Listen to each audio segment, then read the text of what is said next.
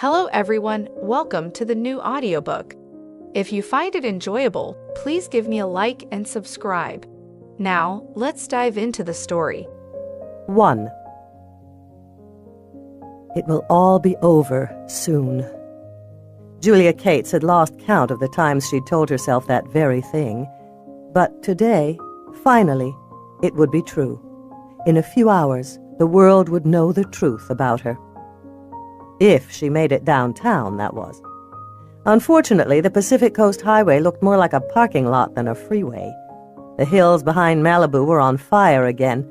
Smoke hung above the rooftops and turned the normally bright coastal air into a thick brown sludge. All over town, terrified babies woke in the middle of the night, crying gray-black tears and gasping for breath. Even the surf seemed to have slowed down, as if exhausted by the unseasonable heat. She maneuvered through the cranky stop-and-go traffic, ignoring the drivers who flipped her off and cut in front of her. It was expected. In this most dangerous of seasons in Southern California, tempers caught fire as easily as backyards. The heat made everyone edgy. Finally, she exited the freeway and drove to the courthouse. Television vans were everywhere. Dozens of reporters huddled on the courthouse steps, microphones and cameras at the ready, waiting for the story to arrive. In Los Angeles, it was becoming a daily event, it seemed. Legal proceedings as entertainment. Michael Jackson, Courtney Love, Robert Blake.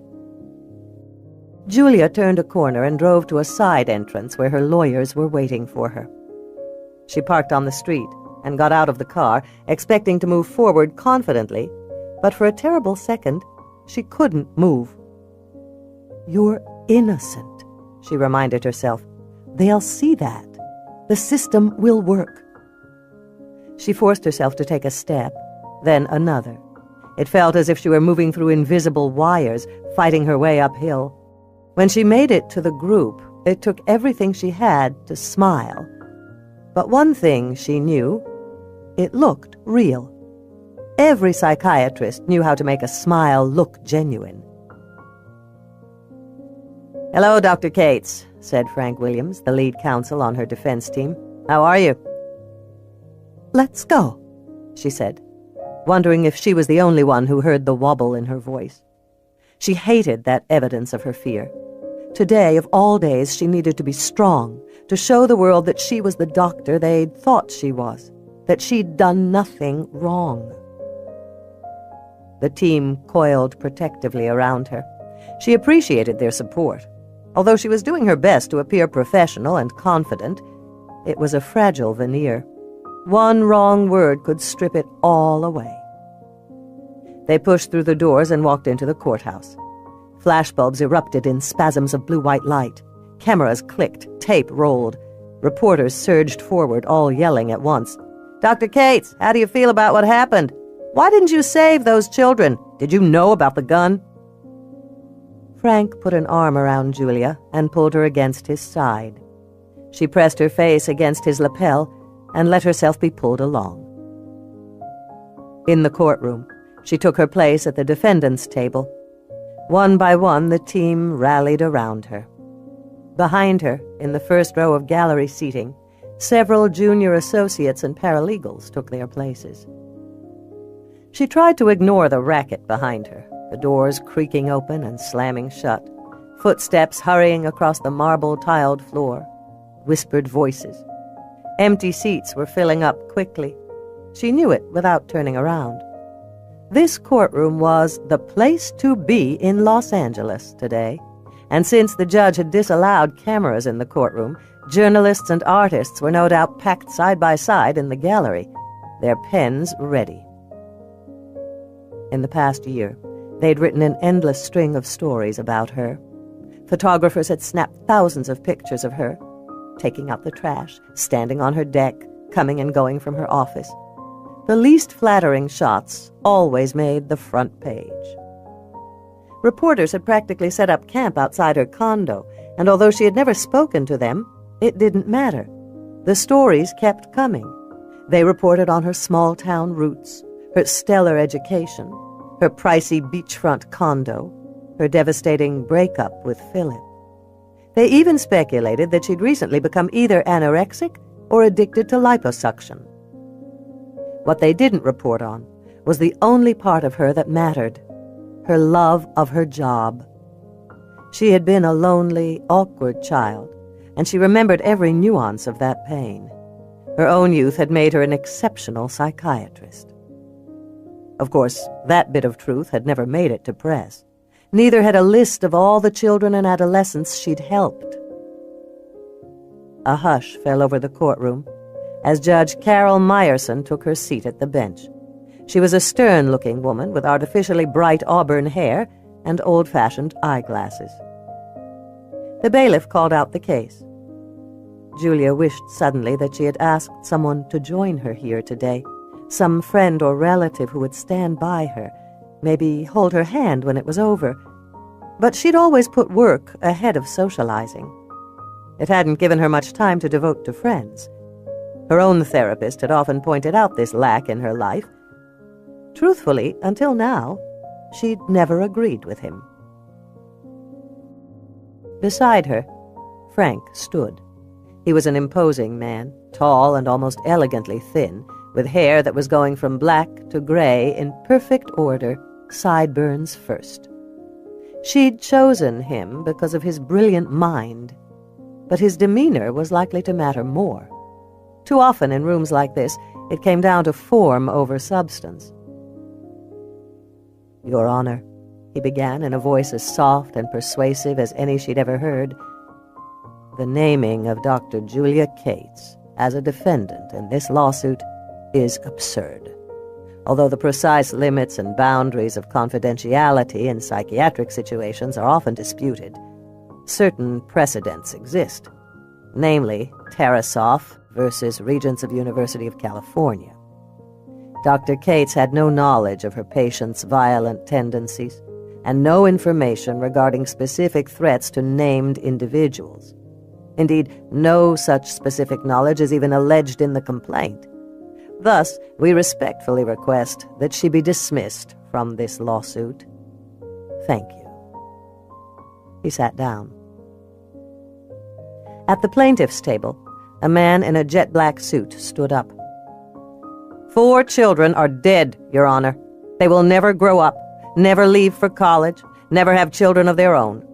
Dr. Cates was Amber Zuniga's psychiatrist. For 3 years, Dr. Cates spent 2 hours a week with Amber, listening to her problems and prescribing medications for her growing depression.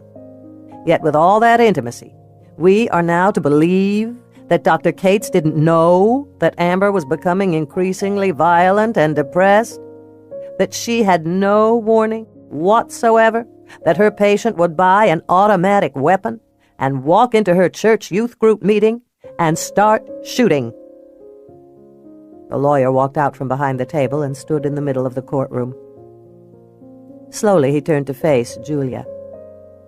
It was the money shot, the one that would be drawn by every artist in the courtroom and shown around the world. "She is the expert, Your Honor. She should have foreseen this tragedy and prevented it by warning the victims or committing Ms. Zuniga for residential treatment. If she didn't, in fact, know of Ms. Zuniga's violent tendencies, she should have. Thus, we respectfully seek to keep Dr. Cates as a named defendant in this case. It is a matter of justice. The slain children's families deserve redress from the person most likely to have foreseen and prevented the murder of their children." He went back to the table and took his seat. "It isn't true," Julia whispered, knowing her voice couldn't be heard. Still, she had to say it out loud. Amber had never even hinted at violence. Every teenager battling depression said they hated the kids in their school. That was light years away from buying a gun and opening fire. Why couldn't they all see that? Judge Meyerson read over the paperwork in front of her. Then she took off her reading glasses and set them down on the hard wooden surface of her bench. The courtroom fell into silence. Julia knew that the journalists were ready to write instantly. Outside, there were more of them standing by, ready to run with 2 stories. Both headlines were already written. All they needed was a sign from their colleagues inside. The children's parents, huddled in the back rows in a mournful group, were waiting to be assured that this tragedy could have been averted, that someone in a position of authority could have kept their children alive. They had sued everyone for wrongful death: the police, the paramedics, the drug manufacturers, the medical doctors, and the Zuniga family. The modern world no longer believed in senseless tragedy. Bad things couldn't just happen to people. Someone had to pay. The victims' families hoped that this lawsuit would be the answer, but Julia knew it would only give them something else to think about for a while, perhaps distribute some of their pain. It wouldn't alleviate it, though. The grief would outlive them all. The judge looked at the parents first. There is no doubt that what happened on February 19th at the Baptist Church in Silverwood was a terrible tragedy. As a parent myself, I cannot fathom the world in which you have lived for the past months.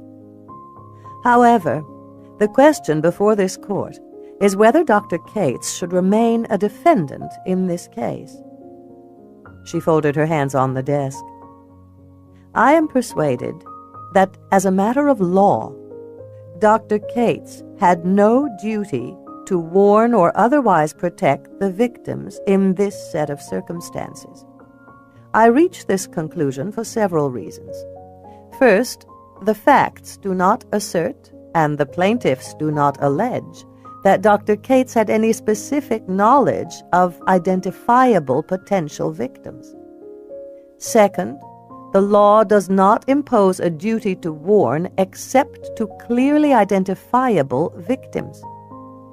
And finally, as a matter of public policy, we must maintain the confidentiality of the psychiatrist-patient relationship unless there is a specific identifiable threat which warrants the undermining of that confidentiality. Dr. Cates, by her testimony and her records, and pursuant to the plaintiff's own assertions, did not have a duty to warn or otherwise protect the victims in this case. Thus, I am dismissing her from the complaint without prejudice. The gallery went crazy. Before she knew it, Julia was on her feet and enfolded in congratulatory hugs by her defense team. Behind her, she could hear the journalists running for the doors and down the marble hallway. "She's out!" someone yelled. Julia felt a wave of relief. Thank God. Then she heard the children's parents crying behind her. "How can this be happening?" one of them said loudly. "She should have known." Frank touched her arm. "You should be smiling. We won." She shot a quick glance at the parents, then looked away. Her thoughts trailed off into the dark woods of regret. Were they right? Should she have known? "It wasn't your fault, and it's time you told people that. This is your opportunity to speak up, to—" A crowd of reporters swarmed them. "Dr. Cates, what do you have to say to the parents who hold you responsible? Will other parents trust you with their children? Can you comment on the report that the Los Angeles District Attorney's Office has taken your name off the roster of forensic psychiatrists?" Frank stepped into the fray, reaching back for Julia's hand. "My client was just released from the lawsuit." "On a technicality," someone yelled. While they were focused on Frank, Julia slipped to the back of the crowd and ran for the door. She knew Frank wanted her to make a statement, but she didn't care. She didn't feel triumphant. All she wanted was to be away from all this, to get back to real life. The Zunigas were standing in front of the door, blocking her path. They were paler versions of the couple she'd once known. Grief had stripped them of color and aged them.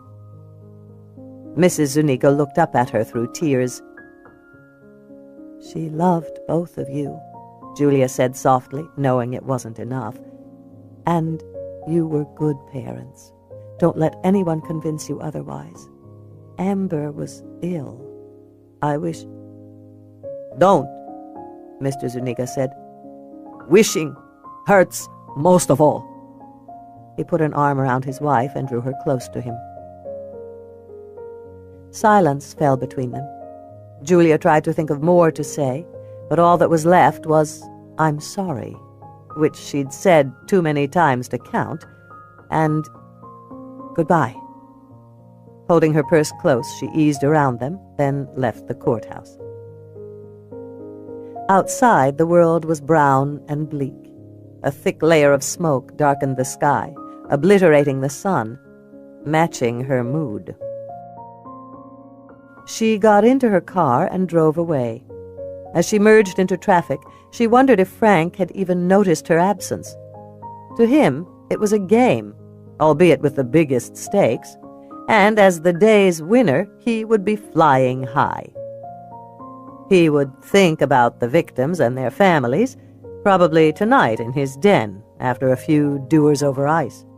He would think about her, too, perhaps wonder what would become of a psychiatrist who'd so profoundly compromised her reputation with failure. But he wouldn't think about them all for long. He didn't dare. She was going to have to put it behind her now, too. Tonight she'd lie in her lonely bed, listening to the surf, thinking how much it sounded like the beat of her heart. And she'd try again to get beyond her grief and guilt. She had to figure out what clue she'd missed, what sign she'd overlooked. It would hurt, remembering, but in the end, she'd be a better therapist for all this pain. And then, at 7 o'clock in the morning, she'd get dressed and go back to work. Helping people. That was how she'd get through this. Girl crouches at the edge of the cave, watching water fall from the sky.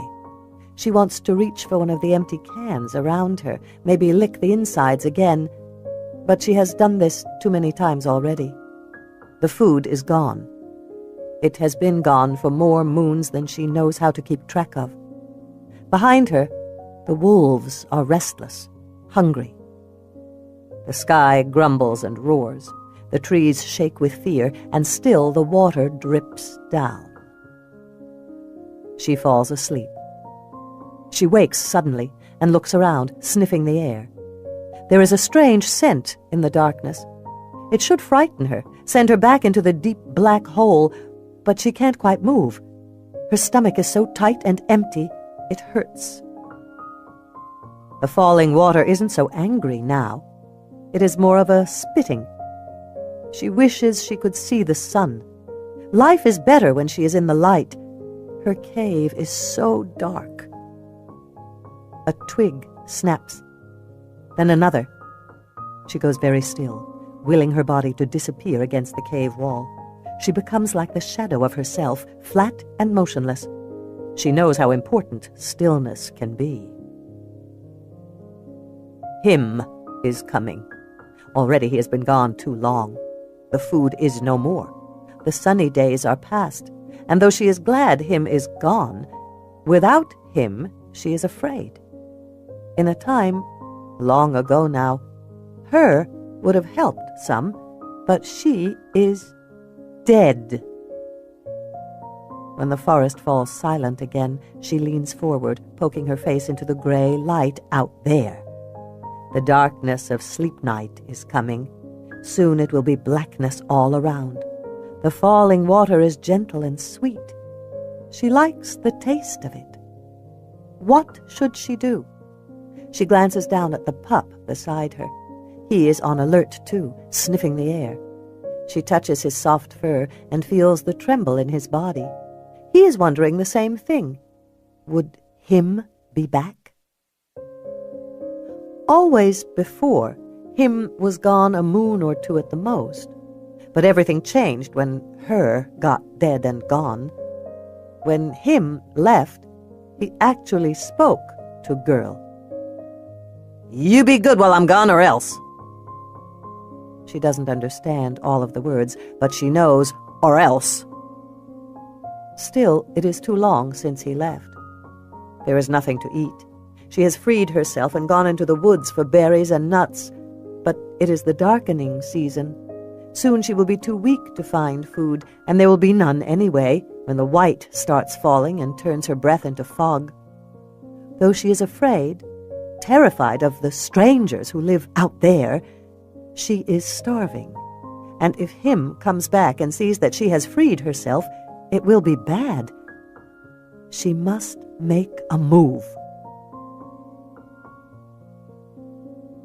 The town of Rain Valley, tucked between the wilds of the Olympic National Forest and the roaring gray surf of the Pacific Ocean, was the last bastion of civilization before the start of the deep woods. There were places not far from town that had never been touched by the golden rays of the sun, where shadows lay on the black, loamy soil all year, their shapes so thick and substantial that the few hardy hikers who made their way into the forest often thought they'd stumbled into a den of hibernating bears. Even today, in this modern age of scientific wonders, these woods remained as they had for centuries, unexplored, untouched by man. Less than 100 years ago, settlers came to this beautiful spot between the rainforest and the sea and hacked down just enough trees to plant their crops. In time, they learned what the Native Americans had learned before them. This was a place that wouldn't be tamed. So they gave up their farming tools and took up fishing. Salmon and timber became the local industries, and for a few decades the town prospered. But in the 90s, environmentalists discovered Rain Valley. They set out to save the birds and the fish and the eldest of the trees. The men who made their living off the land were forgotten in this fight, and over the years the town fell into a quiet kind of disrepair. One by one, the grandiose visions of the town's prominent citizens faded away. Those much-anticipated streetlights were never added. The road out to Mystic Lake remained a 2-lane minefield of thinning asphalt and growing potholes. The telephone and electrical lines stayed where they were, in the air, hanging lazily from one old pole to the next, an invitation to every tree limb in every windstorm to knock out the town's power. In other parts of the world, in places where man had staked his claim long ago, such a falling apart of a town might have dealt a death blow to the citizens' sense of community, but not here. The people of Rain Valley were hardy souls, able and willing to live in a place where it rained more than 200 days a year, and the sun was treated like a wealthy uncle who only rarely came to call. They withstood gray days and springy lawns and dwindling ways to make a living, and remained, through it all, the sons and daughters of the pioneers who'd first dared to live among the towering trees. Today, however, they were finding their spirit tested. It was October 17th, and autumn had recently lost its race to the coming winter. Oh, the trees were still dressed in their party colors, and the lawns were green again after the brown days of late summer. But no mistake could be made. Winter was coming. The sky had been low and gray all week, layered in ominously dark clouds. For 7 days, it had rained almost non-stop. On the corner of Wheaton Way and Cates Avenue stood the police station, a squat gray stone building with a cupola on top and a flagpole on the grassy lawn out front. Inside the austere building, the old fluorescent lighting was barely strong enough to keep the gray at bay. It was 4 o'clock in the afternoon, but the bad weather made it feel later. The people who worked inside tried not to notice. If they'd been asked, and they hadn't, they would have admitted that 4 to 5 consecutive days of rain was acceptable. Longer if it was only a drizzle. But there was something wrong in this stretch of bad weather. It wasn't January, after all. For the first few days, they sat at their respective desks and complained good-naturedly about the walk from their cars to the front door. Now, those conversations had been pummeled by the constant hammering of rain on the roof. Ellen Barton, Ellie, to her friends, which was everyone in town, stood at the window, staring out at the street. The rain made everything appear insubstantial. She caught a glimpse of herself in the water-streaked window. Not a reflection, precisely, more of a feeling played out momentarily on glass. She saw herself as she always did, as the younger woman she'd once been. Long, thick black hair and cornflower blue eyes and a bright, ready smile. The girl voted homecoming queen and head cheerleader. As always, when she thought about her youth, she saw herself in white, the color of brides, of hope for the future, of families waiting to be born. "I gotta have a smoke, Ellie. You know I do. I've been really good, but it's reaching critical mass about now. If I don't light up, I'm heading to the refrigerator." "Don't let her do it," Cal said from his place at the dispatch desk. He sat hunched over the phone, a lock of black hair falling across his eyes. In high school, Ellie and her friends had called him the Crow because of his black hair and sharp, pointed features. He'd always had a bony, ill-put-together look, as if he wasn't quite at home in his body. At almost 40, he still had a boyish appearance. Only his eyes, dark and intense, showed the miles he'd walked in his lifetime. "Try tough love. Nothing else has worked." "Bite me," Peanut snapped. Ellie sighed. They'd had this same discussion only 15 minutes ago, and 10 minutes before that. She put her hands on her waist, resting her fingertips on the heavy gun belt that was slung across her hips. She turned to look at her best friend. "Now, Peanut, you know what I'm going to say. This is a public building. I'm the chief of police. How can I let you break the law?" "Exactly," Cal said. He opened his mouth to say more, but a call came in and he answered it. "Rain Valley Police." "Oh, right," Peanut said, "and suddenly you're Miss Law and Order. What about Sven Morgenstern? He parks in front of his store every day, right in front of the hydrant. When was the last time you hauled his car away? And Large Marge shoplifts 2 boxes of freezer pops and a bottle of nail polish from the drugstore every Sunday after church. I haven't processed her arrest papers in a while. I guess as long as her husband pays the tab, it doesn't matter." She let the sentence trail off. They both knew she could cite a dozen more examples. This was Rain Valley, after all, not downtown Seattle. Ellie had been the chief of police for 4 years, and a patrol officer for 8 years before that. Although she stayed ready for anything, she'd never processed a crime more dangerous than breaking and entering. "Are you going to let me have a cigarette, or am I going to get a donut and a Red Bull?" "They'll both kill you." "Yeah, but they won't kill us," Cal said, disconnecting his call. "Hold firm, Elle. She's the patrol clerk. She shouldn't smoke in a city building." "You're smoking too much," Ellie finally said. "Yeah, but I'm eating less." "Why don't you go back to the salmon jerky diet? Or the grapefruit one? Those were both healthier." "Stop talking and answer me. I need a smoke." "You started smoking 4 days ago, Peanut," Cal said. "You hardly need a cigarette." Ellie shook her head. If she didn't step in, these two would bicker all day.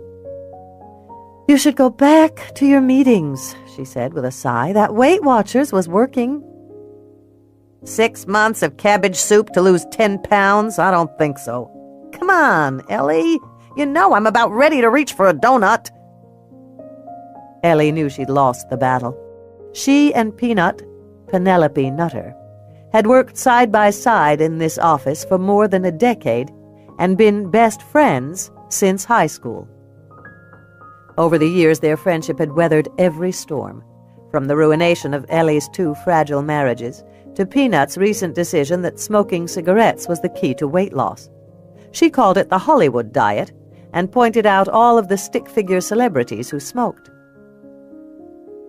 "Fine, but just one." Grinning at Cal, Peanut placed her hands on the desk and pushed herself to a stand. The 50 pounds she'd gained in the past few years made her move a little slower. She walked over to the door and opened it, although they all knew there'd be no breeze to suck the smoke away on such a wet and dismal day. Ellie went down the hall to the office in the back that was technically hers. She rarely used it. In a town like this, there wasn't much call for official business, and she preferred to spend her days in the main room with Cal and Peanut. She dug past the signs from last month's pancake breakfast and found a gas mask. Putting it on, she headed back down the hall. Cal burst out laughing. Peanut tried not to smile. "Very funny." "I may want children someday. I'm protecting my uterus." "If I were you, I'd worry less about secondhand smoke and more about finding a date." "She's tried everyone from Mystic to Aberdeen," Cal said. "Last month she even went out with that UPS guy, the good-looking one who keeps forgetting where he parked his truck." Peanut exhaled smoke and coughed. "I think you need to lower your standards, Ellie." "You sure look like you're enjoying that smoke," Cal said with a grin. Peanut flipped him off. "We were talking about Ellie's love life." "That's all you two ever talk about," Cal pointed out. It was true.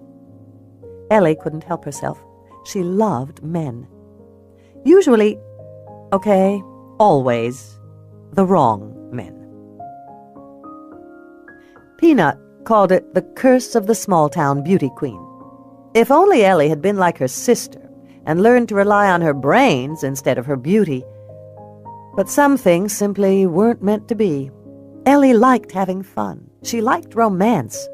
The problem was, it hadn't yet led to true love. Peanut said it was because Ellie didn't know how to compromise, but that wasn't accurate.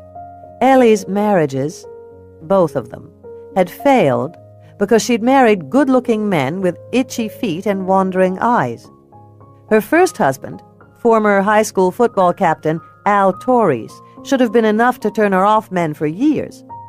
But she'd had a short memory, and just a few years after the divorce, she married another good-looking loser. Poor choices, to be truthful, but the divorces hadn't dimmed her hopes. She still believed in romance and was waiting to be swept away. She knew it was possible. She'd seen that true love with her parents. She lifted the gas mask and said, "Any lower, P, and I'd be dating out of my species. Maybe Cal here can set me up with one of his geek friends from the comic book convention." Cal looked stung by that. "We're not geeks."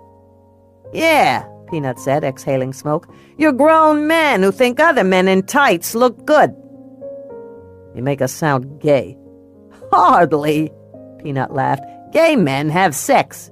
Your friends wear Matrix costumes in public. How you found Lisa, I'll never know." At the mention of Cal's wife, an awkward silence stumbled into the room. The whole town knew she was a runaround. There was always talk. Men smiled, women frowned and shook their heads at the mention of her name. But here in the police station, they never spoke about it. Cal went back to reading his comic book and doodling in his sketch pad. They all knew he'd be quiet for a while now. Ellie sat down at her desk and put her feet up. Peanut leaned back against the wall and stared at her through a cloud of smoke. "I saw Julia on the news yesterday." Cal looked up. "No kidding. I gotta turn on the TV more." Ellie pulled off the mask and set it on the desk. She was dismissed from the lawsuit. "Did you call her?" "Of course. Her answering machine had a lovely tone. I think she's avoiding me." Peanut took a step forward.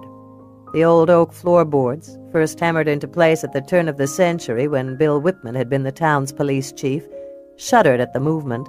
But like everything in Rain Valley, they were sturdier than they appeared. The West End was a place where things and people were built to last. "You should try again." "You know how jealous Julia is of me. She especially wouldn't want to talk to me now." "You think everyone is jealous of you." "I do not." Peanut gave her one of those "who do you think you're fooling" looks that were the cornerstone of friendship. "Come on, Ellie. Your baby sister looked like she was hurting." Are you going to pretend you can't talk to her because 20 years ago you were homecoming queen and she belonged to the math club? In truth, Ellie had seen it too. The haunted, hunted look in Julia's eyes. And she'd wanted to reach out and help her younger sister. Julia had always felt things too keenly. It was what made her a great psychiatrist. She wouldn't listen to me, Peanut. You know that. She considers me only slightly smarter than a pet rock. Maybe... The sound of footsteps stopped her. Someone was running toward their office. Ellie got to her feet just as the door swung open, hitting the wall with a crack. Laurie Foreman skidded into the room. She was soaking wet and obviously cold. Her whole body was shaking. Her kids, Bailey, Felicia, and Jeremy, were clustered around her. "You gotta come," Laurie said to Ellie. "Take a breath, Laurie. Tell me what's happened." "You won't believe me. Heck, I've seen it, and I don't believe me. Come on. There's something on Magnolia Street." "Yee-haw!" Peanut said. "Something's actually happening in town." She reached for her coat on the coat rack beside her desk. "Hurry up, Cal. Forward the emergency calls to your cell phone. We don't want to miss all the excitement." Ellie was the first one out the door. 2. Ellie pulled her cruiser into an empty parking slot on the corner of Magnolia and Woodland and killed the engine. It sputtered a few times, coughing like an old man, then fell silent. The rain stopped at the same time, and sunlight peered through the clouds. Even Ellie, who'd lived here all of her life, was awed by the sudden change of weather. It was magic hour, the moment in time when every leaf and blade of grass seemed separate, when sunlight, burnished by the rain and softened by the coming night, gave the world an impossibly beautiful glow. In the passenger seat, Peanut leaned forward. The vinyl seat squeaked at the movement. "I don't see nothing." "Me either." This from Cal, who sat perfectly erect in the back seat, his tall, lanky body folded into neat thirds. His long, bony fingers formed a steeple. Ellie studied the town square. Clouds, the color of old nails, moved across the sky, trying to diffuse the fading light. But now that the sun was here, it wouldn't be pushed aside. Rain Valley, all 5 blocks of it, seemed to glow with an otherworldly light. Brick storefronts, built one after another in the halcyon salmon and timber days of the 70s, shone like hammered copper. There was a crowd outside of Swain's drugstore, and another one across the street in front of Lulu's hair salon. No doubt the patrons of the Poor House would come stumbling out any second, demanding to know what everyone was looking at. "You there, Chief?" came a voice over the radio. Ellie flicked the button and answered, "I'm here, Earl." "Come on down to the tree in South Park." There was a bunch of static, then, "Move slow. I ain't kidding." "You stay here, Peanut. You too, Cal," Ellie said as she got out of the car. Her heart was beating quickly.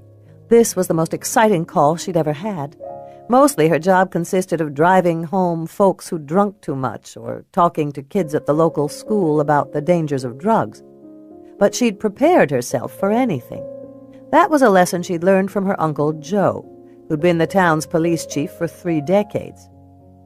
"Don't take peace for granted," he'd said to her often. "It can shatter like glass."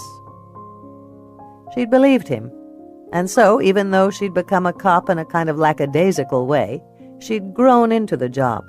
Now she read up on all the newest information, kept her skills honed at the shooting range, and watched over her town with a sharp eye. It was really the only thing she'd ever been good at, besides looking good, which she took just as seriously. She moved down the street, noticing how quiet the town was. She could have heard a pin drop. It was unnatural for a town chock full of gossips. She unclasped her holster and reached for her weapon. It was the first time she'd ever drawn it in the field. With each step, she heard her heels click on the pavement. On either side of the street, the ditches were rivers of boiling silver water. As she neared the four-way stop, she could hear whispering and see people pointing toward Chief Self City Park. "There she is," someone said. "Chief Barton will know what to do." At the corner, she paused. Earl came running at her, his cowboy boot heels sounding like gunfire on the slick pavement. He moved like a marionette on slack strings, kind of akimbo and disjointed. Rain streaked his uniform. "Shh," she hissed. Earl Huff's face scrunched into a ruddy fist. At 64, he'd been a cop before Ellie was born, but he never failed to show her the utmost respect. "Sorry, boss." "What's going on?" Ellie asked. "I don't see a damn thing." "She showed up about 10 minutes ago, right after that big thunder crack. Y'all hear it?" "We heard it," Peanut said, her voice wheezy from moving so fast. Cal was beside Peanut. Ellie spun around. "I told you both to stay in the cruiser." "You meant it?" Peanut said incredulously. "I thought that was one of them for legal reasons orders. Hell, Ellie, we're not going to miss the first real call in years." Cal nodded, grinning. It made her want to smack him. She wondered if the captain of the LAPD had similar problems with his friends. With a sigh, she turned back to Earl. "Talk to me." "After the thunder crack, the rain stopped, just like that. One minute it was pouring, and then it wasn't. Then, that amazing sun came out. That's when old Doc Fisher heard a wolf howl." Peanut shivered. "It's like that time on Buffy when she—" "Keep going, Earl," Ellie said sharply. "It was Mrs. Grimm who noticed the girl. I was getting my hair cut, and don't say what hair." He turned slowly and pointed. "When she climbed up that there tree, we called you." Ellie stared at the tree. She'd seen it every day of her life, had played in it as a kid, stood beside it to smoke bummed menthol cigarettes as a teenager, and gotten her first kiss, from Cal, no less, beneath its green canopy. She didn't see a damn thing out of the ordinary now. "Is this some kind of joke, Earl?" "Holy Mother of God, put your glasses on, Elle." Ellie reached into her breast pocket and retrieved the over-the-counter glasses she still didn't admit to needing. They felt alien and heavy on her face. Squinting through the oval lenses, she stepped forward. "Is that—" "Yes," Peanut said. There was a child hidden high in the autumn-colored leaves of the maple tree. How could anyone climb that high on rain-slicked branches? "How do you know it's a girl?" Cal whispered to Earl. "Alls I know is it's wearing a dress and has long hair. I'm making one of them education guesses." Ellie took a step forward to see better. The child was little, probably no more than 5 or 6. Even from this distance, Ellie could see how spindly and thin she was. Her long, dark hair was a filthy mat filled with leaves and debris. Tucked in her arms was a snarling puppy. Ellie reholstered her gun. "Stay here." She started forward, then stopped and glanced back at Peanut and Cal. "I mean it, you two. Don't make me shoot you." "I'm glue," Peanut said. "Super glue," Cal agreed. Ellie could hear a flurry of whispering as she strode through the four-way stop. As she neared her destination, she took her glasses off. She hadn't come to the point where she trusted the world as seen through a lens. About 5 feet from the tree, she looked up. The child was still there, curled on an impossibly high branch. Definitely a girl. She appeared completely at ease on her perch, with the pup in her arms, but her eyes were wide. She was watching every move. The poor kid was terrified. And damn if that wasn't a wolf pup in her arms. "Hey, little one," Ellie said in a soothing voice. It was one of the many times she wished she'd had children. A mother's voice would be good right about now. "What are you doing up there?" The wolf snarled and bared its teeth. Ellie's gaze locked on the child's. "I won't hurt you. Honestly." There was no response, not the flinch of an eyelash or the movement of a finger. "Let's start over. I'm Ellen Barton. Who are you?" Again, nothing. "I'm guessing you're running away from something. Or maybe playing some game. When I was a girl, my sister and I used to play pirates in the woods. And Cinderella. That was my favorite, because Julia had to clean the room while I put on pretty dresses for the ball. It's always best to be the older kid." It was like talking to a photograph. "Why don't you come on down from there before you fall? I'll make sure you're safe." Ellie talked for another 15 minutes or so, saying everything she could think of. Then she just ran out of words. Not once had the girl responded or moved. Frankly, it didn't even appear that she was breathing. Ellie walked back to Earl and Peanut and Cal. "How are we going to get her down, Chief?" Earl asked, looking worried. His pale, sweaty forehead pleated into folds. He nervously smoothed his almost bald head, re-emphasizing the red comb-over that had been his look for more years than anyone could count. Ellie had no idea what to do. She had all kinds of manuals and reference books at the station, and she'd memorized most of them for her captain's test. There were chapters on murder, mayhem, robberies, and kidnapping, but there wasn't a damn paragraph devoted to getting a silent child and her snarling wolf pup out of a tree on Main Street. "Anyone see her climb up?" "Mrs. Grimm. She said the kid was up to no good. Maybe looking to steal apples from the barrels out front at the market. When Doc Fisher yelled at her, the girl ran across the street and jumped into the tree." "Jumped?" Ellie said. "She's 20 feet in the air, for God's sake." "I didn't believe it either, Chief, but several witnesses agreed. They say she ran like the wind, too. Mrs. Grimm crossed herself when she was telling me." Ellie felt the start of a headache.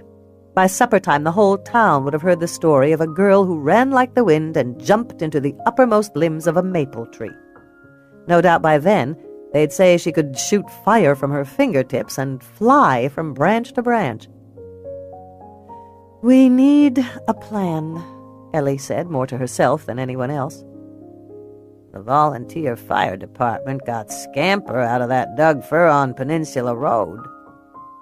"Scamper's a cat, Earl," Peanut said, crossing her arms. "I think I know that, Penelope. It ain't like we got a protocol for kids stuck in trees. With wolves," he added for good measure. Ellie touched the officer's arm. "It's a good idea, Earl, but she's terrified. If she sees that big red ladder coming at her, she might fall." Peanut tapped her long, star-spangled purple fingernail against her teeth, a sure sign of deep thought. Finally, she said, "I'll bet she's hungry." "You think everyone's hungry," Cal said. "I do not do too." "How about if I try talking to her, Elle?" Cal said. "My Sarah is about her age." "No, let me talk to her," Peanut said. "I'm a mom, after all." "I'm a dad." "Shut up, you two," Ellie snapped. "Earl, go to the diner and order me a nice hot meal. Some milk, too. Maybe a slice of Barbara's apple pie." "You're a genius, Ellie. Mrs. Grimm thought the girl was trying to steal food," Earl said, grinning broadly. "I seen something like this on one of them cop shows. I think it was—" "I was the one who mentioned it," Peanut said, puffing up. "You always mention food," Cal said. "It's hardly noteworthy." "And clear the streets," Ellie cut in before they started up again. "I want everyone gone for a 2-block radius." Earl's smile faded. "They won't want to go." "We're the law, Earl. Make them go home." He looked at her sideways. They both knew he didn't have much experience with being the law. Although he'd patrolled these streets for decades, he'd spent most of that time going for coffee and handing out parking tickets. "Maybe I should call Myra. Everyone listens to her." "You don't need your wife to clear the streets, Earl. If you have to, start writing tickets. You know how to do that." Earl slumped in a hangdog way and headed for the hair salon. When he reached the drugstore, a crowd immediately formed around him. After a moment, they groaned loudly. Peanut crossed her arms and made a clucking sound. "This is the biggest thing to hit town since Raymond Weller drove his car into Thelma's RV. You aren't going to be Miss Popular for making them miss it." Ellie looked at her best friend. "Them?" Peanut's eyes rounded in disbelief. "Surely you don't mean me, too?" "We've got a terrified girl up there, P, and by the looks of it, something isn't right with her. Entertaining the folks of Rain Valley, you included, is hardly my first priority. Now you and Cal go back to the station and get me some kind of net. I don't imagine it's going to be easy to catch that poor thing.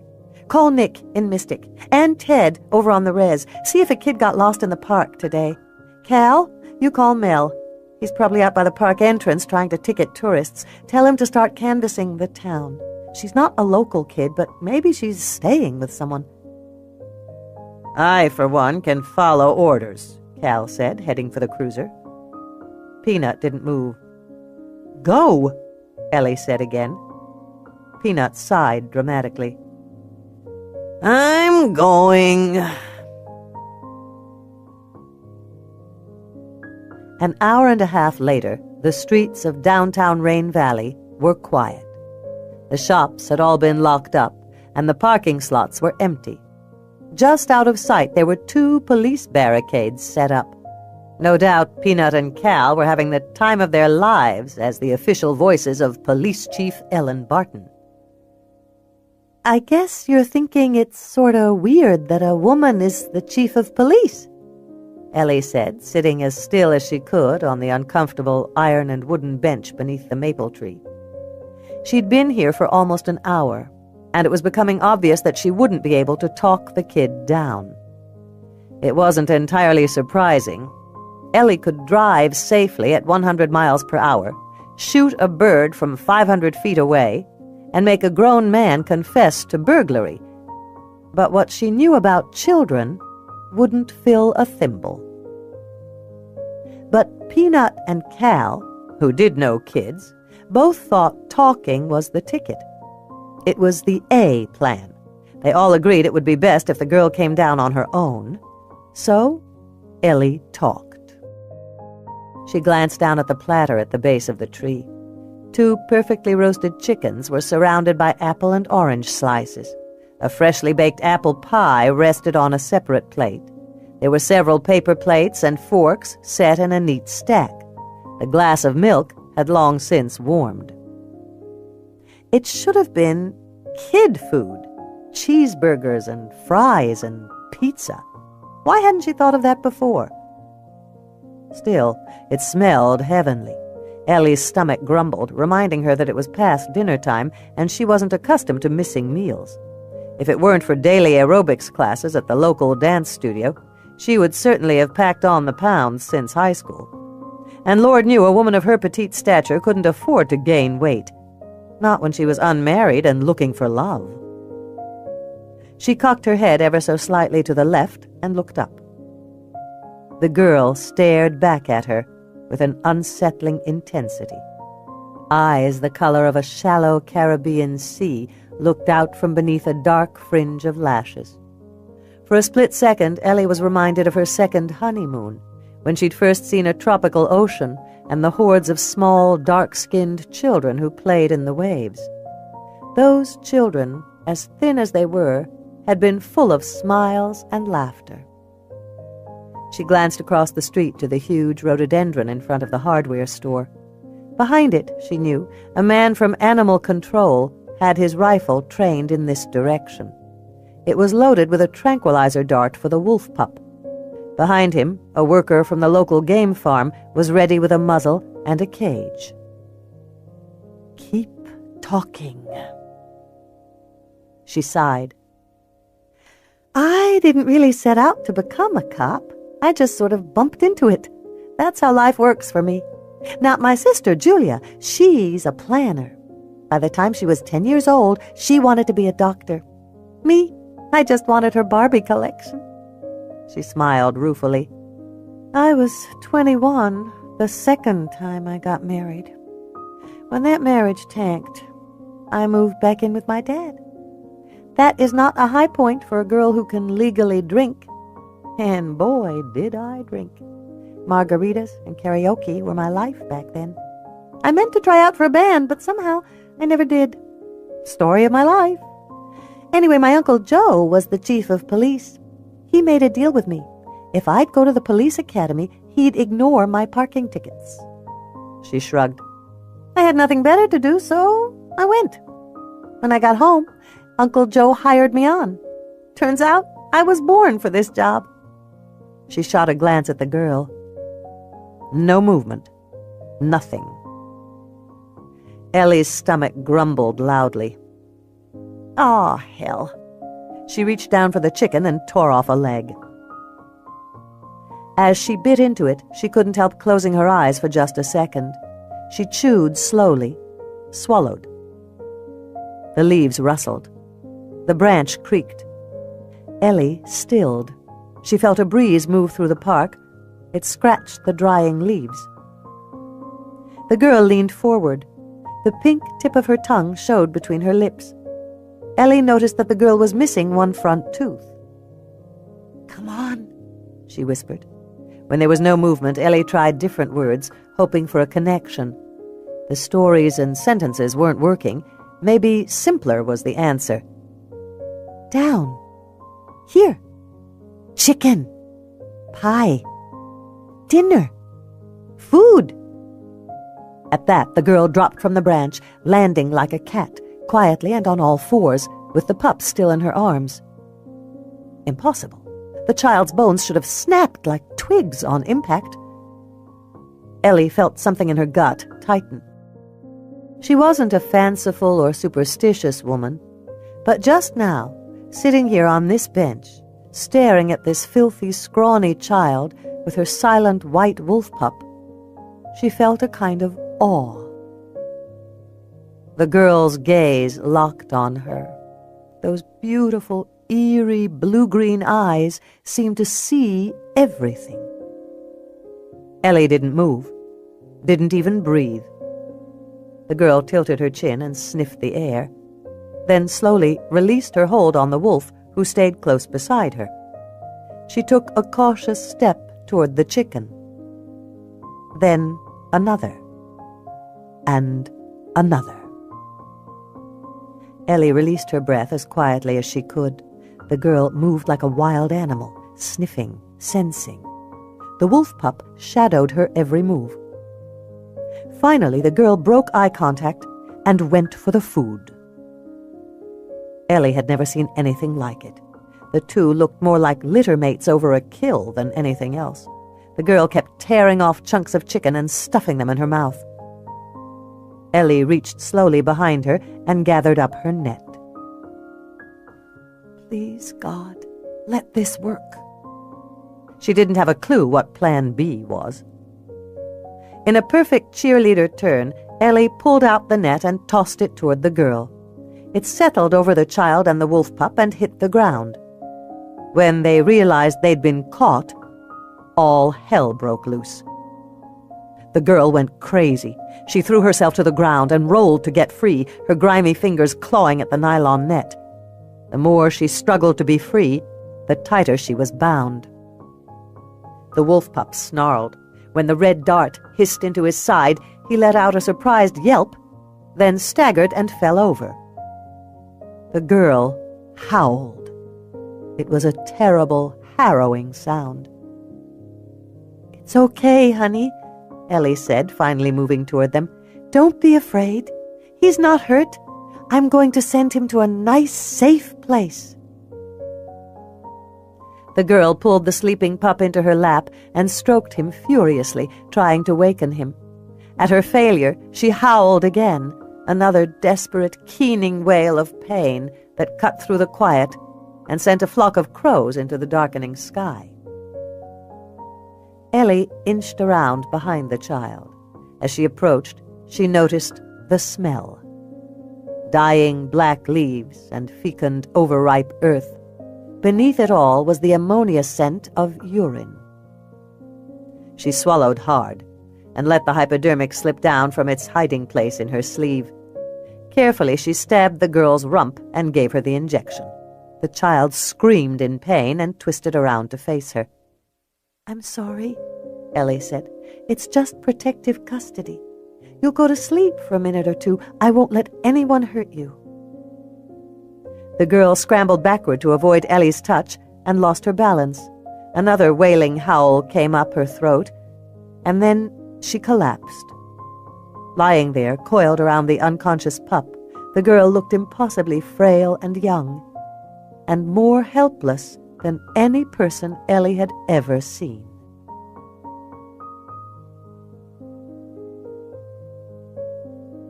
In the last few moments of the climb, the pale Pacific sky began to slowly turn from burnished gold to the palest salmon hue.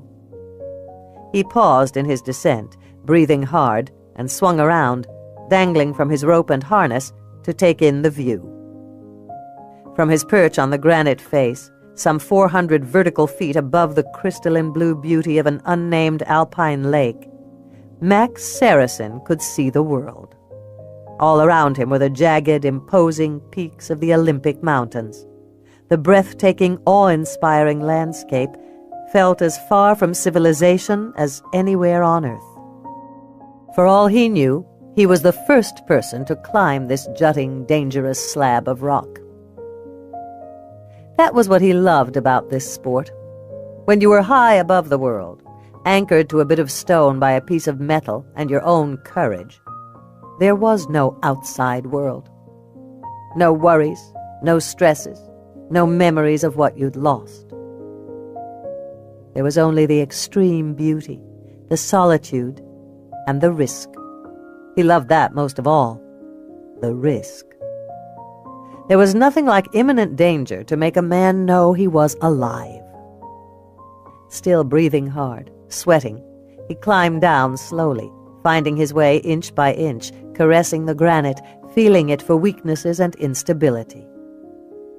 His foot missed once, and he started to fall. The rock crumbled beneath his hand and skittered away, pelting his face. In the split second that he was free, he felt his stomach clench and his heart kick into overdrive. He reached out, grabbed hold, and found purchase. He laughed in relief and rested his forehead on the cool stone as his heartbeat settled back down to normal. Then he wiped sweat from his brow and kept moving downward.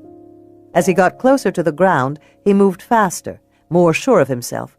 He was almost there, less than 30 feet from safety, when his cell phone rang. He dropped to the ground, fished his phone out of his pack, and flipped it open. He knew before he saw the number that it was an emergency.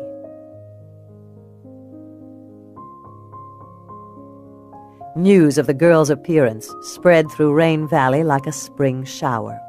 By 9 o'clock that evening, crowds had formed outside of the county hospital. Cal was answering one phone call after another. He'd surprised Ellie by offering to work late. Usually he raced home to make dinner for his wife and kids.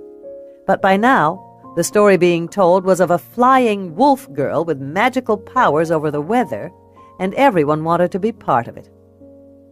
Tomorrow morning there would be lines at the Olympic game farm. Everyone wanted to see the wolf pup they'd captured. Inside the hospital, the girl lay in a narrow bed. There were several electrodes attached to her head and another pair that monitored the beating of her heart. A single leather restraint coiled around her left wrist and anchored her to the bed rail, although in her unconscious state she certainly posed no threat to herself or others. It was the first time the restraints had been used in 10 years. Nurses had spent forever in the storage room trying to find them. Ellie stood back from the bed, her arms crossed. Peanut was beside her. For once, her friend wasn't talking. They both felt badly about leaving Earl to handle the crowd outside and Cal to handle the phones, but they had to delegate. Ellie needed to talk to the doctor, and Peanut did not intend to miss one iota of this soap opera. She had left the station for only 30 minutes since the girl's appearance, and that was to drop off dinner at home. Her daughter, Tara, was babysitting for Cal. Now, Dr. Max Saracen was examining the child. Every now and then he murmured something under his breath. Other than that, no one spoke. Ellie had never seen him so serious. In the 6 years he'd lived in Rain Valley, Max had gathered quite a reputation, and it wasn't only for his doctoring skills. Ellie still remembered when he'd moved to town. He'd taken over Doc Fisher's practice and settled into a piece of lakefront property on the edge of town. The single women had been all aflutter. Every woman between 20 and 60, Ellie included, had been drawn to him. They'd arrived at his front door in a steady, chattering stream, always bringing a casserole. Then they'd waited impatiently for him to choose one of them. And waited. Over the years he'd dated. Plenty, in fact, and he'd made friends with almost all of the available women in town. But no one could really lay claim to him. Although he was an outrageous flirt, his attention was spread out evenly. Even Ellie had failed to coax love from him. Their affair had been like all the others, white-hot and blink-and-you'll-miss-it brief.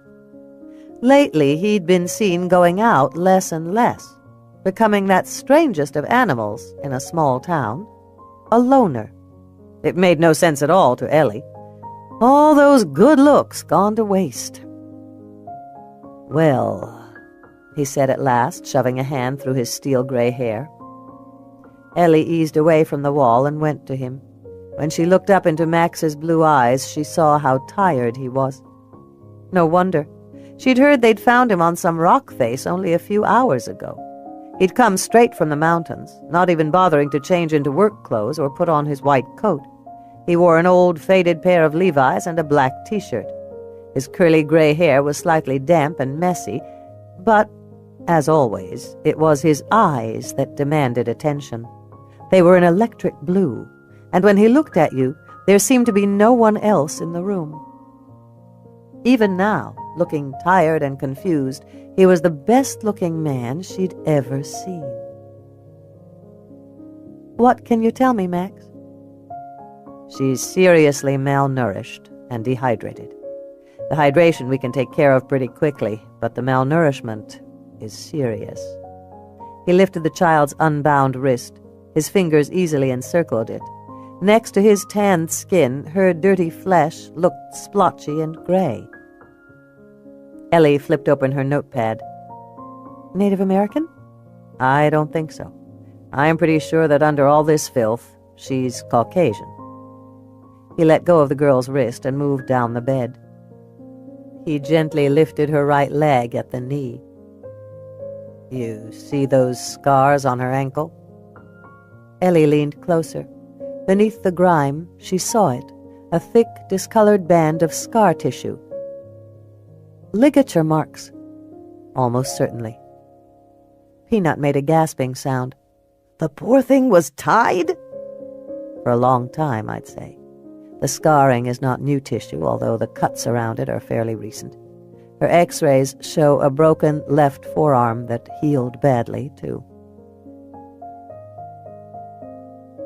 "So we're not looking at some ordinary kid who wandered off from her family in the park and got lost?" "I don't think so." "Any evidence of sexual trauma?" "No, none." "Thank God," Ellie whispered. He shook his head, sighing quietly. "I saw a lot of bad shit in the inner city, Elle. but I never saw anything like this.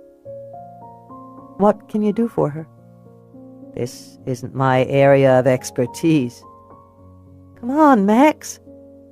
He looked down at the girl. Ellie saw something in his eyes, a sadness, or maybe fear. You could never tell with Max.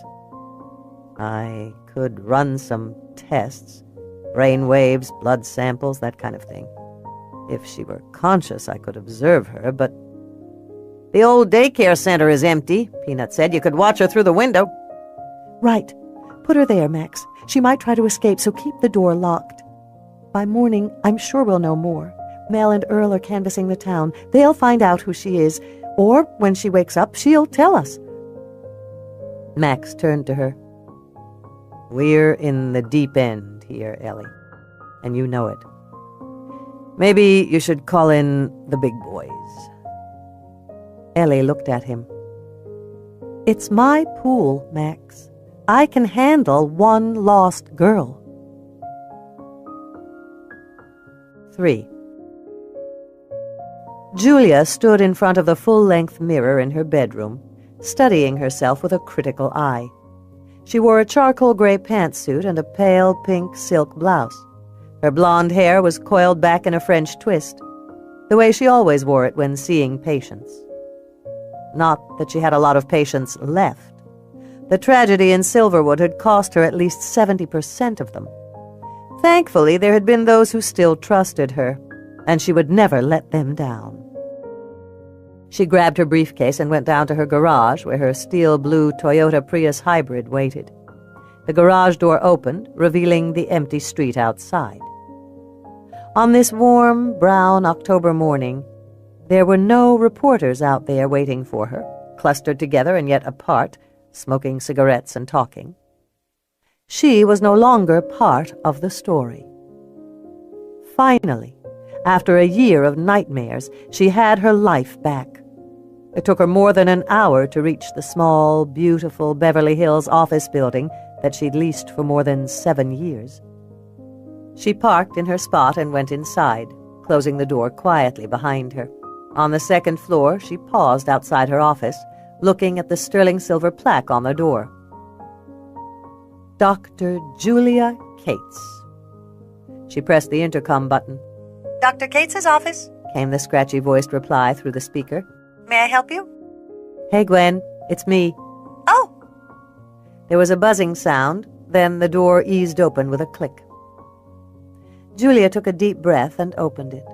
The office smelled of the fresh flowers that were delivered every Monday morning. Though there were fewer patients now, she'd never cut back on the flower order. It would have been a sign of defeat. Hello, Doctor, said Gwen Connolly, her receptionist. Congratulations on yesterday. Thanks, she smiled. Is Melissa here yet? You have no appointments this week, Gwen said gently. The compassion in her brown eyes was unnerving. They all canceled. All of them? Even Marcus? Did you see the LA Times today? No. Why? Gwen pulled a newspaper out of the trash can and dropped it on the desk. The headline was, "Dead Wrong." Beneath it was a photograph of Julia. The Zunigas gave an interview after the hearing. They blamed you for all of it. Julia reached out for the wall to steady herself. I'm sure they're just trying to get out from under the lawsuit. They said you should have committed their daughter. Oh. The words slipped out on a breath. Gwen stood up and came around the desk. She was a small, compact woman who had run this office as she'd run her home, with discipline and caring. Moving forward, she opened her arms. You helped a lot of people. No one can take that from you. Julia sidestepped quickly. If she were touched right now, she'd fall apart. She might never put all the pieces back together. Gwen stopped. It's not your fault. Thank you. I guess I'll take a vacation. She tried to smile. It felt heavy and wooden on her face. I haven't gone anywhere in years. It'd be good for you. Yes. I'll cancel the flowers and call the building manager, Gwen said. Let him know you'll be gone for a while. I'll cancel the flowers.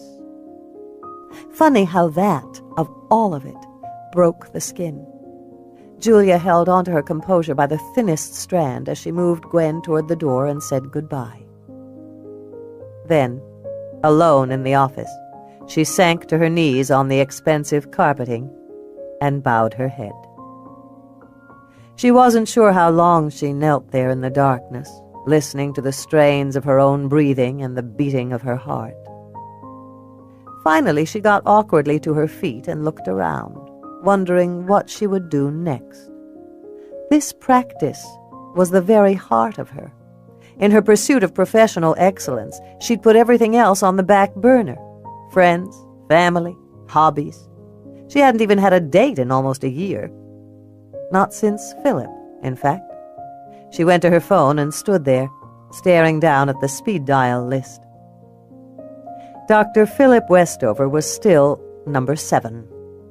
She felt an ache of need, a bone-deep desire to hear his voice, hear him say, "It'll be okay, Julia," in that lilting brogue of his.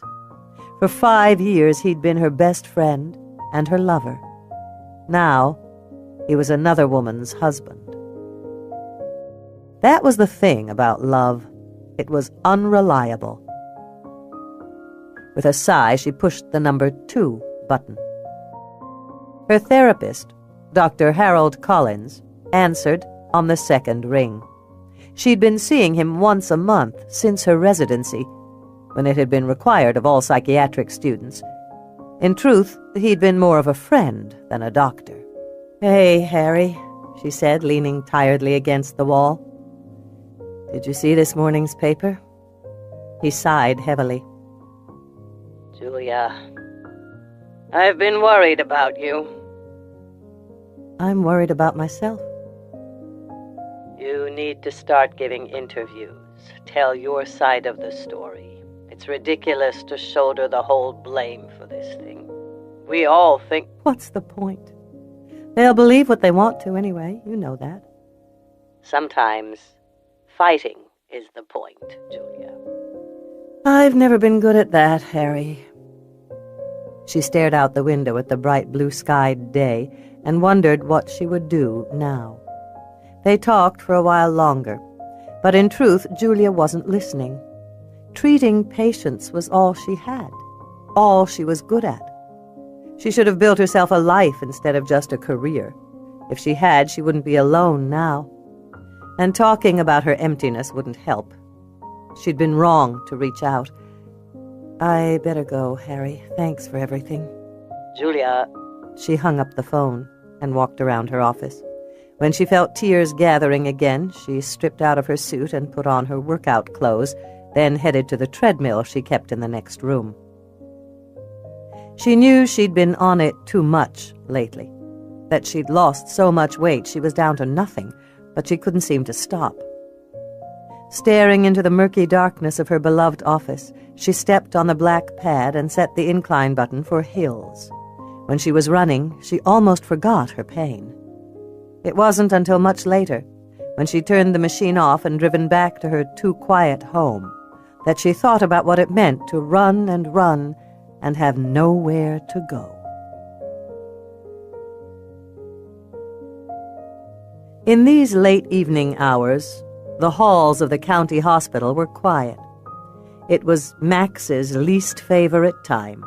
He preferred the hustle and bustle of daily emergencies. There were too many thoughts that waited for him in the shadowy quiet. He made a few last notes on the girl's chart, then looked down at her. She lay perfectly still, breathing in the deep, even way of sedated sleep. On her left wrist, the brown leather restraint looked obscenely heavy and ugly. He reached down for her free hand, picked it up, and held it. Her fingers, clean now but still stained by blood and lined with scars, were thin and tiny against his palm. "Who are you, little one?" Behind him the door opened and closed. He knew without looking that it was Trudy Hightower, the charge nurse of the swing shift. He could smell her perfume. Gardenias. "How is she?" Trudy asked, coming up close to him. She was a tall, good-looking woman with kind eyes and a loud voice. She claimed that the voice had come from raising 3 boys on her own. Not good. She made a tisking sound. "The poor thing. Are we ready to move her? The old daycare center is all set up." She reached down and unhooked the restraint. When she lifted the heavy strap, Max touched her wrist. "Leave it here," he said. "But I think she's been bound enough in her life."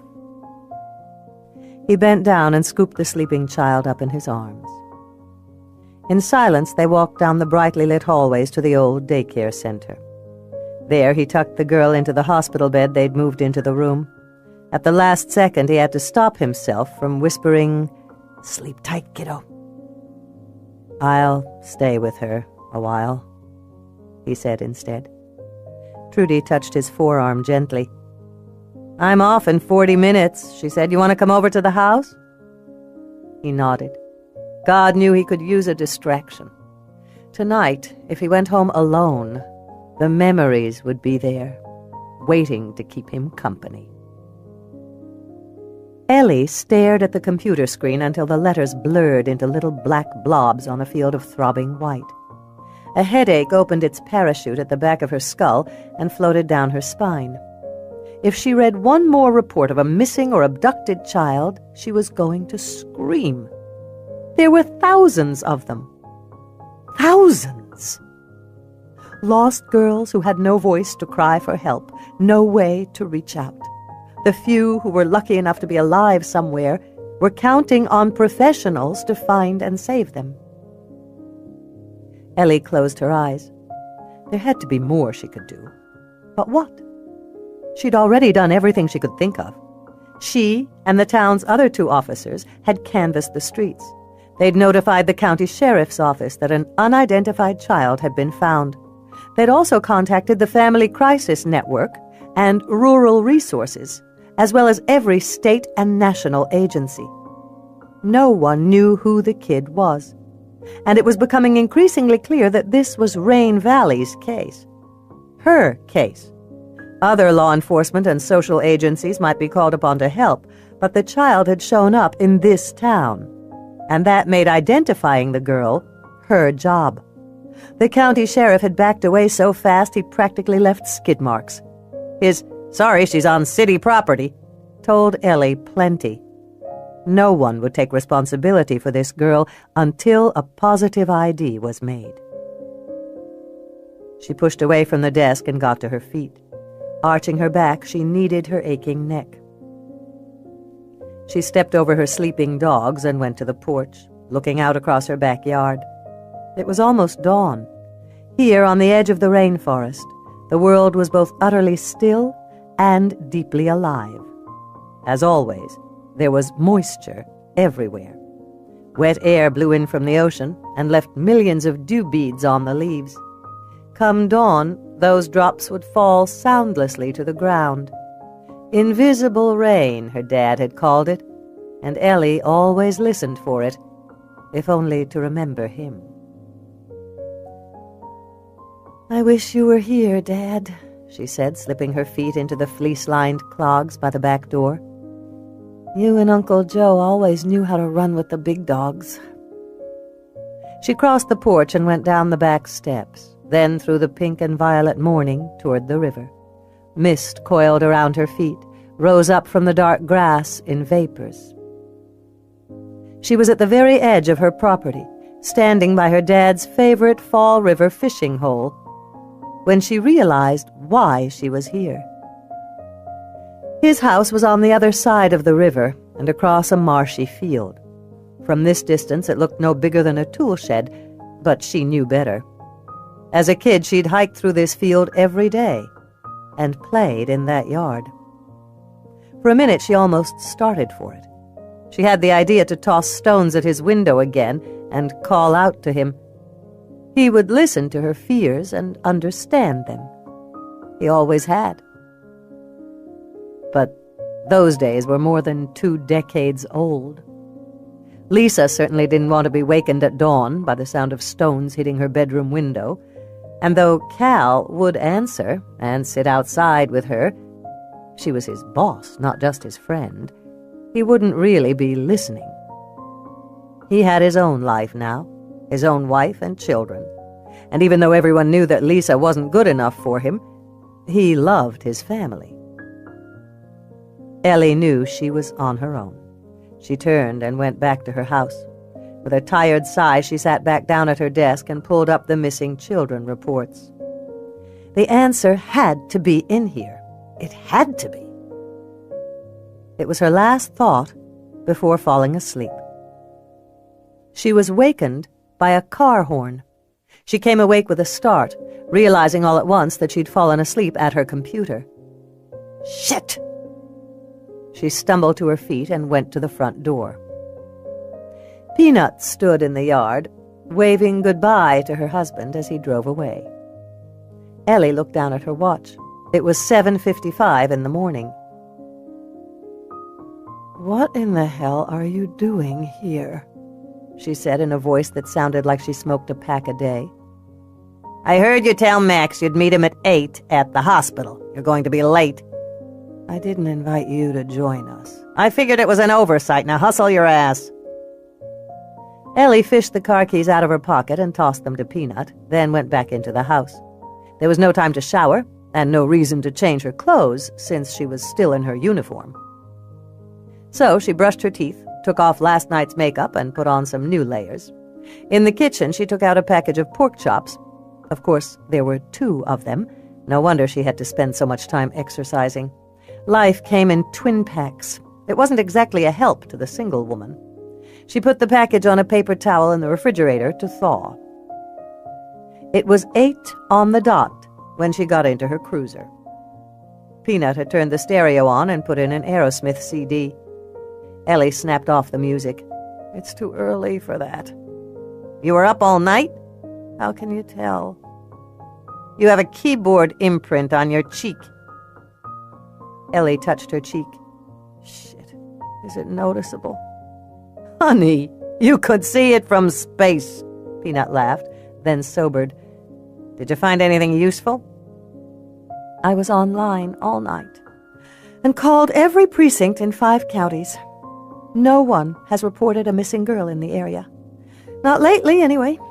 If we have to go national in the search, it means going through the files of all the girls reported missing in the past few years." At the thought of that, they both fell silent. Ellie was trying to think of something ordinary to say when she turned into the hospital's parking lot and saw the crowd gathered at the front door. "Damn it! They're turning this into a circus." Ellie parked in a visitor's spot, grabbed her notebook, and got out of the car. Peanut followed in an uncharacteristic silence. Like geese, the crowd surged into formation and flew at her. The Grimm sisters, Daisy, Marigold, and Violet, led the charge. As identical as prongs on a fork, the 3 old ladies matched each other step for step. Daisy, the eldest, was the first to speak. As always, she clutched an old black urn that held her late husband's ashes. "We've come for word of the child." "Who is the poor dear?" Violet demanded, squinting up through scratched glasses. "Can she truly fly like a bird?" Marigold asked. "Or jump like a cat?" This came from someone in the back. Ellie had to remind herself that these people were her constituents. More than that, they were her friends and neighbors. "We don't have any answers yet. I'll let you all know when we do. For now, I could use your help." "Anything," Marigold said, pulling a flower-spangled notebook out of her purple vinyl handbag. Violet offered her sister a tulip pen. "The child will need clothes and such. Maybe a stuffed animal or 2 to keep her company," Ellie said. Before she'd even finished, the Grimm sisters had taken over. The 3 ex-teachers corralled the group and started delegating tasks. Ellie and Peanut left the crowd. Together, they walked up the concrete path to the hospital's glass doors. The sliders whooshed open. "Hey, Ellie," said the receptionist at their approach. "Dr. Saracen is waiting for you at the old daycare center." "Thanks," Ellie said. She and Peanut didn't speak as they walked down the hallway and into the elevator. On the 2nd floor, they went past the X-ray room and turned left. The last room on the right had once been a daycare center for employees. It had been designated and designed years ago when the city coffers were full. In the time since the spotted owl and the dwindling salmon runs and the protection of old-growth forests, those accounts had grown too thin to support luxuries like daycare. The room had been empty and unmanned for more than 2 years. Max stood in the hallway with his arms crossed. Fluorescent lighting tangled in his hair and made his ever-present tan look faded. She hadn't seen him look this bad since the time he fell 40 feet down some mountain. Then he'd had 2 black eyes and a split lip. At their approach, he looked up and waved, but didn't bother smiling. He moved sideways to make room for them at the window. The room beyond was small and rectangular, with red and yellow color-blocked walls and cubbyholes full of toys and games and books. A sink and counter took up one corner, used years ago, no doubt, for art projects and daily cleanup. Several small tables, surrounded by even smaller chairs, filled the center of the room. Along the left wall were a single hospital bed and several empty cribs. There were 2 windows in the room, the one in front of them, and a second, smaller one, which overlooked the rear parking lot. To their left, a locked metal door was the only entrance. Ellie sidled close, letting her shoulder touch his arm. "Talk to me, Max." "Last night, after we finished the testing, we diapered her and tucked her into the bed. This morning, when she woke up, she went crazy. There's no other word for it. Crazy. Screaming, shrieking, throwing herself to the floor. She broke every lamp and smashed the mirror over the sink. When we tried to give her another injection, she bit Carol Rentz hard enough to draw blood, then hid under the bed. She's been there almost an hour. Do you have an ID on her yet?" Ellie shook her head, then turned to Peanut. "Why don't you go to the cafeteria? Get kid food for her." "Sure, send the fat girl for food." Peanut sighed dramatically but couldn't help smiling. She loved to be a part of things. When she'd gone, Max said to Ellie, "I don't know what to tell you, Ellie. I've never seen a case like this." "Tell me what you do know." "Well, I think she's probably about 6 years old." "But she's so small." "Malnourished. Plus, she's had no dental or medical care, and her body is pretty scarred up." "Scarred?" "Little things, mostly, although there's one that looks more serious. On her left shoulder, maybe an old knife wound." "Jesus." "I drew blood and swabbed her mouth for DNA. If it were up to me, she'd still be sedated for hydration, but you wanted a diagnosis." "Has she spoken?" "No, but her vocal cords look unimpaired. I'd say, and this is just a guess, that she is physically able to speak, but I can't tell if she knows how." "She doesn't know how to speak? What are you saying?" "All I know is that her screams are unintelligible. I recorded it. There were no recognizable words. Her brain waves show no anomalies. She could well be deaf, or mentally challenged, or severely developmentally delayed, or autistic. I can't be sure. I'm not even sure I know what tests to run for her mental state." "What should we do?" "Find out who she is." "Gee, thanks. I meant right now." He nodded toward Peanut, who was coming toward them with a tray of food. "That's a good start." Ellie looked down at what P had chosen. A stack of pancakes, a pair of fried eggs, a waffle with strawberries and whipped cream, and a glass of milk. It made Ellie hungry. Max said, I'll get an orderly to crawl under the bed and get her. Just leave it on the table, Peanut said. She might be odd, but she's a kid. They do things in their own way and their own time. Hell, you can't make a 2-year-old eat, and they're tiny. Ellie smiled at her friend. Any other advice? No more strangers. She knows you, so you should take the food in. Talk to her in a soothing voice, but don't stay. Maybe she wants to be alone to eat. Thanks. Taking the tray, Ellie went into the brightly painted room. The metal door clicked shut behind her. Hey, little one, it's me again. I hope you don't hold that whole net thing against me. She moved cautiously forward and set the tray on one of the tables. At the movement, the keys on her belt jingled. She clamped her hand over them. I thought you might be hungry. Under the bed, the girl made a growling sound.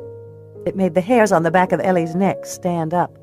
She tried to think of just the right thing to say, but nothing came to her, so she backed out of the room and closed the door behind her. The lock clicked loudly into place. In the hall again, Ellie stood by Max at the window. Will she eat it? He opened the girl's chart and got out his pen. I guess we'll find out. In silence, they stood there, looking through the glass at the room that appeared empty. Several minutes later, a tiny hand came out from underneath the bed. Peanut gasped. Looky there! More time passed. Finally, a dark head appeared. Slowly, the child crawled out from her hiding place on all fours.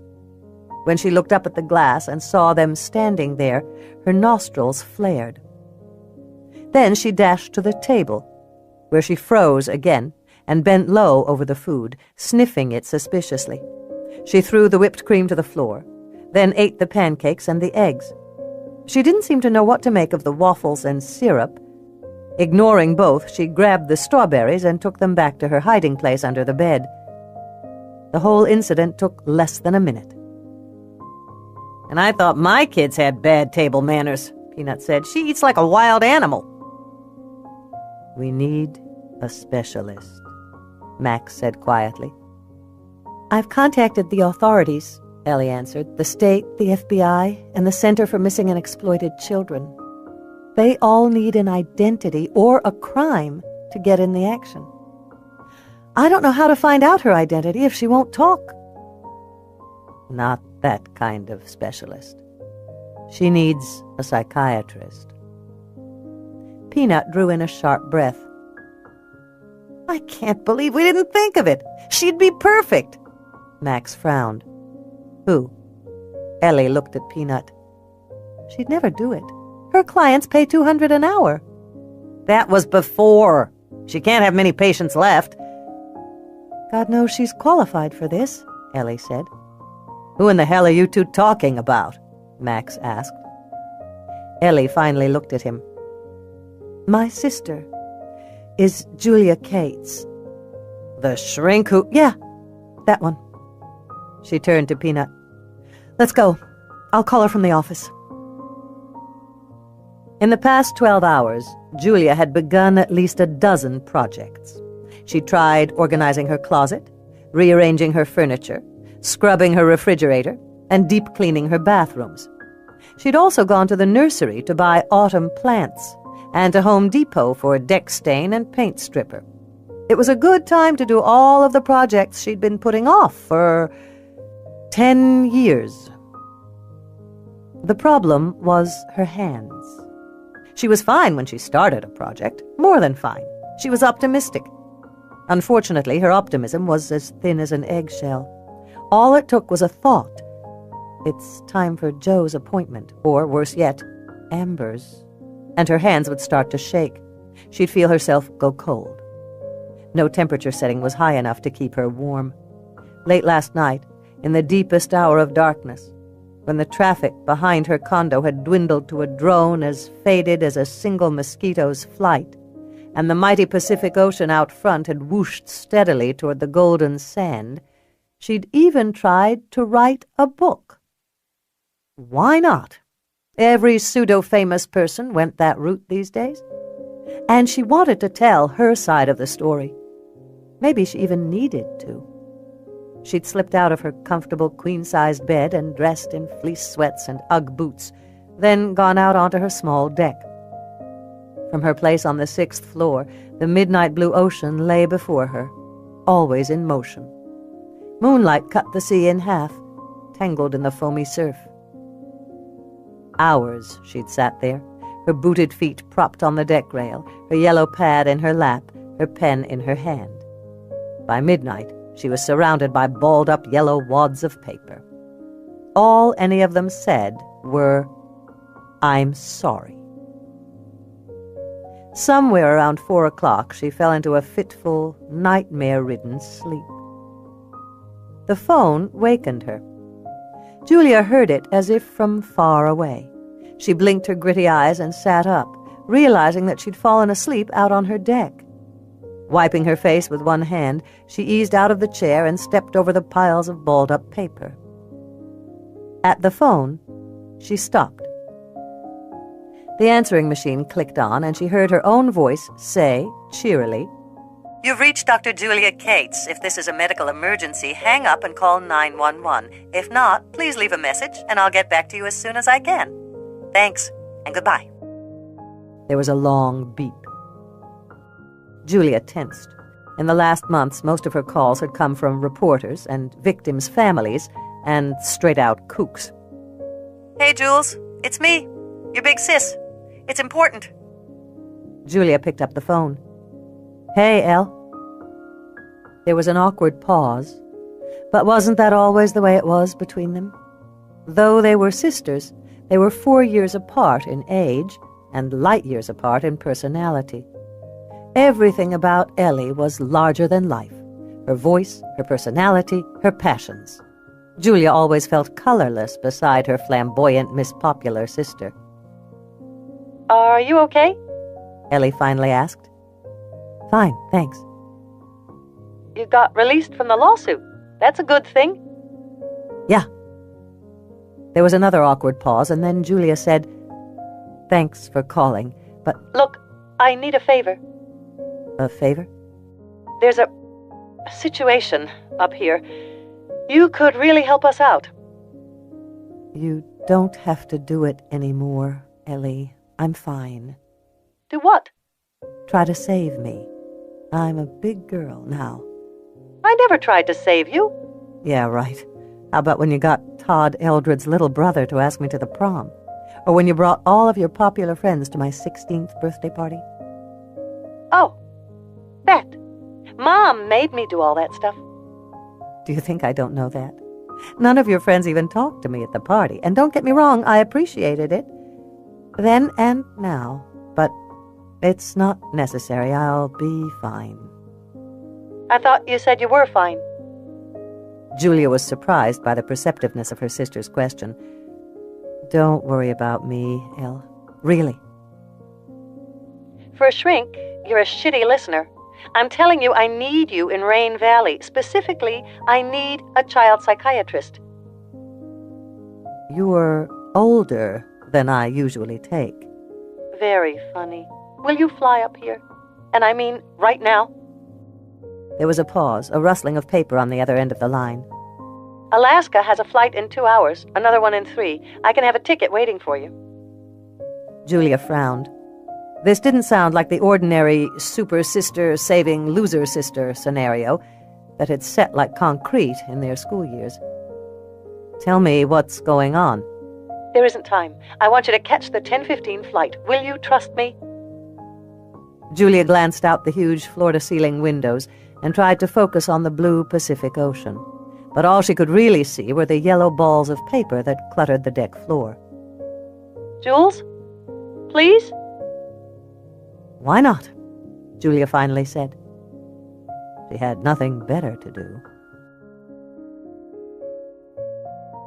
4. Julia hadn't been back to Rain Valley in years, and now she was returning on the wave of failure. Perhaps she should have stayed in L.A. after all. There she would have disappeared, Here, she would always be the other Kate's girl. You know, the weird one. When a girl grew up in the shadow of the homecoming queen, there were two possible choices: disappear or make your own reputation.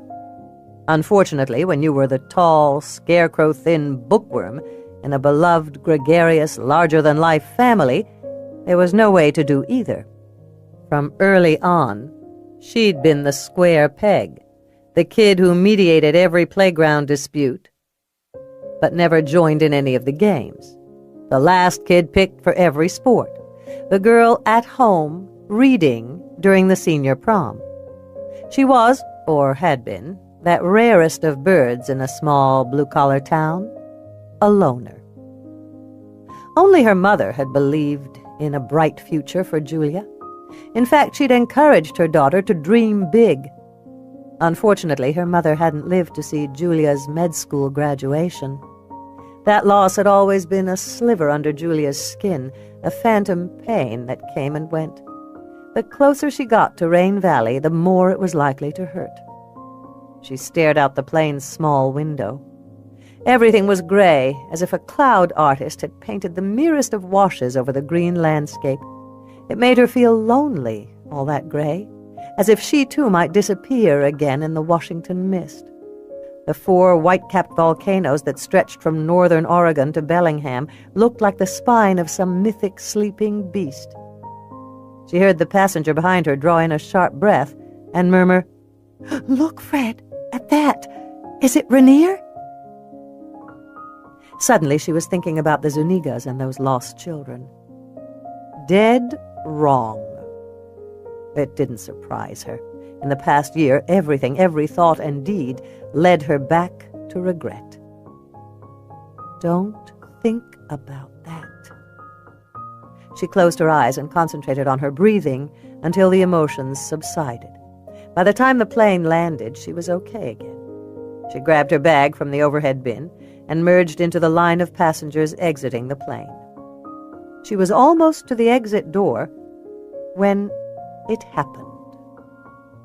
One of the flight attendants recognized her.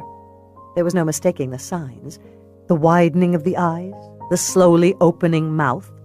As Julia passed, she heard the woman whisper, "It's her, that doctor, the one who—" She kept moving. By the end of the jetway, she was almost running. She caught a glimpse of Ellie standing amid the crowd, dressed in her blue uniform, looking stunningly beautiful. Julia knew she should stop, say hello, and pretend everything was all right. That was the smart thing to do, the fine thing. She kept moving, running. She raced across the crowded concourse hallway toward the ladies' restroom sign. Ducking in, she disappeared into one of the stalls and slammed the door shut, then sat down on the toilet. Calm down, Jules. Breathe. "Are you in here, Julia?" Ellie sounded out of breath and irritated. Julia released a slow, shaking breath. Having a panic attack was bad. Having one in front of her sister was almost unbearable. She got slowly to her feet and opened the door. "I'm here." Ellie put her hands on her hips and stared at her. It was a cop assessing the situation look. "I haven't seen an airport sprint like that since the OJ commercials." "I had to go to the bathroom." "You should see a urologist." "It's not that. Julia felt like an idiot. The flight attendant recognized me. She looked at me as if I killed those kids. She felt her cheeks heat up, knowing she should say more, explain. But her sister couldn't understand a thing like this. Ellie was like one of those pioneer wives who could give birth in the field and go back to work.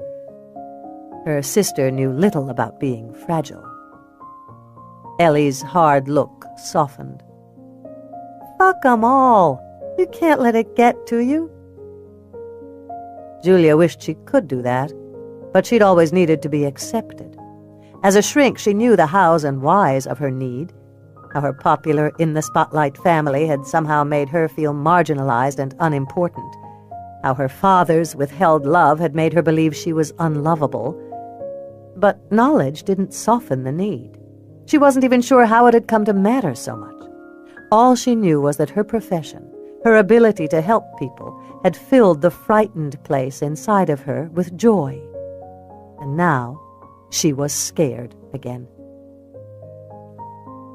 It's not that easy for me. You can't understand. Ellie leaned against the pale green tile wall.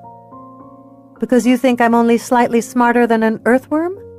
Or because I have nothing in my life worth losing? Julia wished suddenly that she had a better memory reservoir. Surely there were times when they'd played together, she and Ellie, when they'd counted secrets instead of slights, when laughter had followed their conversations instead of awkward pauses. But if all that had happened, Julia didn't recall it. What she remembered was being the smart sister, the weird one, who grew too tall in a petite family and wanted things no one else understood. The mushroom in a family of orchids. She'd always been able to say the right things to strangers, but the wrong thing to her sister. She sighed. Let's not do this, Elle. You're right. Come on. Before Julia could answer, Ellie headed out of the bathroom. Julia had no choice but to follow. At the car, an ugly white Suburban with wood-grain door panels, Ellie stopped at the back door just long enough to toss her purse in. Then she strode around to the driver's side. Julia struggled with her suitcase. It took her 2 tries to stow it.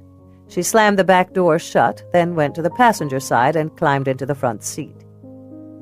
Ellie backed the car out of the stall and headed for the exit. The minute the engine roared to life, the stereo came on. Some guy with a twangy voice was singing about the pocket of a clown. Neither one of them said anything. As the landscape changed, going from city gray to country green, Julia began to feel like an idiot for sparring with her sister. How was it that even after all these distant and separate years, they immediately fell into their childhood roles? One look at each other, and they were adolescents again. They were family, as specious as that connection sometimes felt, and they ought to be able to get along. Besides, she was a psychiatrist, for God's sake, a specialist in interpersonal dynamics, and here she was acting like the younger sister who wasn't invited to play with the big kids. Why don't you tell me why I'm here? She finally said. I'll tell you at the house. I have a lot of photographs to show you. I'm afraid you won't believe me otherwise. Julia glanced at her. So it is a rescue mission. There's no real reason I'm here. Oh, there's a reason. We have a little girl who needs help, but it's complicated. Julia didn't know if she believed that, but she knew that Ellie did things in her own way and in her own time. There was no point in asking further questions. The better course of action was a neutral topic, small talk. How's your friend Penelope? She's good. Raising teenagers is killing her, though. Ellie immediately winced, as if realizing she shouldn't have paired teenager and killing in the same sentence. Sorry. Don't sweat it, Elle. Teenagers are difficult. How old are they? A 14-year-old boy and a 16-year-old girl. Tough ages. Ellie smiled. The girl, Tara, keeps wanting to pierce body parts and get tattoos. It's making P's husband insane. And Penelope, how's she handling it? Great. Well, unless you consider her weight gain. In the past year, she's gone on every diet known to man. Last week, she started smoking. She says it's how the stars do it. That and throwing up, Julia said. Ellie nodded. How's Philip? Julia was surprised by the swift pain that came with his name. If only she could say, he stopped loving me. Maybe Ellie could get her to laugh about her broken heart. As a shrink, she knew it would be a good move, that kind of honesty. It might open a door that had been closed for most of their lives. Instead, she said, we broke up last year. I'm too busy. I was too busy for love. Ellie laughed at that. Too busy for love? Are you crazy? For the next 2 hours, they alternated between meaningless conversation and meaningful silences. Julia worked hard to find questions that brought them together and stayed away from answers that caused separation. They barely mentioned their father and stayed away from memories of Mom. They came to the Rain Valley exit and turned off the highway. On the long, winding forest road that led to childhood, Julia found herself tensing up. Here, amidst the towering trees, she started to feel small again, insignificant. I was going to sell the place, move closer to town, but every time I get close to listing it, I find another repair that needs to be done, Ellie said on the way out of town. I don't need a shrink to tell me I'm afraid to leave it. It's just a house, Elle. I guess that's how we're different, Jules. To you, it's 3 bedrooms, 2 baths, and a kitchen, dining, living room. To me, it's the best childhood ever. It's where I caught dragonflies in a glass jar and let my little sister braid my hair with flowers. Her voice dropped a little. She gave Julia a meaningful look, then turned onto their driveway. It's where my parents loved each other for almost 3 decades. Julia wouldn't let herself disagree with that, although they both knew it was a lie, a fable. So, quit threatening to sell it. Admit that it's where you want to be. Hand the memories down to your own kids. As you may have noticed, I don't have kids, but thanks for pointing it out. Ellie drove into the yard and stopped hard. We're here. Julia realized she had said the wrong thing again. You don't need a husband, you know. Especially not the kind you pick, she said. You can have a baby on your own. Ellie turned to look at her. That might be how it is in the big city, but not here. And not for me. I want it all. The husband, the baby, the golden retriever. She smiled. Actually, I've got the dogs. And I'd appreciate it if you didn't mention my husbands again. Julia nodded. Time to change the subject. So, how are Jake and Elwood? Still go straight for a girl's crotch? They're males, aren't they? Ellie smiled, and Julia was struck by how beautiful her sister still was. Though Ellie was 39 years old, there wasn't a line around her eyes or a pleating of skin around her mouth. Those startling green eyes shone against the milky purity of her skin. She had strong cheekbones and full, sensuous lips. Even her small-town, poorly layered haircut couldn't dim her beauty. She was petite and surprisingly curvy, with a smile like a halogen spotlight. No wonder everyone loved her. Come on. Ellie got out of the Suburban and slammed the door shut behind her. Julia meant to move. Instead, she sat there, looking through the dirty windshield at the house in which she'd grown up. The late afternoon sunlight made everything appear golden and impossibly softened, except for the fringe of dark green trees. This was only the 2nd time she'd been back since her mother's funeral. Then she'd stayed only as long as she absolutely had to. Medical school had provided an excellent excuse. She'd said, I have to get back for tests, and no one questioned her. In retrospect, she should have stayed. That time might have built a bridge between her and her sister, given them a common ground. As it was, however, the opposite had occurred. They had moved through the shoulder-to-shoulder crowd separately. No one in Rain Valley had known what to say to Julia in good times. In bad, they were even more confused. All they'd said over and over again was how proud her mother had been of Julia's education. By the 3rd mention of it, Julia couldn't stop crying. It hadn't helped to see how much comfort Ellie got from her friends, while she had stood alone all night, waiting for her father's attention to turn her way. Of course, she'd been disappointed. He'd been the star that night, the widower laid low by grief. Everyone held him, kissed his cheek, and promised that Brenda was in a better place. Only Julia seemed to see the lie in all of it, the act. When at last her father broke down and wept, Everyone except Julia rushed to comfort him. She had seen, even as a child, what no one else, especially Ellie, ever had. That her father's selfishness had crushed his wife's spirit, just as he'd crushed his younger daughter's.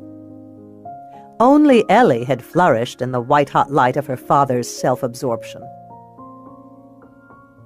Julia reached for the door handle and wrenched it hard, then stepped down. Everything was exactly as it should be in October. Maple trees were dropping their leaves, creating that autumn song that was as familiar to her as the rushing whisper of the nearby river. She heard her mother's voice in that sound, in the falling leaves and crackling twigs and whispering wind. Softly, she whispered, "Hey, Mom." Part of her even waited for a reply, but there was only the chattering of the river and the breeze through the leaves. She followed Ellie across the marshy lawn toward the house. In the glorious light, the old house appeared to be made of hammered strips of silver. The grayed clapboards shone with 100 secret colors. White trim, peeled in places to reveal patches of wood, outlined the windows and doors. Rhododendrons the size of house trailers dotted the yard. Ellie opened the door and led the way inside. Everything looked as it always had. The same slip-covered furniture, pale beige with pink cabbage roses and faded green leaves, graced the living room. Pine antiques were everywhere, an armoire that was probably still filled with Grandma Whitaker's doilies and table linens, a dining table scarred by 3 generations of Cateses and Whitakers, a credenza that was decorated with dusty silk flowers in ceramic vases. French doors flanked a river rock fireplace. Through the silvery glass panes, a ghostly ribbon of river shone in the sunlight.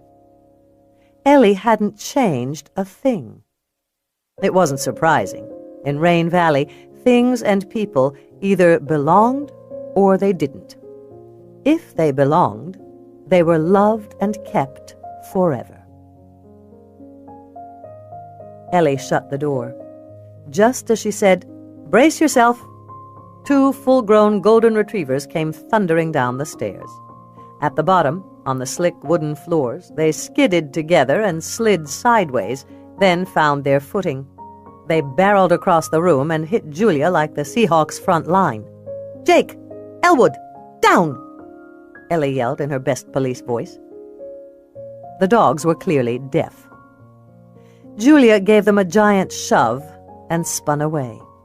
The dogs turned their lavish attention on Ellie, who threw herself into loving them. Julia watched the 3 of them roll around on the floor. "Please tell me they sleep outside." Ellie sat up, laughing, and pushed the hair out of her eyes. The dogs licked her cheeks. "Okay, they sleep outside." At Julia's relieved sigh, her sister said, "Not, but I'll keep them out of your room." "That's as good as it's going to get, I suppose." "It is." Ellie told the dogs to sit. On about the 12th command, they obeyed, but as soon as Ellie looked away, they started to belly-crawl toward the door. "Come on," Ellie said, leading the way to the stairs. Julia dragged her suitcase up the narrow, creaking stairway. At the top, she turned right and followed her sister down the hallway to their childhood bedroom. A pair of twin beds, swaddled in pink chiffon, a pair of white-painted French provincial student desks with gold trim, a lime-green beanbag chair. Trolls and Barbies lined the white shelving. Dozens of blue and yellow Nancy Drews reminded her of nights spent reading with a flashlight. A faded, dusty poster of Harrison Ford as Indiana Jones was tacked to the wall. On her bed, a pair of cats lay sleeping, twined together like a French braid. "Meet Rocky and Adrian," Ellie said as she crossed the room and scooped up the apparently boneless animals. The cats hung lazily from her arms, yawning. She tossed them into the hallway, said, "Go to Mommy's room," and then turned to Julia. "The sheets are clean. There are towels in your bathroom. The hot water still takes decades, and don't flush the toilet before you shower." Ellie stepped closer. "Thanks, Jules. I really appreciate your coming. I know things have been bad for you lately, and, well, thanks. Julia looked at her sister. If she'd been another kind of woman, or if they'd been different sisters, she might have admitted, I had nowhere to go, really. Instead, she said, no problem, and tossed her suitcase into the room. Now, tell me why I'm here. Let's go downstairs. I'll need a beer for this story. Ellie started for the stairs, then turned back to Julia. So will you. Julia sat in her mother's favorite chair and listened to her sister in growing disbelief. She leaps from branch to branch like a cat? Come on, Elle. You're getting caught up in some country myth. It sounds like you've found an autistic child who simply wandered away from home and got lost. Max doesn't think it's that simple, Ellie said, sipping her beer. They'd been in the living room for the better part of an hour now. There were papers spread out across the coffee table, photographs and fingerprint smudge sheets, and missing children reports. Who's Max? He took over Doc Fisher's practice. He's probably just over his head with this girl. You should have called the University of Washington. They'll have dozens of autism experts. Yeah, God forbid someone smart should live in Rain Valley, Ellie said, her voice spiking up. You're not even listening to me. Julia made a mental note to temper her comments. Sorry. So, there's more to the story than dirty hair and prodigious tree-climbing skills. Hit me. She won't speak. We think, Max thinks anyway, that maybe she doesn't know how. That's not unusual for an autistic. They seem to operate in a different world. Often these kids... You didn't see her, Jules. When she looked at me, I got chills. I've never seen such terror in a child. She looked at you? Stared is more like it. I think she was trying to communicate something to me. She made direct, purposeful eye contact? Hello, I just said that. It was probably nothing, or maybe Ellie had it wrong. Autistics rarely made purposeful eye contact. What about her physical mannerisms, hand movements, way of walking, that sort of thing? She sat in that tree for hours and never moved so much as an eyelash. Think reptile stillness. When she did finally jump down, she moved with lightning speed. Daisy Grimm claimed she ran like the wind, and she sniffed everything in this weird dog-like way. In spite of herself, Julia was intrigued. She was completely soundless. Perhaps she's mute. And deaf. That would also explain her getting lost. Maybe she didn't hear people calling for her. She's not mute. She screamed and growled. Oh, yeah, and when she thought we'd killed her wolf, she howled. Wolf? Did I forget that part? She had a wolf pup with her. He's out at the game farm now. Floyd says he just sits at the gate and howls all day and all night. Julia leaned back and crossed her arms. Enough was enough. This had all been a ruse, another of her sister's misguided attempts to save poor little Julia. You're making this up. I wish I were. Unfortunately, it's all true. She really has a wolf pup? Yes. And are you ready for the kicker? There's more. She has a lot of scarring. What kind of scarring? Knife wounds. Maybe some whipping marks. And on her ankle, ligature-type scarring. Julia uncrossed her arms and leaned forward. You better not be pulling my chain. This is a big deal. I know. Julia's mind ticked through dozens of possibilities. Autism, mental or developmental delays, early onset schizophrenia. Those were the easy, purely internal answers. But there could be something darker here, something infinitely more unique and dangerous. It could be that this child had escaped from some terrible captor. Elective mutism would be a common response to that kind of trauma. In any case, the kid would need help. And not just any psychiatrist could handle this sort of diagnosis and treatment. Only a handful of people on the West Coast specialized in this sort of thing. Fortunately, she was one of them. She really touched me, Jules. I'm afraid that when the bigwig authorities get involved, we'll lose her. They'll warehouse her in some state institution until we find her parents. I don't think I could live with that. There's something so broken and sad about this kid. I don't know if anyone has ever fought for her. With you, we could make a case for treating her while we search. No one could deny your credentials. And there it was, the reminder.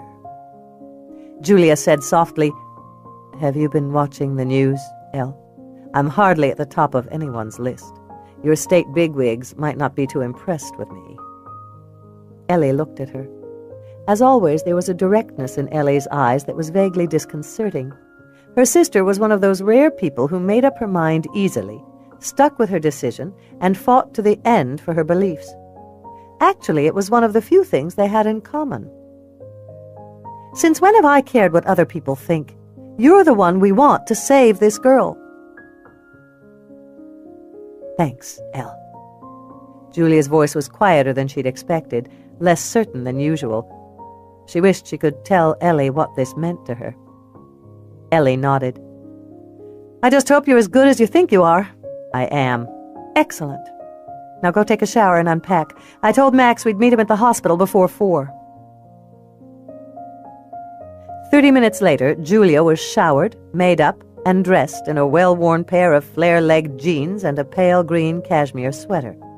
She was trying not to be too excited about seeing the so-called flying wolf girl, but she couldn't quite manage her usual calm. She'd felt on the outside for so long now that even this glimpse into her old life was enough to rev her engines. She got a Diet Coke from the fridge and sat down in the living room. Glancing at the dusty piano in the corner, she was blindsided by a memory. She saw her mom sitting on the black bench, smoking a Virginia Slim menthol and pounding out a raucous version of that old-time rock and roll. There was a crowd of friends clustered around the piano, singing along.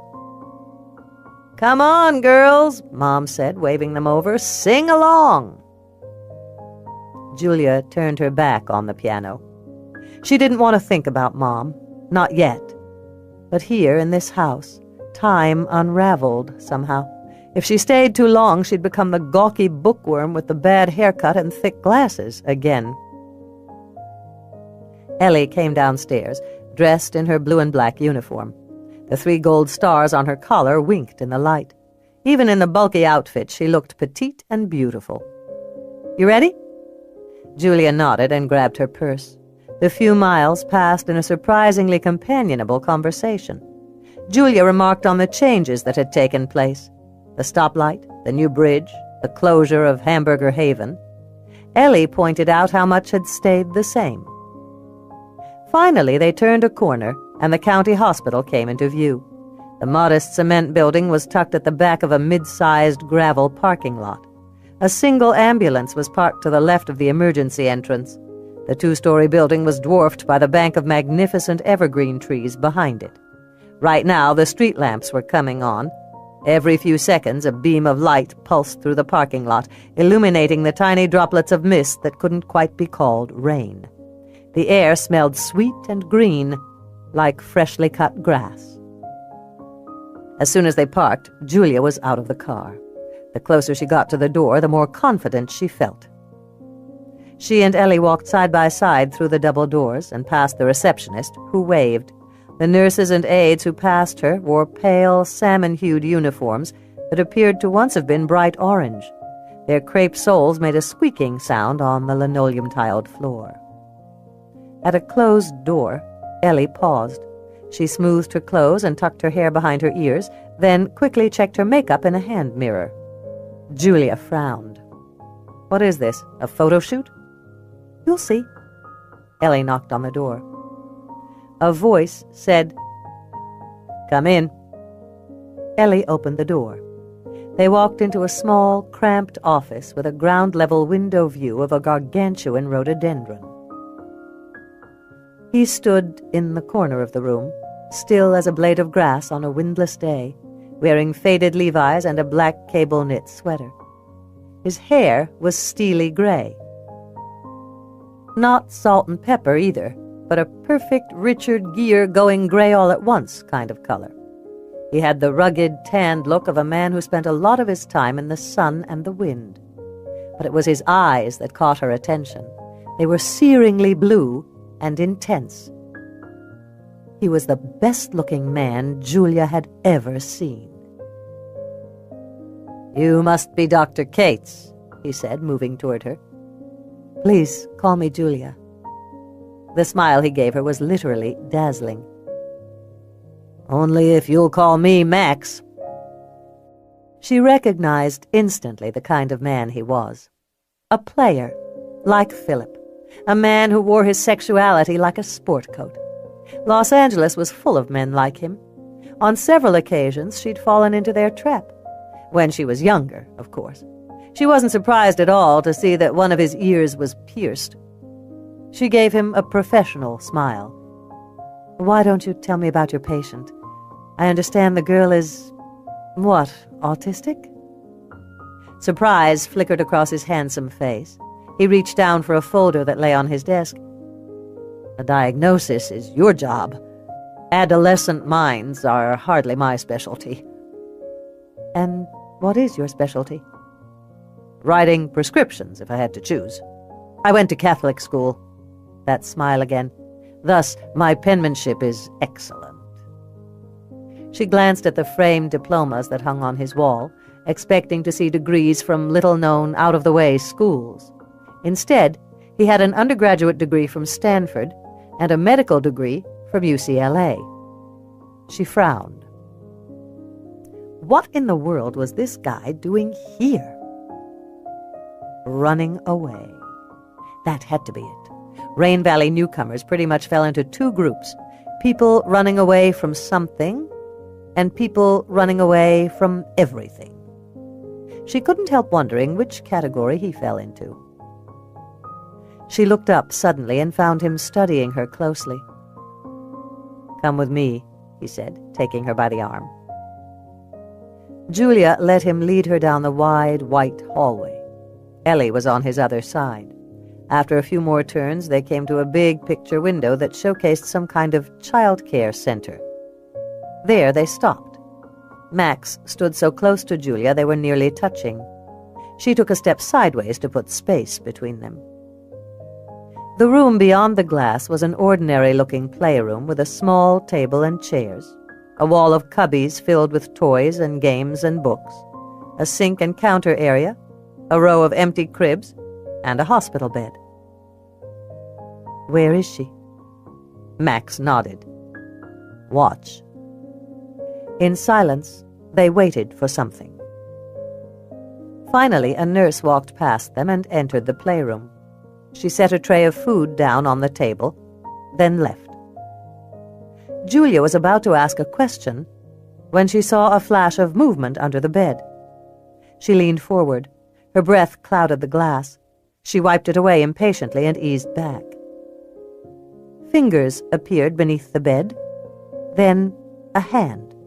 After a few more long moments, a child crawled out from under the bed. She wore a faded hospital gown that was too big for her. The child, girl, had long, tangled black hair and deeply tanned skin. Even from this distance, the silvery network of scars along her arms and legs were visible. Her body was hunched over, as if she'd be more comfortable on all fours. After every step, she paused, going utterly still except for a quick, furtive cocking of her head. She sniffed the air, seeming to follow the scent to the food.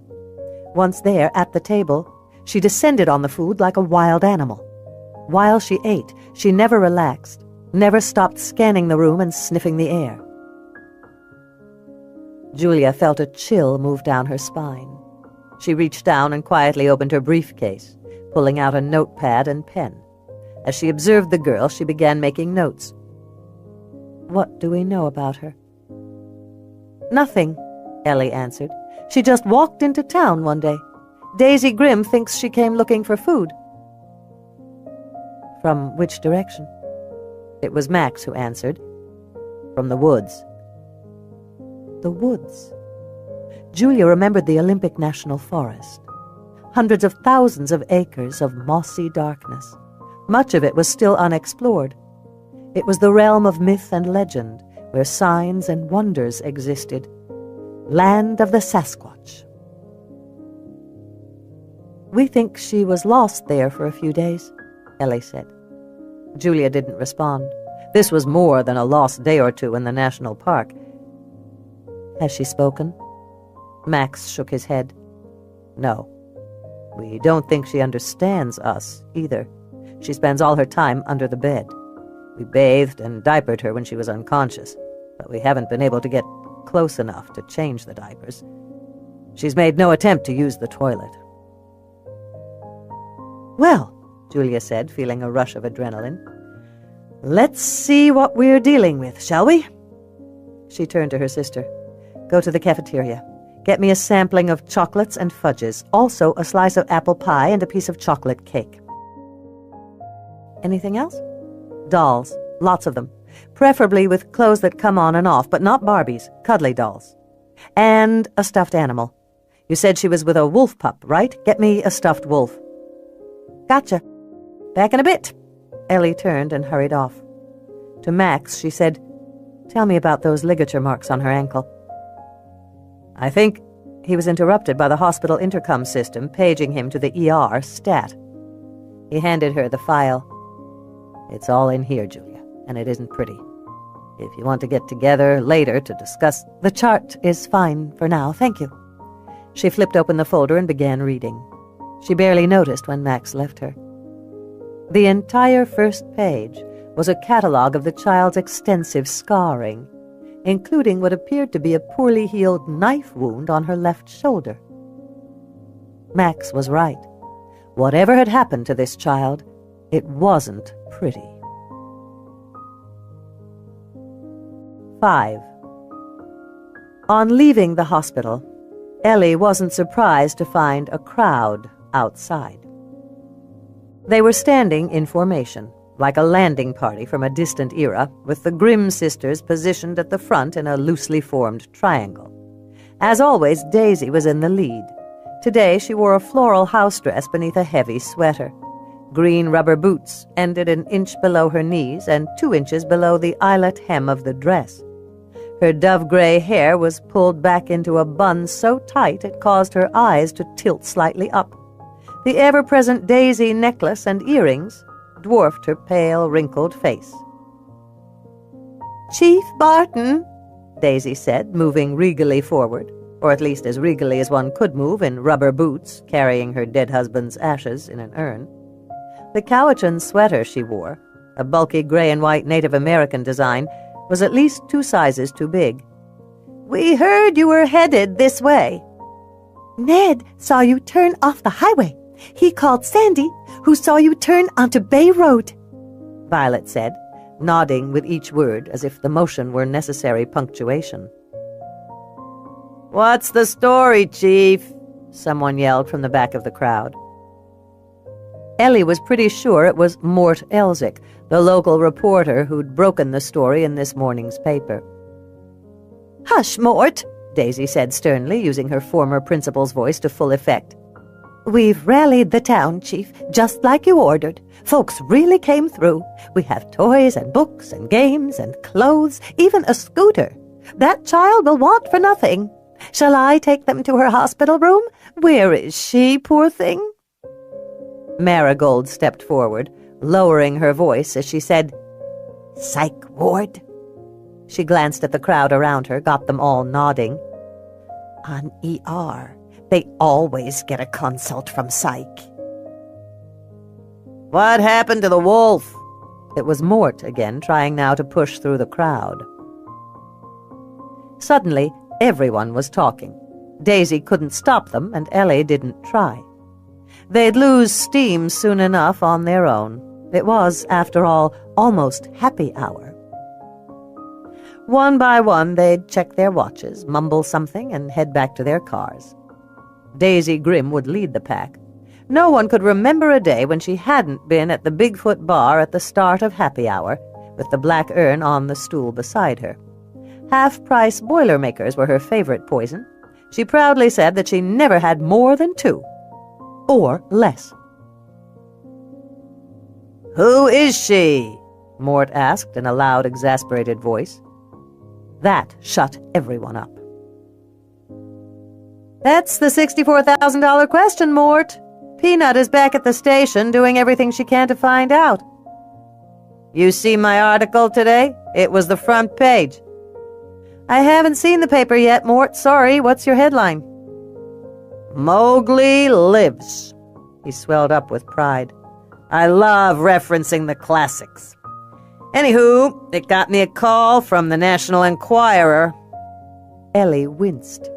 She hadn't thought about the sensational angle to this story. Flying wolf girl lands in rainforest town. This wasn't just local news. And now, Julia was involved. Oops. "Did you ask people to contact us with information on her possible identity?" Mort looked stung. "Of course. I'm a professional, you know. I'd like to interview her." "Wouldn't we all? I've got a psychiatrist in with her now. I'll let you know if we get any information. As to the items you've all gathered—" "It's Julia!" Violet yelled, clapping her hands together. "Of course," Marigold chimed in. "Ned wondered who the blonde woman was." "I can't believe I missed the obvious. You went to the airport to fetch her," Daisy said. "Dogs fetch," Marigold said with a sniff. Once a high school English teacher, always a high school English teacher. Mort started to bounce up and down like a kid at the front of the Pirates of the Caribbean line. "I want to interview your sister." "I have not confirmed that Julia Cates has been contacted in this case, nor that she is here." Ellie looked directly at Mort. "Is that clear? I don't want to see her name in print." "Maybe if you promised me an exclusive." "Stop talking." "But—" Daisy whopped him in the back of the head. "Mort Elzick, don't you even think of disobeying Ellie. Your mother would turn in her grave at the very thought, and Lord knows I'll call your daddy." "Don't break that story, Mort." Ellie added, "Please," because they both knew he could do what he wanted. But they had decades of history between them. At times like this, they were more high school newspaper geek and homecoming queen than reporter and police chief. In small towns, the social dynamic was like concrete. It set early and hard. "Okay," he said, drawing the word out into a whine. Ellie smiled. "Good." Daisy said, "What do we do with the supplies, Chief?" "Thank you, Daisy. Why don't you put everything in my carport? Be sure and get every donor's name. I want to tell them thanks." Marigold patted her vinyl notebook. "Already done." Ellie nodded. "Good. I knew I could count on you all. Now I'd best get to work. We've got an identity to track down. Thanks for all your help. That kid was lucky to stumble into our town." "We'll take care of her," someone said. Ellie headed across the parking lot. She could hear the buzz of gossip behind her. It grew softer with each step. Tonight, at both the Bigfoot and the Poorhouse, speculation would be served more often than pitchers of Olympia beer. The subjects would be Julia and the Wolf Girl in equal proportions. She should have seen it coming. Julia had always been different in a town that prized sameness. A quiet, gawky girl who'd somehow been born into the wrong family, and then, unimaginably, proven that she was practically a genius. The townspeople hadn't known what to make of her when she belonged here. God knew they wouldn't know what to say to her now. Ellie climbed up into her mom's old Suburban, Madge to those in the know, and drove back to the station house. All the way there, she added things to her mental to-do list. Today was the day she'd find the girl's identity. It had to be. Either someone would read a newspaper and come forward, or, and this was the best answer, she would find the answer in the cold case files and become a hero. Ellie parked in her spot and went into the station. Viggo Mortensen stood in her office, not in the flesh, of course, a cardboard cutout of him in full Lord of the Rings regalia. A white construction paper dialogue bubble had been taped next to his lips. It read, "Forget Arwen, it's you I want." Ellie burst out laughing. Peanut came around the corner and walked into the office, holding 2 cups of coffee. "How did you know I'd need this today?" Ellie said. Peanut handed her a cup of coffee. "A good guess." "And Aragorn? Where was he hiding?" "In the projection booth at the Rose Theater. Ned loaned him to me." "So I have to return him?" Peanut grinned.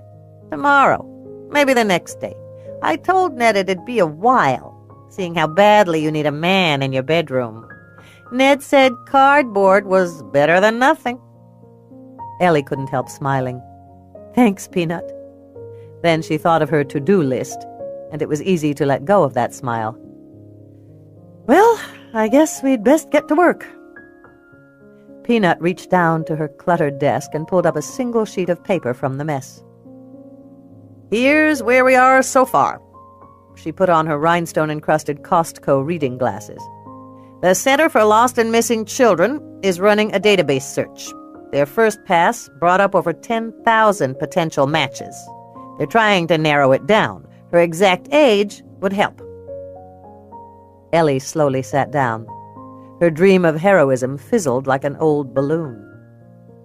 10,000 missing girls? God help us, Peanut. It would take us decades to go through all that information. Get this, Elle. There are 800,000 missing children cases a year in this country. That's almost 2,000 a day. Statistically, 50% of them will be white girls kidnapped by someone they know. Is she white, for sure? Yes. Ellie felt overwhelmed suddenly. Did the FBI get back to us? They're waiting for proof of kidnapping or a solid identification. It could just be a lost girl from Mystic or Forks. Technically, we have no proof of a crime yet. They recommend we canvass the town. Again. And the DSHS is putting pressure on us to identify a temporary foster parent. We'll need to get on that. She can't stay in the hospital forever. Did you call the Laura Recovery Center?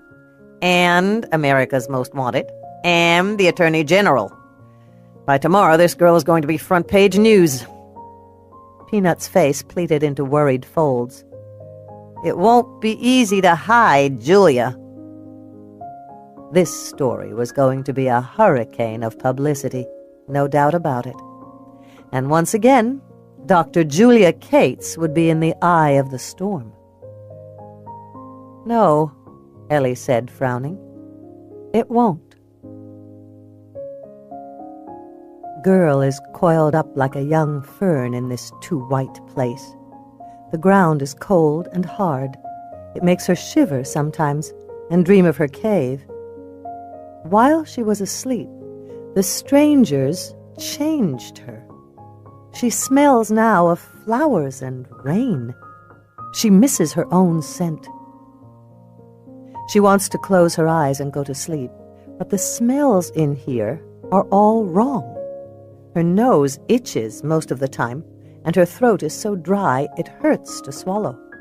She longs for her river and the roar of the water that is always leaking over the steep cliff not far from her cave.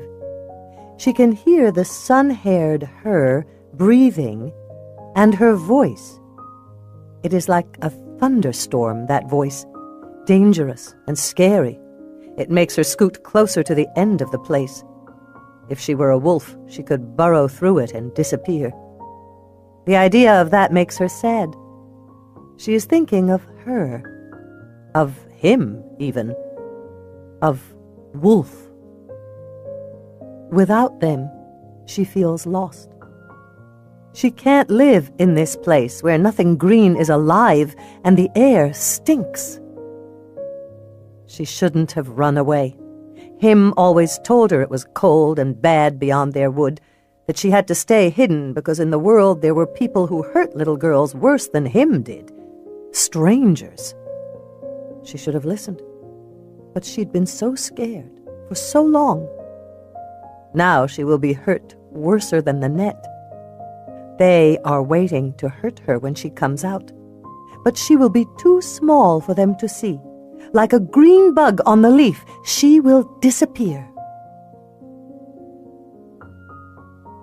Sitting on an uncomfortable plastic chair in the cheerily decorated playroom, Julia stared down at the notebook in her lap.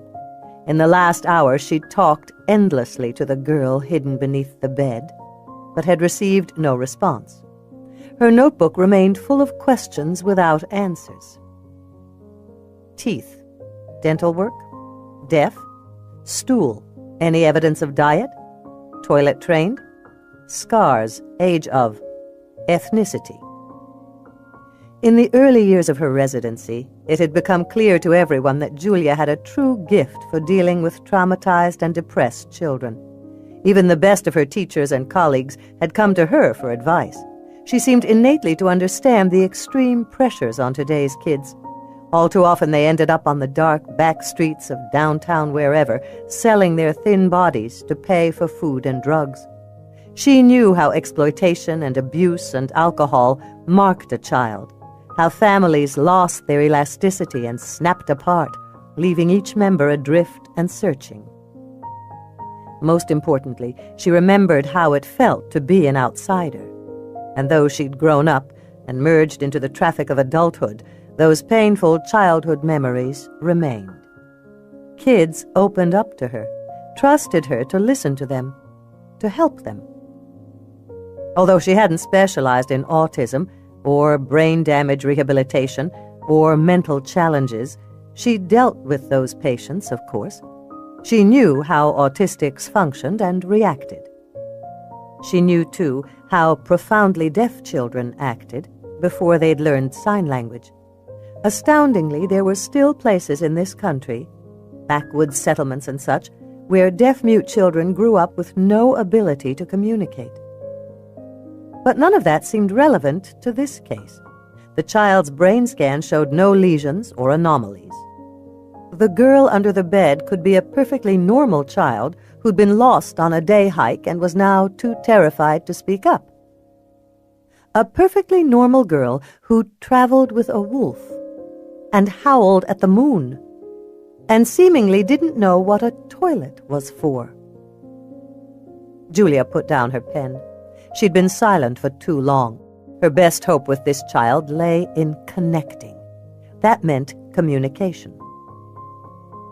"I guess I can't write my way to understanding you, can I?" she said in gentle, soothing tones. "That's too bad, because I enjoy writing. Probably you prefer drawing. Most girls your age do. Not that I know your age exactly. Dr. Saracen believes you're about 6.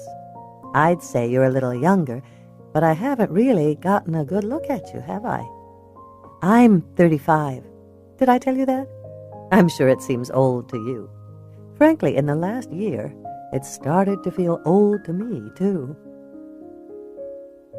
For the next 2 hours, Julia talked about nothing. She told the girl where they were and why they were here, that everyone wanted to help her. It didn't matter so much what she said as how she said it. The subtext on every word was, "Come on out, honey.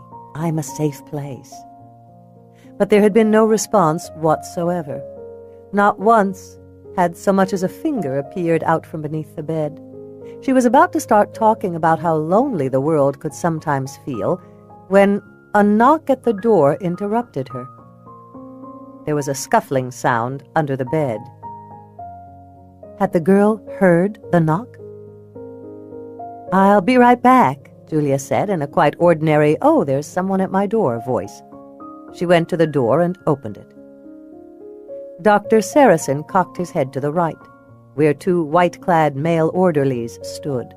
One held a large box, the other held a tray of food. "The food and toys are here." "Thanks." No response yet. "No, and it's impossible to diagnose her this way. I need to study her. Actions, reactions, movements. That damn bed makes it impossible." "What you want us to do with this stuff?" asked one of the orderlies. "I'll take the stuffed animals. Store the rest of the toys for now. She's hardly ready for that kind of play. The food can go on the table, and be quiet. I don't want to scare her any more than she already is." To Max, she said, "Does this town still have a library the size of my car?" "It's small," he admitted, "but with the internet you have access to everything. The library went online last year." He smiled charmingly. "There was a parade." She felt a moment's connection to him then. They were the outsiders, laughing at small-town customs. When she realized that he'd made her smile, she stepped back. "There always is." She started to say something else. She wasn't even sure what, when it struck her. Move the bed. How had she missed the obvious? She spun around and shut the door, realizing a moment too late that she'd shut it in Max's face. Oops. Oh well. She went to the nearest orderly, who was just setting down a tray of food, and said, "Take the bed out of here, please, but leave the mattress." "Huh? We're not furniture movers, miss," the other man said. "Doctor," she pointed out, "are you telling me that you two aren't strong enough to help me?" "Of course we're strong enough," the taller man sputtered as he set down the box of stuffed animals. "Good. Then what's the problem?" "Come on, Fredo, let's move the bed before the doc here starts wanting a fridge." "Thank you. There's a child under there. Try not to scare her." One of the men turned to her. "Why don't you tell her to come out?" "Just move the bed, please. Carefully. Put the mattress in the corner." They placed the mattress where she'd indicated, lifted the bed off the floor, and backed out of the room. The door clicked shut behind them, but Julia didn't notice. All she saw was her patient. Crouched low, the girl opened her mouth to scream. "Come on," Julia thought. "Let me hear you." But there was no sound as the child scrambled back to the wall and froze. She went perfectly still. Julia was reminded of a chameleon settling into its environment.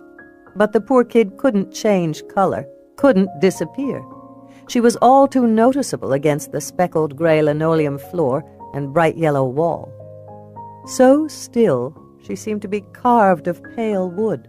Her only sign of life was her nostrils, which flared as if to pick up every scent. For the first time, Julia noticed the child's beauty. Though the girl was wretchedly thin, she was still striking. She stared near Julia, but not quite at her, as if there were a dangerous animal to Julia's left that bore watching. Her expression was both bland and strangely obsessive. It gave nothing away, but missed nothing either. There was no curve to her mouth at all, no indication of displeasure or curiosity. And her eyes, those amazing blue-green eyes, were serious and watchful. Julia was surprised by the lack of fear in those eyes. Perhaps she was looking at the other side of fear. What happened to a child when fear had been the norm forever? Did it melt into watchfulness?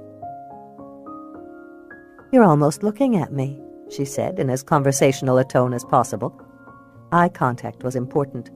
Autistics routinely didn't make eye contact until or unless they'd undergone significant therapy. On her pad, she wrote, "Mute." Her sister had said the girl made noises, but Julia hadn't heard it for herself. Besides, her sister had also implied prodigious jumping and tree-climbing skills. "I imagine you're scared. Everything that's happened to you since yesterday has been frightening. It would make anyone cry. There was no reaction at all. For the next 12 hours, Julia sat quietly in a chair. She observed everything she could about the girl, but that wasn't much, to be truthful. In all those early hours, the child was almost completely motionless. Sometime around midnight, she fell asleep, still crouched against the wall. When she finally slumped to the floor, Julia cautiously moved toward her, picking her up gently and transferring her to the mattress. All through the night, Julia watched the girl sleep, noticing how often she seemed seized by bad dreams. At some point, Julia fell asleep too, but by 7 the next morning, she was awake again, ready to go. She called home to tell Ellie that she'd probably spend the day at the hospital, then went back to work. When the girl finally woke, Julia was ready. Smiling easily, she began talking again. In her voice, she made sure the girl heard acceptance and caring, so that the meaning was clear, even if the words were unknown. Hour after hour, Julia talked, all through the breakfast and lunch, which went uneaten. By late afternoon, 2 things had become true. Julia was exhausted, and the girl had to be hungry. Julia moved very slowly over to the box that had been delivered yesterday. She was careful to make no sudden moves. She talked in a steady, soothing cycle of words, as if the child's silence were the most natural thing in the world. "How about if we look through this stuff now and see if you like any of it?" She opened the box. A stuffed gray wolf pup lay on a pile of other plush toys and folded clothes. She picked it up and then went to the next box. Still smiling, she started to unpack it. "The people of Rain Valley sent you this stuff because they're worried about you. I'm sure your parents are worried, too. Maybe you got lost. That wouldn't be your fault, you know, and no one would be mad at you." She glanced back at the girl who was sitting up on the mattress now, perfectly still, staring just past Julia. The window, Julia realized. The girl hadn't taken her gaze away from the window. Though the glass wasn't big and didn't reveal much of the outside world, there was a patch of blue sky and the green tip of a fir branch. "You're wondering how to get out there, aren't you? I'd like to help you get home. Would you like that?" There was no reaction, not even to the word home. Julia grabbed a big book off the shelf and dropped it on the floor. It hit with a loud thwack. The girl flinched. Her eyes widened. She glanced at Julia for a heartbeat, then scurried over to the corner. "So, you can hear. That's good to know. Now I need to figure out if you can understand me. Are you hearing words or sounds, little girl?" Cautiously, she moved toward the child. All the while, she was waiting for a flicker in the eyes, an acknowledgement that she was being approached. There was none, but when Julia was about 8 feet away, the girl's nostrils flared. A tiny, whimpering sound leaked past her lips. The tension in her laced fingers turned the tanned skin almost white. Julia stopped. "That's close enough, huh? I'm scaring you. That's good, actually. You're responding normally to this strange environment." She bent down very slowly and tossed the stuffed animal to the girl. It landed right by her side. "Sometimes a soft toy can make us feel better. When I was a girl, I had a pink teddy bear named Tink. I took her everywhere." She went back to the table and set the box on the floor, then sat down. A moment later, there was a knock at the door. At the sound, the girl scrambled farther into the corner, crouching down to appear as small as possible. "It's just your dinner. I know it's early, but you have to be hungry. I'm not leaving you to eat alone. You might as well understand that now." She opened the door, thanked the nurse for the food, then returned to the table. The door clicked shut again, leaving Julia and the child alone. As Julia unpacked the food, she kept up a steady stream of conversation. Nothing too personal or intense, just words. Each one of them was an invitation that came back unopened. Finally, she pushed the box aside. On the table, there was now an array of kid-friendly food. Macaroni and cheese, from a box just the way kids liked it. Glazed donuts, brownies, chicken tenders with ketchup, milk, Jell-O with fruit chunks, cheese pizza, and a hot dog with fries. The tempting aromas filled the small room. I didn't know what you liked, so I pretty much ordered everything. Julia reached over and plucked a donut off the red plastic plate. I can't remember the last time I had a glazed donut. They're not good for you, but oh man, are they good. She took a bite. The flavor exploded in her mouth. Savoring it, she looked directly at the girl. I'm sorry. Are you hungry? Maybe you'd like a bite.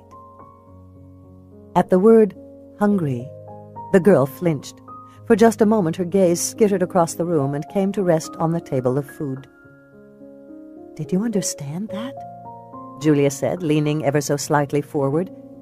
Do you know what hungry means? The girl looked at her for a moment. It lasted less than a breath, but Julia felt its impact all the way to her toes. Understanding. She'd bet her degrees on it. Very slowly, Julia reached for a second donut. She placed it on a red plastic plate and then stood up. She walked closer to the girl than she'd been before. This time, there was about 6 feet between them. Once again, the child snorted and whimpered and tried to back up, but the wall pinned her in place. Julia set the plate on the floor and gave it a little push. It skidded across the linoleum, close enough to the child that she could smell its vanilla-y sweetness, far enough away that she had to move forward to take it. Julia returned to her seat. Go ahead, she said. You're hungry. That's food. This time the girl looked right at her. Julia felt the desperate intensity of those blue-green eyes. She wrote down, food. No one will hurt you, Julia said. The girl blinked. Was that a reaction to the word hurt? She wrote it down. Minutes passed. Neither one of them looked away. Finally, Julia glanced at the window by the door. Dr. Better-Looking-Than-God was there, watching them. The second Julia glanced away, the girl ran for the food, snatched it up, and returned to her spot, like a wild animal returning to its lair to feed. And the way she ate! The girl put most of the donut into her mouth and started to chew loudly. Julia could tell when the taste kicked in. The girl's eyes widened. Can't beat a good donut. You should taste my mom's brownies. They were delicious. Julia stumbled slightly over the past tense of the word. The odd thing was she would have sworn the child noticed, though she couldn't have said why she thought so. You'd better have some protein with that, kiddo. Too much sugar isn't good. She got a hot dog and doctored it up with ketchup and mustard, then set it down on the floor about 2 feet closer to the table than before. The girl looked at the empty plate where the donut had been. It was obvious that she recognized the difference. She seemed to be gauging the additional distance, calculating additional risk. You can trust me, Julia said softly. No response. I won't hurt you. The girl's chin slowly came up, those blue-green eyes fixed on her. You understand me, don't you? Maybe not everything, but enough. Is English your first language? Are you from around here? The girl glanced down at the hot dog. Nia Bay, Joyce, Squim, Forks, Sappho, La Push, Mystic. Julia watched closely for a reaction. None of the local towns prompted a response. A lot of families go hiking in the forest, especially along Fall River. Had the girl blinked at that? She said it again. Fall River. Nothing. Forest. Trees. Deep woods. The girl looked up sharply. Julia got up from her seat and very slowly moved toward the girl. When she was almost close enough to make contact, she squatted down so that she and the child were at eye level. Reaching behind her, she felt around for the hot dog plate. Finding it, she grasped the plastic rim and held the plate of food forward. Were you lost in the woods, honey? That can be so scary. All that darkness, all those sounds. Did you get separated from your mommy and daddy? If you did, I can help you. I can help you go back where you belong. The girl's nostrils flared, but whether from the words or the scent of the hot dog, Julia couldn't be sure. For a moment there, maybe at the word back or help, there had been a flash of fear in those young eyes. You're afraid to trust me. Maybe your mom and dad told you not to talk to strangers. That's normally good advice. But you're in trouble, honey. I can only help you if you'll talk to me. How else can I get you home? You can trust me. I won't hurt you, she said again. No hurt. At that, the girl inched slowly forward. Not once did her gaze waver or lower. She stared directly at Julia as she scuttled forward in her awkward crouch. No hurt, Julia said again as the girl neared. The child was breathing fast. Her nostrils were blowing hard. Sweat sheened her forehead. She smelled vaguely of urine because of the diapers they'd been unable to change. The hospital gown hung slack on her tiny body. Her toenails and fingernails were long and still slightly grimy. She reached for the hot dog, grabbed it in her hands. She brought it to her nose, sniffed it, frowning. It's a hot dog, Julia said. Your parents probably brought them on the camping trip. Where did you go on that trip? Do you remember? Do you know the name of your town? Mystic? Forks? Joyce? Where did your daddy say you were going? Maybe I could go get him. The girl attacked her. It happened so fast that Julia couldn't respond. 1 second she was sitting there talking softly. The next, she felt herself falling backward, hitting her head on the floor. The girl jumped on Julia's chest and clawed at her face, screaming unintelligible words. Max was there in an instant, pulling the girl off Julia. Dazed, Julia tried to sit up. She couldn't focus. When the world finally righted itself, she saw Max sedating the child. No! Julia cried, trying to get to her feet. Her vision blurred. She stumbled. Max was back at her side, steadying her. I've got you. Julia wrenched away from him and fell to her knees. I can't believe you sedated her. Damn it! Now she'll never trust me. She could have hurt you, he said in an irritatingly matter-of-fact voice. She's all of what, 45 pounds? Her cheeks hurt. So did the back of her head. She couldn't believe how fast the attack had come on. She let out a shaky breath and glanced around the room. The girl lay on a mattress by the back wall, asleep. Even in slumber, she was curled into a tight ball, as if the whole world could hurt her. Damn it! How long will she sleep? Not more than a few hours. I think she was looking for a weapon when I came in.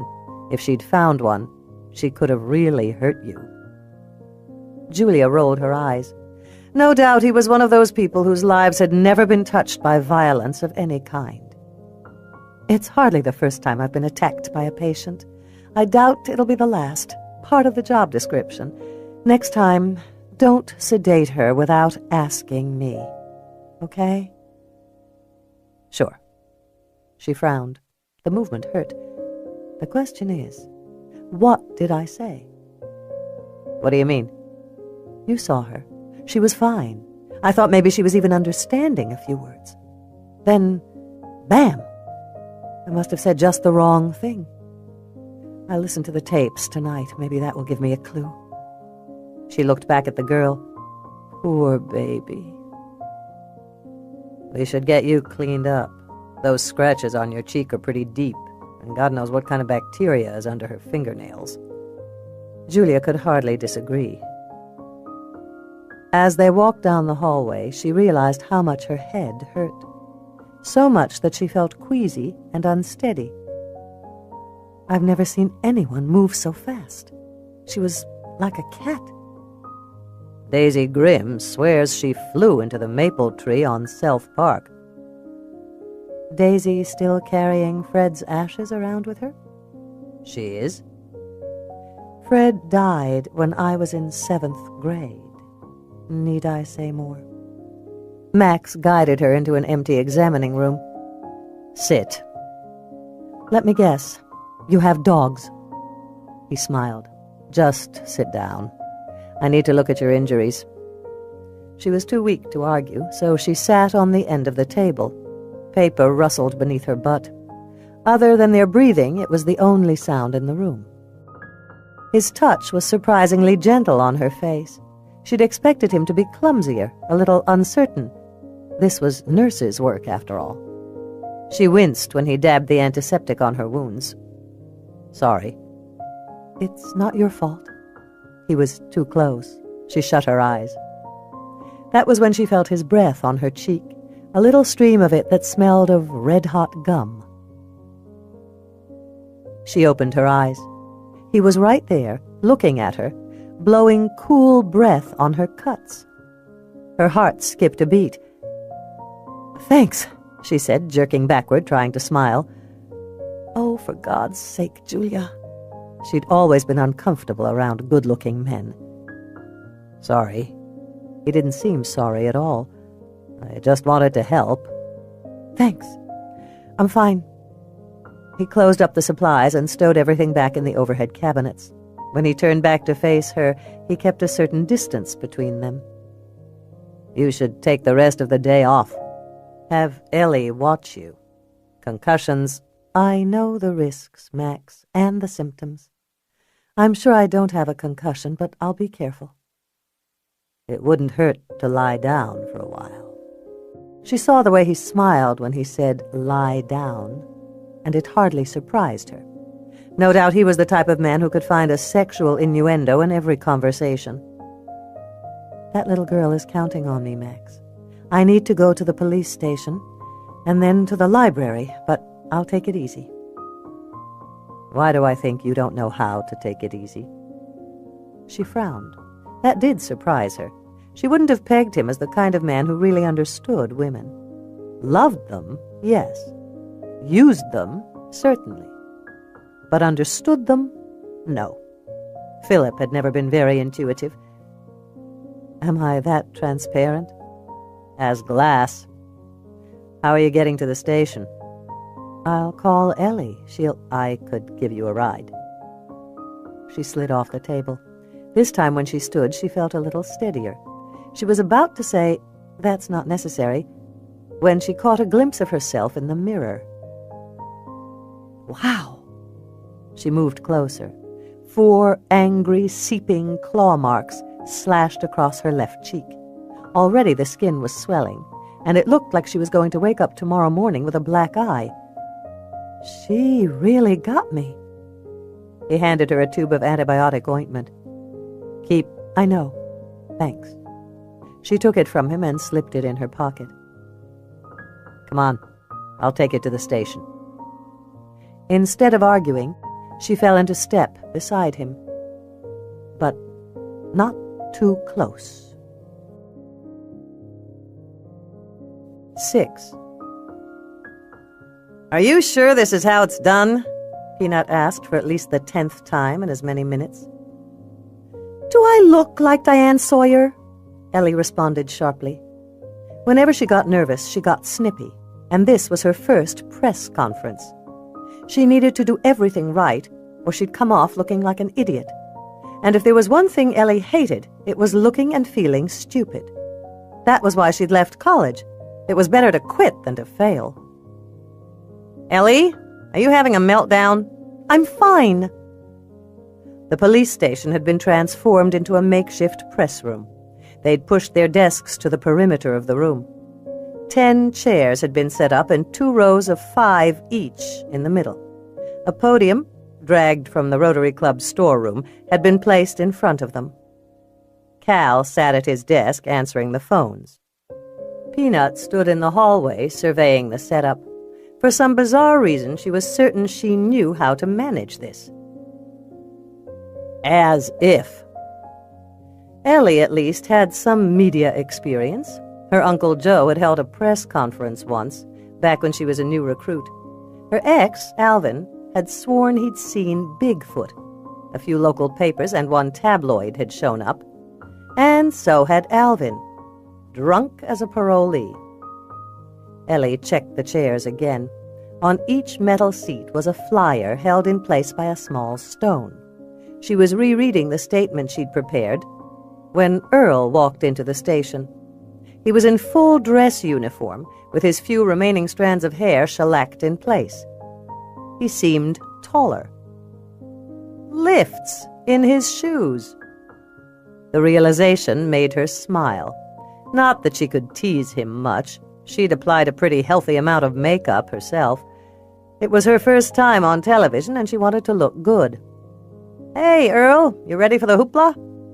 He nodded. His Adam's apple bobbed up and down his thin throat. Myra pressed my uniform. She said a man on television needed knife pleats on his pants. That's a good woman you married, Earl. Yes, it is. Ellie went back to reading. She concentrated on each word, trying to memorize her lines. She barely looked up as reporters streamed in and sat down. By 6 o'clock, all of the chairs were filled. Photographers and videographers stood behind the rows of chairs. "It's time," Peanut said, coming up to her. "And you have lipstick on your teeth." Perfect. Ellie wiped her teeth and leaned forward, tapping the microphone. It thumped and whined. Sound ricocheted through the room. Several people covered their ears. Sorry. She eased back a little bit. Thank you all for coming. As most of you know, we need your help. A young girl has arrived in Rain Valley. We have no idea who she is or where she is from. Our best estimates put her age at somewhere between 5 and 7 years. On your seats, you'll find an artist's sketch. She has black hair and blue-green eyes. Dental records are not yet available, but she appears to have had no fillings or other work done. She has naturally lost a number of baby teeth. Such a loss is consistent with our age assertions. We have consulted with all available state and local agencies, as well as the Center for Missing Children, and have, as yet, been unable to identify her.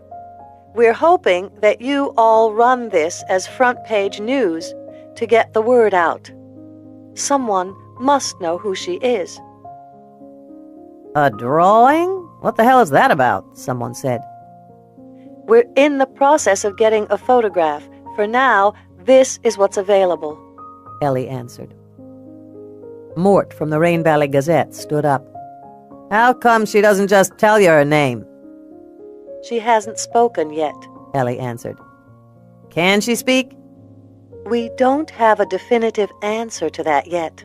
Early indications, however, lead us to believe there is no physical barrier to speech. A man wearing a Seattle Times baseball hat stood up. "So she's clammed up on purpose?" We don't know yet. "Is she wounded or ill?" Or crazy? Ellie was formulating her answer when Earl stepped to the microphone and said, "We've got a famous psychiatrist."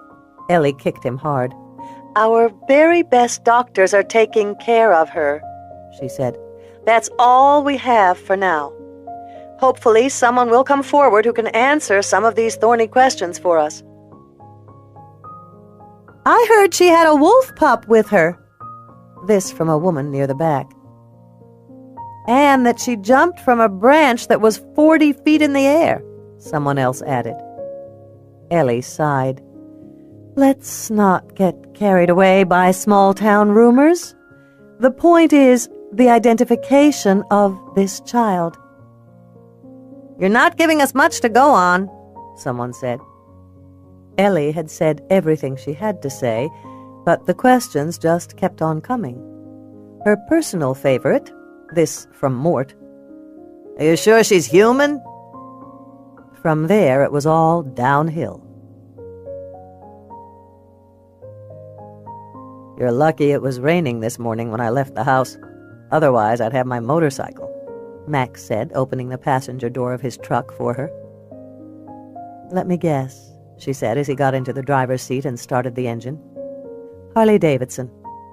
"How'd you know?" "The pierced ear. I'm a shrink, remember? We tend to notice the little things." He drove out of the parking lot. "Oh, do you like bikes?" "The ones that go 70 miles an hour? No." "Too fast, too free, huh?" She stared out the window at the passing trees, wishing he would slow down. "Too many organ donors." Several blocks passed between them in silence. Finally, Max said, "So, have you formed any specific conclusions about her yet?" It was the sort of question medical professionals always asked psychiatrists. They didn't understand how much time an accurate diagnosis could take, but she appreciated the return to professionalism. "I can tell you what I don't think. Ruling out is always a good place to start. I don't believe she's deaf, at least not completely. I also don't believe she's profoundly mentally challenged. However, that's a hunch. As to autism, that's certainly the best guess for now, although if she is autistic, she's high-functioning." "You sound like you don't really believe that diagnosis either." "I need a lot more time to run tests. When she looked at me..." Her words trailed off. She was hesitant to speculate without more information. It was yet another ramification of her recent problems. She was, for the first time in her life, afraid to be wrong. "What?" "She looked at me. That's the point. Not near me or through me or beside me, but at me. And sometimes she appeared to understand words. Hurt, food, hungry. Those I'd swear she understood." "Do you think a word set her off?" "I have no idea. Honestly, I can't remember what I said to her." "Can she speak?" "So far, it's only sounds. Expressions of the purest emotions. I can tell you this. Elective mutism is a common response to childhood trauma." "And there's been some serious trauma in her life." "Yes." The weight of those words made the air between them feel heavy suddenly, and sad.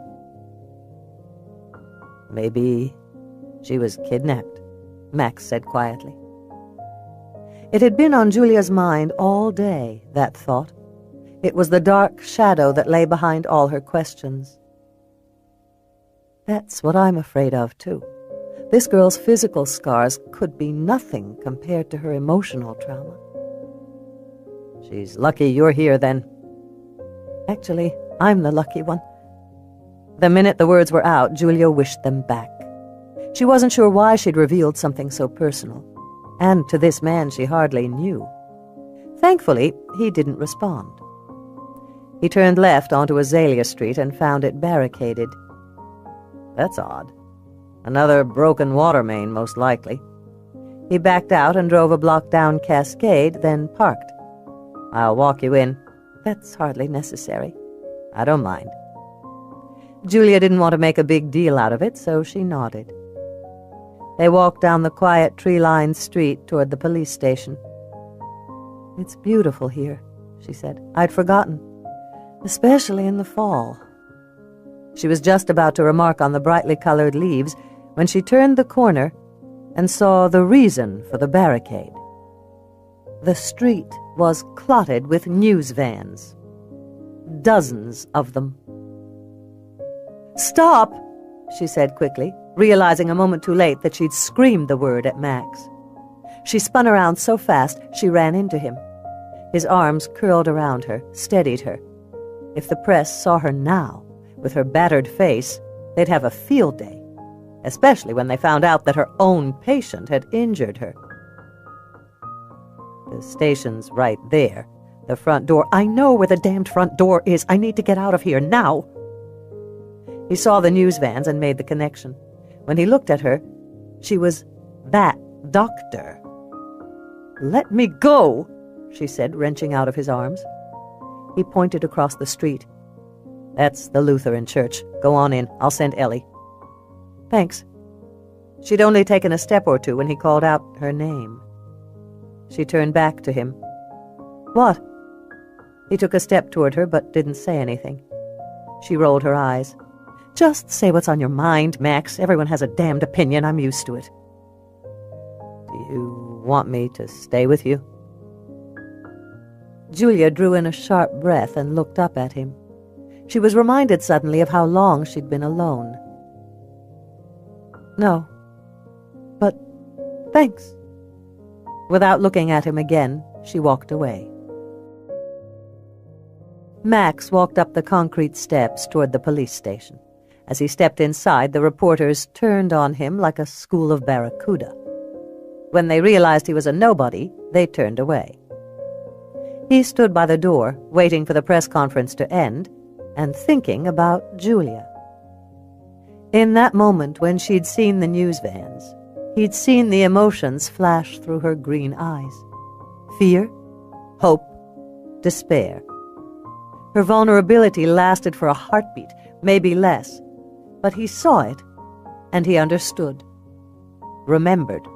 When the media turned their white-hot light on you, there was nowhere to hide. He pushed through the waning crowd. Ellie was at the podium, standing between Earl and Peanut. He pulled her aside, said sharply, "Your sister is waiting for you in the Lutheran church." Ellie winced. "She was here?" "She was." "Shit!" Max was surprised by a bolt of anger. "Here's a hint. Next time you gather the press, give her fair warning." "I didn't think—" "I know." "What's your problem?" He could hardly answer that. "Just be more careful next time." Before she could say anything else, he walked away. Outside, he paused on the concrete steps of the city hall. All around him, reporters were talking among themselves and packing up their gear. An American flag flapped in the breeze overhead. Across the street, the white stone church sat huddled in the shade of a mammoth fir tree. When he looked closely, he saw the silhouette of a woman in the window. Julia. He used to be the kind of man who would cross the street now, go to her, and offer help. Instead, he went to his truck, climbed in, and headed for home. As he drove down Lakeshore Drive, the sun began its slow descent toward the lake. At his battered mailbox, he withdrew the usual stack of junk mail and bills, then turned onto his driveway, which was a ribbon of potholed gravel road that unspooled through a nearly impenetrable forest. These were the acres his great-great-grandfather had homesteaded more than 100 years ago, with the grandiose idea of building a world-class fishing and hunting lodge. But a single year in the wet, green darkness had changed the old man's mind. He'd cleared 2 acres out of the 100 he owned, and that was as far as he got. He moved to Montana and built his fishing lodge. In time, he forgot about these wild acres tucked deep in the woods along Spirit Lake. They were passed from eldest son to eldest son as wills were read, until at last they came to Max. It was anticipated by the whole of his family that he would do with this land what had always been done with it: nothing. Each generation had checked on the value of the acreage. Each had been surprised by how little it was worth. So they'd kept paying the taxes and ignoring their ownership of the land. If his life had unfolded as he'd expected, no doubt Max would have done the same. He parked in the garage beside the Harley-Davidson Fat Boy motorcycle that was his favorite toy, and went into the house. Inside, he flipped the light switches. Emptiness greeted him. There were precious few pieces of furniture in the great room. To the left was a huge pine table with a single chair at one end. A gorgeous river rock fireplace covered the eastern wall, its mantel empty of decoration. In front of it was an oxblood leather sofa, a battered coffee table, and a beautiful wooden cabinet. Max tossed his coat on the sofa, then felt beneath the cushions for a remote. Within moments, a plasma TV screen rose up from the custom-made rosewood cabinet. He clicked it on. It didn't matter what was on the screen. All he cared about was the noise. He hated a quiet house. He went upstairs, took a quick shower, and changed his clothes. He was at the steamy mirror, shaving, when he thought about her again. The pierced ear. He put down his razor slowly, staring at the tiny dot in his ear. It was barely visible anymore. He hadn't worn an earring in more than 7 years. But she'd seen it, and in seeing it, she'd glimpsed the man he used to be.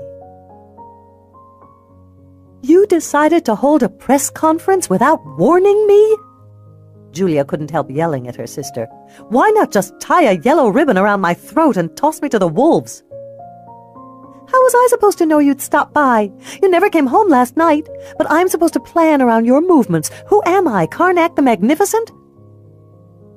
Julia sat back in the car seat and crossed her arms. In the sudden silence, rain pattered the windshield of the police cruiser. "Maybe the media should know you're here. I'll tell them how much we believe." "You think it would be a good thing to show my face on camera? Now? My patient, a kid, mind you, beat me up. It hardly is a ringing endorsement of my skills." "That's not your fault." "I know that," Julia snapped. "Believe me when I tell you they won't." It was the same thing she'd told herself a dozen times in the last 30 minutes. For a moment there, when she'd seen those reporters, she'd considered revealing herself as the doctor on this case. But it was too early. They no longer trusted her. She needed to do something right, or they'd ruin her. Again. She had to get the girl talking. And fast. This was obviously going to be a big story for a few days. Headlines would be everywhere. People would be speculating about the girl's identity. The story would probably run that she was incapable of intelligible speech because of brain damage, or unwilling to talk because of fear or trauma. Nothing seized the public attention like a mystery. The press would pull at every strand. Sooner or later, Julia knew, she would be part of the story. Ellie pulled up in front of the library. The building, an old converted taxidermy shop, sat tucked up against a stand of towering Douglas fir. Night was falling fast, so the gravel path to the door could barely be seen. "I sent everyone home for the night," Ellie said, reaching into her breast pocket for the key. "Just like you asked. And, Jules, I am sorry." "Thanks." Julia heard the wobble in her voice. It revealed more than she would have liked. And Ellie heard it. If things had been different between them, this was the moment when she would reach out to her sister and say, "I'm scared to face the media again." Instead, she cleared her throat and said, "I need somewhere private to work with the child. As soon as we find a temporary foster parent, we can move her. We're looking for—" "I'll do it. Call DSHS. There shouldn't be any problem getting me approved. I'll get the paperwork filled out tonight." "Are you sure?" "I'm sure. I can't help her an hour a week or even an hour a day. She'll be a full-time job for a while. Get the paperwork started from your end."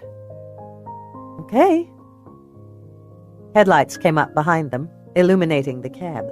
Moments later, there was a knock at the car window that sounded like gunfire.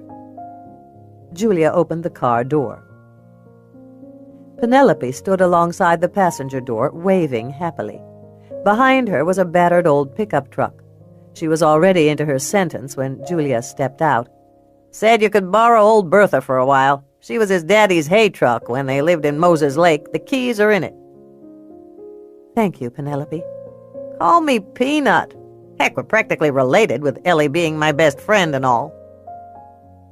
Julia had a sudden memory of Penelope at Mom's funeral. She'd taken care of everything and everyone like a den mother. When Ellie had started to cry, Penelope bustled her out of the room. Later, Julia had seen her sitting beside Ellie on the end of her parents' bed, rocking a sobbing Ellie as if she were a child. Julia could have used a friend like that in the past year. Thanks, Peanut. Ellie got out of the cruiser and came around to where they stood. Her police-issue black heels crunched the gravel. As they stood there, the clouds drifted away to reveal a watery moon. Get in the car, P. I'll walk her to the front door. Peanut fluttered her fingers in a sorority girl wave and lowered herself into the cruiser, slamming the door shut. Julia and Ellie walked up the gravel path to the library. As they neared the entrance, moonlight fell on the "Reading is Fun" poster that filled the front window. Ellie unlocked the door and opened it, leaning forward to flick on the lights. Then she looked at Julia. Can you really help this girl? Julia's anger slipped away, along with the residue of her fear. They were back on track, talking about what mattered. Yes. Any progress on her identity? No. We've input her height, weight, eye and hair color into the system, so we're narrowing the possibilities down. We've also photographed and logged the scarring on her legs and shoulder. She has a very particular birthmark on her back left shoulder, too. That's the one identifying mark we know has always been on her. The FBI advised me to keep it secret, to weed out the kooks and crackpots. Max sent her dress to the lab to look for fibers, but I'm sure the dress is homemade, so it won't give us a factory. Maybe DNA, but that's a real long shot. Her fingerprints don't match any recorded missing kids. That's not unusual, of course. Parents don't routinely fingerprint their kids. We've got her blood, so if someone comes forward, we can run a DNA test. Ellie sighed. In other words, we're hoping that her mother reads tomorrow's newspaper and comes forward. Or that you can get her to tell us her name. What if it was her mother that tied her up and left her to die? Ellie's gaze was steady. It was obvious that she'd thought the same thing. They both knew that the overwhelming number of child abductions were by family members. Cases like Elizabeth Smart were incredibly rare. Then you'd better get the truth out of her, she said quietly. It's the only way we can help her. Nothing like a little pressure. On both of us, believe me. Until this week, my toughest law enforcement job was taking car keys from people at the poorhouse on Friday night. We'll take it one step at a time, I guess. First off, I need a place to work with her. I'm on it. Good. Julia smiled. Don't wait up for me. I'll be home late. She stepped over the threshold and onto the serviceable brown carpeting. Ellie touched her shoulder. Jules? Julia turned. Her sister's face was half in shadow and half in light. Yes? I believe you can do it, you know. Julia was surprised by how much that meant to her. She didn't trust her voice to sound normal, so she didn't say thank you. Instead, she nodded, then turned on her heel and went into the brightly lit library. Behind her, she heard Ellie sigh heavily and say, I believe in you too, big sis. I know you can find the kid's family. Then the door banged shut. Julia winced. It had never occurred to her to return the sentiment. She'd always seen her sister as indestructible. Ellie had never needed approval the way she had. Ellie had always expected the world to love her, and the world had complied. It was unsettling to get a glimpse of her sister's inner nature. There was a vulnerability in there somewhere, a fragility that belied the tough girl meets beauty queen exterior. So, they had something else in common, after all. Julia walked around a grid of tables to the row of computers.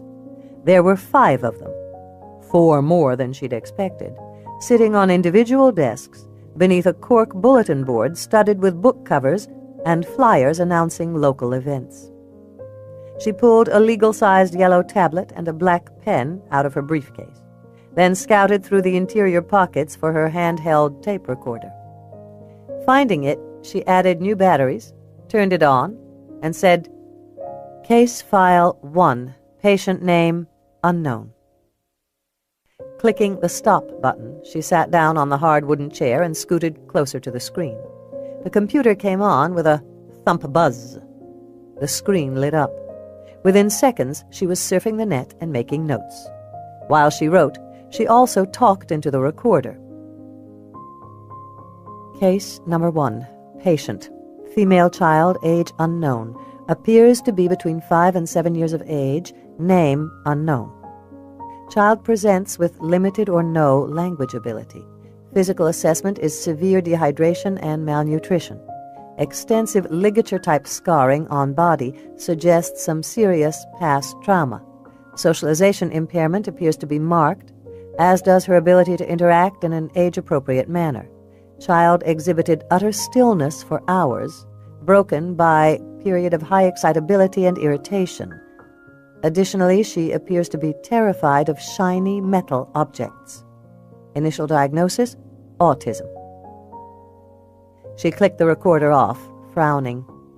It didn't feel right.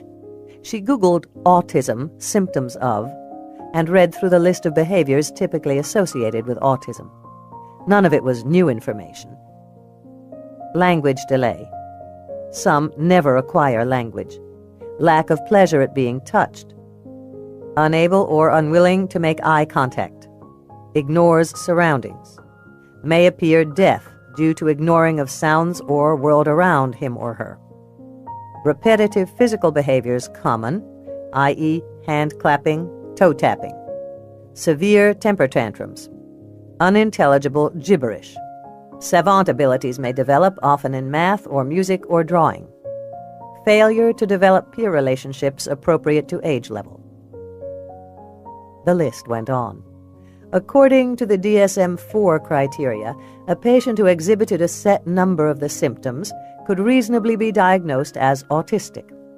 Unfortunately, she hadn't observed the child fully enough to answer many of the behavioral questions. Like, did the girl like to be touched?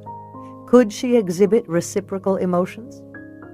To these, Julia had no concrete answers. But she had a gut response.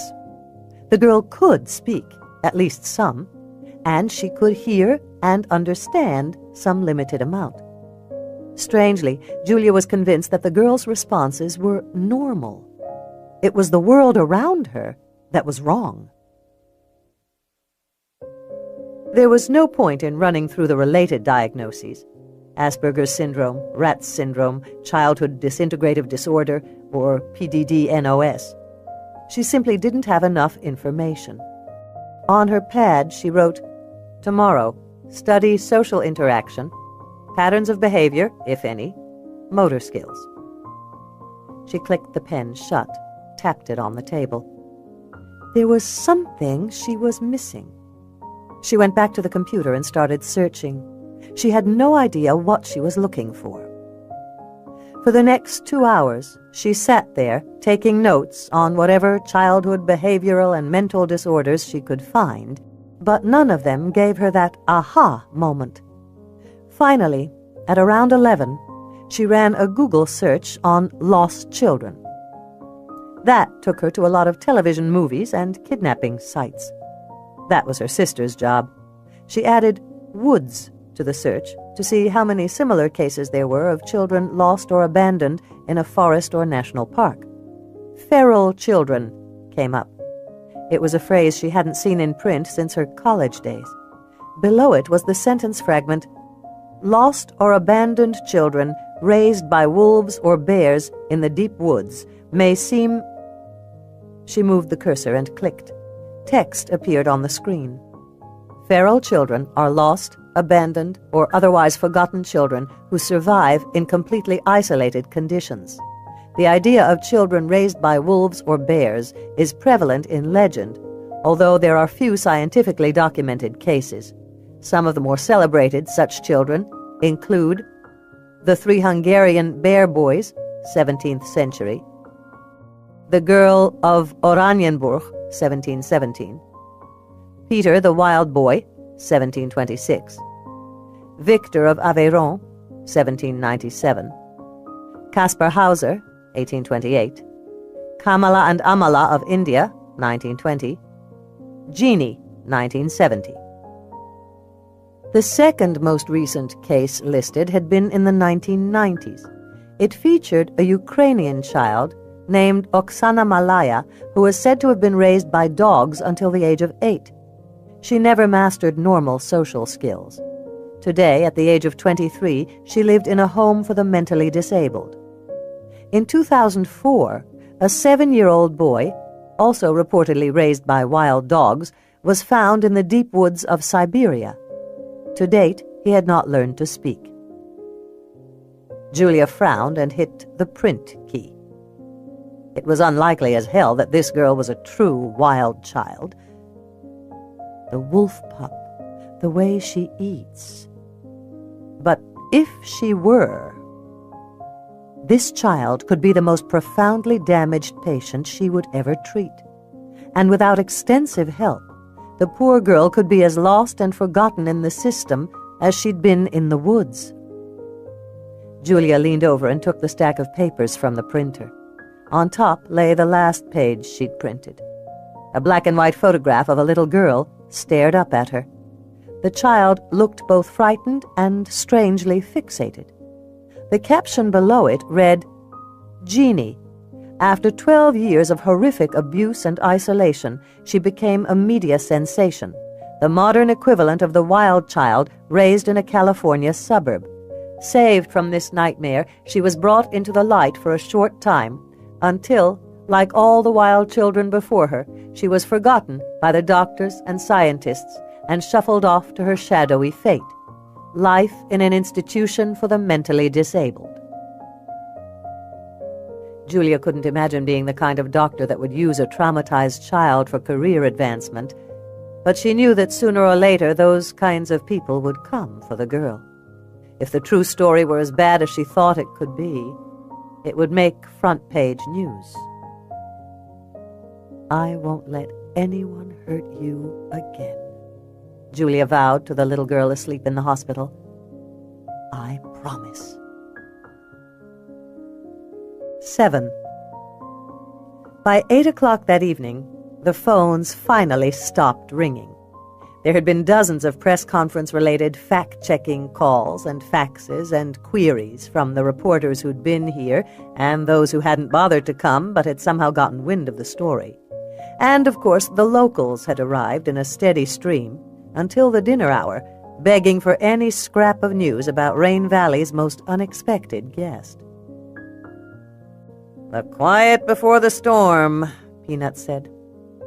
Ellie looked up from the stack of papers on her desk just in time to see her friend light up a cigarette. "I asked. You grunted," Peanut said before Ellie could argue. Ellie didn't bother fighting. "What about the storm?" "It's the quiet before. Tomorrow all hell is going to break loose. I watch court TV, I know. Today there were a few local channels and papers here. One flying wolf girl headline, and that will change. Every reporter in the country will want in on the story." She shook her head, exhaling smoke and coughing. "That poor kid, how will we protect her?" "I'm working on that." "And how will we trust whoever comes to claim her?" It was the question that haunted Ellie, the root of her disquiet. "That's been bothering me from the get-go, P. I don't want to hand her over to the very people who hurt her, but I have damned little evidence. gut instinct doesn't go far in today's legal system. I'm actually hoping there's a kidnapping report. How sad is that? I'd love to return a little girl who was outright stolen from her home. Then there might be blood samples and a suspect. If it's not that simple, she shrugged. I'll need some help from the big boys. Without a crime, they'll stay away, like thieves from a lineup. They'll want you to do all the hard work. The state might step in, but only to warehouse her. They've already told us as much. Ellie had ridden this merry-go-round of worries and outcomes all night. She was no closer to an answer now than when she climbed aboard. It's all up to Julia, I guess. If she can get a story out of the girl, we have a starting place. If the girl can talk, you mean? That's Julia's side of the problem. And if anyone can help that girl, it's my sister. Right now, our job is to find her a place to work. Ellie tapped her pen on the desk. Peanut started coughing again. Put that thing out, P. You're the worst smoker I've ever seen. And I've actually gained a pound this week. I'm going back to eating only cabbage soup. Or maybe carrot sticks. Peanut put out her cigarette. Hey, how about the old sawmill? No one would look for her there. Too cold. Too indefensible. Some wily tabloid photographer would find a way in. 4 roads lead up to it. At least 6 doors would need to be guarded. And it's public property. County hospital? Too many employees. Sooner or later, someone would sell the story. Ellie frowned. What we need is a secret location and a cone of silence. In Rain Valley? You must be joking. This town lives for gossip. Everyone will want to talk to the press. Of course. The answer was so obvious, she didn't know how she'd missed it. This was just like that time in high school when they'd stolen the attendance sheet on senior skip day. Ellie had planned the whole thing. Call Daisy Grimm. Peanut glanced at the clock. The Bachelor is on. I don't care. Call her. I want everybody who is anybody in this town at a 6 a.m. meeting at the Congregational Church. A town meeting? About what? It's top secret. A secret town meeting? And at dawn? How dramatic. Peanut pulled a pen out from the ratted coil of her auburn hair. What's the agenda? The flying wolf girl, of course. If this town wants to gossip, we'll give them something to talk about. Ooh-wee! This is going to be fun!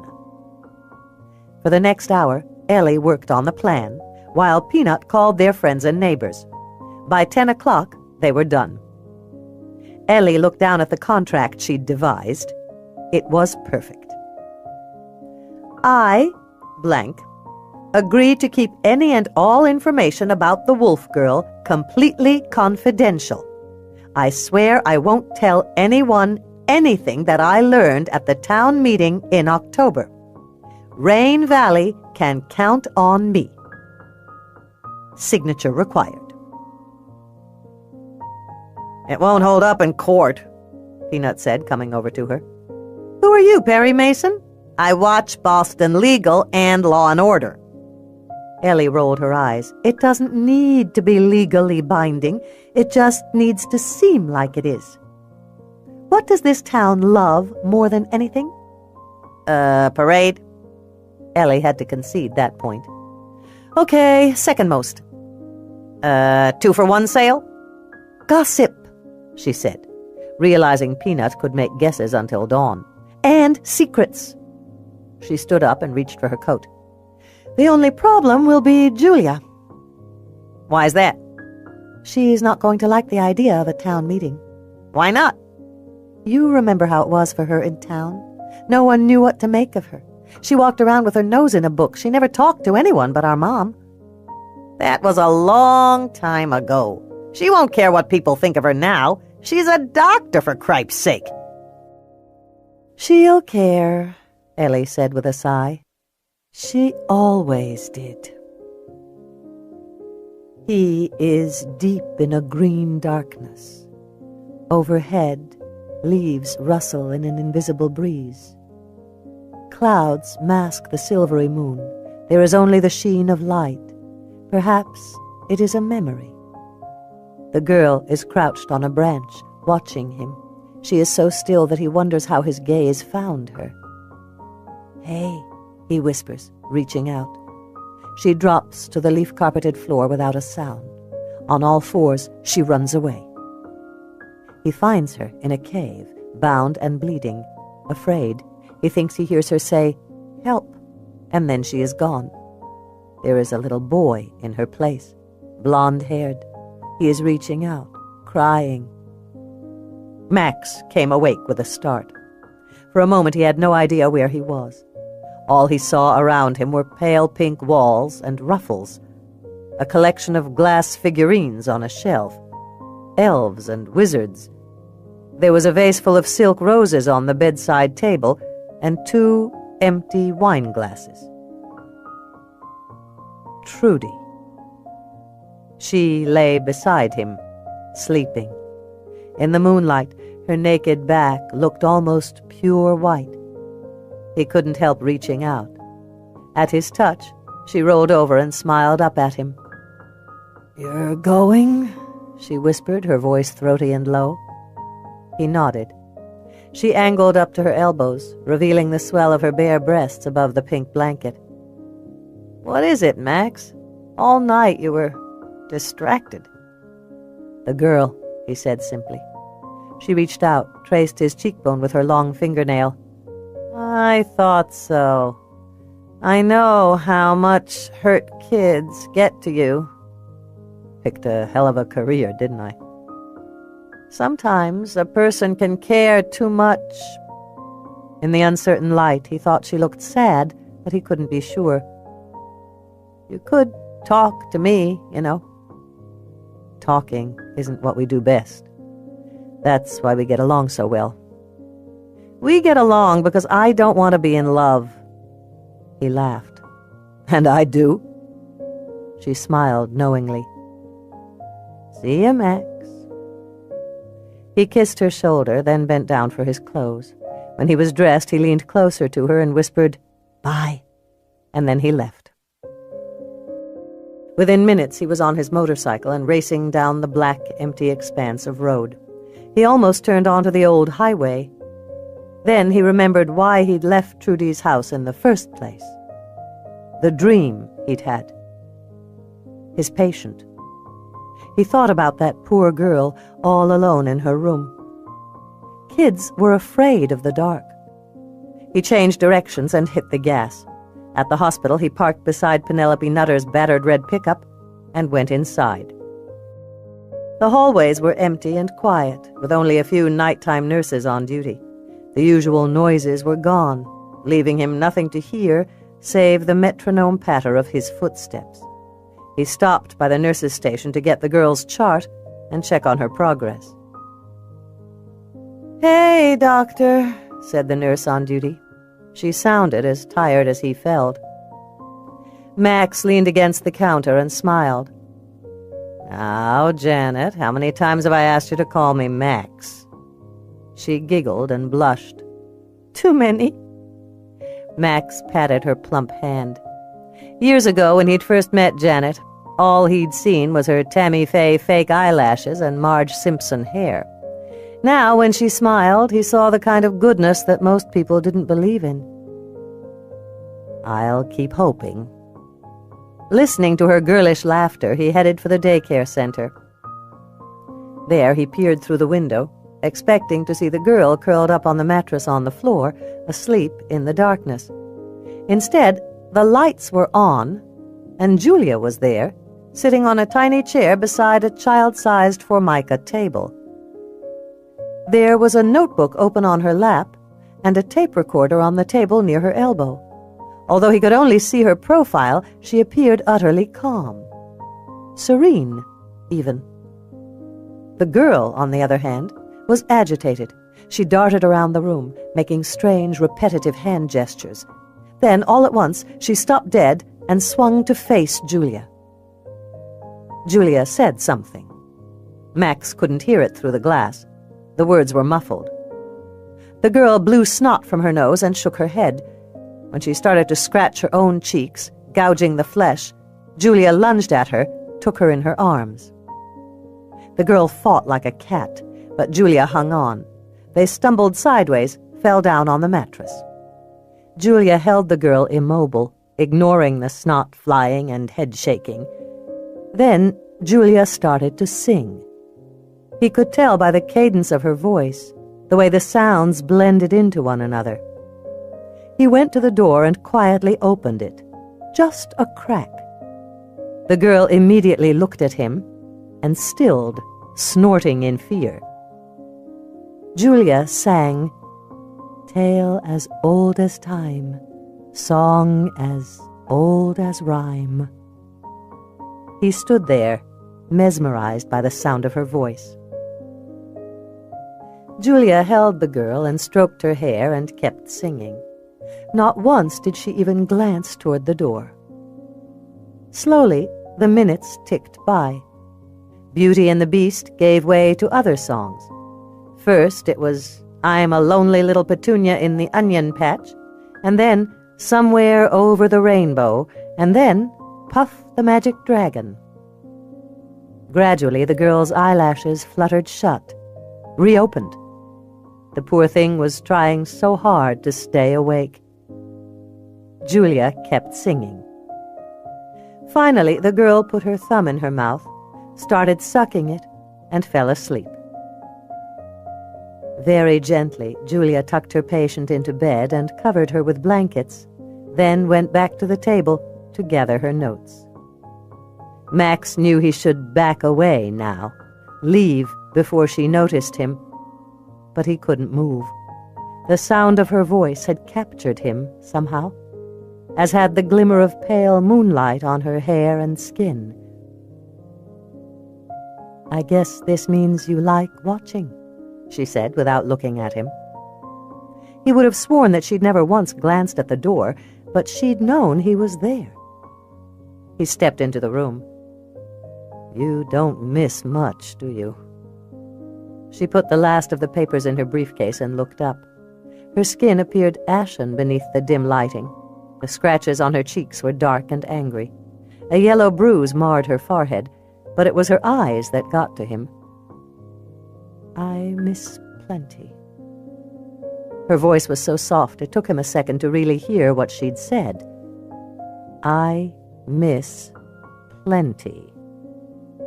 She was talking about that patient of hers, the one that killed those children in Silverwood and then committed suicide. He knew about that kind of guilt. "You look like a woman who could use a cup of coffee." "Coffee? At 1 o'clock in the morning? I don't think so, but thank you."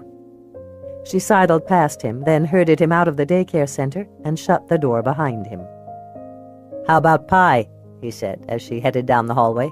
"Pie is good any time of the day." She stopped, turned around. "Pie?" He moved toward her, unable to keep from smiling. "I knew I could tempt you." She laughed at that, and though it was a tired, not quite genuine sound, it made his smile broaden. "The pie tempted me." He led her to the cafeteria and flipped on the lights. In this quiet time of night, the place was empty. The cases and buffets were bare. "Take a seat." Max eased around the sandwich counter and went back into the kitchen, where he found 2 pieces of marionberry pie, which he covered with vanilla ice cream.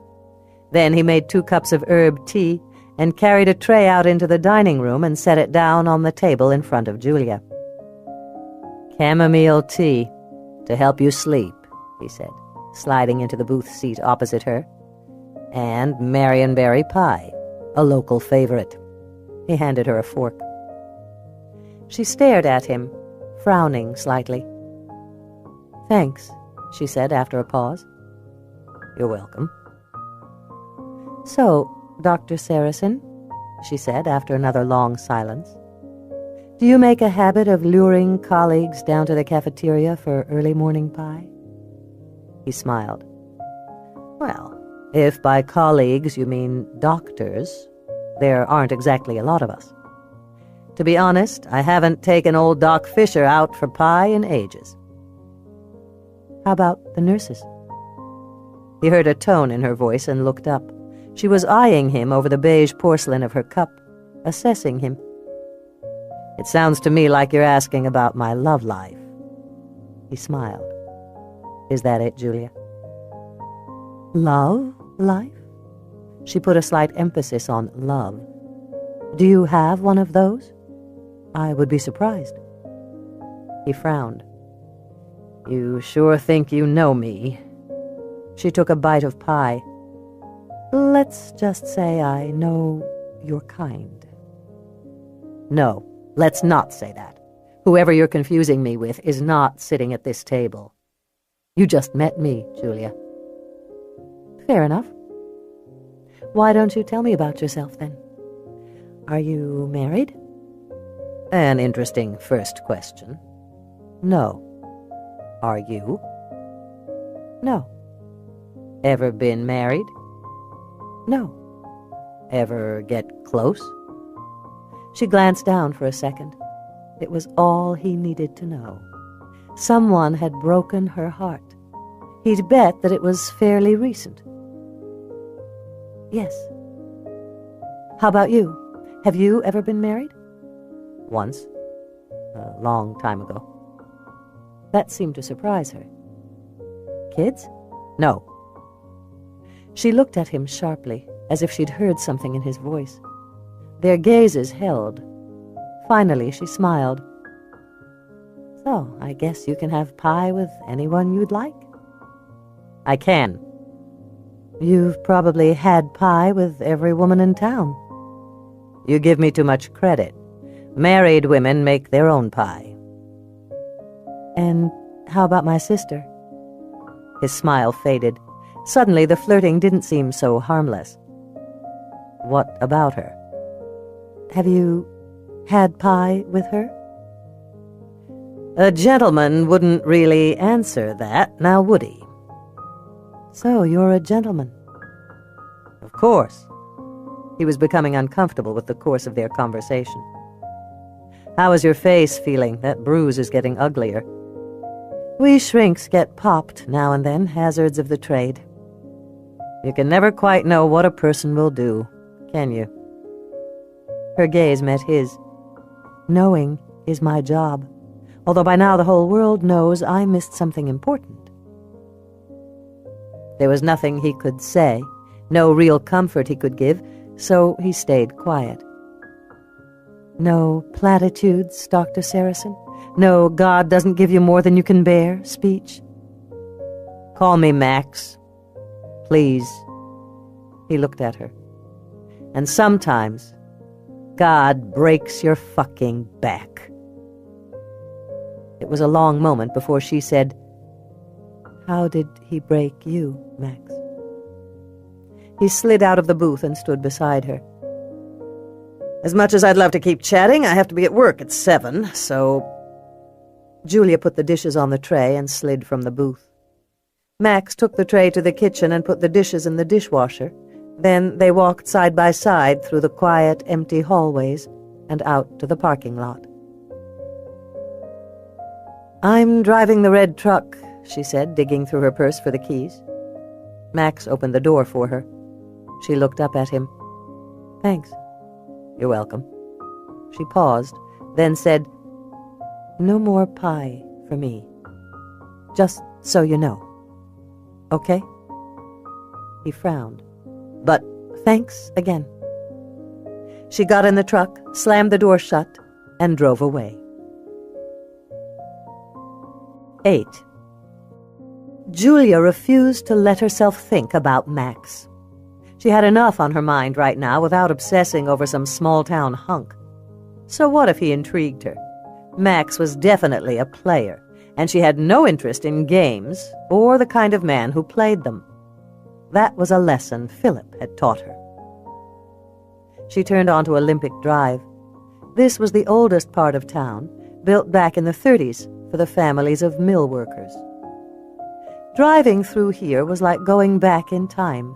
She came to a stop at the T in the road, and there it was, caught in her headlights. The lumber store.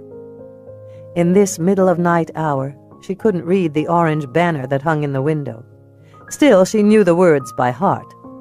This community is supported by timber. Those same banners had been strung throughout town since the Spotted Owl days. This store was the heart of the West End. In the summer, it opened as early as 3 o'clock in the morning. And at that, men like her father were already there and waiting impatiently to get started on their day. She eased her foot off the accelerator and coasted through a haze of fog. So often she'd sat in her dad's pickup outside this store, waiting for him. He'd been a cutter, her dad. A cutter was to an ordinary logger what a thoracic surgeon was to a general practitioner. The cream of the crop. He'd gone into the woods early, long before his buddies. Alone. Always alone. His friends, other cutters, died so often it stopped being a surprise. But he'd loved strapping spurs onto his ankles, grabbing a rope, and scaling a 200-foot-tall tree. Of course, it was an adventurer's job. Near death every day, and the money to match the risk. They'd all known it was only a matter of time before it killed him. She hit the gas too hard. The old truck lurched forward, bucked, and died. Julia started it up again, found first gear, and headed out to the old highway. No wonder she'd stayed at the hospital so late. She'd told herself it was about the girl, about doing a great job, but that was only part of it. She'd been putting off going back to the house, where there were too many memories. She parked the truck and went inside. The house was full of shapes and shadows, all of which were familiar. Ellie had left the stairwell light on for her. It was the same thing Mom had always done, and the sight of it, that soft golden light spilling down the worn oak stairs, filled her heart with longing. Her mother had always waited up for her. Never in this house had she gone to bed without a nighttime kiss. No matter how badly Mom and Dad were fighting, she always got her kiss from Mom. Julia was 13 years old, the first time she'd seen through the veil. At least, that was how she now thought of it. In one day, she'd gone from believing her family was happy to knowing the truth. Her mother had come in that night with bloodshot eyes and tear-stained cheeks. Julia had only asked a few questions before Mom started to talk. "It's your father," she'd whispered. "I shouldn't tell you, but..." Those next few words were like well-placed charges. They blew Julia's family and her world apart. The worst part was, Mom never told Ellie the same things. Julia went up the stairs. In the tiny second-floor bathroom that attached to her girlhood bedroom, she brushed her teeth, washed her face, and slipped into the silk pajamas she'd brought with her from Beverly Hills, then went into her old room. There was a note on her pillow. In Ellie's bold handwriting, it read, "Meeting at Congregational Church at 6 a.m. to discuss girls' placement. Be ready to leave at 5:45. Good. Her sister was working on it. Julia stayed up another hour, filling out all the paperwork required to be appointed temporary foster parent for the child. Then she climbed into bed and clicked off the light. She was asleep almost instantly. At 4 o'clock, she woke with a start. For a second, she didn't know where she was. Then she saw the ballerina music box on her white desk, and it all came back to her. She remembered her dream, too. She'd been a girl again. That girl. The scarecrow-thin, socially awkward daughter of Big Tom Cates. She threw the covers off her and stumbled out of bed.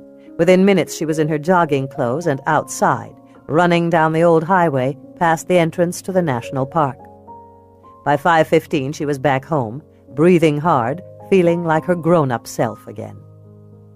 Pale gray pre-dawn light, as watery as everything else in this rainforest climate, shone in flashlight beams through the stand of hemlock trees that grew along the river.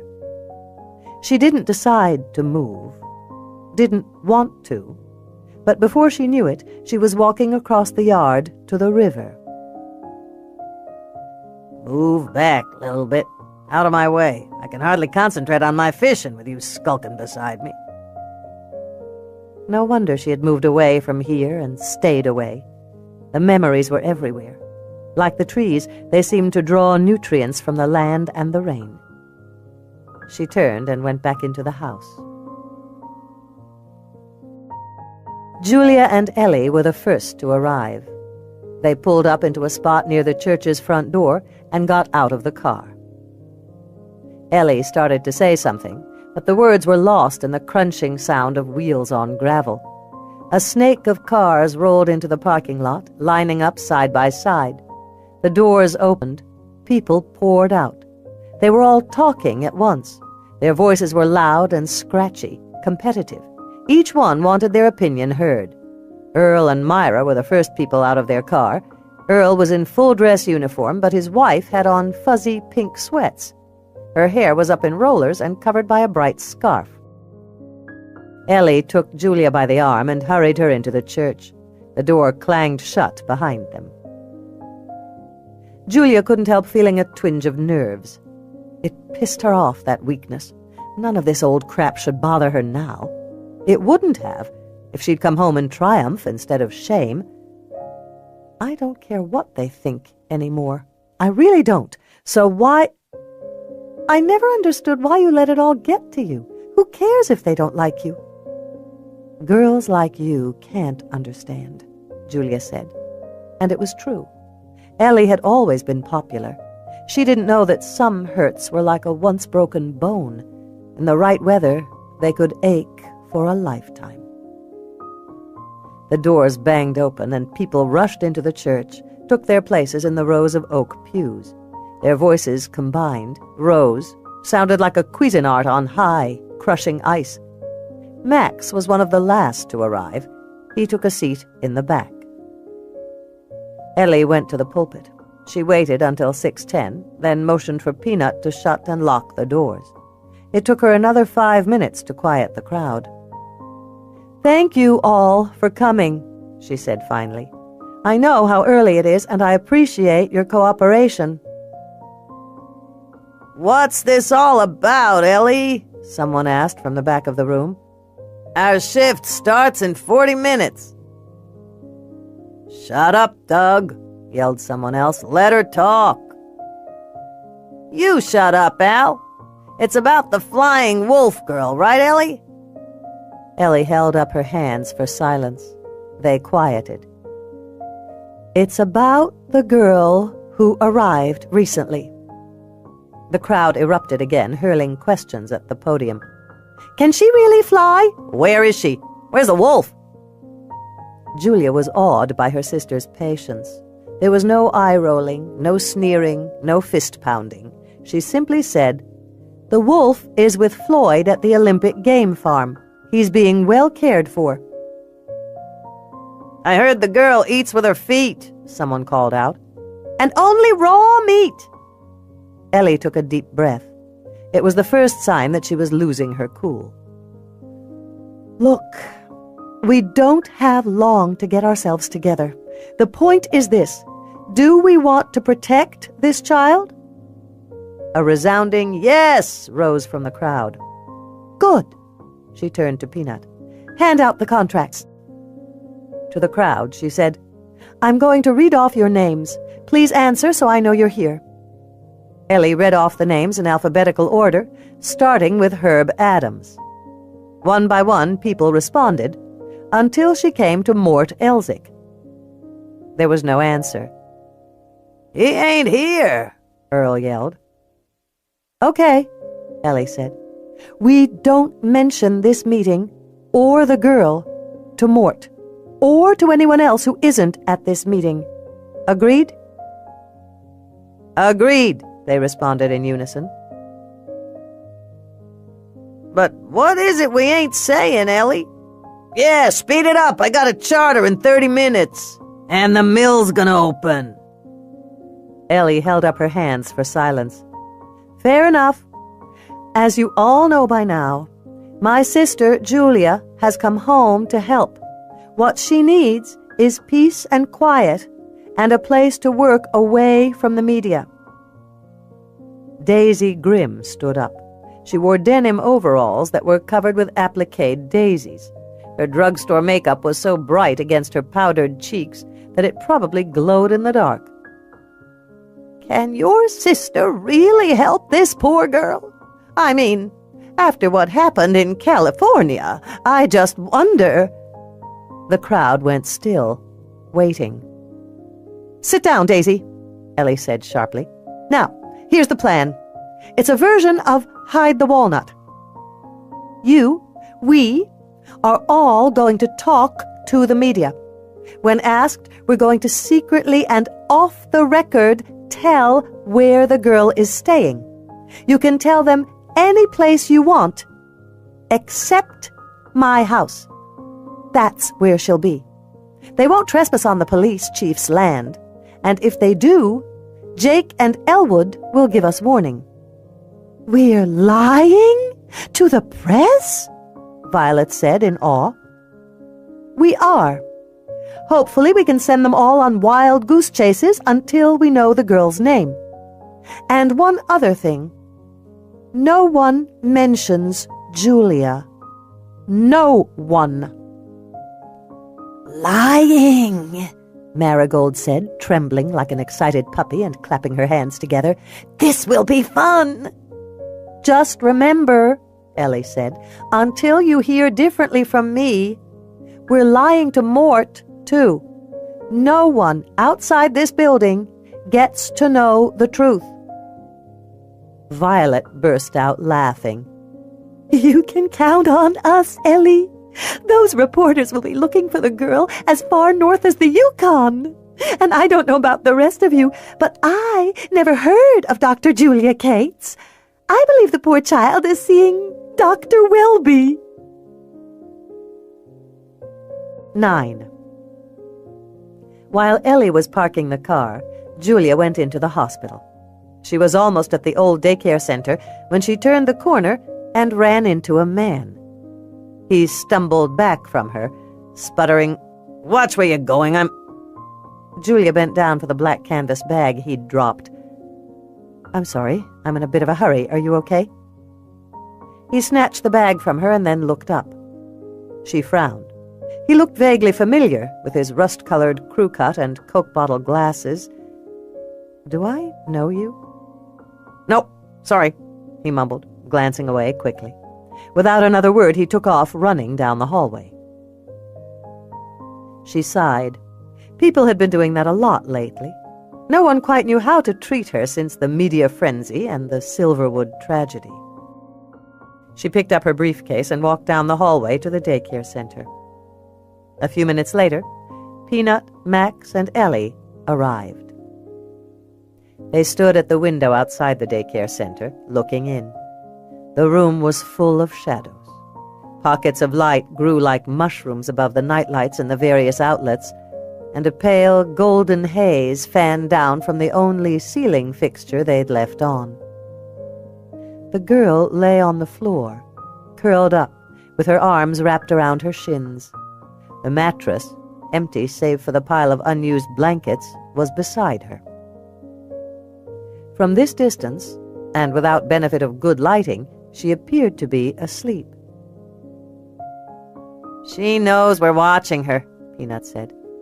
Ellie said, "She looks asleep to me." "She's too still," Julia said. "Peanut's right." Peanut made a tisking sound. "Poor thing. How do we move her without terrifying her?" "We put a sedative in her apple juice," Max said. He turned to Julia. "Can you get her to drink it?" "I think so." "Good," he said. "Let's try that. If it doesn't work, we'll go to Plan B." What's plan B? Peanut asked, her eyes wide. A shot. 30 minutes later, Julia went into the daycare center, flipping on the lights as she went. Although the team had moved away from the window, she knew they were standing in the shadows, watching her through the glass. The girl didn't move a finger or bat an eyelash. She simply lay there, coiled up like a snail, holding her legs close to her chest. "I know you're awake," Julia said conversationally. She set down her tray on the table. On it was a plate filled with scrambled eggs and toast. A green plastic sippy cup held apple juice. She sat down on the child-sized chair and ate a bite of toast. This is good, but it makes me thirsty." She pretended to take a sip. Nothing. No reaction. Julia sat there for almost 30 minutes, pretending to eat and drink, talking out loud to the child who didn't respond. Every second bothered her. They needed to move this girl fast before the press came looking for her here. Finally, she pushed back from the table. The chair legs screeched against the linoleum floor. Before Julia knew what had happened, all hell broke loose. The girl screamed. She jumped to her feet and started clawing at her face and blowing her nose. "It's okay," Julia said evenly. "You're upset. Scared. You know that word? You're scared, that's all. It was a loud, ugly noise, and it scared you. That's all. You're fine. See how quiet everything is?" Julia moved toward the girl, who was standing in the corner, thumping her forehead against the wall. Thud, thud, thud. Julia winced at each blow. "You're upset, scared. That's okay. The noise scared me, too." Very slowly, Julia reached out, touched the child's rail-thin shoulder. "Shh," she said. The girl went totally still. Julia could feel the tension in the girl's shoulder and back, the tightening up. "You are okay now. Okay. No hurt. No hurt." She touched the girl's other shoulder and gently turned her around. The girl stared up at her through wary blue-green eyes. A purplish bruise was already forming on her forehead, and the scratches on her cheeks were bleeding. At this proximity, the smell of urine was almost overwhelming. "No hurt," Julia said again, expecting the girl to pull free and run. But she stood there, breathing like a deer caught between two headlights, too fast, her whole body trembling. She was weighing the situation, cataloging her options. "You're trying to read me," Julia said, surprised. "Just like I'm trying to read you. I'm Julia." She patted her chest. "Julia." The girl glanced away, disinterested. The trembling in her body eased, her breathing regulated. "No hurt," Julia said. "Food. Hungry?" The girl looked at the table, and Julia thought, "Bingo! You know what I said. What I meant, anyway." "Eat," she said, finally letting go and stepping aside. The girl sidled past her, moving cautiously, never taking her gaze off Julia's face. When there was a safe distance between them, the girl pounced on the food. She washed it all down with the apple juice. After that, Julia waited. Their early morning journey from town to the edge of the deep woods had the hazy feel of a dream. In the miles from the hospital to the old highway, no one spoke. For Max, there was something about this clandestine rescue that precluded the luxury of talk. He assumed it was the same for his co-conspirators, for although they told themselves this move was in the girl's best interest, and indeed believed it, there was still a nagging worry, an unbound thread. At least, at the hospital, she was safe. The door locked. The glass was too thick to break. Here, in the last stretch of valley before the big trees, the world outside was too close.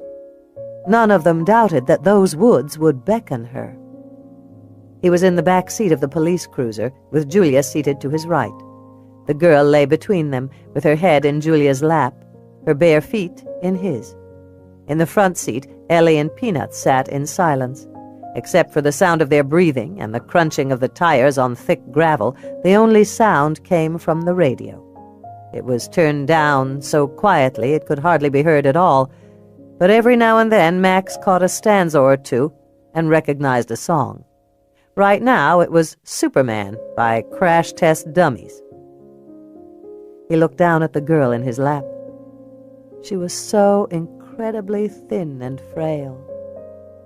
Today's scratches marred her cheeks, but even in this half-light he could see the silvery scars of older scratches, evidence that she'd often attacked herself or been attacked. The bruise on her forehead was purple now, angry-looking, but it was the scarring on her left ankle that made his stomach tighten. The ligature marks. "We're here," Ellie said from the front seat as she parked beneath an old shake lean-to. Moss turned the slanted roof into a patch of green fir. Max scooped the sleeping child into his arms. Her arms curled around his neck. She pressed her wrecked cheek against his chest. Her black hair fell sideways over his arm, almost to his thighs. He knew exactly how to hold her. How was it that even after all these years, it still felt as natural as breathing? Ellie hurried on ahead and turned on the exterior lights. Max carried the girl toward the house. Julia fell into step beside him. "You're still safe," she said to the girl. "We're outside now, at my parents' house. Safe here, I promise." From somewhere deep in the woods, a wolf howled. Max stopped. Julia did the same. Peanut made the sign of the cross. "I am not feeling good about this." "I've never heard a wolf out here," Ellie said. "It can't be her wolf. He's over in Squim." The girl moaned. The wolf howled again, an undulating, elegiac sound. Julia touched his shoulder. "Come on, Max. Let's get her inside." No one spoke as they walked through the house, up the stairs and into the bedroom. Max put the child on the bed and covered her with blankets. Peanut glanced nervously at the window, as if the wolf were out there pacing the yard, looking for a way in. "She's gonna try to escape. Those are her woods." So they were all thinking the same thing. Somehow, as impossible as it sounded, the child belonged out there more than she did in here. "Here's what we need, and fast," Julia said. "Bars, not skinny ones, on the window, so she can see outside but can't escape. And a deadbolt for the door. We need to cover every scrap of shiny metal with adhesive tape. The faucet, the toilet handle, the drawer pulls, everything except the doorknob." "Why?" Peanut asked. "I think she's afraid of shiny metal," Julia answered distractedly. "And we'll need a video camera set up as surreptitiously as possible. I'll need to record her condition." "I thought you said no pictures," Ellie said, frowning. "That was for the tabloids. This is for me. I need to observe her 24/7. We need food, too, and lots of tall houseplants. I want to turn one corner of the room into a forest." "Where the wild things are," Peanut said. Julia nodded, then went to the bed and sat down beside the girl. Max followed her. Kneeling beside the bed, he checked the girl's pulse and breathing. Normal, he said, sitting back on his heels. If only her mind and her heart were as easy to read as her vital signs, Julia said. You'd be out of a job. Julia surprised him by laughing. They looked at each other. The bedside lamp flickered on and off, sparking electricity. The girl on the bed made a whining, desperate sound. There's something weird going on here, Peanut said, stepping back. Don't do that, Julia said quietly. She's just a child who has been through hell. Peanut fell silent. We should go to town, get supplies from the lumber store, Ellie said. Max nodded. I have time to put up the bars before my shift. Good. Thanks, Julia said. When they were gone, she remained at her place by the bed. You're safe here, little one. I promise. Julia said it over and over again, keeping her voice as gentle as a caress. But through it all, there was one thing she knew for certain. This girl had no idea what it meant to be safe. Gone is the bad smell and the white, hissing light that stings her eyes. Girl opens her eyes slowly, afraid of what she will see. There have been too many changes. It is as if she has fallen in the dark water past her place, that pool in the deep forest that Him said was the start of out there. This cave is different. Everything is the color of snow and of the berries she picks in early summer. It is morning outside. The light in the room is sun-colored. She starts to get up, but can't move. Something is holding her down. She panics, kicking and flailing to be free. But she is not tied. She moves out of the soft place and crouches on the ground, sniffing the scents of this strange place. Wood, flowers. There is more, of course, many smells, but she doesn't know them. Somewhere, water is dripping. It sounds like the last rain falling from a leaf to the hard summer's ground. There is a banging, clanging sound, too. The entrance to this cave is like the last one, a thick, brown thing. There is something about the shiny ball on it that is the source of its magic. She is afraid to touch it. The strangers would know then that she was wide-eyed. They would come for her again with their nets and their sharp points. She is safe from them only in the dark time when the sun sleeps. A breeze floats past her face, ruffles her hair. On it is the scent of her place. She looks around. There it is, the box that holds the wind. It is not like the other one, the trickster box that kept the outside out, through which you couldn't touch. She moves forward, holding her stomach tightly. Sweet air comes through the box. She carefully puts her hand through the opening. She moves slowly, a bit at a time, ready to pull back at the first sharp pain. But nothing stops her. Finally, her whole arm is out there, in her world, where the air seems to be made of raindrops. She closes her eyes. For the first time since they trapped her, she can breathe. She lets out a long, desperate howl. Come for me, that noise means. But she stops in the middle of it. She is so far away from her cave. There is no one to hear her. This is why Him always told her to stay. He knew the world beyond her chain.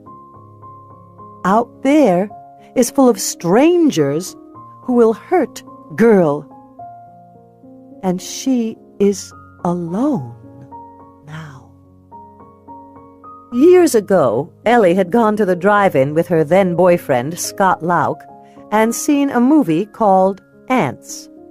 Or maybe it had been Swarm. She wasn't entirely sure now. All she really remembered was a scene with Joan Collins being swarmed by Volkswagen-sized ants. Ellie, of course, had been more interested in making out with Scotty than watching the movie. Still, it was those long-ago film images that came to her now as she stood in the hallway outside the lunchroom, sipping her coffee and looking out at the melee in the station. It was a hive of people. From her place at the end of the hall, she couldn't see a patch of floor or a sliver of wall. It was the same way outside and down the block. The story had broken this morning under a variety of headlines. The Girl from Nowhere. Who Am I? Remember Me? And Ellie's particular favorite, this from Mort in the Gazette, Flying Mute lands in Rain Valley. His first paragraph described the girl's prodigious leaping capabilities and, naturally, her wolf companion. His description of her was the only accurate report. He made her sound crazy, wild, and heartbreakingly pathetic. At 8 a.m., the first call had come in. Cal hadn't had a moment's peace since then. By 1 o'clock, the first national news van had pulled into town. Within 2 hours, the streets were jammed with vans and reporters demanding another press conference. Everyone from journalists to parents to kooks and psychics wanted to get the scoop firsthand. So far, nothing has panned out, Peanut said, coming out of the lunchroom. No one knows who she is. Ellie sipped her coffee and eyed the crowd. Cal looked up from his desk and saw the two of them. He was talking into the dispatch headset at the same time he fielded questions from the crowd of reporters in front of him. Ellie smiled at him. He mouthed, "Help me." Cal's losing it, Peanut said. "I can hardly blame him. He didn't take this job to actually work." Who did? Peanut said, laughing. "That would be me." Ellie looked at her friend, said, "Wish me luck," and then waded back into the sea of clamoring, shouting reporters. In their midst, she raised her hands in the air. It took a long time to quiet them. Finally, she got their attention. "There will be no more comments, either on or off the record, by anyone in this office today. We'll conduct a press conference at 6 o'clock and answer everything then." Chaos erupted. "But we need photos. These artist renderings are crap. Drawings don't sell papers." Ellie shook her head, exasperated. "I don't know how my sister—" "That's it!" Peanut barreled into the crowd, using the come-to-Jesus voice she'd perfected when Tara, her daughter, turned 13. "You heard the chief. Everyone out. Now!" Peanut herded them out, then slammed the door shut. It wasn't until Ellie turned toward her desk that she saw him. Mort Elzick was standing in the corner, wedged between two industrial green metal file cabinets. He was pale and sweaty-looking in his brown, wide-wale corduroy pants and navy-blue golf shirt. His red crew cut was so long it looked like a fringed pompadour. Behind thick glasses, his eyes looked huge and watery.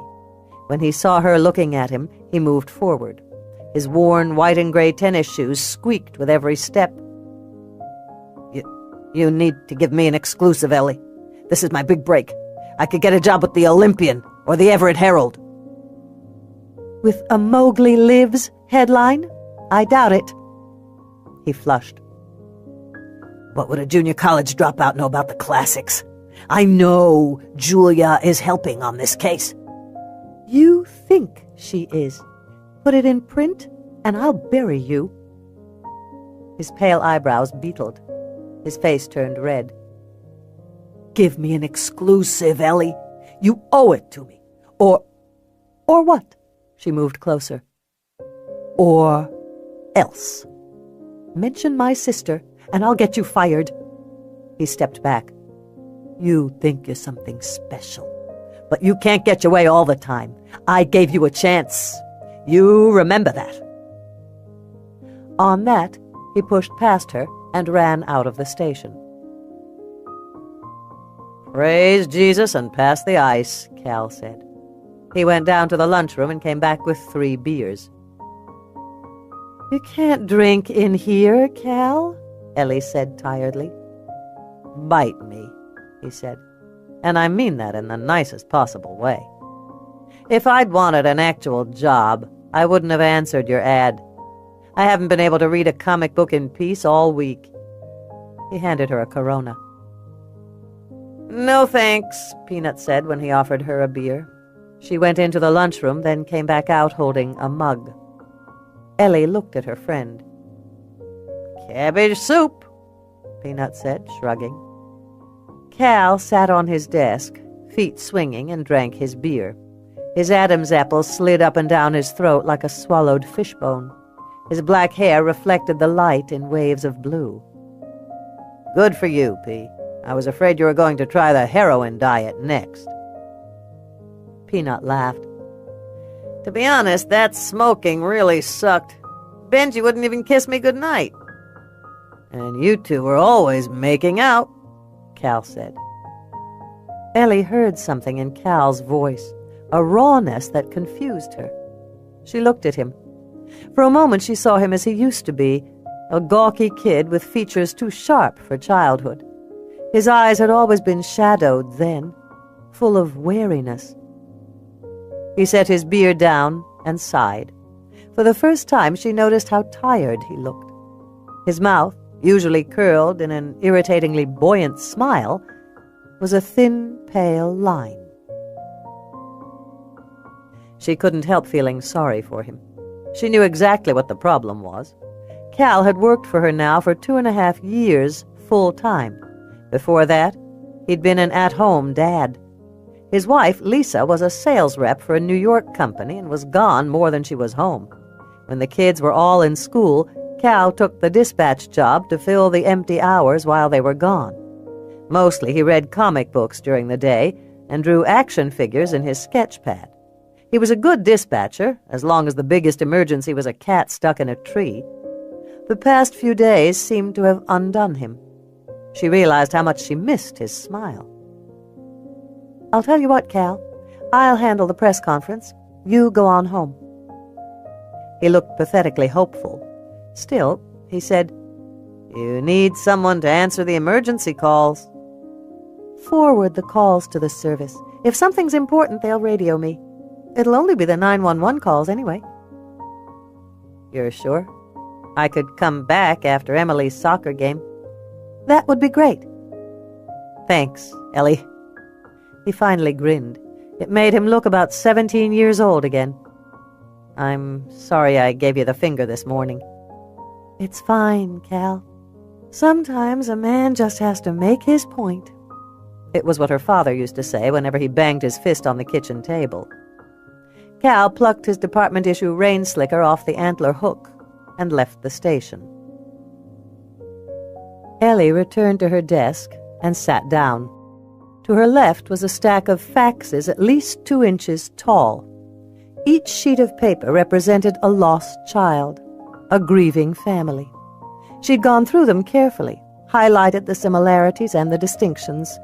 As soon as the press conference was over, she'd start calling the various agencies and officers back.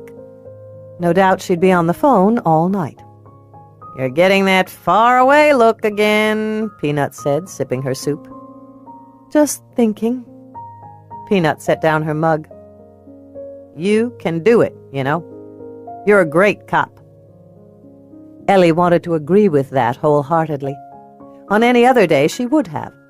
But now she couldn't help glancing at the small stack of evidence they'd gathered on the girl's identity. There were 4 photographs, a face shot, a profile close-up, and 2 body shots. In each, the girl was so sedated she looked dead. The press would have a field day with them. Below the stack of 8x10s was a list of the girl's scars, identifying moles, and, of course, the birthmark on her back shoulder. In the photograph that accompanied the list, the birthmark looked remarkably like a dragonfly. The record also included X-rays. Max estimated that her left arm had been broken when she was quite young. He believed it had healed without professional medical treatment. Each injury, scar, and birthmark had been marked on a diagram of her body. They had taken blood samples. She was type AB, fingerprints, and dental X-rays. Her blood had been sent off for DNA analysis, but that report wasn't back yet. Her dress had also been sent away for analysis. There was nothing for them to do now except wait and pray that someone came forward to identify the girl. "I don't know, P. This is a tough one." "You're up to it." Ellie smiled at her friend. "Of all the decisions I've made in this job, you know what was the best one?" "The Drive a Drunk Home program?" "Close. It was hiring you, Penelope Nutter." She grinned. "Every star needs a sidekick." Laughing, Ellie went back to work, reading through the pile of documents on her desk. A few moments later, there was a knock at the door. Peanut looked up. "Who knocks at a police station?" Ellie shrugged. "Not a reporter." "Come in," she said loudly. Slowly, the door opened. A couple stood on the front step, peering inside. "Are you Chief Barton?" asked the man. They weren't reporters, that much was certain. The man was tall and white-haired, thin to the point of gauntness. He wore a pale gray cashmere sweater and black pants with knife-sharp pleats, and big city shoes. The woman, his wife, was dressed in black from head to toe. Black coat dress, black hose, black pumps. Her hair, an expensive trio of blondes, was drawn back from her pale face and coiled in a French twist. Ellie stood. "Come on in." The man touched the woman's elbow, guided her to Ellie's desk. "Chief Barton, I'm Dr. Isaac Stern. This is my wife, Barbara." Ellie shook both of their hands, noticing how cold their skin was. "It's nice to meet you." A blast of wind hit the open door, made it smack hard against the wall. "Excuse me." Ellie went to shut the door. "How can I help you?" Dr. Stern looked at her. "I'm here about my daughter, Ruthie. Our daughter," he corrected, looking at his wife. "She disappeared in 1996. There are many of us here. Parents." Ellie glanced outside. The reporters were still congregated in the street, talking among themselves and waiting for the press conference, but it was the line of people that caught her attention. Parents. There had to be 100 of them. "Please," said a man standing on the steps. "You threw us out with the press, but we need to talk to you. Some of us have come a long way." "Of course I'll talk to you," Ellie said. "One at a time, though. Pass the word down the line. We'll be here all night if we need to." While the news was being spread, Ellie heard several women burst into quiet sobs. She shut the door as gently as she could. Steeling herself, she headed back to her desk and took her seat. "Sit down," she said, indicating the two chairs in front of the desk. "Penelope," she said, "you can interview people, too. Just take down names, contact numbers, and any information they have." "Sure, Chief." Peanut immediately headed for the door. "Now," Ellie said, leaning forward, "tell me about your daughter." Grief stared back at her, stark as blood on snow. Dr. Stern was the first to speak. "Our Ruthie left for school one day and never arrived there. It was 2 blocks from our house. I called the policeman who has been our friend in this. and he tells me this girl you have found cannot be our Ruthie. I tell him our people believe in miracles, so we've come here to see you." He reached into his pocket and pulled out a small, worn photograph. In it, a beautiful little girl with sandy brown ringlets held onto a bright pink Power Rangers lunchbox. The date in the lower right corner was September 7th, 1996. Today, Ruthie would be at least 13, maybe 14. Ellie took a deep breath. It was impossible not to think suddenly of the line of hopeful parents outside, all of them waiting for a miracle. This would be the longest day of her life. Already she wanted to cry. She took the photo, touched it.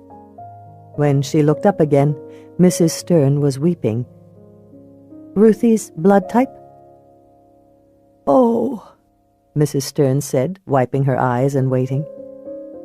"I'm sorry," Ellie said. "So very sorry." Across the room, Peanut opened the door. Another couple walked in, clutching a color photograph to their chest. "Please, God," Ellie prayed, closing her eyes for just a moment, a heartbeat. "Let me be strong enough for this." Then Mrs. Stern started to talk. "Horses," she said in a throaty voice. "She loved horses, our Ruthie. We thought she wasn't old enough for lessons. Next year, we always said. Next year." Dr. Stern touched his wife's arm. "And then this." He took the picture from Ellie, staring down at it. Tears brightened his eyes. He looked up finally. "You have children, Chief Barton?" "No." Ellie thought he was going to say something to that, but he remained silent, helping his wife to her feet. "Thank you for your time, Chief." "I'm sorry," she said again. "I know," he said, and Ellie could see suddenly how fragile he was, how hard he was working to keep his composure. He took his wife's arm and steered her to the door. They left. A moment later, a man walked in. He wore a battered, patched pair of faded overalls and a flannel shirt. An orange steel chainsaw baseball cap covered his eyes, and a gray beard consumed the lower half of his face. He clutched a photograph to his chest. It was of a blonde cheerleader, Ellie could see from here. "Chief Barton?" he said in a hopeful voice. "That's me," she answered. "Please, come sit down." 10. Last night, Julia had transformed her girlhood bedroom into a safety zone for her and her patient. The 2 twin beds still graced the left wall, but now the spaces beneath them were filled to block hiding places. In the corner by the window, she'd gathered almost 12 tall potted plants and created a mini forest. A long formica table took up the center of the room, serving as a desk and study space. 2 chairs sat tucked up beside it. Now, however, she realized what she'd missed: a comfortable chair. For the past 6 hours, the child had stood at the barred open window with her arms stuck outside. Come rain or shine, she held her hand out there. Somewhere around noon, a robin had landed on the windowsill and stayed there. Now, in the pale gray sunlight that followed the last hour's rain, a brightly colored butterfly landed on her outstretched hand, fluttering there for the space of a single breath, then flew off. If Julia hadn't written it down, she would have stopped believing she'd seen it. After all, it was autumn, hardly the season for butterflies, and even in the full heat of summer, they rarely landed on a little girl's hand, not even for an instant. But she had written it down, made a note of it in the permanent file. And so there it was now. A fact to be considered, another oddity among the rest.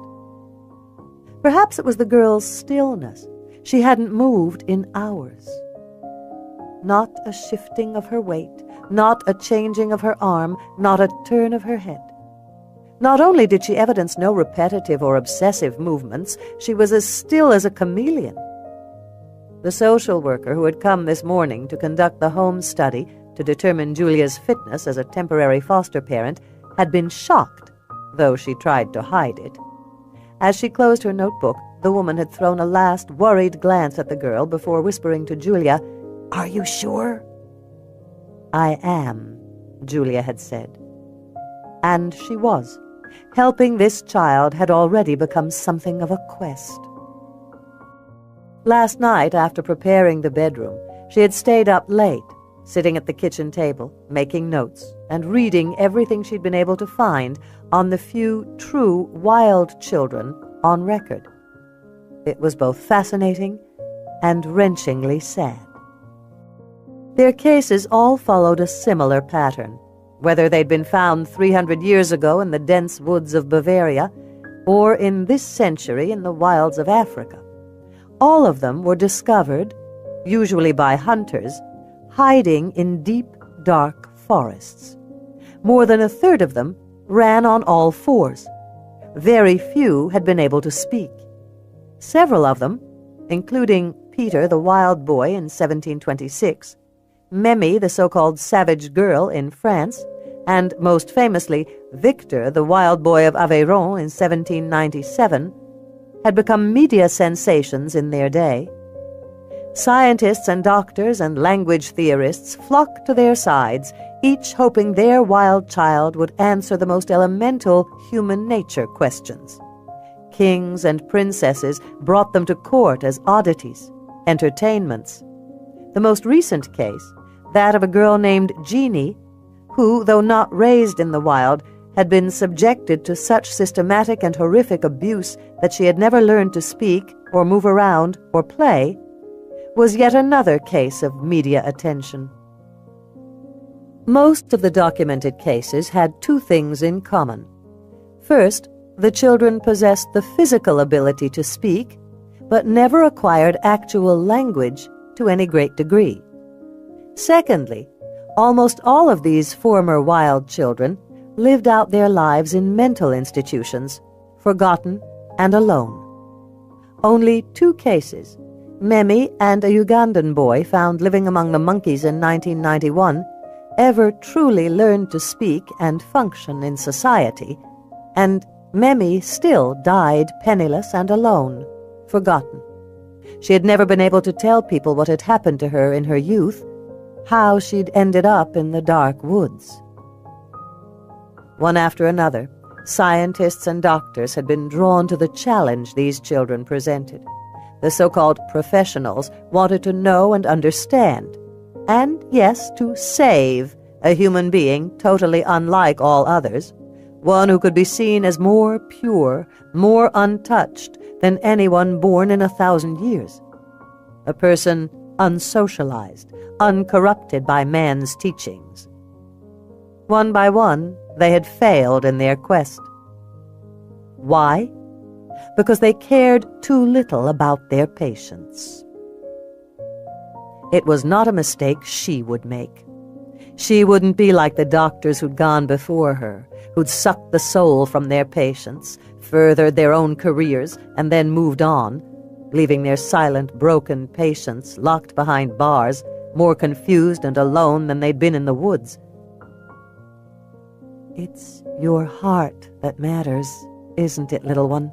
she said, looking up again. As Julia watched, another bird landed on the windowsill by the girl's outstretched hand. The bird cocked its head and warbled a little song. The girl imitated the sound perfectly. The bird appeared to listen, then sang again. The girl responded. Julia glanced at the video camera set up in the corner. The red light was on. This bizarre conversation was being recorded. "Are you communicating with him?" Julia asked, making a note of it in her records. She knew it would sound ridiculous, but she was seeing it. The girl and the bird seemed to understand each other. At the very least, the child was an accomplished mimic. Then again, if she'd grown up in the woods, alone, or among a pack of animals, she wouldn't necessarily make the distinctions between man and animals that were commonplace in our civilized world. Do you know the difference between man and animal, I wonder? She tapped her pen on the pad of paper. At the gentle thudding sound, the bird flew away. Julia reached sideways for the books on the table that served as her makeshift desk. There were 4 of them: The Secret Garden, Andersen's Fairy Tales, Alice in Wonderland, and The Velveteen Rabbit. These were only 4 of the many books donated by the generous townspeople. Early this morning, while the girl was still asleep, Julia had changed her diaper and then searched the boxes for anything that might help her communicate with her patient. She'd chosen crayons and paper, a pair of old Barbie dolls, still dressed for disco, and these books. She opened the top one, The Secret Garden, and began to read out loud. When Mary Lennox was sent to Misselthwaite Manor to live with her uncle, everybody said she was the most disagreeable-looking child ever seen. For the next hour, Julia read the beloved children's story aloud, concentrating on giving her voice a gentle sing-song cadence. There was no doubt in her mind that her patient didn't know most of these words, and thus couldn't follow the story. And yet, like all pre-verbal children, the girl liked the sound of it. At the end of a chapter, Julia gently closed the book. I'm going to take a short break here. I'll be right back. Back, she repeated, in case the word was familiar. She stood slowly, stretching. Long hours spent sitting in this chair, tucked up to a makeshift desk at the end of her girlhood bed, had left her with a crick in her neck. She took her pen, it could be a weapon after all, and headed for the tiny bathroom that had been built for her and Ellie when they were pre-teens. It connected to their bedroom through a door by the dresser. Julia went into the bathroom and closed the door just enough for privacy. She didn't want her voice to be lost. Pulling down her pants, she sat on the toilet and said, I'm just going to go to the bathroom, honey. I'll be right back. I want to know what happens to Mary, too. Do you think she really hears crying? Do you cry? Do you know what? The girl skidded to a stop in the doorway and shoved the door open, wincing when it banged against the wall. She slapped her cheeks and shook her head. Snot flew from her nose as she blew it hard. You're upset, Julia said in a soothing voice. Upset? You're getting angry. Did you think I was leaving? At the sound of Julia's voice, the girl quieted. She looked nervously at the door, sidling away from it. We'll keep the door open from now on, but I need to go potty. You know that word? Potty?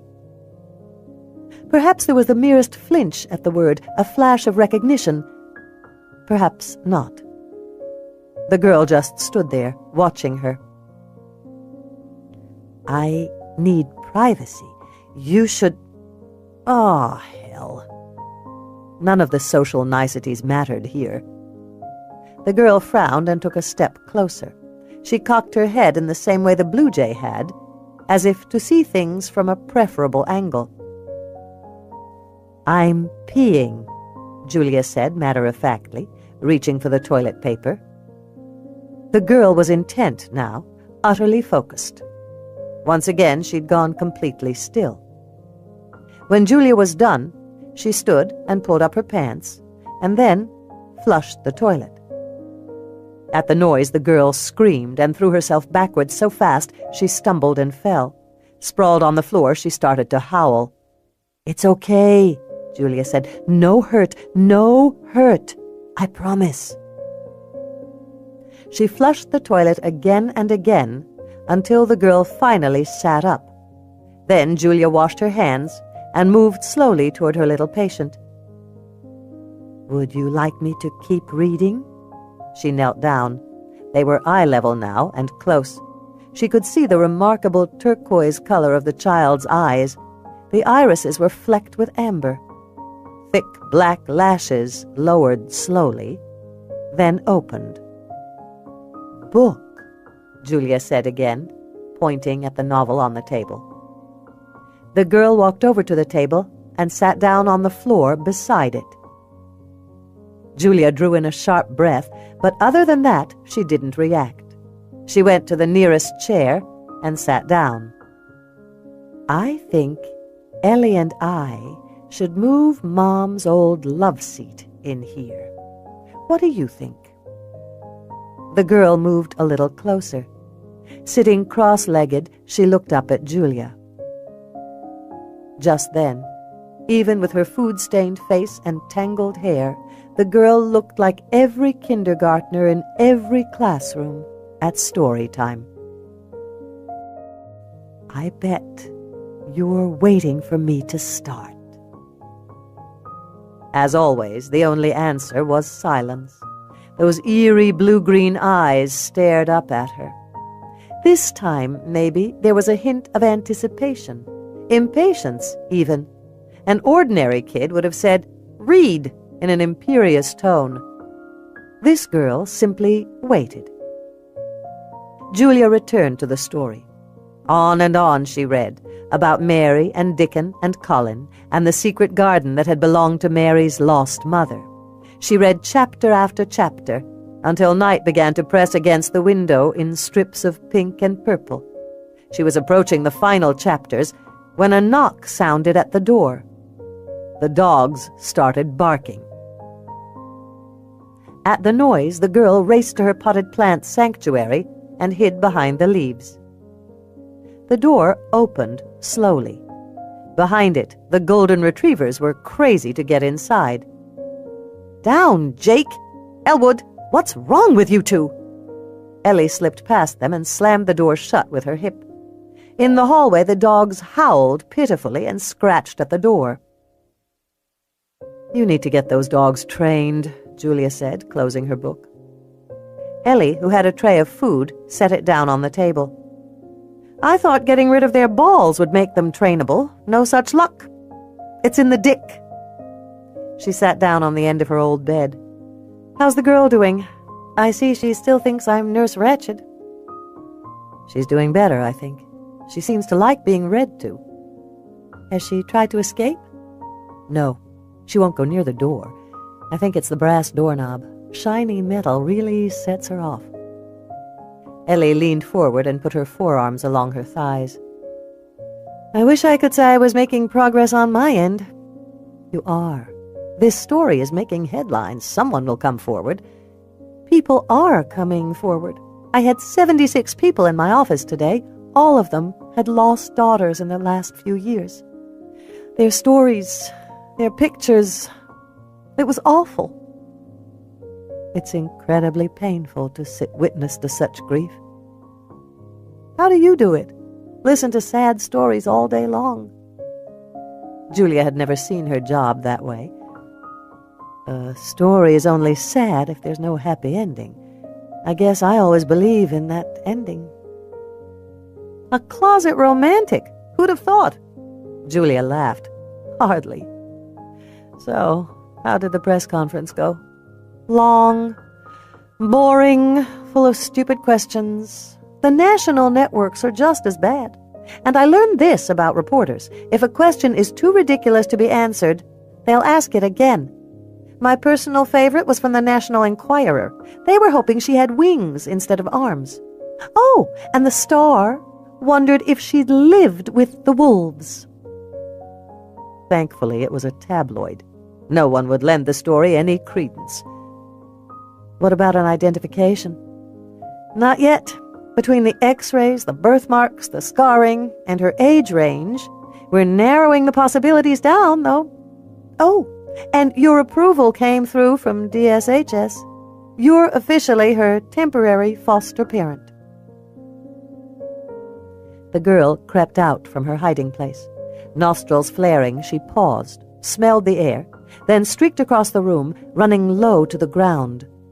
Julia had never seen a kid move so fast. She disappeared into the bathroom. Ellie whistled. So that's what Daisy meant when she said the girl ran like the wind. Julia slowly walked toward the bathroom. Ellie followed her. The girl was sitting on the toilet, with her pull-up big kid diaper around her ankles.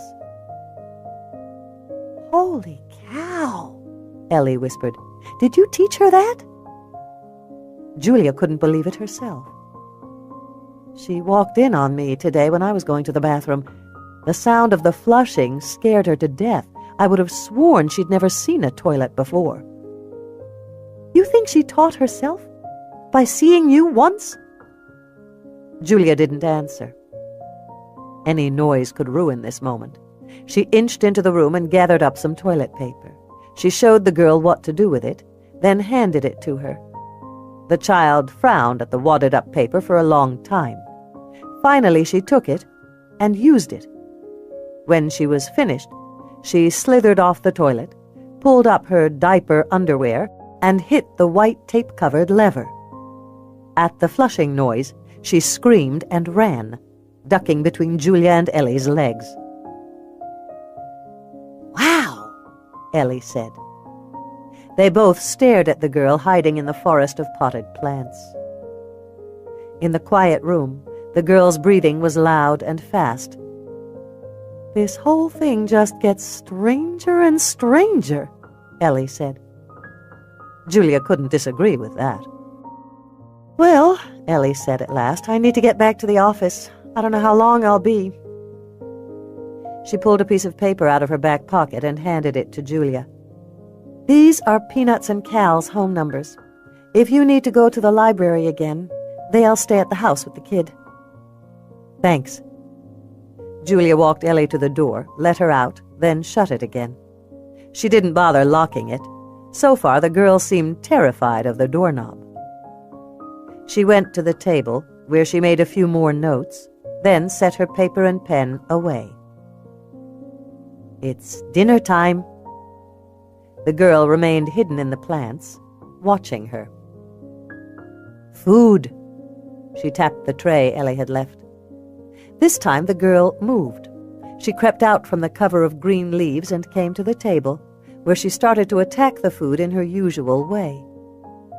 Julia grabbed her wrist. No.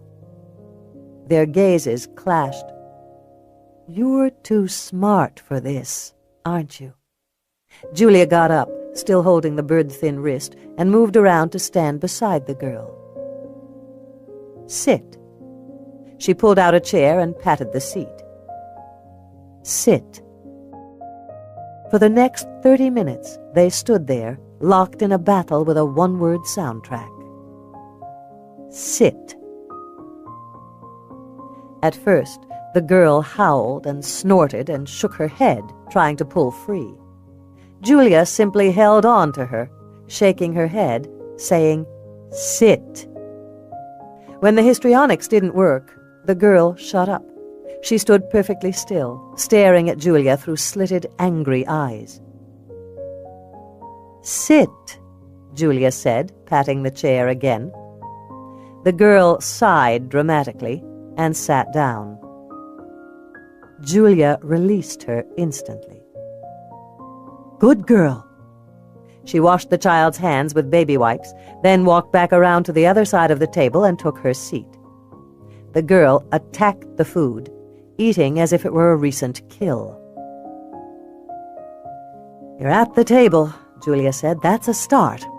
We'll work on manners tomorrow, after your bath. She reached down for her notebook and put it in her lap, flipping through the pages while the child ate. Maybe there was an answer in here, but she doubted it. This was a case of questions. A paragraph she'd written this afternoon caught her eye. A perfect mimic The child can repeat bird song note for note. It almost seems as if they're communicating, she and the bird, although that's not possible. Is that the answer, little one? Did you see me using the toilet and simply mimic me? Was that a skill you needed to learn in the wild? She wrote down, "In the absence of people or society, how do we learn? By trial and error? By mimicry of other species? Perhaps she learned to learn fast and by observation." Julia lifted her pen from the page. It felt like half an answer at best. A child who'd grown up in the wild, within a wolf pack or among other animals, would have learned to mark territory with urine. She wouldn't see the point in using a toilet. Unless she'd seen one before, however long ago. Or she recognized a new pack leader in her and wanted to belong. Who are you, little one? Where do you come from? As always, there was no answer. While the girl was eating, Julia slipped out of the room and went downstairs. The house was quiet. In the carport, she found the 2 cardboard boxes that held the town's donations. One was filled with clothes. The other held all kinds of books and toys. Julia went through everything again, condensing the best, most useful items into one box, which she carried back upstairs and set down on the floor with a thud. The girl looked up sharply. Julia almost laughed at the sight of her. There was as much food on her face and hospital gown as had been on her plate. The whipped cream coconut ambrosia fruit salad clung to her nose, her cheeks, and her chin in a white beard. "You look like Santa's mini-me." Julia bent down and opened the box. 3 items lay on top. A beautiful lacy white dress with pink bows on it, a doll in diapers, and a brightly colored set of plastic blocks. She stepped back. "Toys. Do you know that word?" No reaction. "Play. Fun. Dress up."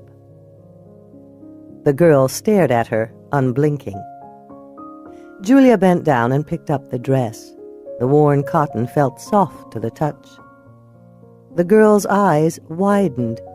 She made a sound, a low, growling noise that came from deep in the back of her throat. In a movement almost too fast and silent to be believed, she got out of her chair, ran around the table, and yanked the dress out of Julia's grasp. Clutching it to her breast, she returned to her hiding place behind the potted plants and crouched down. "Well, well, well," Julia said. "I see someone likes pretty things." The girl started to hum. Her fingers found a tiny pink satin bow and began stroking it. "You'll need to get clean if you want to wear the pretty dress." Julia went into the bathroom and turned on the bathwater, then sat on the edge of the tub. "When I was your age, I loved taking baths. My mom used to add lavender oil to the water. It smelled so good. Oh, look, here's a little bottle of it left in the cabinet. I'll add some for you." When she turned around again, the girl was there, standing just inside the open door, looking in. Julia held out a hand. "No hurt," she said gently, turning off the water. "No hurt." Then, "Come." No response. "It feels so good to be clean." Julia skimmed her other hand through the water. "Nice. Come on." The girl's steps forward were so small as to be almost non-existent, and yet she was moving. Her gaze ping-ponged between the adhesive tape-covered faucet and Julia's hand. "Have you seen running water before?" Julia let the water stream from her fingers. "Water. Water." The girl was at the bathtub's edge now. She was staring at the water with a mixture of fear and fascination. Very slowly, Julia bent down to undress the girl, who offered no opposition at all. It surprised Julia, that easy compliance. What did it mean, if anything? She took the hospital gown away, looped it over the towel rack, then took hold of the girl's bird-thin wrist and gently urged her toward the tub. "Touch the water. Just try." She showed her how, hoping the action would be mimicked. It took a long time, but the girl finally dipped her hand in the water. The girl's eyes widened. She made a sound that was half sigh and half growl. Julia stripped down to her bra and panties, then got into the tub. "You see?" she said, smiling. "This is what I want you to do." When the girl stepped closer, Julia got out of the tub and sat on the cool porcelain edge. "Your turn. Go ahead." Cautiously, the girl climbed over the tub's porcelain edge and lowered herself into the water. The minute she was in, she made a sound, almost like a purr, and looked up at Julia. Then she slapped at the water and kicked her feet and splashed around and set about exploring. She licked the tiles and touched the grout and sniffed the faucets. She cupped water in her hands and drank it, a habit to be broken, of course, but later. Finally, Julia reached for the bar of lavender-scented soap in the dish. This she handed to the girl, who smelled it, then tried to eat it. Julia couldn't help laughing. "No, icky!" She made a face. "Icky!" The child frowned, tried to grab it. Julia rubbed her hands together to make a soapy foam. "Okay, I'm going to bathe you now. Clean. Soap." Very slowly she reached out, took the girl's hand in hers, and began washing. The girl watched her with the intensity of a magician's apprentice trying to learn a new trick. Slowly, as Julia kept washing her hands, the girl began to relax. She was pliable when Julia gently turned her around in the tub and began washing her hair. As Julia massaged her scalp, the child began to hum. It took Julia a moment to realize that there was a tune within the notes. "Twinkle, twinkle, little star." Julia straightened. Of all the unexpected twists today, this one was the most important. "Somebody sang that to you, little one. Who was it?" The girl kept humming, her eyes closed. Julia rinsed the long black hair, noticing how thick and curly it was. Tendrils coiled around her fingers like vines. She saw, too, the network of scars that crisscrossed the tiny back. There was one near her shoulder that was especially ugly. "Where have you been?" The song was a glimpse into a part of this girl's true history, the first one they'd seen. More questions were unlikely to solicit answers. Julia knew what she needed was more primal than that. She decided to sing along with the humming. "How I wonder what you are." The girl splashed around until she was facing Julia. Her blue-green eyes were so wide, they seemed too big for her small, pointed face. Julia finished the song, then planted a hand to her chest and said, "Julia. Julia. That's me." She grabbed the girl's hand. "Who are you?" The only answer was that intense stare. With a sigh, Julia stood and reached for a towel. "Come on." To her amazement, the girl stood up and got out of the tub. "Did you understand me? Or did you stand up because I did?" Julia heard the wonder in her voice. So much for professional detachment. This girl kept throwing curveballs. "Do you know how to speak? Talk? Words?" She touched her chest again. "Julia, Julia." Then she touched the girl's chest. "Who? Name. I need to call you something." Nothing but the stare.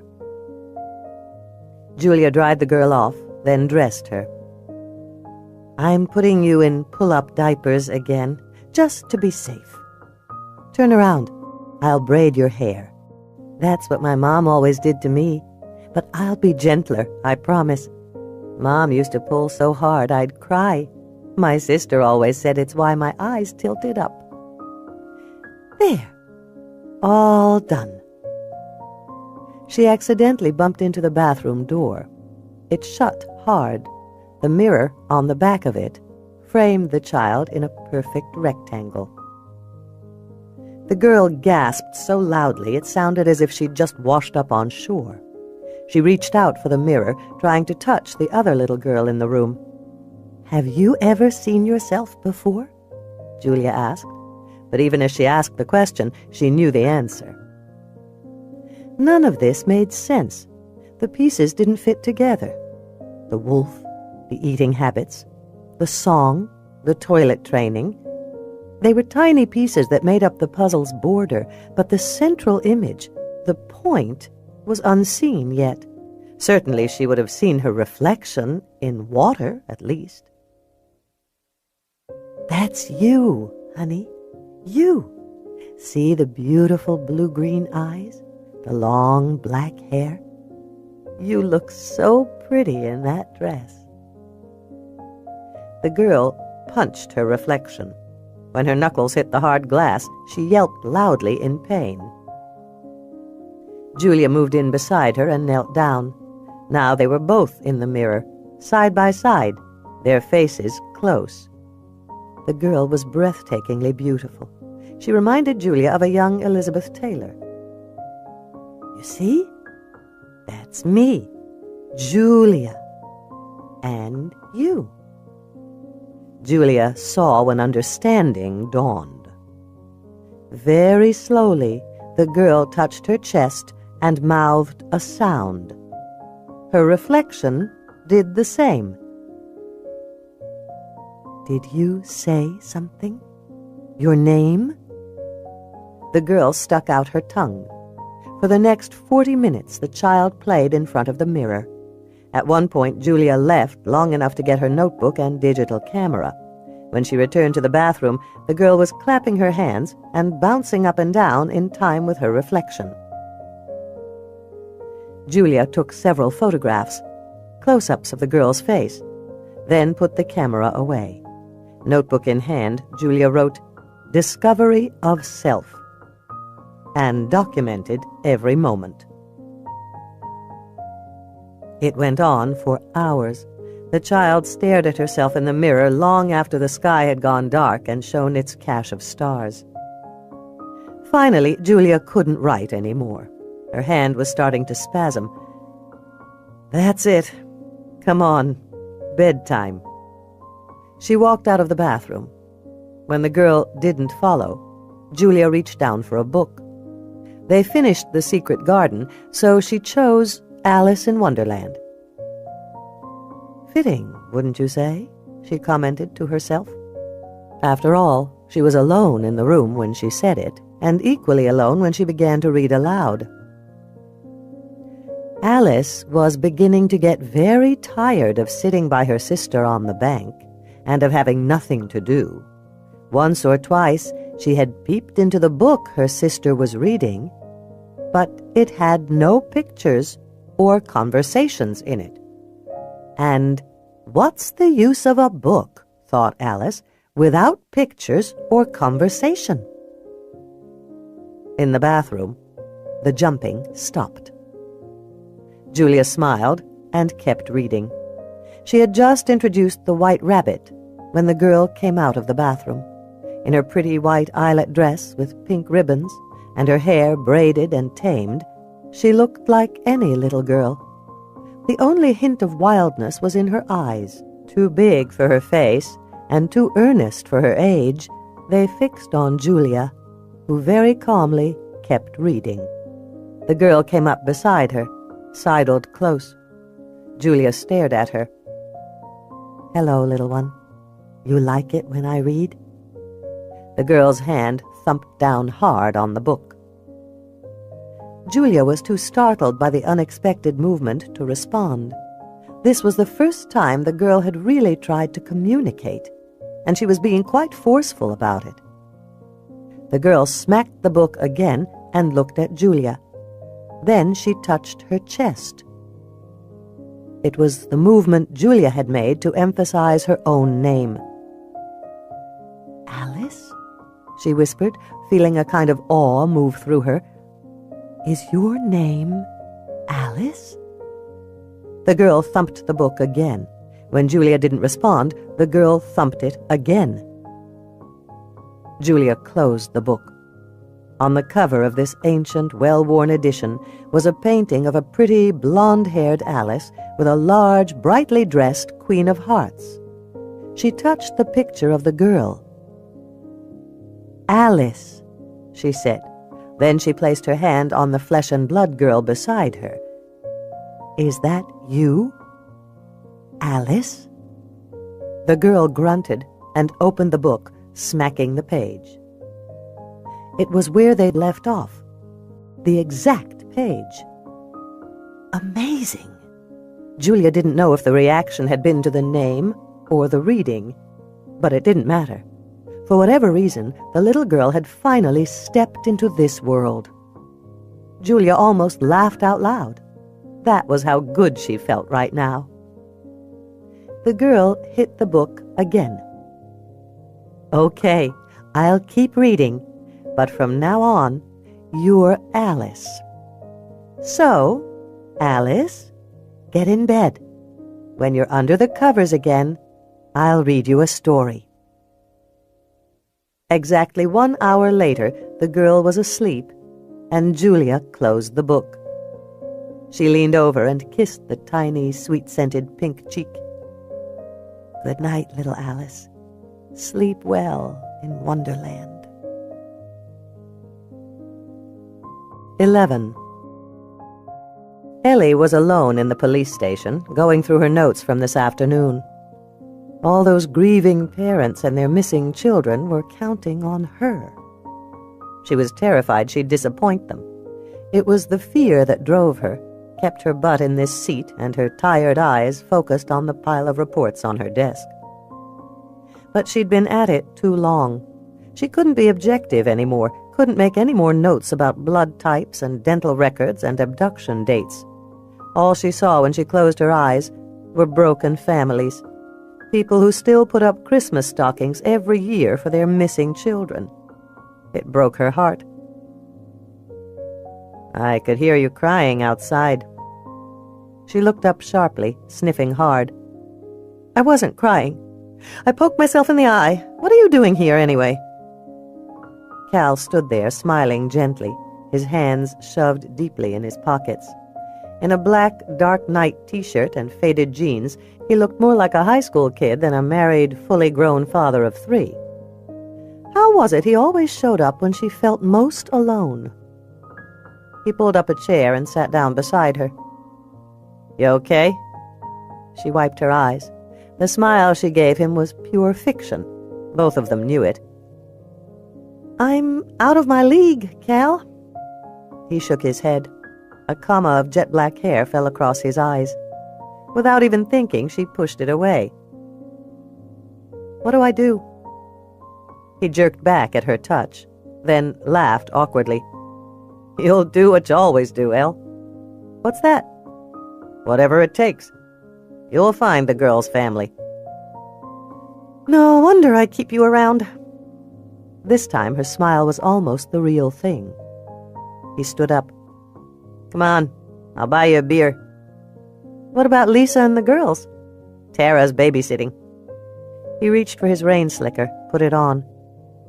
"I don't need a beer, Cal. Really. Besides, I should get home.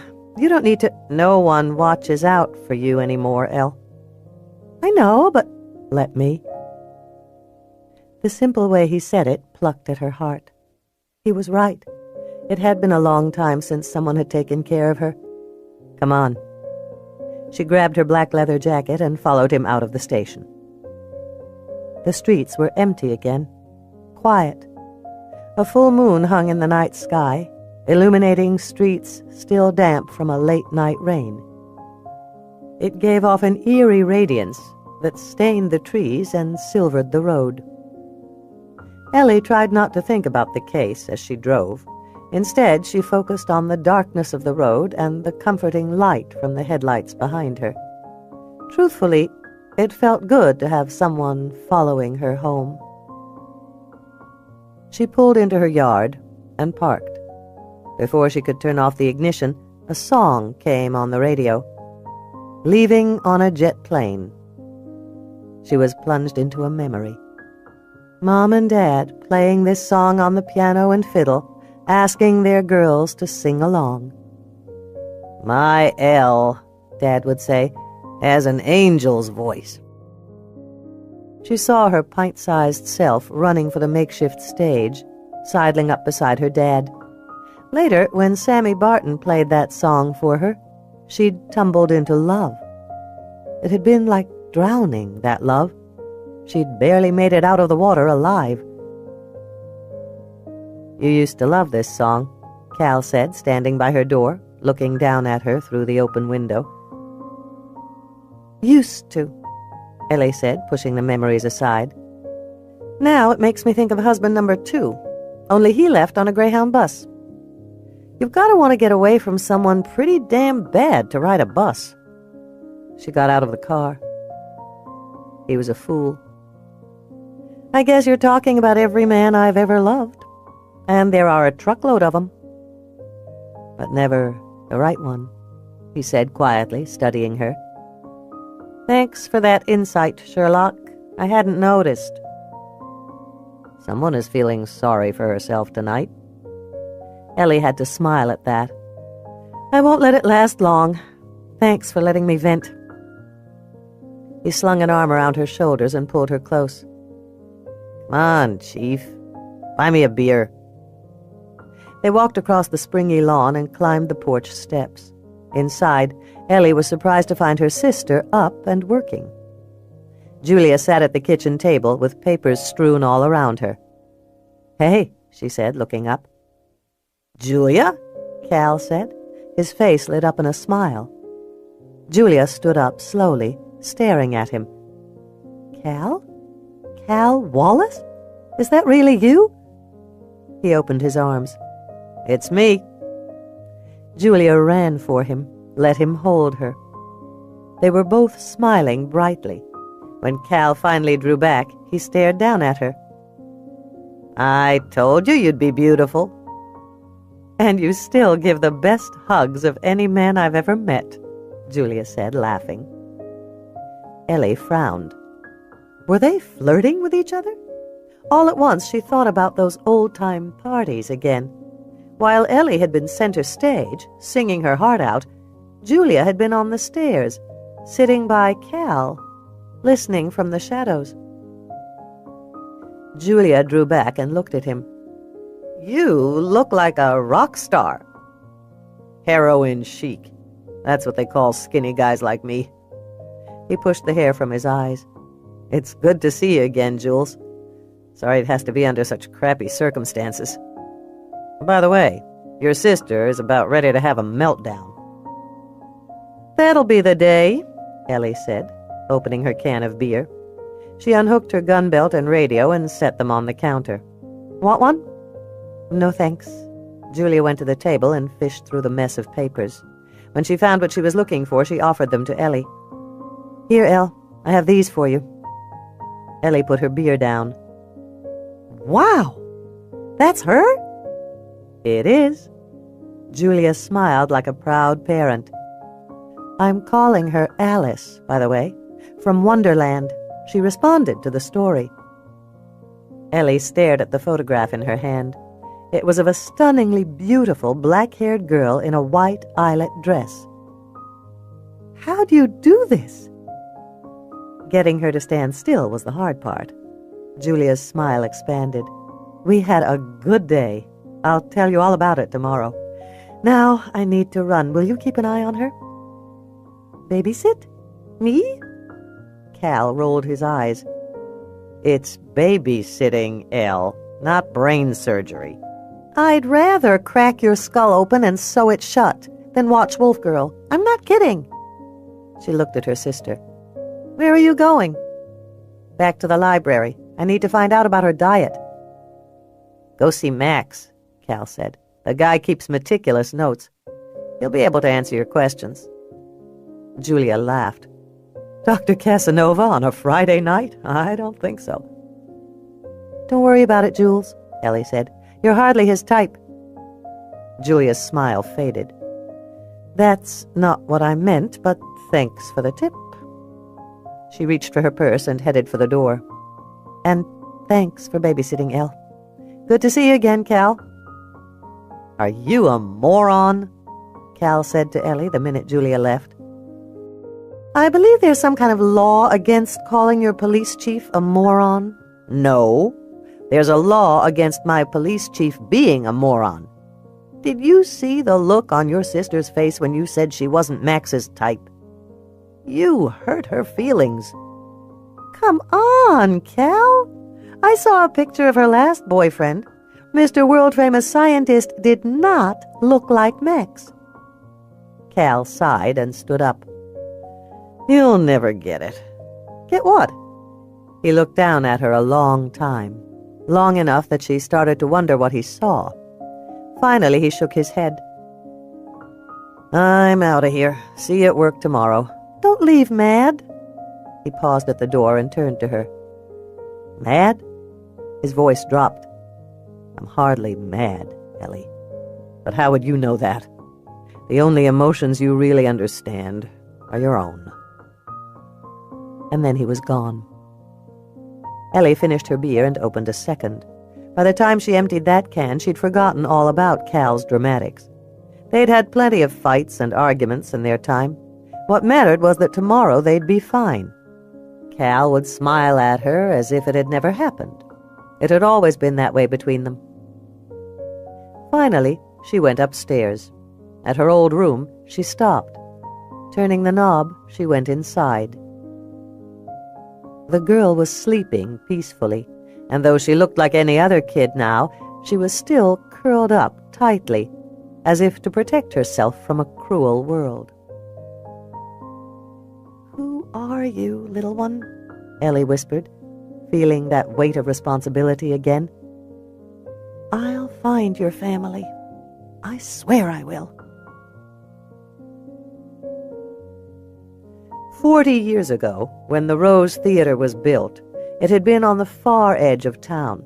Old-timers still called the neighborhood Back East.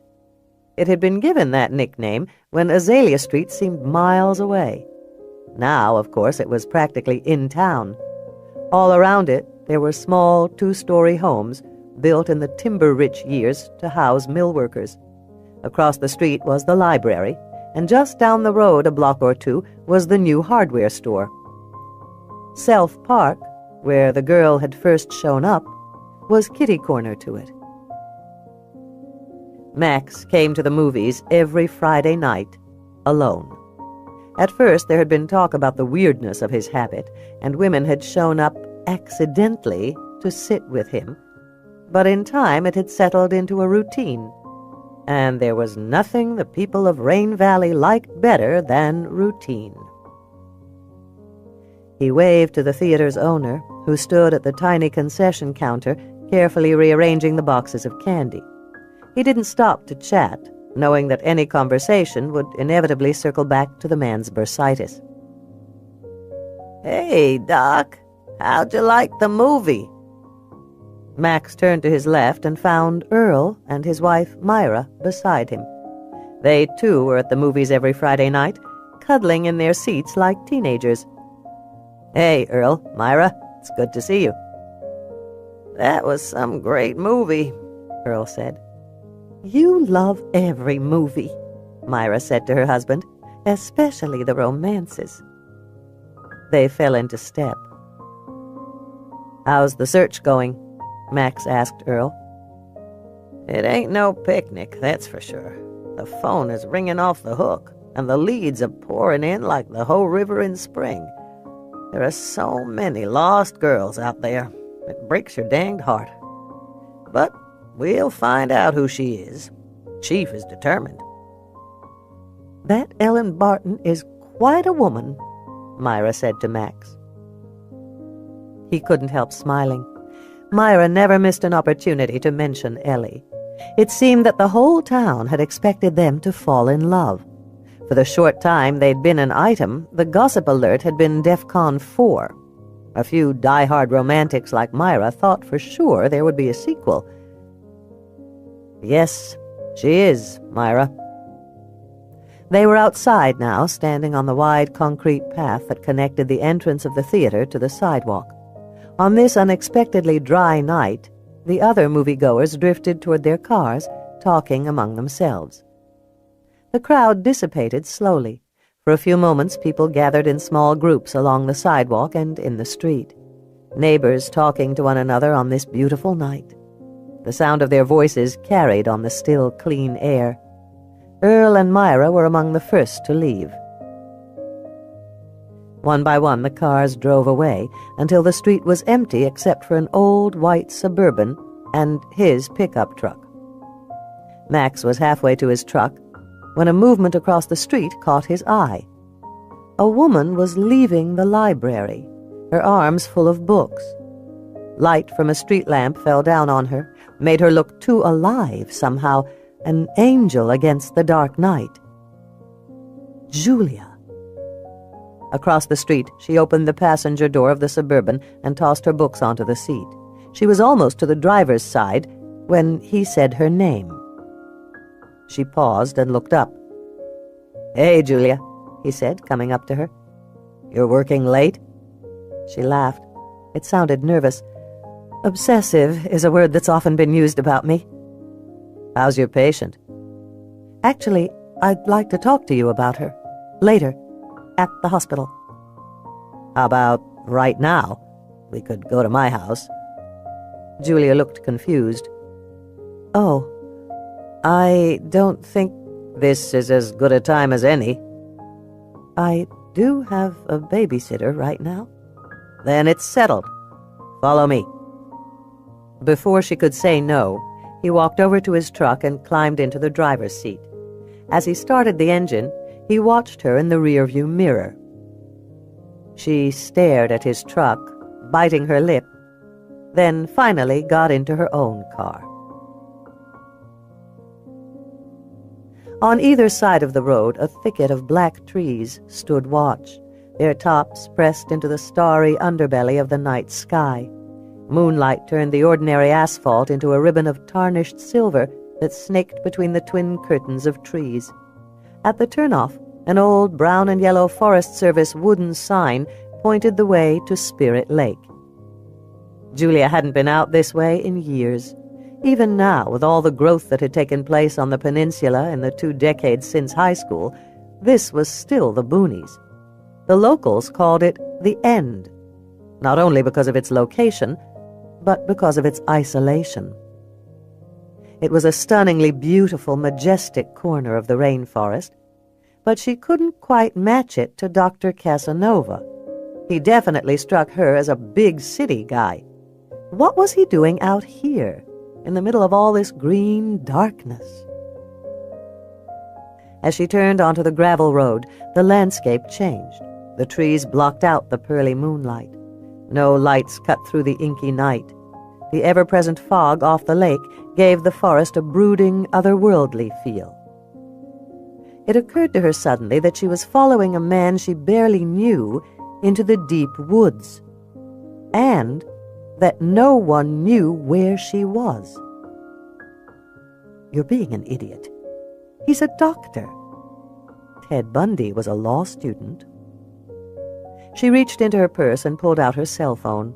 Amazingly, she got service. She punched in Ellie's phone number and got voicemail. "Hey, Elle, I'm at Dr. Saracen's house talking about the girl." She glanced at her watch. "I'll be home by midnight." She clicked the end button. "At least they'll know where to start looking for my body." That, actually, wasn't funny. In truth, she wasn't entirely sure why she was following him anyway. She wasn't really ready for a consult, and what she did have to present as a theory would make her look like a nutcase. Unfortunately, the past year had stolen more than her reputation. Somewhere along the way, she'd lost her confidence. She needed to hear that she was on the right path. There it was, the true reason she was here. He was the only colleague she had in Rain Valley, and he'd examined Alice.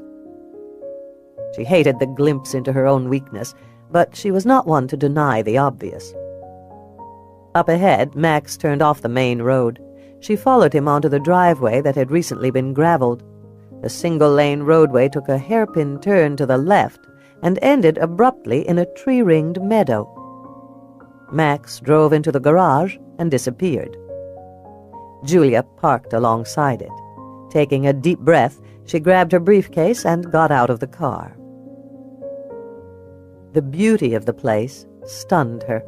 She was in the middle of a huge grassy field, ringed on 3 sides by enormous evergreens. On the 4th border lay Spirit Lake. Mist rose from the lake like steam from a boiling pot, giving everything a surreal fairy tale look. Close by, an owl hooted. She jumped at the sound. "The infamous spotted owl," Max said, coming up beside her. She eased sideways. "The enemy of every logger, and the champion of every tree-hugger. Come on." He led her past the garage and toward the house. As she got closer, she saw the craftsman-style beauty of the place. Plank cedar siding, handcrafted eaves, a big wraparound porch. Even the chairs seemed to have been handmade of clean, pure fur. It was the kind of house you didn't see in Rain Valley. Expensive and hand-tooled, yet plain. It was an Aspen or Jackson Hole kind of place. He opened the front door and let her enter first.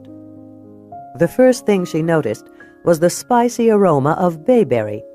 Somewhere he had a scented candle burning. Sexy music floated through the speakers. No doubt he kept the place in constant readiness for female guests. Julia tightened her hold on the briefcase and walked into the house. A gorgeous river rock fireplace dominated the left wall. Windows ran the length of the house, looking out from the porch to the lake beyond. 2 pairs of French doors led outside. The kitchen was small but perfectly constructed. Every cabinet gleamed with candlelight. The dining room was big and bracketed on 2 sides by windows that overlooked the lake. A huge trestle table took up most of the space. Oddly, there was only a single chair next to it. In the living room there was an oxblood leather sofa, no chairs, and a big screen plasma TV. A thick alpaca wool rug covered the wide-planked wood floor in front of the fireplace. There was also a jumble of ropes and pulleys by the back door. They lay in a tangled heap beside an ice pick and a backpack. "Rock climbing gear," she said. It was too cliché. "Someone is into danger, I see. A man who needs extreme circumstances to feel alive." "Don't try to psychoanalyze me, Julia. Drink?" He turned away from her and went into the kitchen area. Opening the refrigerator door, he said, "I have whatever you want." "How about a glass of white wine?" He returned a moment later carrying 2 glasses. White wine for her, Scotch on the rocks for himself. She took the one he offered and sat down at the very end of the sofa, close to the arm. "Thanks." He smiled. "You don't have to look so terrified, Julia. I'm not going to attack you." For a moment she was caught by the low, soft tone of his voice and the blue of his eyes. It was a little spark, barely anything, but it made her angry. She needed to get back on solid ground. "Let me guess again, Dr. Saracen. If I went out to the garage, I'd find a Porsche or a Corvette?" "Nope. Sorry to disappoint you." "Upstairs, I'd find a king-sized bed with expensive silk sheets, maybe a faux fur coverlet, and a nightstand drawer full of condoms that are ribbed for her pleasure." A frown pulled at his forehead. She got the distinct feeling that he was toying with her. "Her pleasure is always important to me." "I'm sure it is, as long as her pleasure doesn't require any real emotion on your part, or, God forbid, a commitment. Believe me, Max, I've known men like you before. As appealing as the Peter Pan syndrome is to some women, it's lost its charm for me." "Who was he?" "Who?" "The man who hurt you so badly." Julia was surprised by the perceptiveness of the question. Even more surprising was how it made her feel, almost as if he knew her. But he didn't.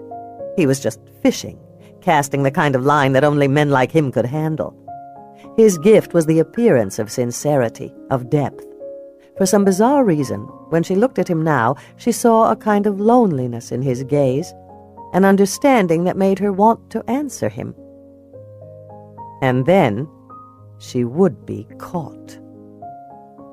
"May we please keep ourselves on track?" "Ah, business. Tell me about the girl." He sat down close to her, but not too close. "I'm calling her Alice for now. From Alice in Wonderland." She responded to the story. "Seems like a good choice." He waited for more. Suddenly she wished she weren't here. He might be a player and a flirt, but he was also a colleague, and as such, he could ruin her with a word. "Julia?" She started slowly. "When you first examined her, did you see any evidence of what her diet had been?" "You mean beyond the dehydration and malnutrition?" "Yes." "Facts? No. Ideas? I have a few. I'd say some meat and fish and fruit. I would guess she ate no dairy and no grains at all." Julia looked at him. "In other words, the kind of diet that would come from living off the land for a long time." "Maybe. How long do you think she was out there?" There it was, the question whose answer could both make and break her. "You'll think I'm crazy," she said after too long a silence. "I thought you shrinks didn't use that word." "Don't tell." "You're safe with me." She laughed at that. "Hardly." "Start talking, Julia," he said, sipping his drink. The ice rattled in his glass. "Okay." She started with the easy stuff. "I'm sure she's not deaf, and I strongly question the idea of autistic. Strangely enough, I think she might be a completely normal child, reacting to an impossibly foreign and hostile environment. I believe she understands some language, although I don't yet know if she knows how to speak and is choosing not to, or if she's never been taught. Either way, she hasn't hit puberty, so, theoretically at least, she's not too old to learn." "And?" He took another drink. She took a drink, too. Hers was more of a gulp. Her sense of vulnerability was so strong now she felt her cheeks warm. There was nothing to do now except dive in or walk away. "Have you ever read any of the accounts of wild children?" You mean like that French kid? The one Truffaut made the movie about? Yes. Come on. Hear me out, Max. Please. He leaned back into the cushions, crossed his arms, and studied her. Tell me. She started pulling stuff out of her briefcase. Papers, books, notes. She laid them all out on the cushion between them. As Max examined each article, she outlined her thoughts. She told him about the clear signs of wildness, the apparent lack of sense of self, the hiding mechanism, the eating habits, the howling. Then she offered the oddities, the humming, birdsong mimicry, the Insta-toilet training. When she'd presented all of it, she sat back, waiting for his comment. So, you're saying she was out there in the woods for most of her life? Yes. And the wolf they found with her, that was, what, her brother? She reached for her papers. Forget it. I should have known. Laughing, he grabbed her hand. Slow down. I'm not making fun of you. But you have to admit that your theory is out there. But think about it. Plug our evidence into the known fact patterns. It's all anecdotal, Julia. Kids raised by wolves and bears. Maybe she was held hostage for a while and then let go to survive on her own. She's definitely been around people at some point. Then why can't she speak? I think she's electively mute, at least partially. In other words, she can speak. She's choosing not to. If that's true, even partially, it'll take a hell of a doctor to bring her back to this world. Julia heard the question in his voice. She wasn't surprised. The whole world thought she was incompetent now. Why should he be any different? What did surprise her was how much it hurt. I am a good doctor. At least, I used to be. She reached for her papers, started putting them in her briefcase. He leaned closer, touched her wrist. I believe in you, you know, if that matters. She looked at him, even though she knew instantly that it was a mistake. He was so close now that she could see a jagged scar along his hairline and another at the base of his throat. Candlelight softened his face. She saw tiny flames reflected in the blue sea of his eyes. Thanks. It does.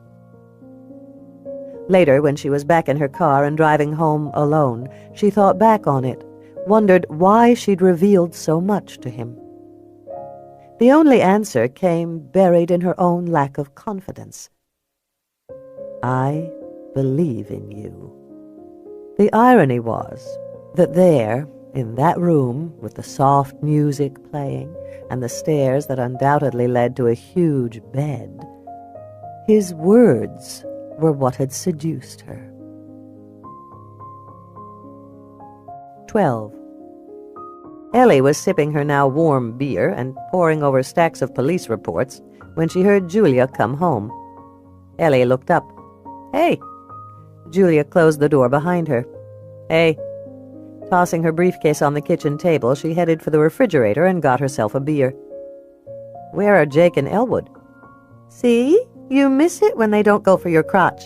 They're camped outside your bedroom. They almost never move from there anymore. I think it's the girl. They're crazy for her. She smiled. So you went to see Max? Julia sat down on the sofa beside Ellie. I'm hardly surprised to hear his name in the same sentence as the words, go straight for your crotch. So, what's the deal with him? That's a question every single woman in town has asked. I'll bet he's slept with every one of them. Not really. Julia frowned, but he acts like... I know. He flirts like crazy, but that's as far as it usually goes. Don't get me wrong, he's slept with plenty of women in town, but he's never really been with any of them. Not for long, anyway. What about you? Ellie laughed. When he first moved here, I was all over him. It's my way, as you know. No subtlety here, and no waiting around. If a good-looking man comes to town, I pounce." She finished her beer and set the bottle down. "We had a blast. Tequila straight shots, dancing at the poorhouse, necking by the bathrooms. By the time I got him home, we were pretty well toasted. The sex was... to be honest, I don't remember it. What I do remember was telling him how easy it would be to fall in love." "On the first date?" "You know me. I always fall in love, and men usually like it. But not Max. He pretty much killed himself in his hurry to leave. After that, he treated me like I had a communicable disease." Ellie glanced sideways, expecting to see censure in the green eyes that were so like her own. Julia couldn't know about throwing yourself at the wrong guy, about how it felt to be so desperate for love that you'd reach for anyone who smiled at you. But what she saw in her sister's eyes surprised her. Julia looked fragile suddenly, as if the talk of love had upset her. "Are you okay?" "Fine." But Ellie could see the lie on her sister's face, and for the first time she understood. Her sister had been broken by love, too. Maybe not as often as she had, or as publicly, but Julia had been hurt. What happened with him, with Philip? You guys were together for a long time. I thought you'd get married." "I thought so, too. I was so in love with him I ignored the signs. I found out too late that he'd been screwing around for most of the last year we were together. Now he's married to a dental hygienist and living in Pasadena. Last I heard, he was screwing around on her, too. Some psychiatrist, huh? I miss the problems in my own relationship. He sounds like a real asshole." "It would be easier if that were true." "I'm sorry." For the first time, Ellie felt as if she understood her sister. Julia might be brilliant, but when it came to love, that was no protection. Every heart could be broken. "You better stay away from Max, you know." Julia sighed. "Believe me, I know. A guy like that. Yeah, he could hurt a woman like you." "Like us," Julia said softly. So she felt it too, this new connection. "Yeah," Ellie agreed. "Like us." The next morning, Ellie was parked in front of the Ancient Grounds coffee stand when her radio beeped. Static crackled through the old black speakers, followed by Cal's voice. "Chief, you there? Out." "I'm here, Cal. What's up?" "Get down here, Ellie. Out." "Sally's making my mocha. I'll be—" "Now, Ellie. Out." Ellie glanced up at the woman in the coffee stand window. "Sorry, Sally. Emergency." She put the car in drive and hit the gas. 2 blocks later, she turned onto Cates Avenue and almost slammed into a news van. There were dozens parked along and in the center of the street. White satellite dishes stood out against the gray sky. Reporters were huddled in clusters along the sidewalk, their black umbrellas open. She hadn't taken more than 3 steps when the reporters pounced on her. "Comment on the report. No one is telling us where the exact location." She pushed through the crowd and yanked the station door open. Slipping through, she slammed the door shut behind her and leaned against it. "Shit!" "You haven't seen anything yet," Cal said. "They were camped out there at 8 o'clock when I got to work. Now they're waiting for your 9 o'clock update."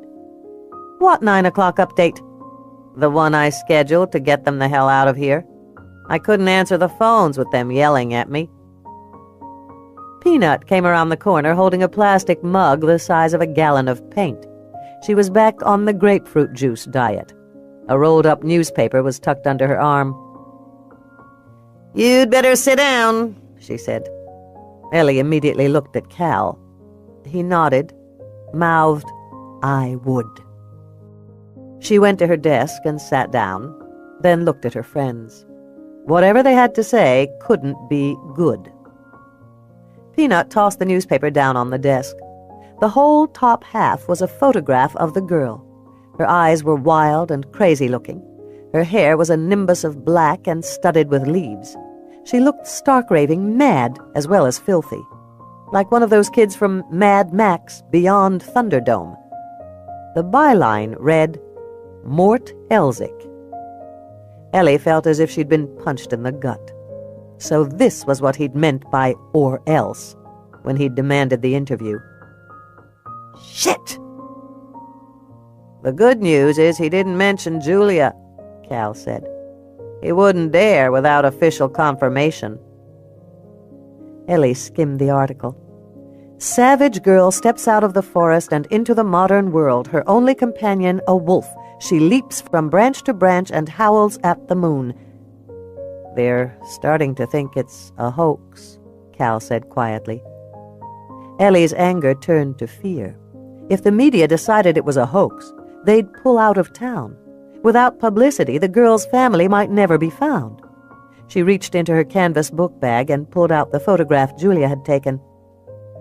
Circulate this. Peanut took the photo. Wow! Your sister is a miracle worker. We're calling her Alice, Ellie said. Put that on the record. Maybe a name will make her seem more real. Girl comes awake slowly. This place is quiet, peaceful, even though she cannot hear the river's call or the leaves whispering. The sun is hidden from her. Still, the air is lighted and bright. She is not afraid. For a moment she cannot believe it. She touches her thoughts, pokes through the darkness of them. It is true. She is not afraid. She cannot recall ever feeling like this. Usually her first thought is, hide. She has spent so long trying to make herself as small as possible.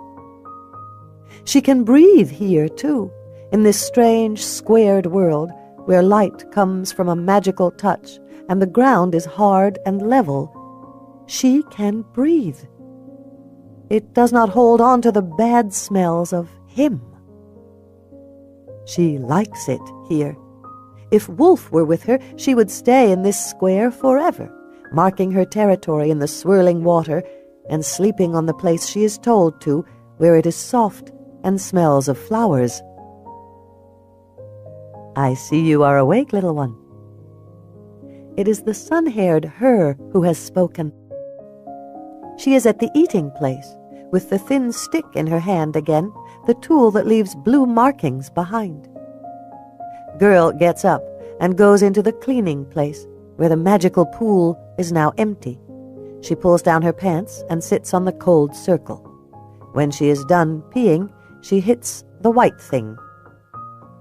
In the other room, her stands up. She is hitting her hands together, making a sound like a hunter's shot, and smiling. Girl likes that smile. It makes her feel safe. From the babble of forbidden sounds, Girl hears, "Come." She moves slowly, hunched over, holding her insides tightly. She knows how dangerous a moment like this can be, especially when her guard is down. She should always stay afraid. But the smile and the air and the softness of the sleeping place make her forget the cave. Him. She sits where Sunhair wants her to. I'll be good, she thinks, looking up, trying to force the happy face. Sunhair brings her food to eat. Girl remembers the rules, and she knows the price of disobeying. It is a lesson Him taught her lots of times. She waits for Sunhair to smile and nod, to say something. When it is done, Girl eats the sweet, sticky food. When she is finished, Sunhair takes the rest of the food away. Girl waits. Finally, Sunhair sits across from Girl. She touches her chest and says the same thing over and over. Julia. Then she touches Girl. Alice. Alice. Girl wants to be good, wants to stay in this place with this her that smiles, and she knows that something is expected of her now, but she has no idea what she should do. It seems as if Sunhair wants Girl to make the bad sounds, but that can't be true. Her heart is beating so fast it makes her feel sick and dizzy. Finally, Sunhair pulls back her hand. She reaches into the square hole beside her and begins putting things on the table. Girl is mesmerized. She has never seen any of these things. She wants to touch them, taste and smell them. Sunhair takes one of the pointed sticks and touches it to the book of lines. Behind her touch, everything is red. Crayon. Color book. Girl makes a sound of wonder. Sunhair looks up. She is talking to Girl now. In all the babble of sound, she begins to hear a repetition. Alice, play. Play. Girl frowns, trying to understand. She almost knows these sounds. But Sunhair keeps talking, keeps pulling things out of the secret place until Girl can't remember what she is trying to remember. Every new object seizes hold of her, makes her want to reach out. Then, when Girl is almost ready to make her move, to touch the pointed red stick, Sunhair pulls it out. Girl screams and scrambles backward, but she is trapped by this cage on which she sits. She falls, hits her head, and screams again, then crawls on her hands and knees toward the safety of the trees. She knew she shouldn't have let her guard down. So what that she can breathe here? It is a little thing, a trick. Sunhair is frowning at her, talking in a haze of white noise. Girl can make out no sounds at all. Her heart is beating so fast it sounds like the drums of the tribe that fish along the river. There is almost no space between them now. Sunhair holds it out. Girl screams again and claws at her hair, blowing her nose. Him is here. He knows she likes Sunhair, and he will hurt her now. All she can think is the sound she knows best of all. No!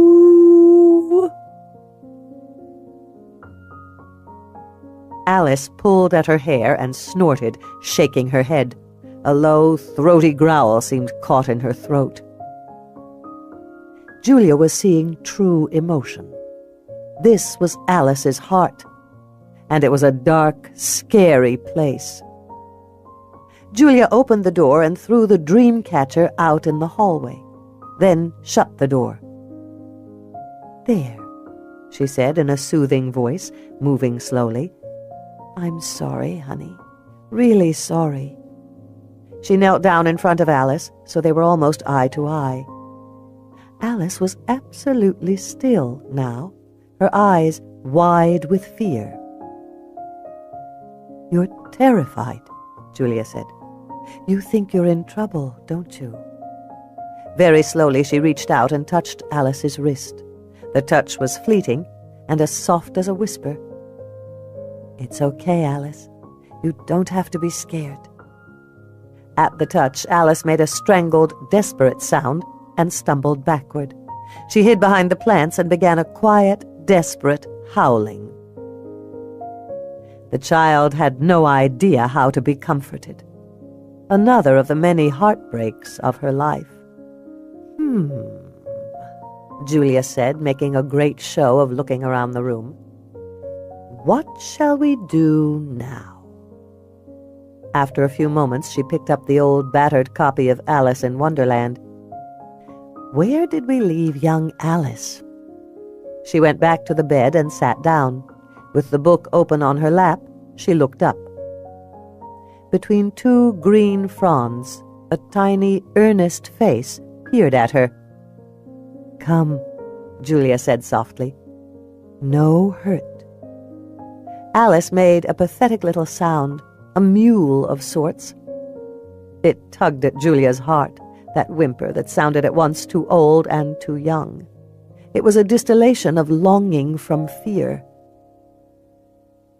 "Come," she said again, patting the bed. No hurt. Still, Alice remained in her safe spot. Julia started to read. You ought to be ashamed of yourself, said Alice. A great girl like you, she might well say this, to go on crying in this way. Stop this moment, I tell you. But she went on all the same, shedding gallons of tears until there was a large pool around her. There was a sound across the room, a scuffing of feet. Julia smiled to herself and kept reading. It is a trick. Girl knows this. She knows it. And yet, the sounds are so soothing. She sits in the forest so long her legs begin to ache. Although stillness has always been her way, in this bright place she likes to move, if only because she can. Don't do it, she thinks, shifting her weight from one foot to another. It is a trick. When Girl gets close, her will beat her. Come here, Alice. From the jumble of sounds Sunhair makes, Girl hears these special noises again. From somewhere, she remembers that they are words. Trick!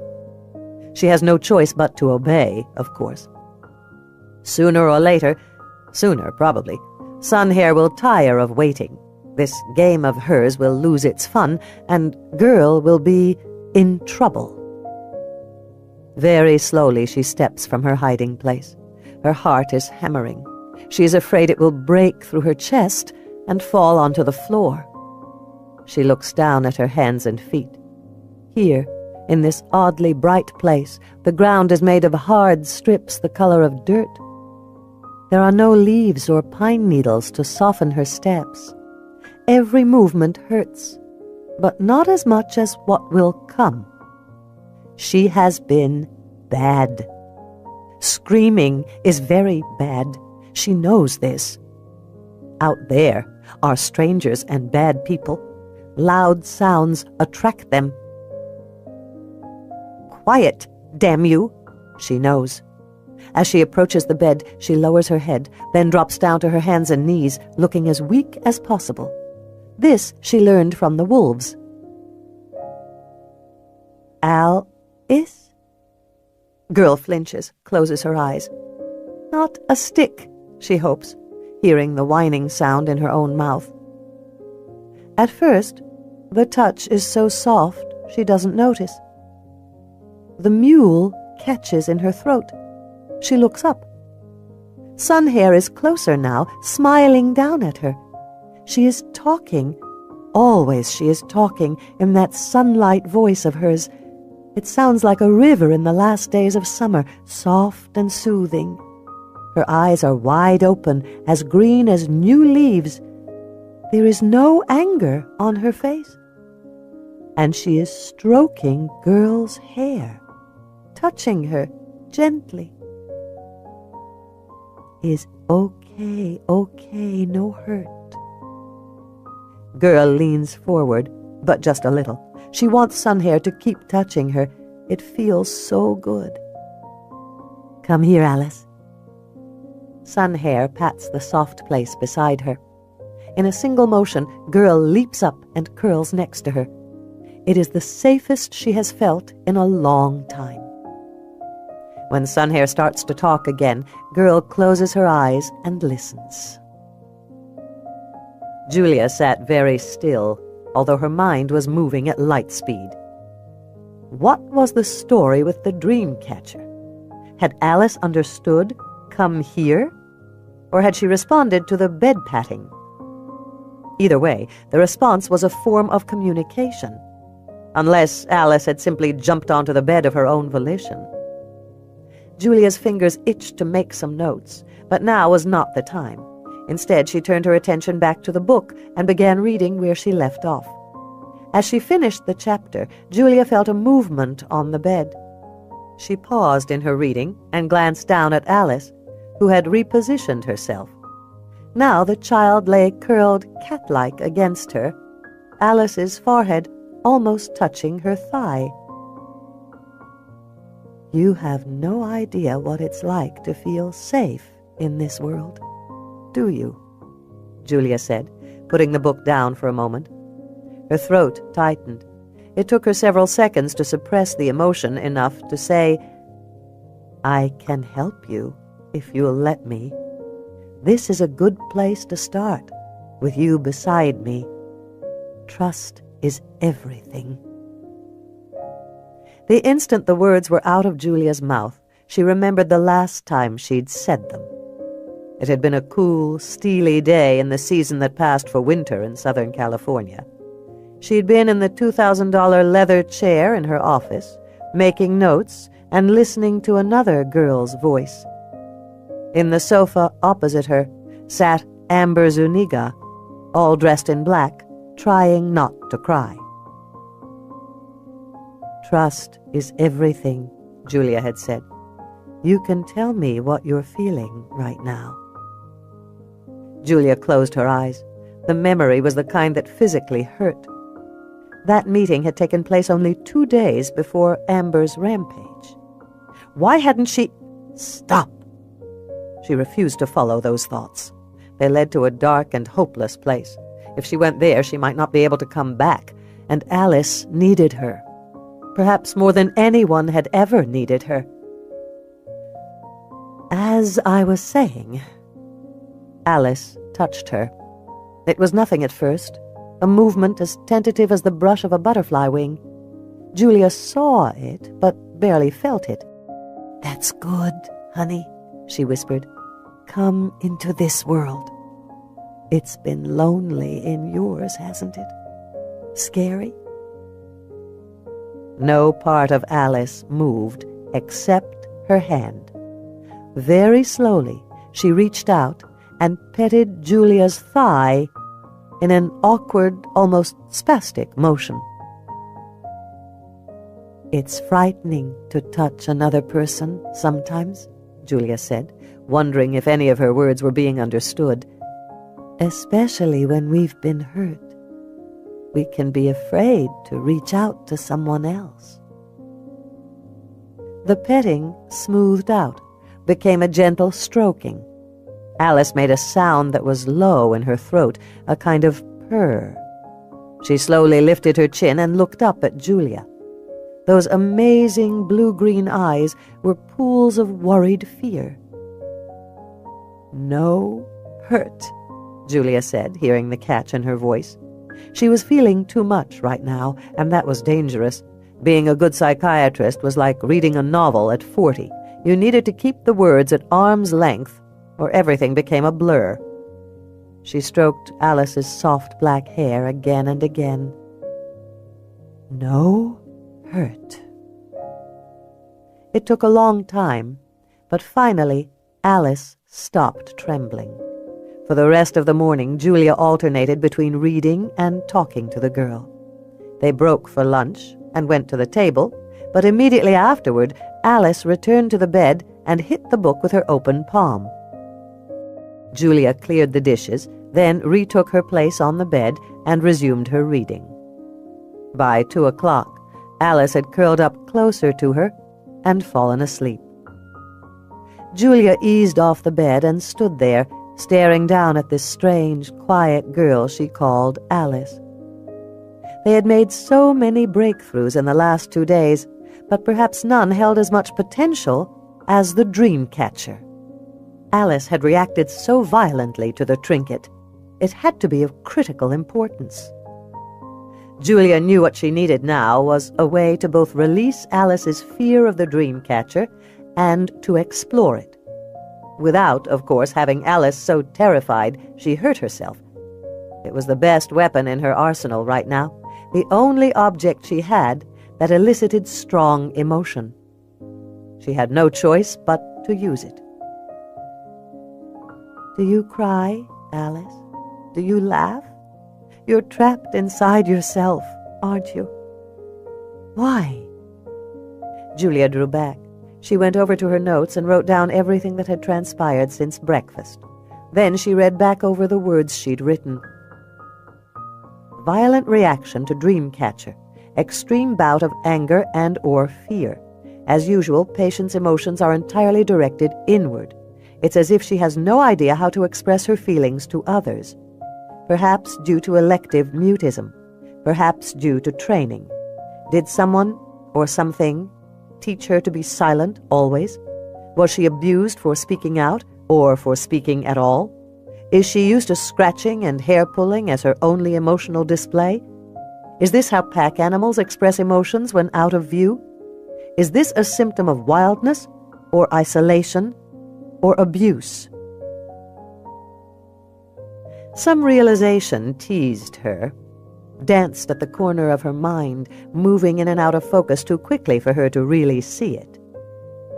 Julia put down her pen and stood up again. A quick look at the video camera assured her that it was still recording. She could study the footage of the Dreamcatcher incident again tonight. Maybe she'd missed something. She checked Alice again, made sure she was asleep, then left the room. Outside, in the hallway, the dogs lay coiled together, asleep. Julia stepped over them and retrieved the Dreamcatcher. It was a poorly made trinket, the kind of thing they sold at local souvenir shops. No bigger than a tea saucer, and as thin as the twigs that formed its circular perimeter. It was hardly threatening. Several cheap, shiny blue beads glittered amidst a string web. She suspected they usually came with a designer tag that detailed their importance to the local tribes of the Quinault and the Ho. What was its connection to Alice? Was she Native American? Was that a piece of the puzzle? Or was it not the Dreamcatcher in total that had frightened her, but rather some piece of it?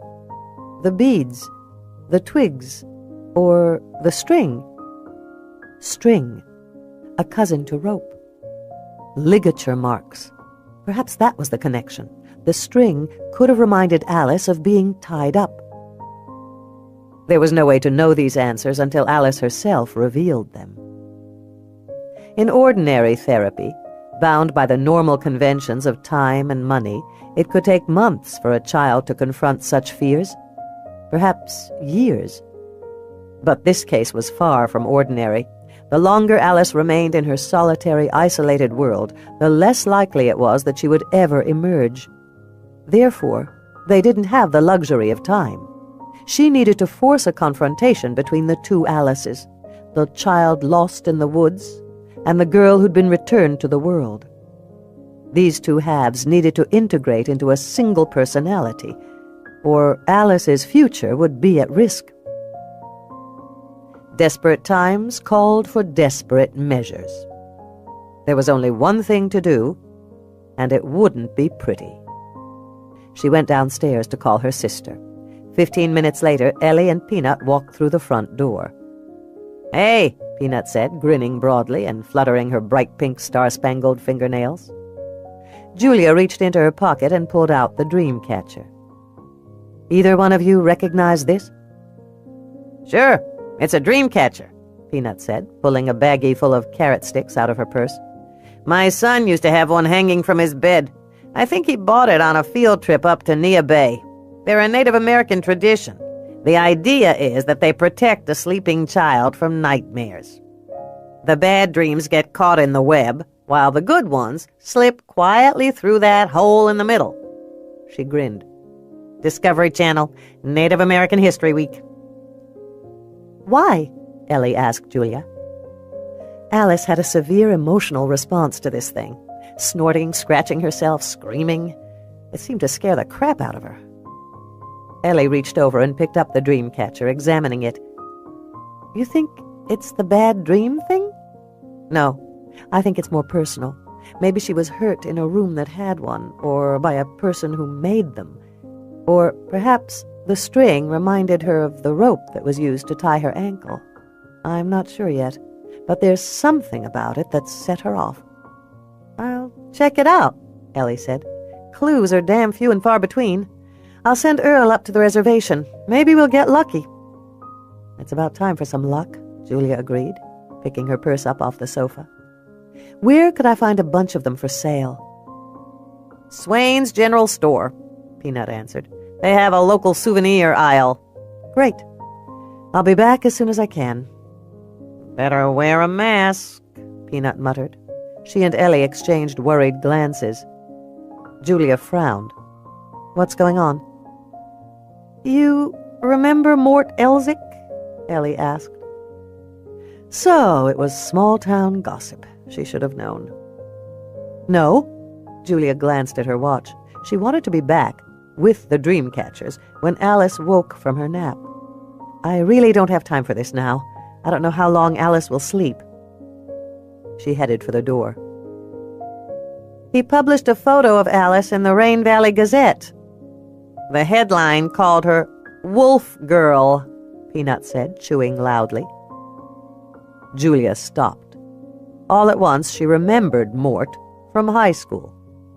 And from that night at the hospital. He'd bumped into her in the hallway. Of course! The bag he'd dropped held camera equipment. That was why he hadn't been at the meeting in the church. He'd used that time to sneak into the hospital. Slowly she turned. Any mention of me? Both women shook their heads. The town is protecting you, Ellie added. He knows you're here, but no one will confirm that you're helping Alice. I knew there'd be a leak. There always is. We're fine if... Peanut and Ellie exchanged another worried look. What? There's more? Julia demanded. Some of the reporters are leaving town. They think the whole thing is a hoax. Julia cursed under her breath. That was the one thing they couldn't afford. If the media withdrew now, they might never find out who Alice really was. The new photos, mine, I mean, should help. Also, release some bit of information, something scientific. Put someone in uniform on camera to talk about the search. Use lots of missing kids statistics. Make every word sound official. That should buy us some time. You need to get her talking, Jules. No kidding. In the old days, her word would have been enough to convince the media. Now it would mean nothing. You want me to go get you the dream catchers? Peanut said gently. Julia hated to bend to pressure, but she had no choice.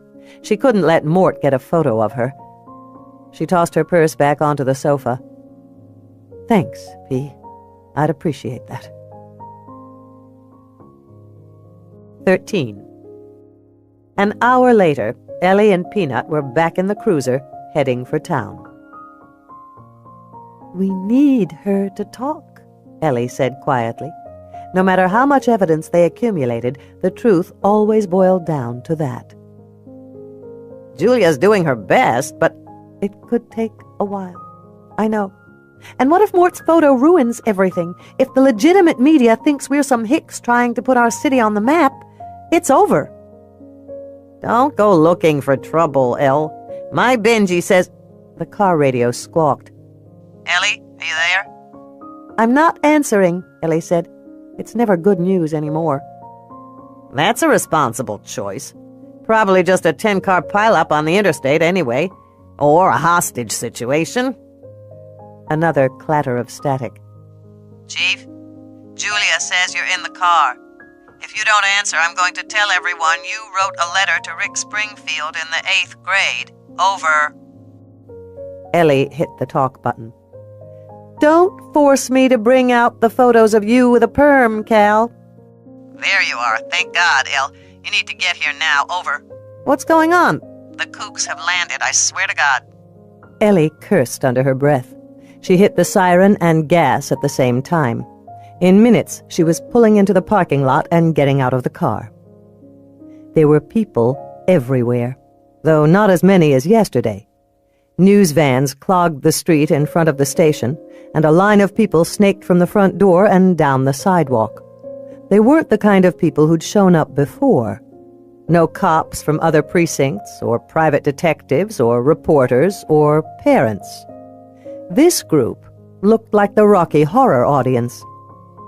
She brushed past them, ignoring their clamoring voices, and went into the station. Cal was at his desk, looking dazed and confused. Earl sat at the other patrol desk. At Ellie's entrance, he smiled tiredly and said, I just took a statement from a man who lives on the planet Rebar." Ellie frowned. "What?" "That's who came looking for the girl. A man.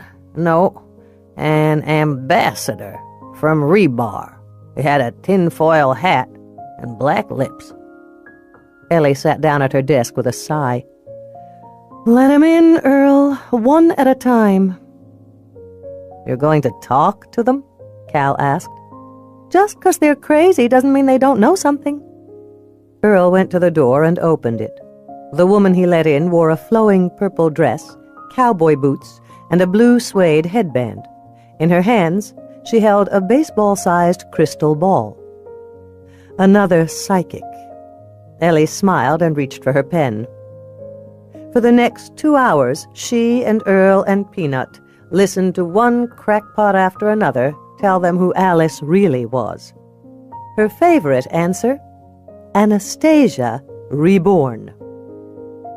When the last man finally told his story and left, Ellie leaned back in her chair and sighed. "Where did they all come from?" Cal answered. "Mort's picture. It makes the whole story seem unbelievable, especially since he used words like flying and wolf girl. His story hinted that she eats only live insects and does sign language with her feet. I heard CNN pulled out of town." "This is so not good," Peanut said, reaching for her grapefruit juice. Cal jumped down from the desk. His tennis shoes hit with a little thump on the hardwood floor. "Use her," he said quietly. "It's our only choice." Ellie didn't have to ask who Cal meant. She'd had the same thought herself. "Julia?" Peanut said in a spiky voice. "But they'll only care about what happened in Silverwood." "They'll crucify her," Ellie said, looking up at Cal. "Wolf girl works with disgraced doctor." "What choice do we have?" "I don't know," Ellie said. "Today, when she heard about Mort's photo, she looked as fragile as I've ever seen her." "She'll do it for Alice," Cal said. Julia was still trying to formulate a dream-catcher use plan when Ellie barged into the room. Her keys and handcuffs jangled with every step. Behind her, the dogs howled and scratched at the door, barking when she shut them out. Alice ran for the plants and hid there. Ellie clasped her keys and handcuffs, stilling them. "I need to talk to you." Julia fought the urge to roll her eyes. The interruption had come at a particularly tender time. "Fine." Ellie stood there a moment longer, then she said, "I'll wait for you in the kitchen," and left the bedroom. Julia hid her pens and paper and notebooks. "I'll be right back, Alice." Alice stayed hidden in her sanctuary, but when Julia reached for the knob, the child started to whimper. "You're upset," Julia said softly. "You're feeling afraid that I won't come back, but I will." There was nothing else she could say. She could only teach Alice about trust by returning. One of the fundamental truths of psychiatry was that sometimes you had to leave a patient who needed you. She slipped out of the room and shut the door behind her. Alice's low, pitiful howling could be heard through the door. The dogs were in the hallway, sitting up on their haunches, howling with Alice. She went downstairs and found Ellie out on the porch. It wasn't surprising. For as long as they'd been a family, important business and celebration had been taken care of outside, rain or shine. Ellie was sitting in Dad's favorite chair. Of course, Ellie had always drawn strength from their father, just as Julia had gotten hope from her mother. The choice of Ellie's chair meant something big was on her mind. Julia sat in the rocker. A soft breeze kicked up in the yard, sent drying leaves cartwheeling across the grass. The gurgling song of the fall river filled the air. She looked at her sister. "I need to get back to her. What's up?" Ellie looked pale, shaken even. It unnerved Julia to see her powerhouse of a sister look beaten. She leaned forward. "What is it, Ellie?" "The reporters are leaving town. They think the whole wild child thing is a hoax. By tomorrow, the Gazette and maybe the Olympian will be the only papers still writing about this story." Julia knew suddenly what this was about, why Ellie looked nervous. "We need you to talk to the press," Ellie said softly, as if the tenor of her voice could remove the sting from the words. "Do you know what you're asking of me?" "What choice do we have? If the story dies, we may never know who she is. And you know what happens to abandoned kids. The state will warehouse her, ignore her." "I can get her to talk." "I know. But what if she doesn't know her name? We need her family to come forward." Julia couldn't deny it. As painful as this decision was, the stakes were clear. It came down to her best interest versus Alice's. "I wanted to have something to tell them. A success that could be balanced against the failures. They won't—" "What?" "Believe in me," she thought, but said nothing. Julia looked away. The silvery river caught her gaze, reflecting like a strand of sunlight against the green lawn. In that instance of brightness, she recalled the flash of the camera lights and the barrage of ugly questions. When the press went in for the kill, there was nothing that could protect you. The truth least of all. She was damaged goods now. They wouldn't listen to her opinion on anything. But they'd put her on the front page. "I guess I can't be any more ruined," she said at last, shivering slightly. She hoped her sister didn't notice.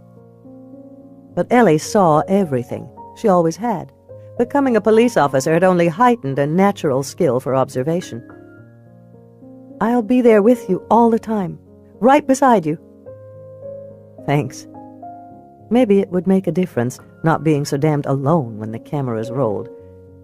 Schedule a press conference for tonight, say 7 o'clock. "What will you tell them?" "I'll tell them what I can about Alice. I'll show them the pictures and reveal a few interesting behavioral observations, and let them ask their questions." "I'm sorry," Ellie said. Julia tried to smile. "I've lived through it before. I guess I can live through it again. For Alice." Julia could hear the racket going on in the police station. Dozens of reporters and photographers and videographers were out there, setting up their equipment, running sound and picture checks. She and Ellie and Cal and Peanut were crammed into the employee lunchroom like hot dogs in a plastic pack. "You'll be fine," Ellie said for at least the 10th time in the same number of minutes. As he had each time, Cal agreed. "I'm worried about Alice," Julia said. "Myra is sitting just outside her door. She'll call if Alice makes a peep," Ellie said. "You'll be fine." Peanut said, "They'll call her a quack." Ellie gasped. "Peanut?" Peanut grinned at Julia. "I use that technique on my kids. Reverse psychology. Now, anything they say will sound good." "No wonder your kids keep piercing their body parts," Cal remarked. Peanut flipped him off. "At least I don't go to conventions in costume." "I haven't worn a costume in 20 years. Earl appeared at the door. Everything about him looked spit-shined, from his faded red comb-over to his lacquer-coated dress shoes. The creases in his uniform were laser-sharp. "They're ready for you, Julia." He flushed, stammered. Dr. Cates." One by one, they peeled out of the lunchroom. The 5 of them collected again in the hallway. "I'll go first to introduce you," Ellie said. Julia nodded. "For Alice," she thought. Ellie walked down the hallway and turned the corner. "For Alice." Then Earl was beside her, taking her arm. She followed him down the hall, around the corner, and into the flash of her old life. The crowd went wild, hurling questions like hand grenades. "Quiet!" Ellie yelled, holding her hands out. "Let Julia talk!" Gradually the crowd stilled. Julia felt their eyes on her. Everyone in the room was judging her right now, finding her lacking in both judgment and skill. She drew in a sharp breath and caught it. Her gaze scanned the room, looking for a friendly face. In the back row, behind the reporters and photographers, were the locals. The Grimm sisters, and poor Fred in ash form, Barbara Kurek, Laurie Foreman and her bright-faced children, several of her high school teachers, and Max. He gave her a nod and a thumbs up. It was surprising, but that show of support helped calm her nerves. In Los Angeles, she'd always felt totally alone in facing the press. As all of you know, I'm Dr. Julia Cates. I've been called to Rain Valley to treat a very special patient, whom we're calling Alice. I know that many of you will wish to focus on my past, but I beg you to see what matters. This child is nameless and alone in the world. We need your help in finding her family. She held up a photograph. This is the girl we're calling Alice. As you can see, she has dark hair and blue-green eyes.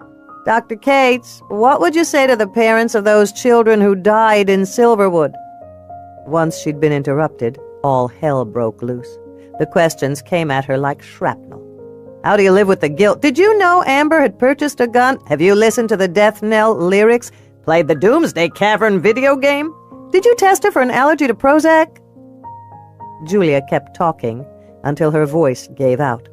By the time it was over and the reporters had all run off to meet their deadlines, she felt utterly spent. Alone at the podium, she watched the people leave. Finally, Ellie came up to her. "Jesus, Jules, that was bad," she said, looking almost as shaken as Julia felt. "I'm sorry. I didn't know—" "You couldn't have. Can I do something to help?" Julia nodded. "Watch Alice for me, will you? I need to be alone for a while." Ellie nodded. Julia tried not to make eye contact with Peanut or Cal. They stood near his desk holding hands. Both of them were pale. Peanut's bright pink cheeks were streaked with tears. Julia walked down the steps and into the cold lavender night. At the sidewalk, she turned left for no particular reason.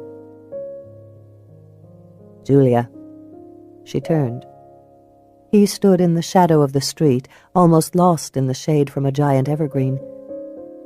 "I bought the motorcycle when I worked near Watts. Sometimes a man needs to clear his head. 75 miles an hour on a bike will do it." She should walk away, maybe even laugh, but she couldn't do it. In all of Rain Valley, he was probably the only person who really understood how she felt right now. How she knew that, she couldn't have said. It made no sense, but the notion stuck with her. "I think 40 miles an hour would do it. I have a smaller head." Smiling, he handed her a helmet. She put it on and climbed onto the bike behind him, circling him with her arms. They drove down the cool, gray streets of town, past the pod of news vans and the parking lot full of school buses. Wind beat at her sleeves and tugged at her hair when they turned onto the highway. They drove and drove through the night, along the narrow, bumpy highway. She clung to him. When he turned off the highway and onto his gravel driveway, she didn't care. In the back of her mind, she'd known when she climbed onto this man's motorcycle where they would end up. Tomorrow, she would question her judgment, or lack thereof, but for now it felt good to have her arms around him. It felt good not to be alone. He parked the motorcycle in the garage. Wordlessly, they went into the house. She took a seat on the sofa while Max brought her a glass of white wine. then built a fire in the imposing river rock fireplace and turned on the stereo. The first song that came on was something soft and jazzy. "You don't need to go to all this trouble, Max. For God's sake, don't start lighting the candles." He sat down beside her. "And why is that?" "I'm not going upstairs." "I don't remember asking you to." She couldn't help smiling at that. Leaning back in the soft cushions, she looked at him over the rim of her wine glass. In the firelight, he looked breathtakingly handsome. A thought flitted through her mind, seduced her. Why not? She could follow him upstairs, climb into his big bed, and let him make love to her. For a glorious while, she could forget. Women did that kind of thing all the time. "What are you thinking about?" She was sure he could read her mind. A man like him knew every nuance of desire on a woman's face. She felt her cheeks grow warm. "I was thinking about kissing you, actually." He leaned toward her. His breath smelled slightly of scotch. "And?" "As my sister pointed out, I'm not your kind of woman." He drew back. "Believe me, Julia, your sister has no idea what kind of woman I want." She heard the edge in his voice and saw something in his eyes that surprised her.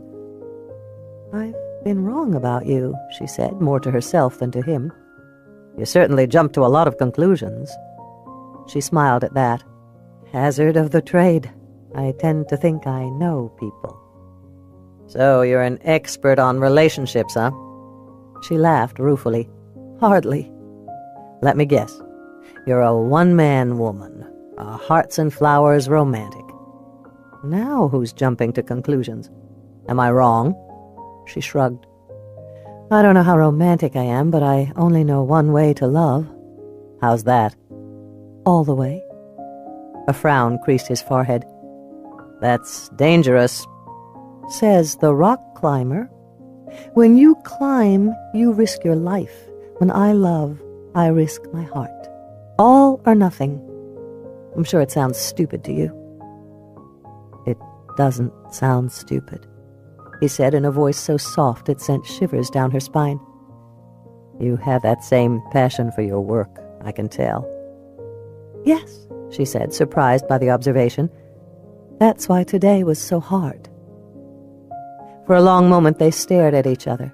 Max seemed to be looking for something in her eyes, or seeing something he didn't understand.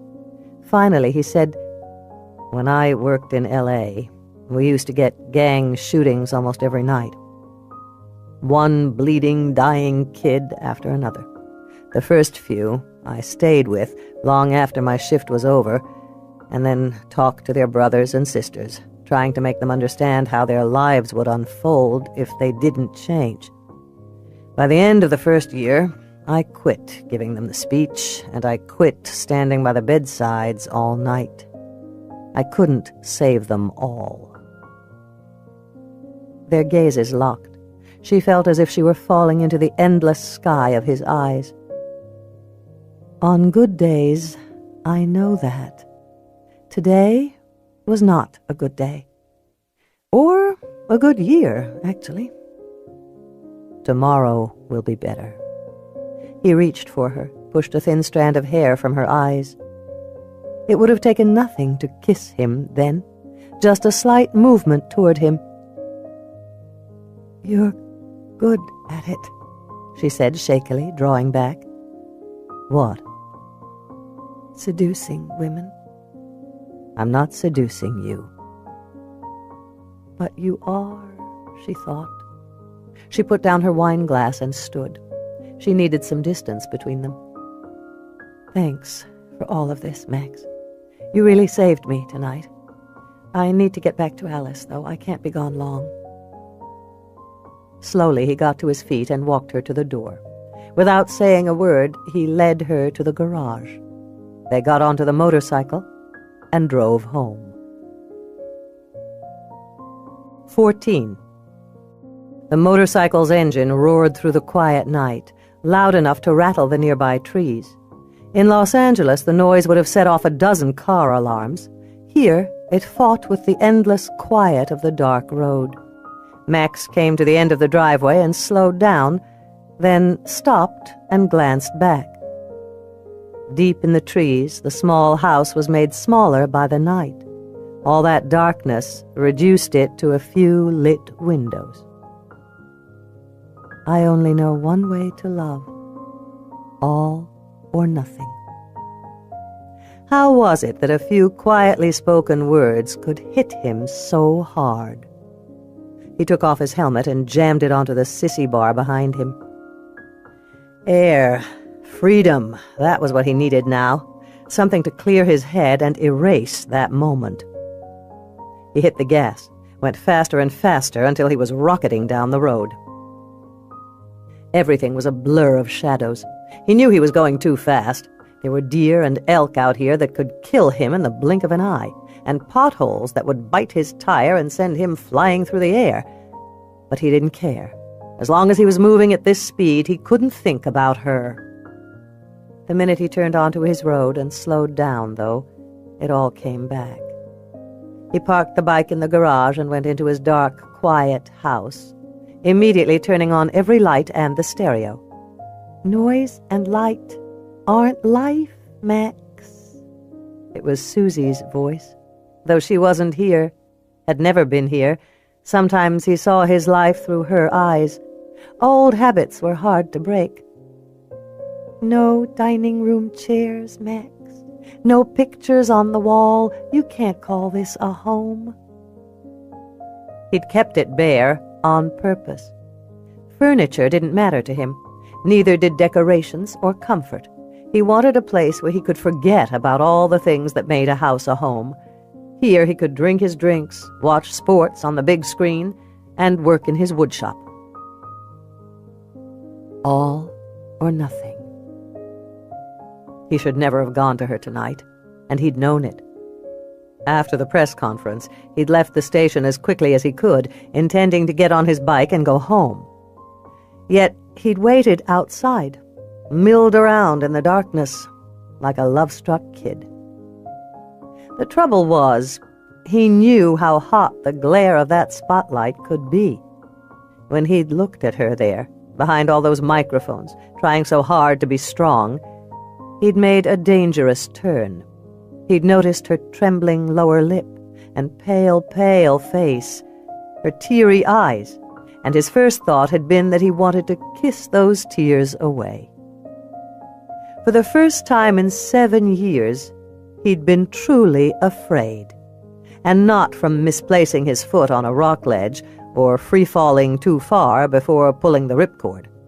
All those moments of feeling he'd accumulated in the past years were facsimiles of an emotion.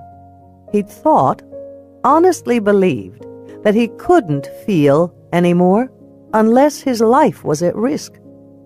That was what had driven him to climb rock faces and jagged mountains, the need to feel again, even if it lasted only a moment.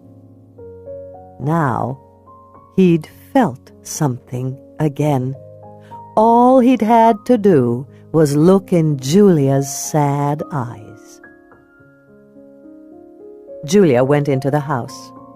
Ellie was in the living room, sitting on the sofa with the dogs spread across her lap. "It's about time," she said in a voice that held some irritation. "I wasn't gone that long. I was worried about you. The press conference was brutal." Julia sat on the overstuffed cushion and put her feet on the coffee table. She felt Ellie's gaze on her face, but she didn't turn to meet it. "Yeah." There was a long pause. Julia knew that her sister was trying to figure out what to say next. "Don't bother," Julia said. "I just have to get through it. Again. At least this time I have Alice." "And me?" Julia heard a shadow of hurt in her sister's voice. "And you." At that, Julia felt something in her chest relax. "So, where did you go tonight?" Julia felt heat flare in her face. She glanced down at the dogs. "Max's house." Ellie straightened. "Really? Max never takes women to his house. I think he felt sorry for me. Ellie was staring at her now and frowning. Did you? No, Julia said quickly. She didn't even want to hear the words out loud. Of course not. You watch out for him, Ellie said at last. I'm not kidding, Jules. And I'm not jealous. Just be careful. Julia was touched by the concern. I will be. She stood up. I'm beat. I'm going to crash. Thanks for waiting up for me. Thanks for throwing yourself on the fire for us. Julia headed for the stairs. She was just reaching for the banister when Ellie called out her name. Julia paused and turned around. Yeah? Everything will be okay, you know. Sooner or later it'll die down and they'll remember how good you are at what you do. Julia released her breath.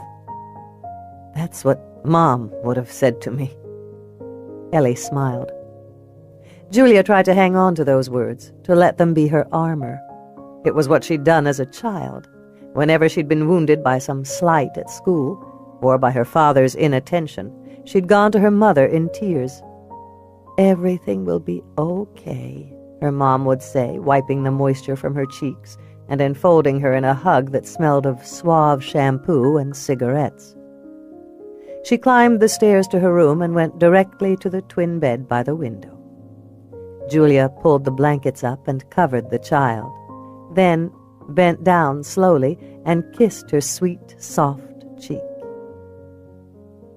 She meant to rise, but knelt by the bed instead. Without realizing what she was going to do, she bowed her head and closed her eyes. Give me strength. She kissed Alice's cheek again, then climbed into her own narrow, lonely bed and fell asleep. Something is wrong. Girl senses it the second she opens her eyes. She stands still, sniffing the air. Many things, she has learned, can be sensed if one is quiet. The coming of snow smells like apples and makes her littlest fingers swell up.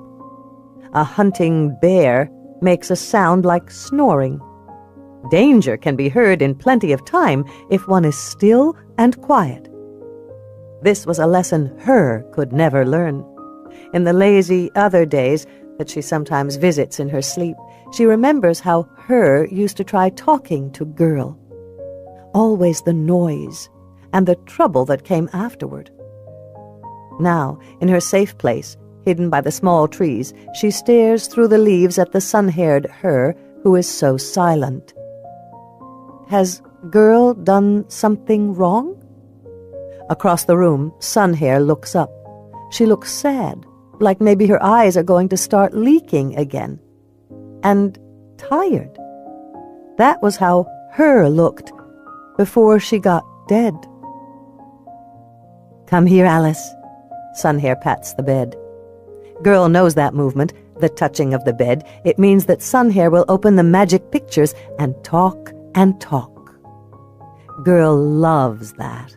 The sound of her voice, the way she lets Girl be so close, the safety of curling up beside her. Come here, Alice.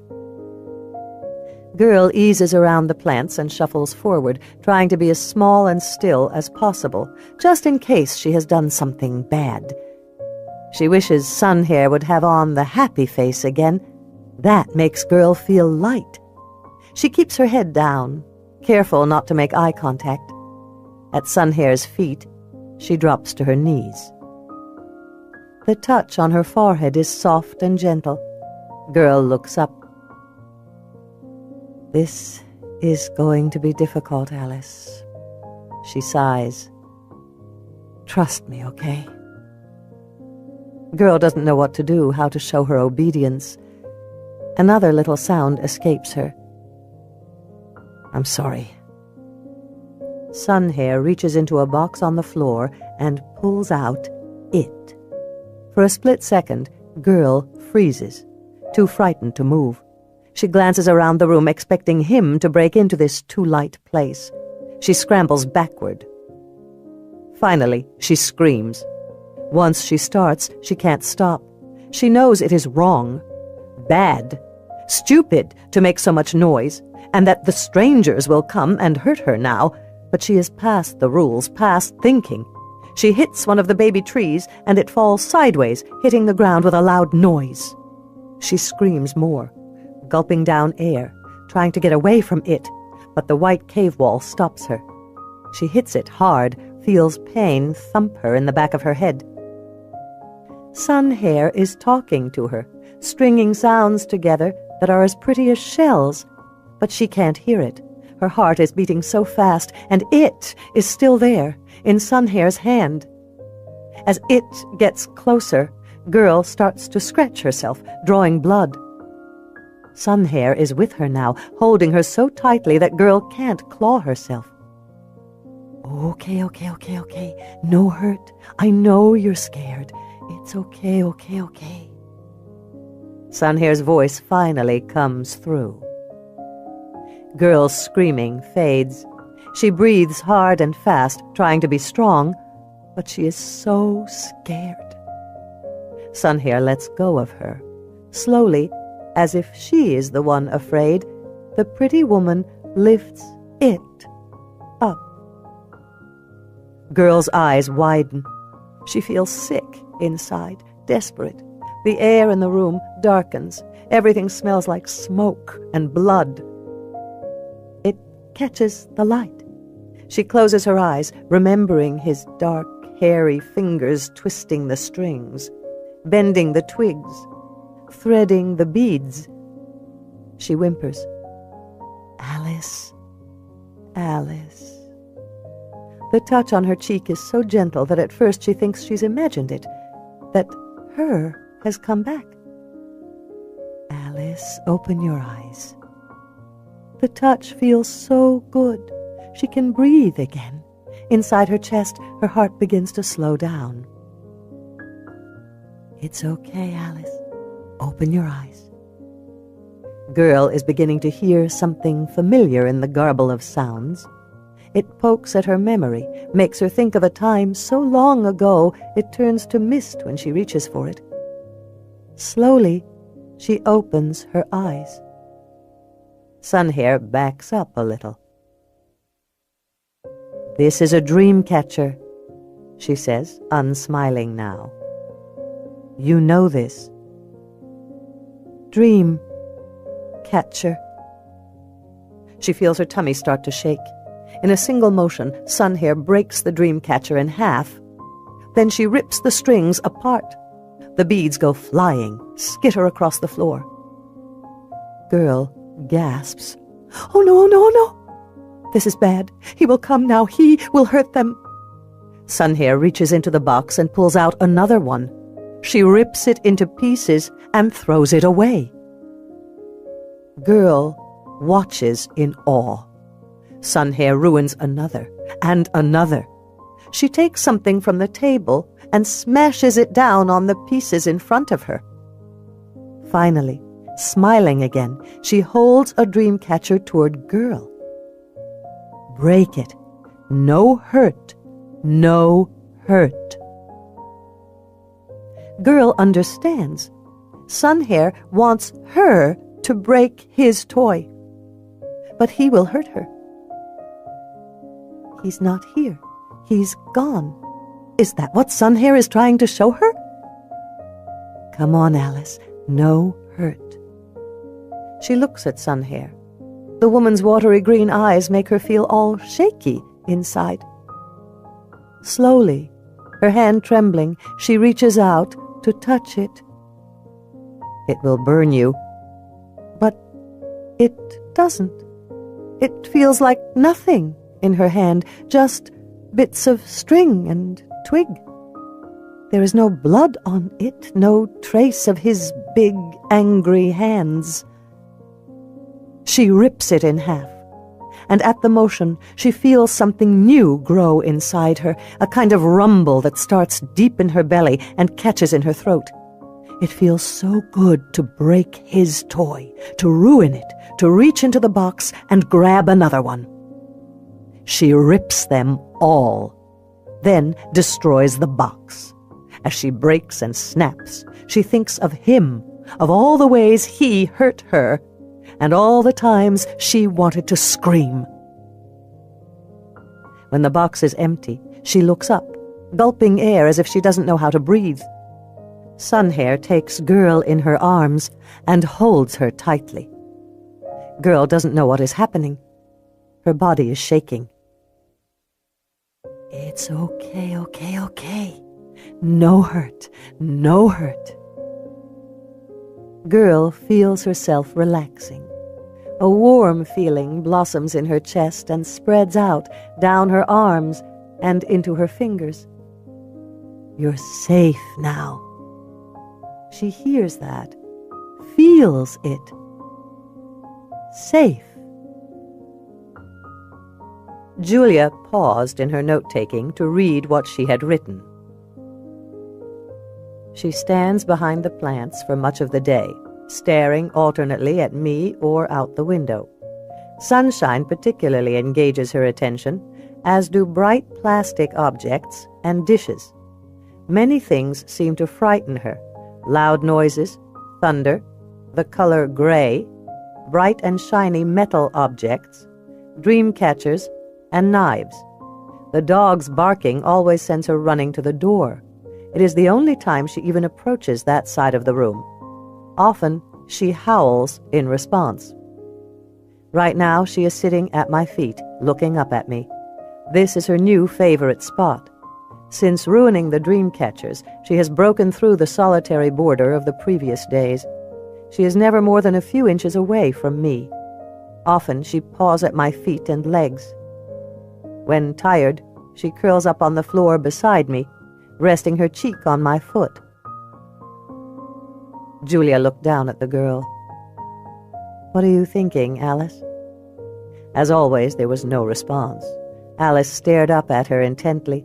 It was as if she were trying to understand. So intent was she that it took her a moment to realize that someone was knocking on the door. "Come in," she said distractedly. The door opened just a crack, and Ellie slipped into the room. Behind her, the golden retrievers were going crazy, barking, scratching, whining. She shut the door firmly. At Ellie's entrance, Alice ran to her hiding place. "You've got to teach those dogs some manners," Julia said without looking up. She made a notation on Alice's chart. Responds to dogs by howling quietly. Today, she moved toward the door. "Jules?" She heard something in her sister's voice and looked up. "What?" "Some people are here to see you. Doctors from the state care facility, a researcher from the UW, and a woman from DSHS. She should have expected it. The media had hinted that Alice was wild. Just the suggestion of it would tempt other doctors, researchers. In the old days, no one would have dared to encroach on her patient.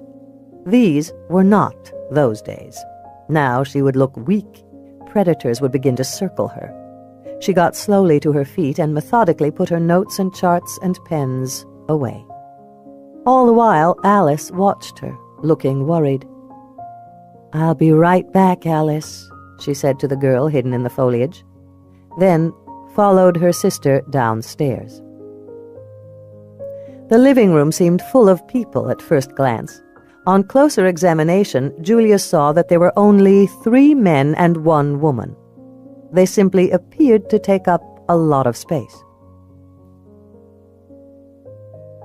"Dr. Cates," said the man closest to her, moving forward.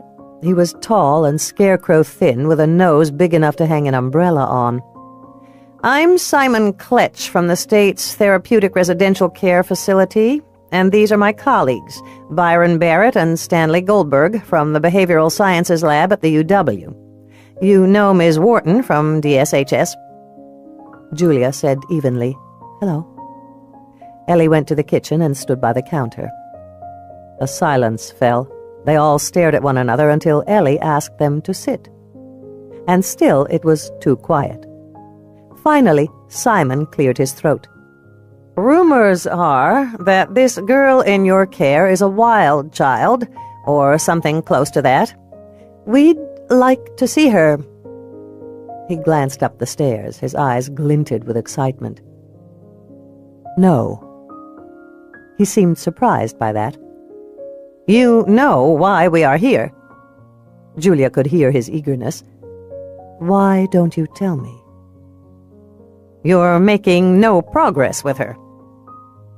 "That's hardly true. In fact, we've made huge strides. She can eat and dress herself and use the toilet. She's beginning to communicate in her way. I believe "You're civilizing her," the behavioral scientist said sharply, peering at her through small oval glasses. A sheen of sweat sparkled on his upper lip. "We need to study her, Dr. Cates, as she is. We men of science have sought a child like this for decades. If taught to talk, she can be a goldmine of information. Think of it. Who are we in the absence of one another? What is true human nature? Is language instinctive? And what is the link between language and humanity? Do words allow us to dream, to think, or vice versa? She can answer all these questions. Even you must see that." "Even I? What does that mean?" she asked, although she knew. "Silverwood," Dr. Kletch said. "You never lost a patient?" she said sharply to him. "Of course I have. We all have. But your failure was public. I'm getting a lot of pressure to take over this girl's case." "I'm her foster parent as well as her therapist," Julia said. She didn't call Dr. Kletch a bottom feeder by sheer force of will. Of course, he wanted to help Alice. She could advance his career. "Dr. Kletch believes that the minor child belongs in a therapeutic care facility," said the woman from DSHS. "If you can't assure us that you'll get her talking and find out her name, then—" "I will get her talking," Julia said. "We need to study her." This from the behavioral scientist. "And learn from her," added Dr. Kletch. Julia stood. "You are like all the doctors who have been associated with children like this in the past. You want to use her, treat her like a lab rat, so that you can write your papers and find fame. When you've sucked her dry, you'll move on and forget her. She'll grow up warehoused and behind bars and medicated beyond recognition. I won't let you do it. She's my foster child and my patient. The state has authorized me to care for her, and that's what I intend to do." She forced a thin smile. "But thank you for your concern." No one spoke for a moment. Julia turned to the social worker. "Don't be fooled by them, Miss Wharton. I'm the one who cares about this child." Miss Wharton bit her lip nervously and looked at the doctors, then at Julia. "Get the child talking, Dr. Cates. There's a lot of interest in this case, a lot of pressure being put on our office to move her into therapeutic residential care. Your history and the media frenzy doesn't sit well with my boss. No one wants another incident." Ellie stepped forward.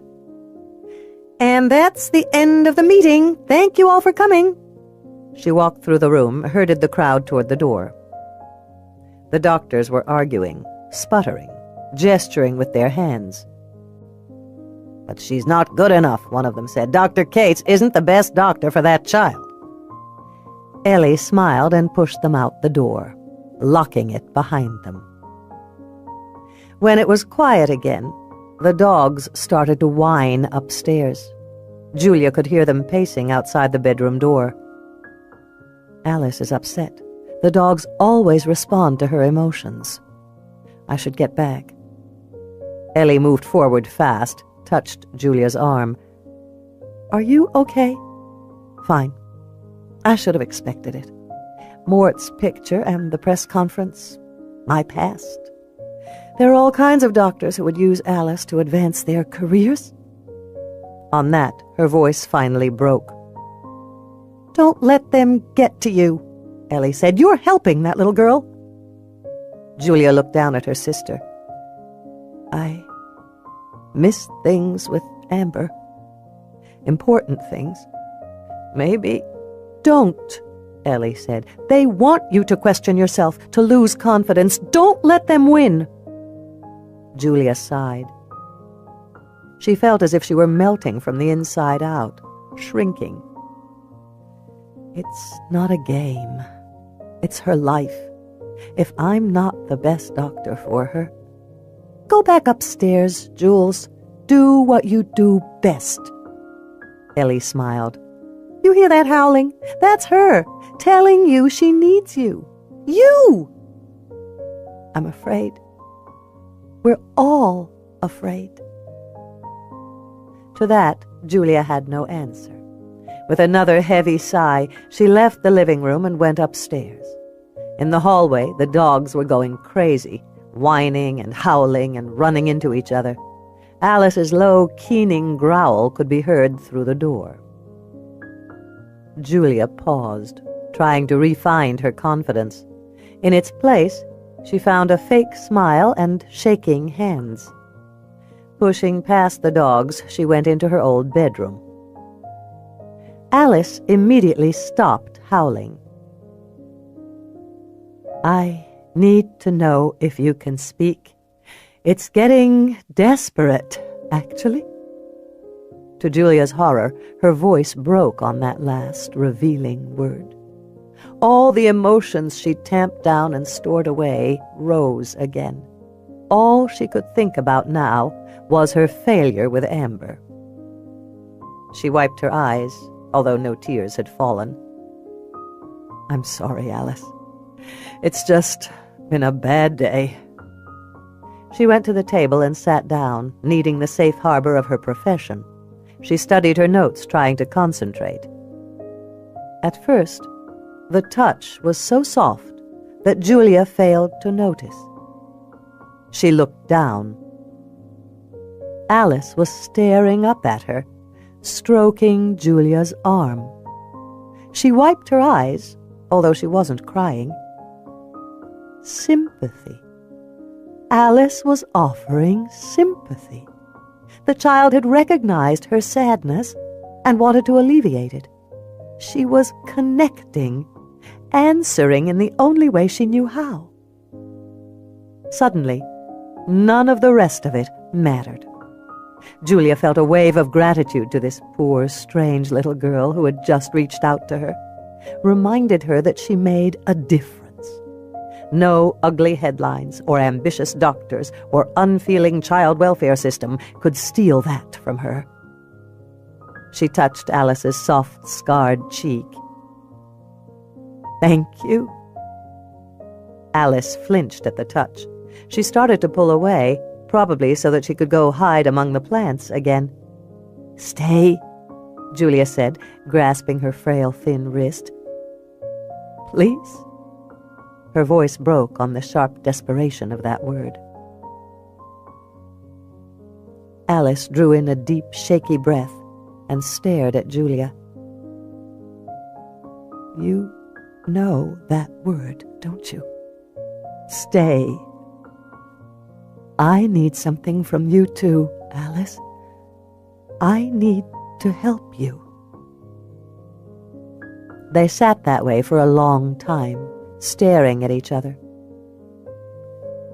You're not autistic, are you? Julia said finally. You're worried about my feelings.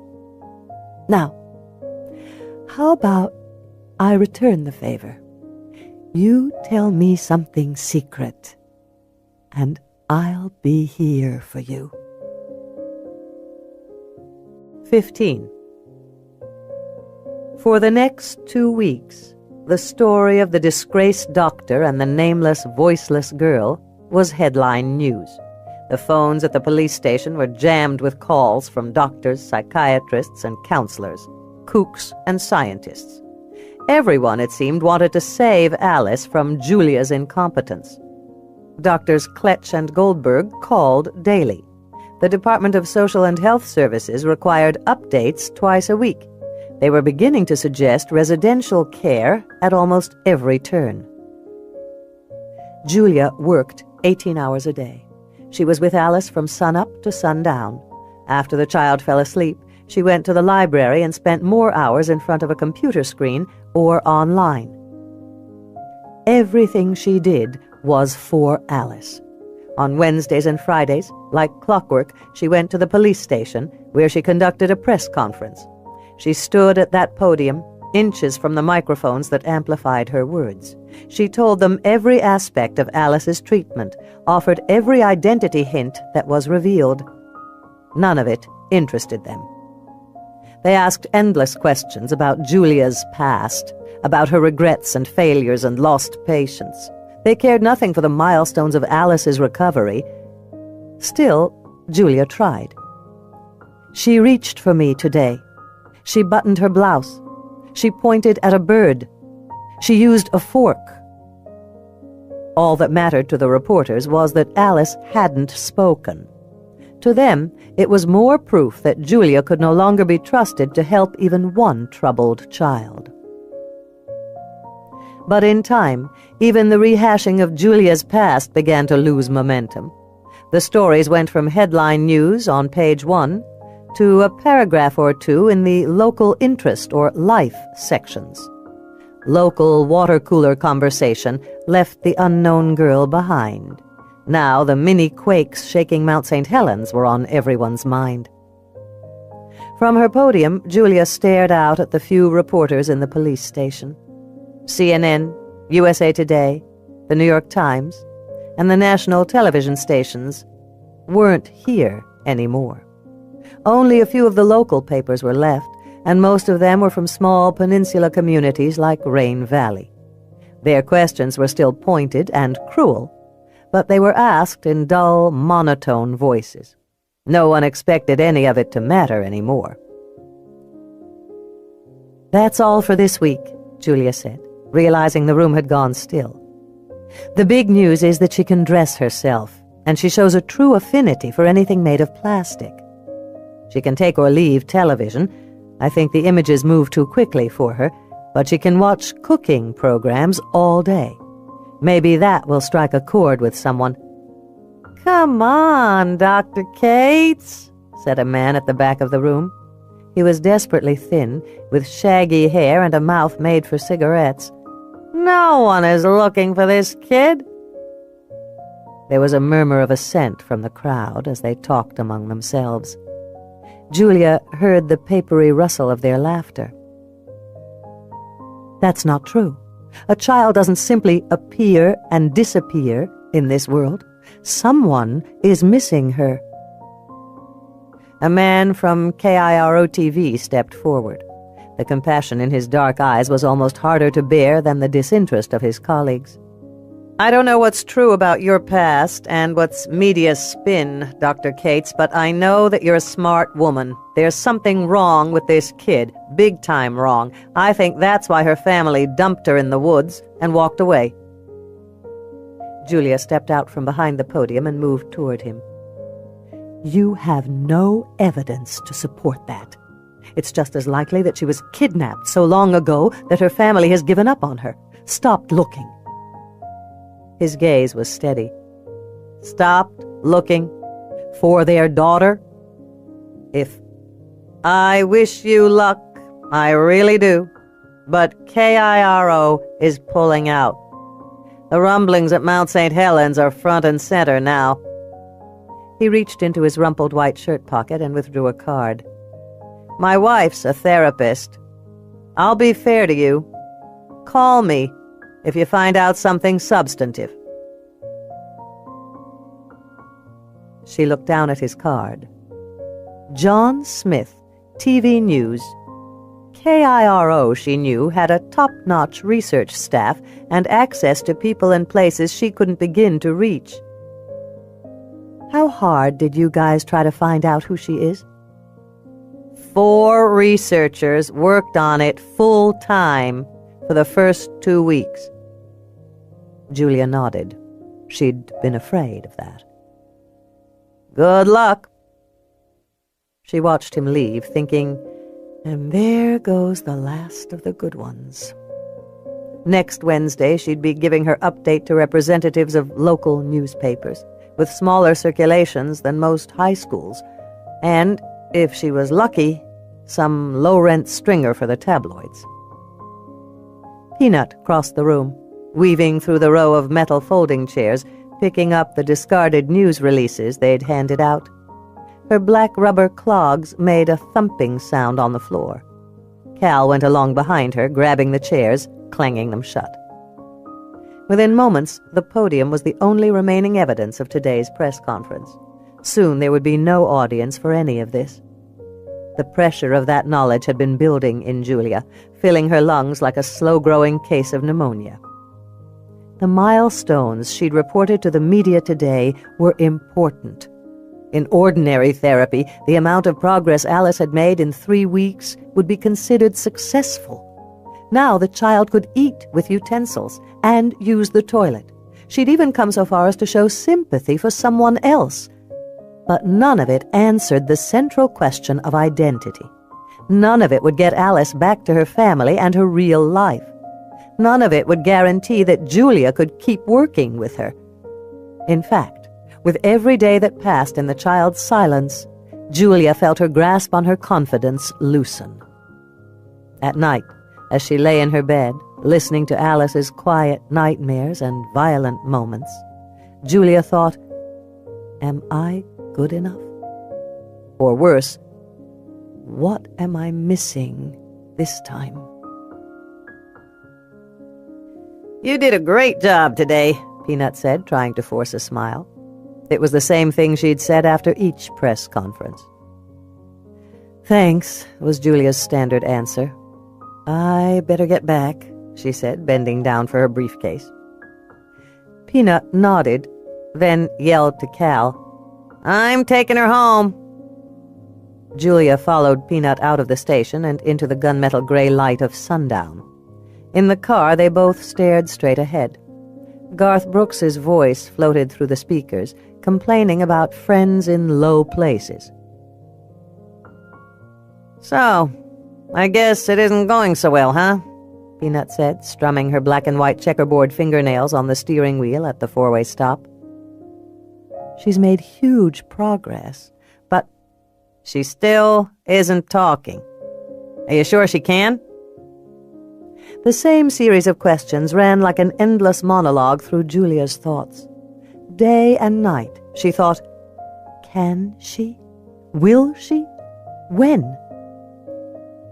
"I believe it with my whole heart," Julia said slowly. Then she smiled ruefully. "My head is beginning to wonder, however."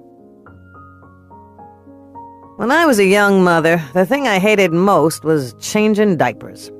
So the day my Tara turned 2, I set about teaching her to use the toilet. I followed all the how-to books down to the letter. And you know what happened? My Tara stopped pooping. Just stopped. After about 5 days, I took her to Doc Fisher. I was worried sick. He examined my baby girl, then looked at me over his glasses. He said, 'Penelope Nutter, this girl is trying to tell you something. She doesn't want to be potty trained.'" Peanut laughed, then hit the turn signal and veered onto the old highway. "There's no metal on earth stronger than a child's will. I guess your Alice will talk when she's ready." Peanut turned down their driveway and pulled up in front of the house, honking twice. Ellie came out of the house almost immediately, so quickly, in fact, that Julia suspected she'd been at the door, waiting. "Thanks for the ride, Peanut." "See you Wednesday." Julia got out of the car and slammed the door shut. She met Ellie halfway across the yard. "She's howling again," Ellie said miserably. "When did she wake up?" 5 minutes ago. She's early. How'd it go?" "Bad," she said, trying to sound strong and failing. "The DNA results will be back soon. Maybe they will give us an answer. If she's a kidnap victim, there will be crime scene evidence to compare to." They'd tossed this idea back and forth like a life ring in the last few days, though it had lost its buoyancy. I know. Hopefully she's in the system. It was what Julia always said. Hopefully. They looked at each other. The word was starting to sound frayed. Julia went into the house and up the stairs. With each step, the howling grew in volume. She knew what she'd find when she entered her room. Alice would be kneeling behind her plants, head down, face in her hands, rocking and howling. It was her only means of expressing sadness or fear. She was afraid now because she'd wakened alone. To an ordinary child, this might be frustrating. To Alice, it was terrifying. Julia was already talking when she opened the door. Now, what's all this racket about, Alice? Everything is fine. You're just scared. That's natural. Alice streaked across the room in a blur of black hair, yellow dress, and spindly arms and legs. She pressed herself against Julia so closely that there was contact from waist to calf. Alice put her hand in Julia's pocket. This was how it was lately. Alice needed to be next to Julia, always. Connected. She was sucking her thumb and looking up at Julia with a vulnerability that was both heartbreaking and terrifying. Come on, Alice, Julia said, pretending it was perfectly natural to have a young human barnacle attached to her hip. She got out her Denver kit, a collection of toys that were helpful in gauging a child's development. At the table, she set out the bell, the block, and the doll. "Sit down, Alice," she said, knowing Alice would sit down when she did. The chairs were close enough that they could still be together. Side by side, with Alice's tiny hand still tucked in Julia's pocket, they sat down. With the Denver kit spread out in front of them, Julia waited for Alice to make a move. "Come on," Julia said. "I need you to talk, little one. I know you can do it." Nothing. Just the gentle in and out of the girl's breathing. Desperation plucked at Julia's confidence, broke a tender strand of it. "Please." Her voice was a whisper now, not her therapist voice at all. She thought about the passing of time and the dwindling media interest and the increasingly quiet phone lines in the police station. "Please, come on." When Ellie and Peanut arrived at the police station, the building was quiet. Cal was at his desk, headphones on his head, drawing a picture of some winged creature. At their entrance, he turned the paper face down. As if Ellie cared to see his bizarre sketches. He'd been doing them since 6th grade. The only difference between him and every other guy she'd ever known was that Cal had never outgrown it. There were always doodles on her pink while you were out messages. "Earl signed out," Cal said, pushing a lock of hair out of his eyes. "Mel is going to make one more pass out toward the lake to check on the teens, and then he's off too." In other words, life in Rain Valley was back to normal. The phones weren't ringing, and her 2 patrol officers were off unless someone called in. "And the DNA results are back. I put them on your desk." Ellie stopped. They all looked at one another. After a long moment, she went to her desk and sat down. The chair squeaked in protest. She picked up the official-looking envelope and opened it. The pages inside had a lot of mumbo-jumbo scientist speak, but none of it mattered. At the midsection was the sentence, "No match found." The second page was a lab report on the dress fibers. As expected, it revealed only that the dress was made of inexpensive white cotton that could have come from any of a dozen textile mills. There were no blood or semen traces in the fabric, no DNA present. The final paragraph of the report outlined the procedure to be followed in the event that the DNA collected from Alice was to be tested against a found sample. Ellie felt a wave of defeat. What now? She'd done everything she knew. Hell, she'd thrown her sister to the wolves, and for what? They were no closer to an ID now than they'd been 3 weeks ago, and the people at DSHS were breathing down her neck. Cal and Peanut pulled chairs across the room and sat in front of the desk. No ID? Peanut asked. Ellie shook her head, unable to say it out loud. You did the best you could, Cal said gently. No one could have done any better, Peanut agreed. After that, no one spoke. A real rarity here. Finally, Ellie pushed the papers across her desk. Send these results out to the people who are waiting. How many requests have we gotten? 33. Maybe one of them is the match, Peanut said hopefully. Ellie opened her desk drawer and pulled out the stack of papers she'd gotten from the National Center for Missing Children. She'd read it at least 100 times, using it as the only guidance she could find. The final paragraph had been burned into her brain. She didn't need to read it again to know what it said. If none of this produces a positive identification of the child, then social services should be called in. The child will most likely be placed in a permanent foster home or a residential treatment facility or adopted out. What do we do next? Peanut asked. Ellie sighed. We pray this DNA produces a match. They all knew how unlikely that was. None of the 33 requests had seemed particularly promising. Most of them had been made by people, parents and lawyers and cops from other jurisdictions, who believed the child being sought was dead. None of them had described Alice's birthmark. Ellie rubbed her eyes. Let's pack it in for the night. You can send out the DNA reports tomorrow, P. I have another phone conference with the lady from DSHS. That should be fun. Peanut stood up. I'm meeting Benji at the Big Bowl. Anyone want to join me?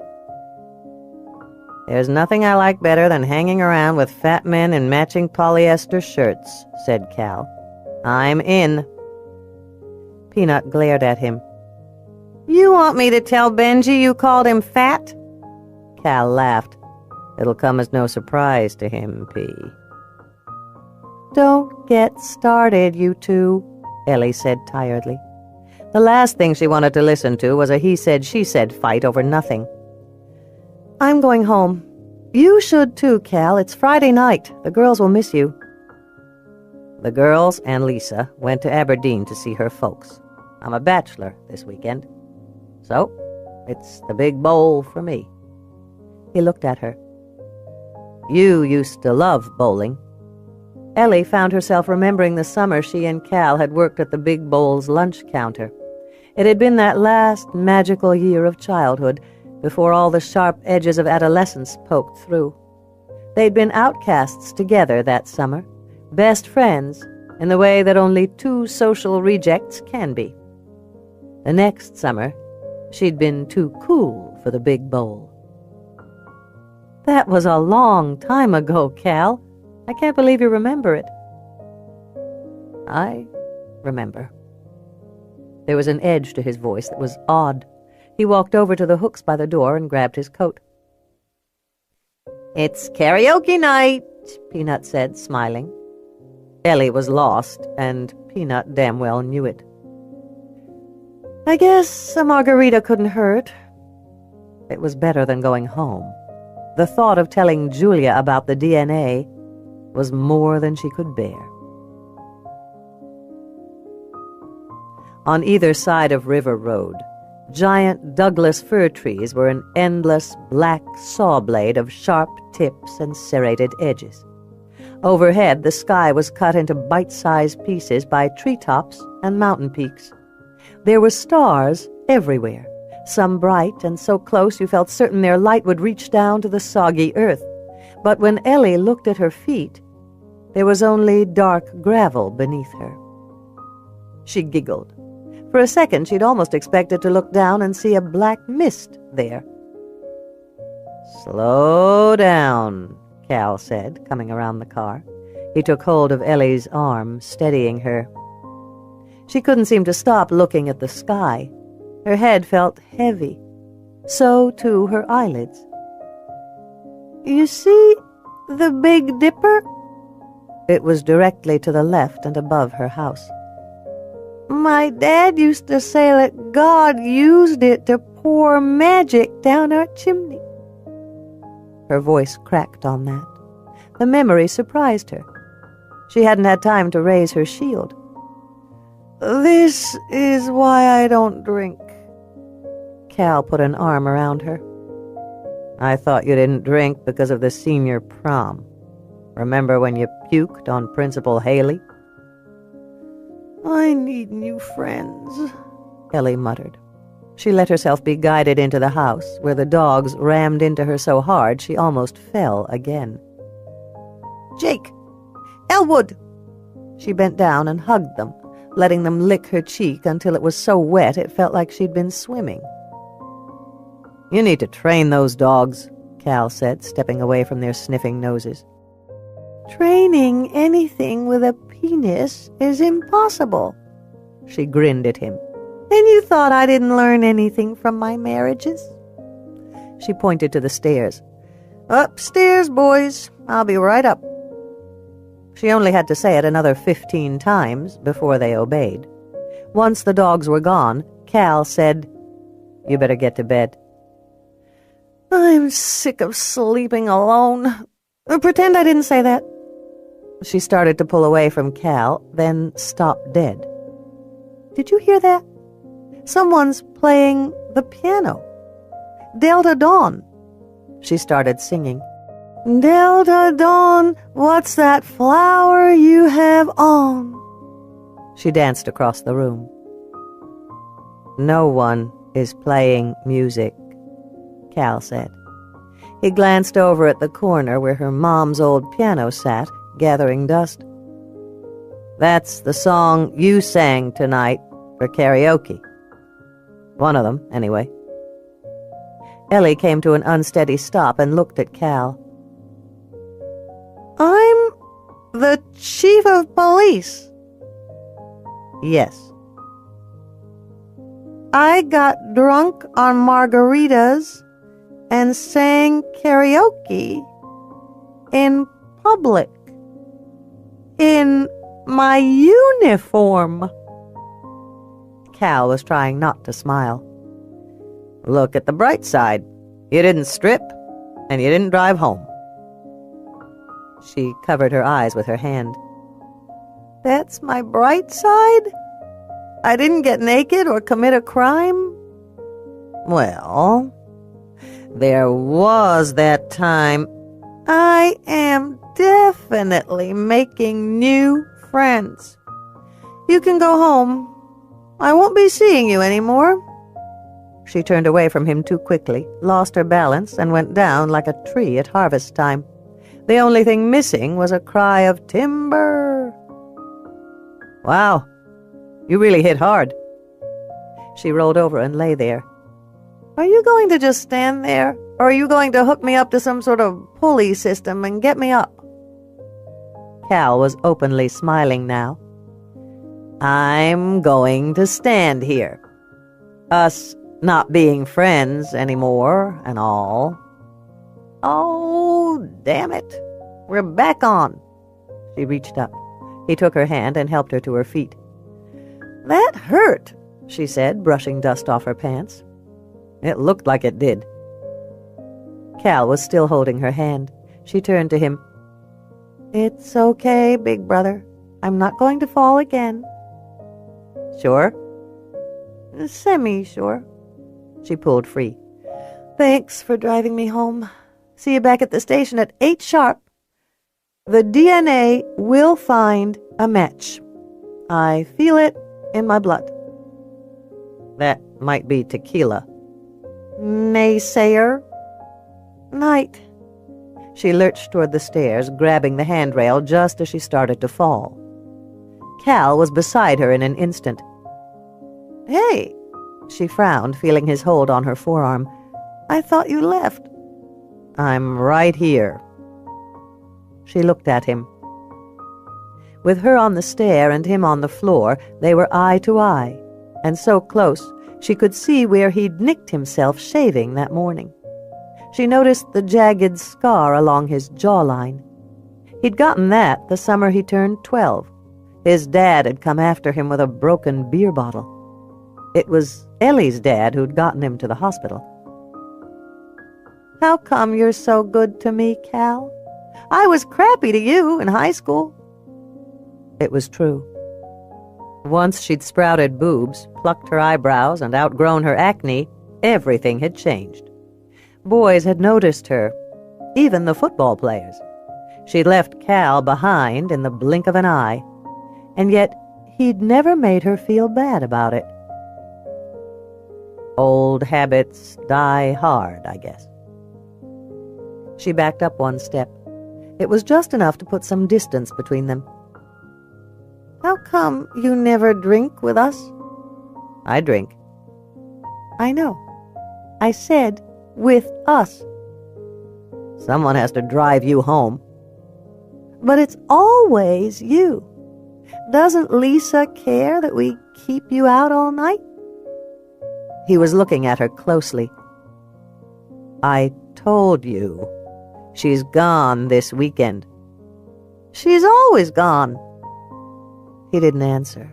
After a minute, she'd forgotten what they were talking about. And suddenly she was thinking about the girl again, and failure. "I won't find her family, will I?" "You've always found a way to get what you want, Elle. That was never your problem." "Oh? What is my problem, then?" "You always wanted the wrong things." "Gee, thanks." He seemed disappointed by that, like he'd wanted her to say something else. She couldn't imagine how she'd let him down, but somehow she had. If she were sober, she'd probably know the answer. "You're welcome. You want me to pick you up tomorrow morning?" "No need. I'll get Jules or Peanut to give me a ride." "Okay. See ya." "See ya." She watched him walk away, close the front door behind him. The house fell silent again. With a sigh, she navigated the narrow, too-steep stairway and emerged onto the second floor. She meant to turn left, to her parents', now her, bedroom, but her mind was on autopilot and steered her right into her old room. It wasn't until she saw that both twin beds were full that she realized she'd made a wrong turn. The girl was awake and watching her. She'd been asleep when the door opened. Ellie was certain of it. "Hello, little one," she whispered, flinching when she heard the low, answering growl. "I would never hurt you," she said, backing toward the door. "I only want to help. I wish—" What did she wish? She didn't know. When she thought about it, that was the problem with her life, now and always. She'd never known what to wish for until it was too late. She wanted to promise that they'd find the girl's family, but she didn't believe it. Not anymore. Like a riverbank in a spring thaw, the erosion of Julia's self-confidence was a steady, plucking movement. No instant of it could really be seen. No giant chunks of earth fell away, but the end result was a change in the course of things, a new direction. More and more she found herself retreating to the safe world of her notes. There, on those thin blue lines, she analyzed everything. While she still believed that Alice understood, at least at the toddler level, a few words here and there, she was making no real progress in getting the girl to speak. The authorities were breathing down her neck. Every day Dr. Kletch left a message on the machine. It was always the same. "You're not helping this child enough, Dr. Cates. Let us step in." This afternoon, when she'd put Alice down for her nap, Julia had knelt by the bed, stroking the girl's soft black hair, patting her back, thinking, "How can I help you?" She'd felt the sting of tears in her eyes. Before she knew it, they were falling freely down her cheeks. She'd had to go to the bathroom and redo her makeup for the press conference. She'd only just finished her mascara when a car drove up outside. She was halfway down the stairs when she ran into Ellie, coming up. "You okay?" Ellie asked, frowning. "I'm fine. She's asleep." "Well, Peanut's waiting in the car. I'll stay here today." Julia nodded. She grabbed her briefcase and left the house. They drove the 1.5 miles to town in a heavy rain. The drops on the windshield and roof were so loud that conversation was impossible. Rain seemed to be boiling on the hood. While Peanut parked the car, Julia opened an umbrella and ran for the station. She was hanging up her coat and walking to the podium when it struck her. Every seat was empty. No one had come.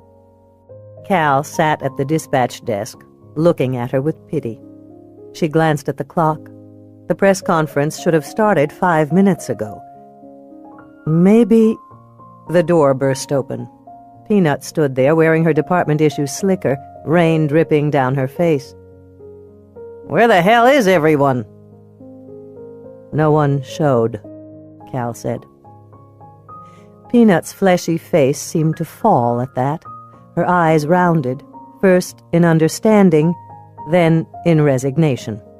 She went over to where Cal stood and tucked in close to him. He took hold of her hand. "This is bad."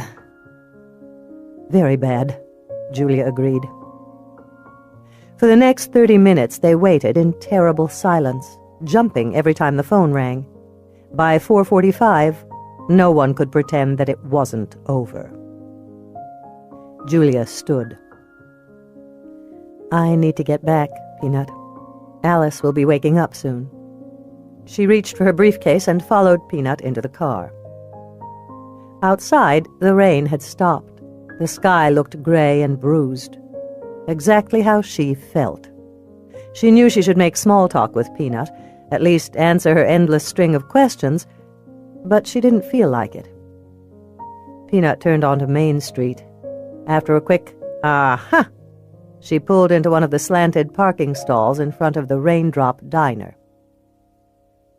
"I promised Cal I'd get him dinner. It'll only take a jiff." She was gone before Julia could answer. Julia got out of the car. She'd intended to get herself a cup of coffee, but now that she was here, she couldn't seem to move. Across the street was South Park. It was where Alice had first appeared. The maple tree, now bare, sent empty branches reaching for the darkening sky. The forest in the distance was too dark to see. "How long were you out there?" Julia felt someone beside her. She pulled her thoughts back to the now and turned, expecting to see Peanut's smiling face. Max stood there, wearing a black leather jacket, jeans, and a white t-shirt.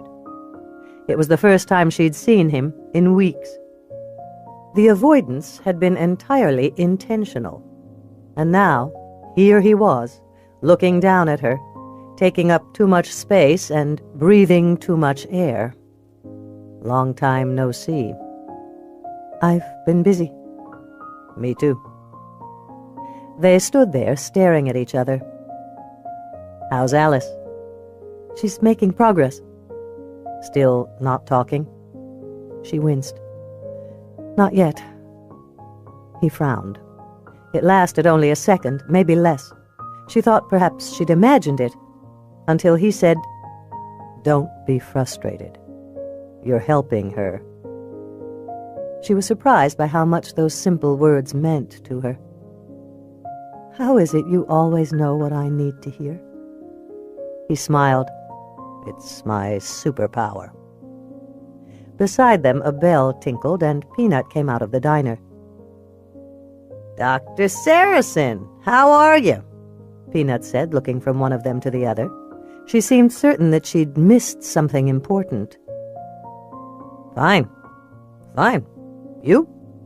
Good, Peanut said. Max stared at Julia. She felt a little shiver move through her. It was probably from the cold. "Well," she said, trying to follow it up with anything that made sense, but all she could do was stare at him.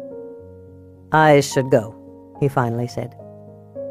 Later, when Peanut and Julia were in the car, driving home, Peanut said, "That Dr. Saracen is certainly a fine-looking man." "Is he?"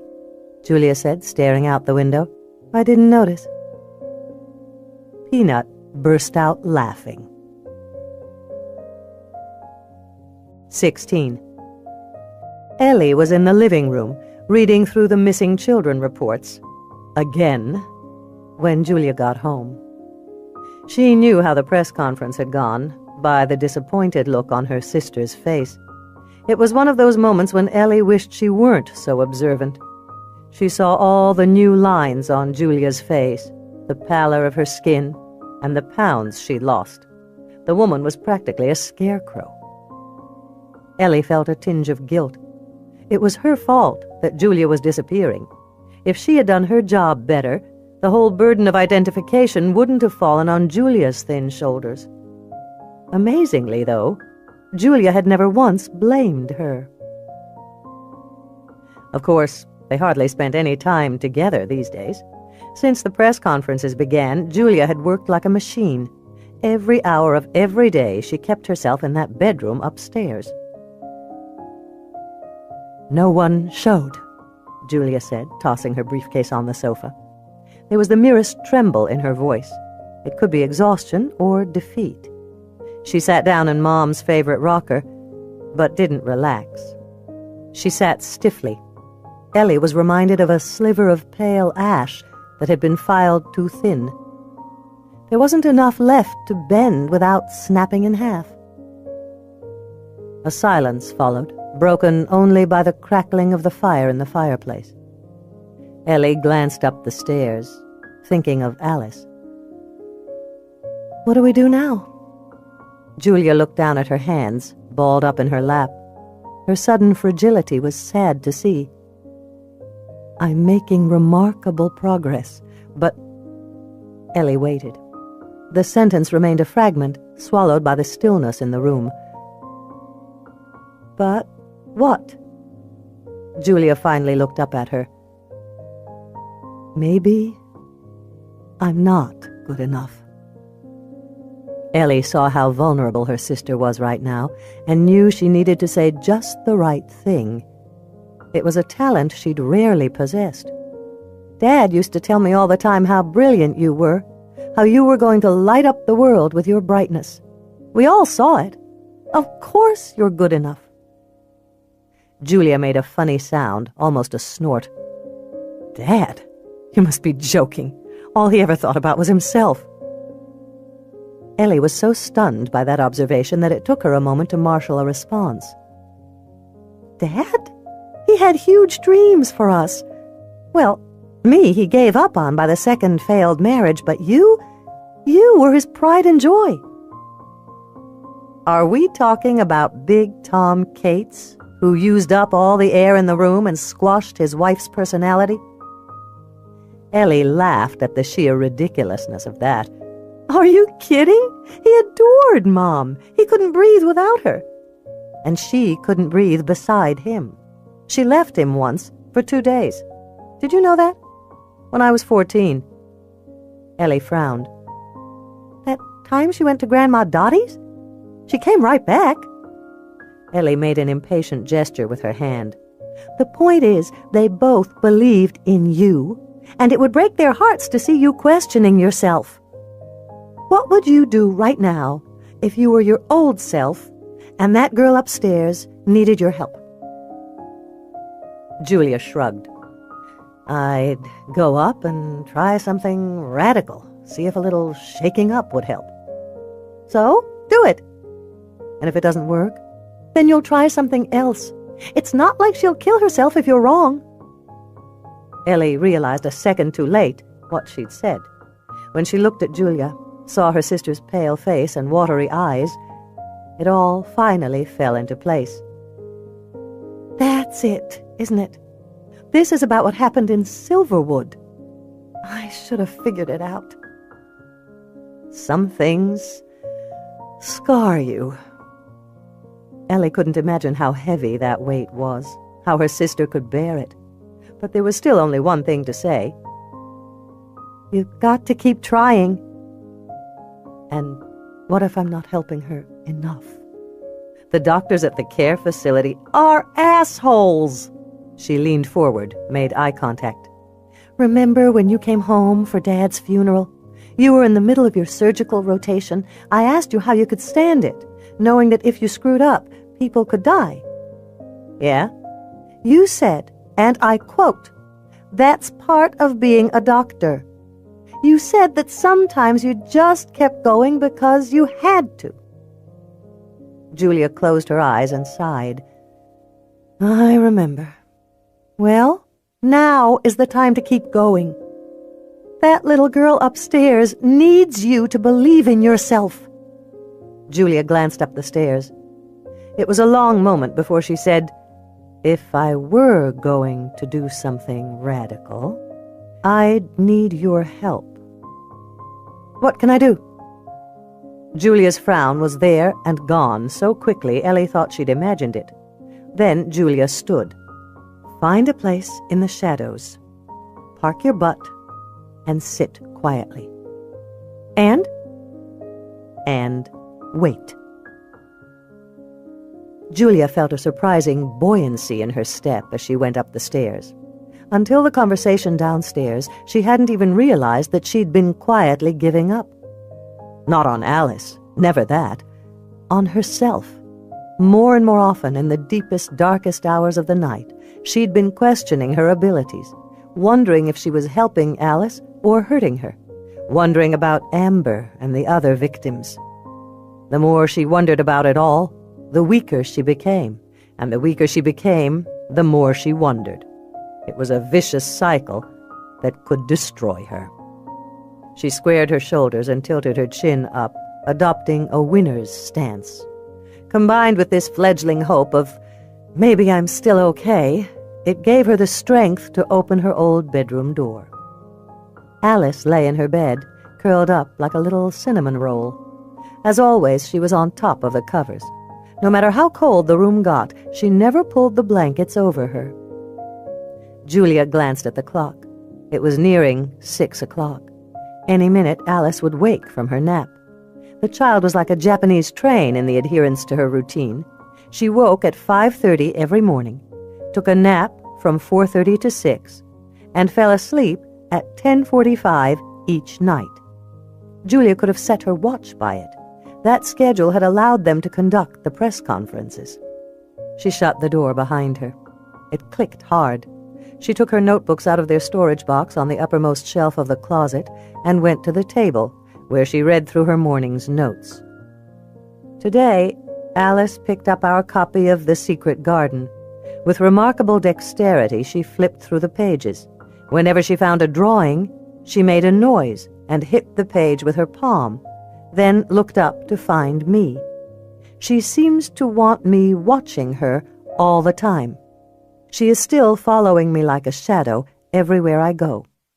She often tucks her hand into my belt or the waistband of my pants and presses against me, moving with a surprising ability to gauge where I'm going. She still shows no real interest in other people. When anyone comes into the room, she races to the jungle of hers and hides. I believe she thinks we can't see her. She's increasingly possessive of me, especially when we are not alone.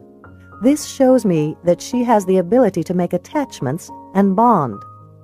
Unable or unwilling to vocalize this possessiveness when others are speaking to me, she uses whatever is available to make noise, hitting the wall, snorting, shuffling her feet, howling. I'm hopeful that someday soon her frustration at the limitations of these forms of communication will force her to try verbalizing her feelings. Julia picked up her pen and added, "In the past week, she's become quite comfortable in her new environment. She spends long spans of time at the window, but only if I will stand with her. I have noticed increasing curiosity about her world. She looks under and around things, pulls out drawers, opens closets. She still won't touch anything metal, and screams when an accidental contact is made, but she's edging toward the door. Twice today she dragged me to the door and then forced me to lie down beside her. She spent almost an hour in total silence, staring at the bar of light from the hallway. The dogs were on the other side, whining and scratching to be let in. Alice is beginning to wonder what's beyond this room. That's a good sign. She's gone from fear to curiosity. Thus, I think it's time to expand her world a bit, but we'll have to be very careful. I believe the forest will exert a powerful pull on her. Somewhere out there, in all that darkness, is the place that was her home. Julia heard a movement on the bed. The old wooden frame creaked as Alice got up. As always, the girl woke up and went straight into the bathroom. She ran nimbly, almost soundlessly, across the floor and ducked into the smaller room. Moments later, the toilet flushed. Then Alice ran for Julia, tucking up alongside her, putting her tiny hand in Julia's pants pocket. She put her pen down, then gathered up her journals and notebooks and put everything on a high shelf. Alice moved soundlessly beside her, never losing contact. Julia went to the chest of drawers and withdrew a pair of blue overalls and a pretty pink sweater. "Put these on," she said, handing them to Alice, who complied. It took her several attempts to put on the sweater. She kept confusing the neck and sleeves. When she grew frustrated and started breathing heavily and snorting, Julia dropped to her knees. "You're getting frustrated. That's okay. Here, this is where your head goes through." Alice instantly calmed and let Julia help her. But she drew the line at shoes. She simply would not put them on. Finally, Julia conceded defeat. "Come with me," she said, "but your feet will be cold." She held out her hand. Alice sidled up to Julia, put her hand in the pocket again. Very gently, Julia eased Alice away from her. Then she held out her hand again. "Take my hand, Alice." She made her voice as soft as a piece of silk. Alice's breathing grew heavier. Confusion tugged at her brow and forehead. "It's okay." Long minutes passed. They both stood perfectly still. Twice more Alice went for Julia's pocket and was very carefully rebuffed. Finally, just when Julia was considering the viability of her plan, Alice took a step toward her. "That's it," Julia said. "Take my hand."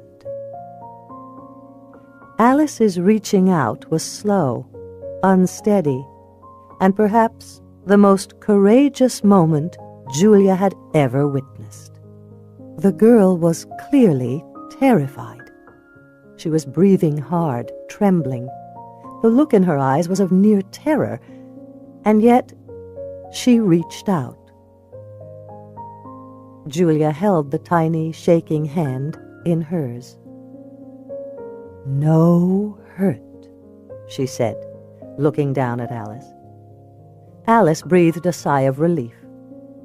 Holding hands, Julia led her toward the door. Alice halted as they drew close. This was the closest she'd ever really been to the door. She stared at the bright, shiny knob in horror. "It's okay. No hurt. You're safe." Julia squeezed Alice's hand in reassurance. She didn't move. Let Alice accept the moment thus far. When the girl's trembling subsided, Julia reached for the door. Alice tried to pull back. Julia held fast to her hand, saying soothingly, "It's okay. You're afraid, but no hurt." She twisted the knob and pushed the door open. the hallway was revealed. Long and straight, illuminated by sconces, there were no shadows in front of them, no hidden spaces. The dogs were there. At Alice's presence, they erupted into barking, prancing movements and started to run toward her. Alice pressed against Julia. At the dog's approach, she held out one small, pale hand and made a gurgling sound in the back of her throat. The dogs stopped in their tracks and dropped to their haunches, waiting. Alice looked up at Julia. Julia couldn't make sense of it. "Okay, Alice," she said, not even sure what she was agreeing to, but she saw the question in the child's eye. Very slowly, Alice let go of Julia's hand and moved toward the dogs. They remained perfectly still. When Alice reached them, it was as if a switch had been turned. The dogs pounced to life, licking Alice and pawing her. Alice threw herself at the dogs, giggling hard when they nuzzled her throat. Julia soaked in the new sight of Alice's smile. Long minutes passed. Finally, Alice drew back from the dogs and returned to Julia's side. She tucked her hand in Julia's waistband.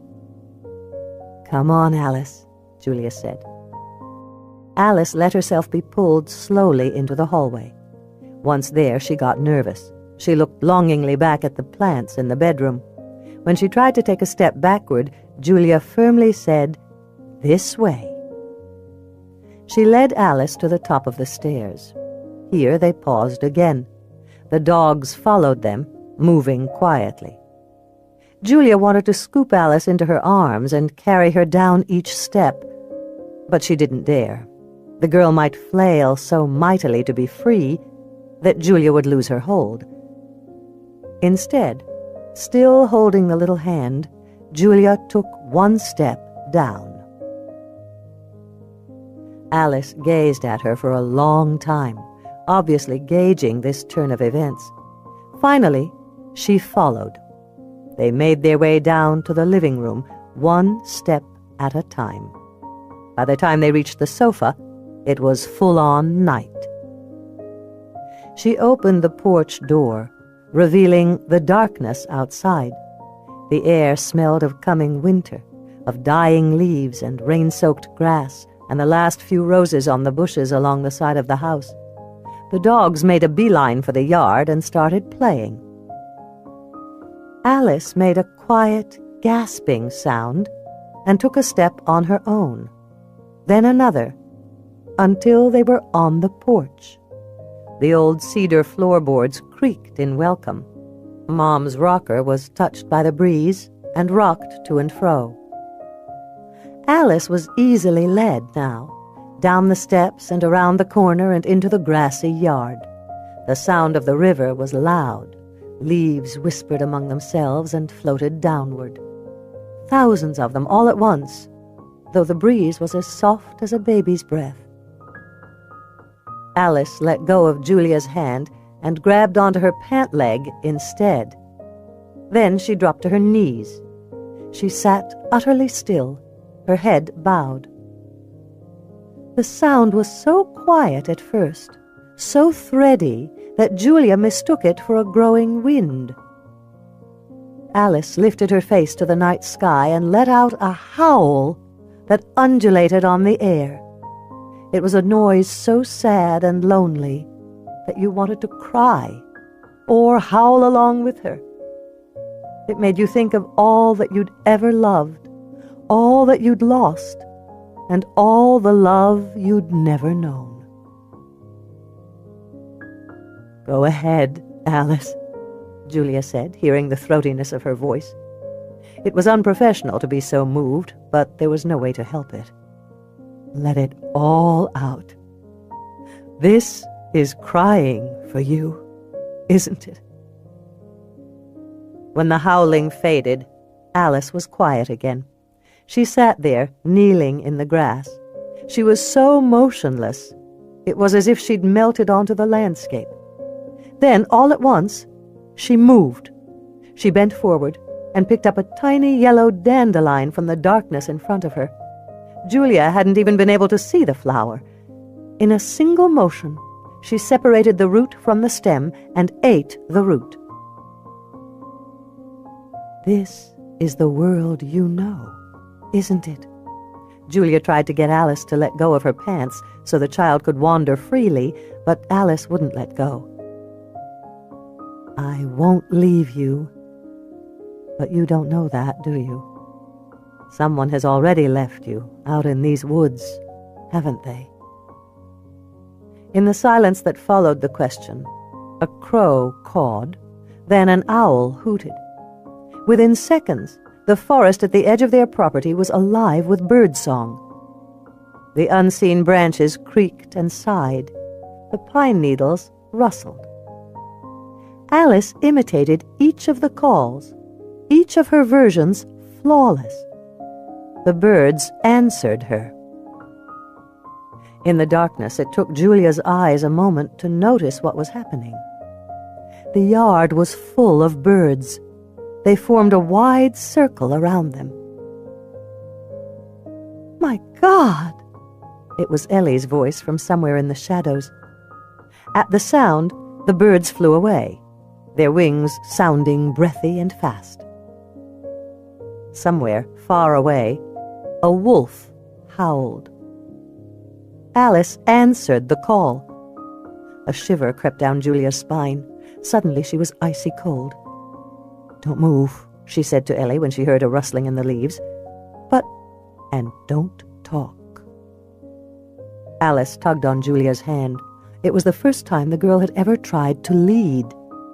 Julia couldn't help smiling. "That's good, little one. I'll follow." A cloud moved away from the moon, floated across the sky. In its wake, moonlight painted the grass, lit the river. Everything looked silvery and magical. Alice pointed at the rose bushes. They were leggy and winter bare, sorely in need of cutting back. She pulled free and approached the roses with a confidence Julia had never seen before. She straightened, lifted her chin. For once she didn't hunch over and hold an arm across her stomach. Moonlight glanced off her hair. It looked black as a crow's wing tinged with blue. The night felt steeped in magic, shimmering with it. Stars sparkled in the sky. Julia would have sworn she could hear the ocean. She backed away slowly, letting Alice explore this perimeter of her own world. She felt her sister's approach. Ellie stopped beside her. "How do you know she won't run away?" "I don't. I'm betting on her attachment to me, though. There are bad memories out there for her." "A mammoth understatement." Julia watched Alice draw nearer to the rose bush, wondering what the girl would do if a thorn bit her flesh. Would she turn to her for help or comfort? Had she learned at all that she wasn't alone any longer? Or would she feel betrayed by this strange place and run back to the world she knew? "Be careful, Alice," Julia said. "There are thorns." The girl reached for a single pink bud, plucked it from the bush. Alice petted the rose with a gentleness that surprised Julia. Then she turned away. Moving slowly, she walked toward the river. When she reached a little lip of land, she paused. Julia and Ellie followed her, both ready to save her if she jumped. But Alice kept moving down the bank, to the place where the grass was tamped down and dead. There she dropped to her knees and bowed her head, howling softly. "She's calling her wolf," Julia said quietly, telling him her story and that she misses him. They waited for an answer, breath held, but all they heard were the trees whispering overhead and the river's throaty laughter. "He's at the game farm with other wolves," Ellie finally said. "Too far away to hear her." Julia left Ellie standing there and moved toward Alice. Coming up behind the girl, Julia touched her shoulder. Alice turned around and peered up at Julia through eyes so dark and unfathomable they seemed to reflect the endless night sky. Julia knelt in the damp grass. "Talk to me, Alice. What are you feeling right now? You don't need to be afraid. You're safe here." The night is full of noises. Sometimes it is so loud that Girl has trouble hearing the quiet that lies beneath. It has always been like that for her. She has to work hard at not hearing the animals, the insects, the wind, and the leaves. She needs to close her eyes and listen to her own heartbeat until that's all there is. Even in the moonless dark, she sees too much. A spider crawling along the ground at her feet, a pair of crows watching her from the purple tree, a moth flying along the river. In the distance, she hears the rustling movement of a hunting cat. If only the two hers would stop talking so loudly, then Girl could breathe again. She feels a tightness in her chest, and it scares her. She should feel safe out here on the edge of her world. She could run away now if she wanted to. If she was careful and followed the river, she could find her cave again. All those times she stood at the lying box with her arm held out in the green-scented air, she imagined a chance like this. The moment when Sunhair would look away and Girl would run. But now, she doesn't want to leave. She looks down at her feet. They are planted as firmly as any tree root. This is where she wants to be, with Sunhair. "Talk to me, Alice." Sunhair is there, in front of her, reaching a hand out to Girl. In the light of this round-faced moon, everything about Sunhair is white. Girl is afraid and confused. What if Sunhair doesn't want Girl to stay? Maybe she is being let go now? She doesn't want to go back to the cold, hungry darkness of her cave. Maybe him is there. Sunhair bends down. "Can you talk to me, Alice?" The other one, the big, jangling, night-haired her, says something from the shadows. There is no color around that one, no scent. Girl cannot sense what that one feels or thinks, but she knows it is bad. Something is wrong. "Leave this. Too damn spooky," Nighthair says. She shivers as if it is cold, which confuses Girl even more. It is moons and moons away from cold. "Go ahead and leave. I'll stay." Sunhair is looking at Girl and smiling. "I need you to talk, Alice. Is any of this making sense?" Girl hears something. It sneaks up on her like a hunting wolf. She frowns, trying to understand. Need. Talk. Did Sunhair want Girl to make the sounds that meant things? No, it couldn't be. That is the bad thing. Sunhair's smile slowly disappears. The color of her eyes seems to change from green to the palest gray. It is the color of lostness, of the water that leaks from your eyes. At last, Sunhair makes a sad, lonely sound and straightens. "Maybe I was right, Ellen. I'm not the one to help this girl." It seems now that Sunhair is miles away from Girl and getting farther. Soon they will be so far apart that Girl won't be able to find her. "I need you to talk, little one." Sunhair takes a breath. "Please. Please." From somewhere, Girl remembers this sound. It is special, like the first bud in spring.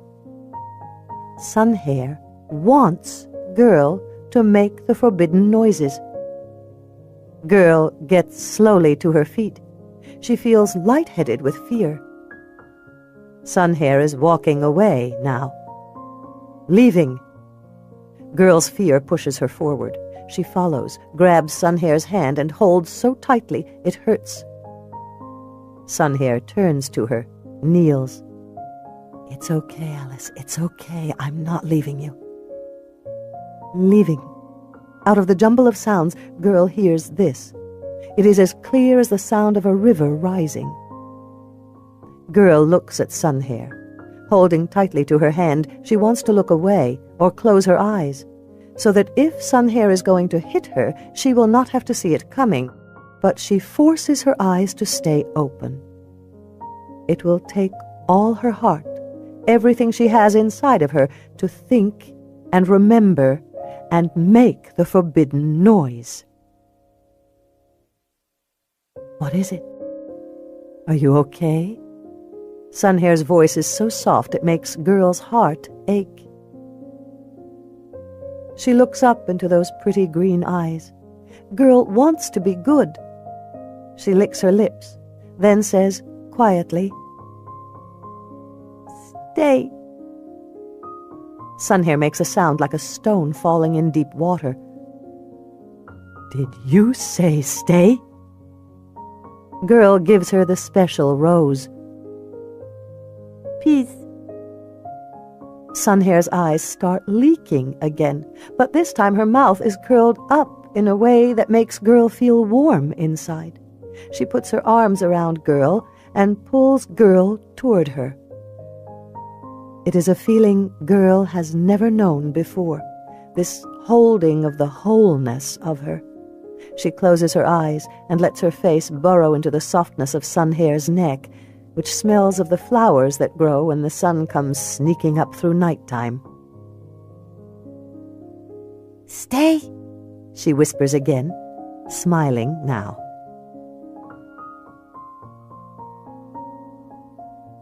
17.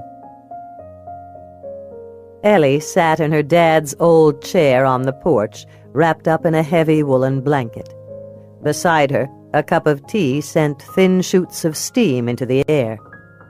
Although it had been almost 3 hours since the Alice in the Woods show, she could still hear the sad, wavery notes of the girls howling, like a mournful music of the night. So much had happened tonight. The hell of it was, had anything changed? Alice could speak, that much they knew now, and it might be the open door they needed through which they could find her identity. But for some reason, Ellie didn't believe it. She didn't think Alice belonged anywhere or to anyone. Somehow she'd been set adrift in her life, like one of those elder Eskimo women who crawl out onto the ice floes where they remain, cold and alone and infinitely unwanted, until they simply give up their lives. Ellie wrapped her hands around the cup of tea. Steam pelted her face, brought with it the scent of oranges. Behind her, the porch door squeaked open. Julia took a seat in Mom's rocker. "Is she asleep?" Ellie asked. "Like a baby." Ellie tried to corral her thoughts. They were like mustangs on the open range, running wild at her approach. "Did she say anything else?" That was the starting place. Hopefully the 2 words had been only the beginning. No, and it might be a while. Tonight was a big event, to be sure. But did you hear the way she said, please? Peas. Like a 2-year-old. And she didn't put the 2 words together as a sentence. To her, I believe the words were separate entities.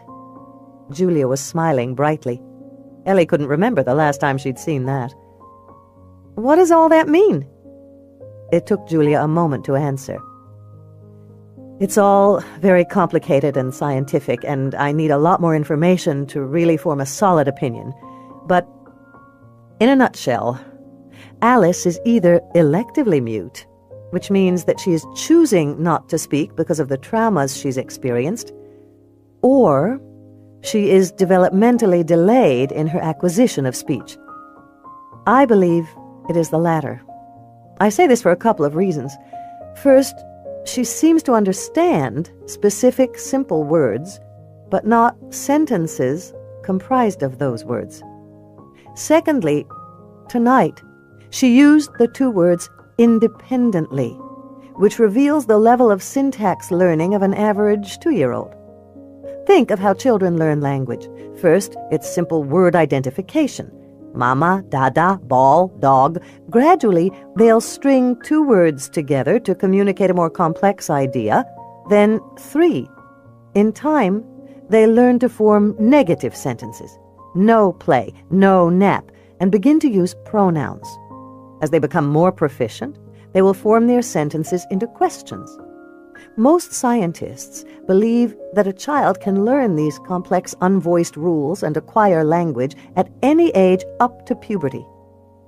After that, for some reason, it becomes almost impossible.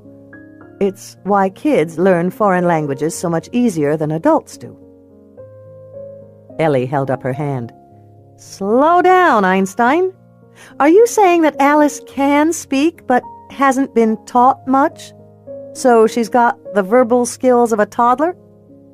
That's my guess. I think she was raised in a verbal, perhaps even a caring environment for the first 18 months to 2 years of her life. It was then that she began to learn a few words and bonded physically with someone. After that, something very bad happened, and she stopped developing her language skills. Something very bad. The words left a heaviness behind, a residue. A toddler doesn't know her name. Not her last name, anyway. I know. Ellie leaned back in her dad's chair and sighed heavily. It seems like no one is looking for this kid, Jules. The NCIC has come up completely blank on any known missing or kidnapped children who match her description. The DNA has done nothing for us, and the press isn't interested anymore. And now, you're telling me that even if you get her to start talking up a blue streak, she may have no idea what her name is, or who her parents are, or what city she lives in? Geez, Elle, I was feeling pretty good about tonight. We got her outside and talking. I'm sorry. You've done a hell of a job with her, Jules. Really. But I have responsibilities, too. DSHS thinks we should start permanent foster care proceedings. Don't do it, Elle, please. I have a chance with her. It's not only about finding her family anymore. It's about saving her, bringing her back to the world. You reminded me of all that, of how much good I can do for Alice. You make it sound like you'll stay as long as you need to. Why wouldn't I? There's nothing left for me in L.A. When you don't have a husband or kids or a job, it's easy to walk away from your life. Just lock up your condo and go. She finally lifted her gaze. The truth is, I need Alice right now. I'll do whatever I have to do to help her. Can that be enough for now? Can we just let the temporary custody agreement stand? Of course. Ellie didn't know how she felt about the idea of her sister living here all through the winter. It was something she'd have to worry over later, in the dark, while she tried to fall asleep. But she knew she appreciated someone else shouldering the burden of little Alice's damaged soul. What about all that weirdness? The birds. Julia stared over the rim of her teacup at the moonlit river beyond. I don't know. She's lived in a world that's different than ours, with different fundamental rules.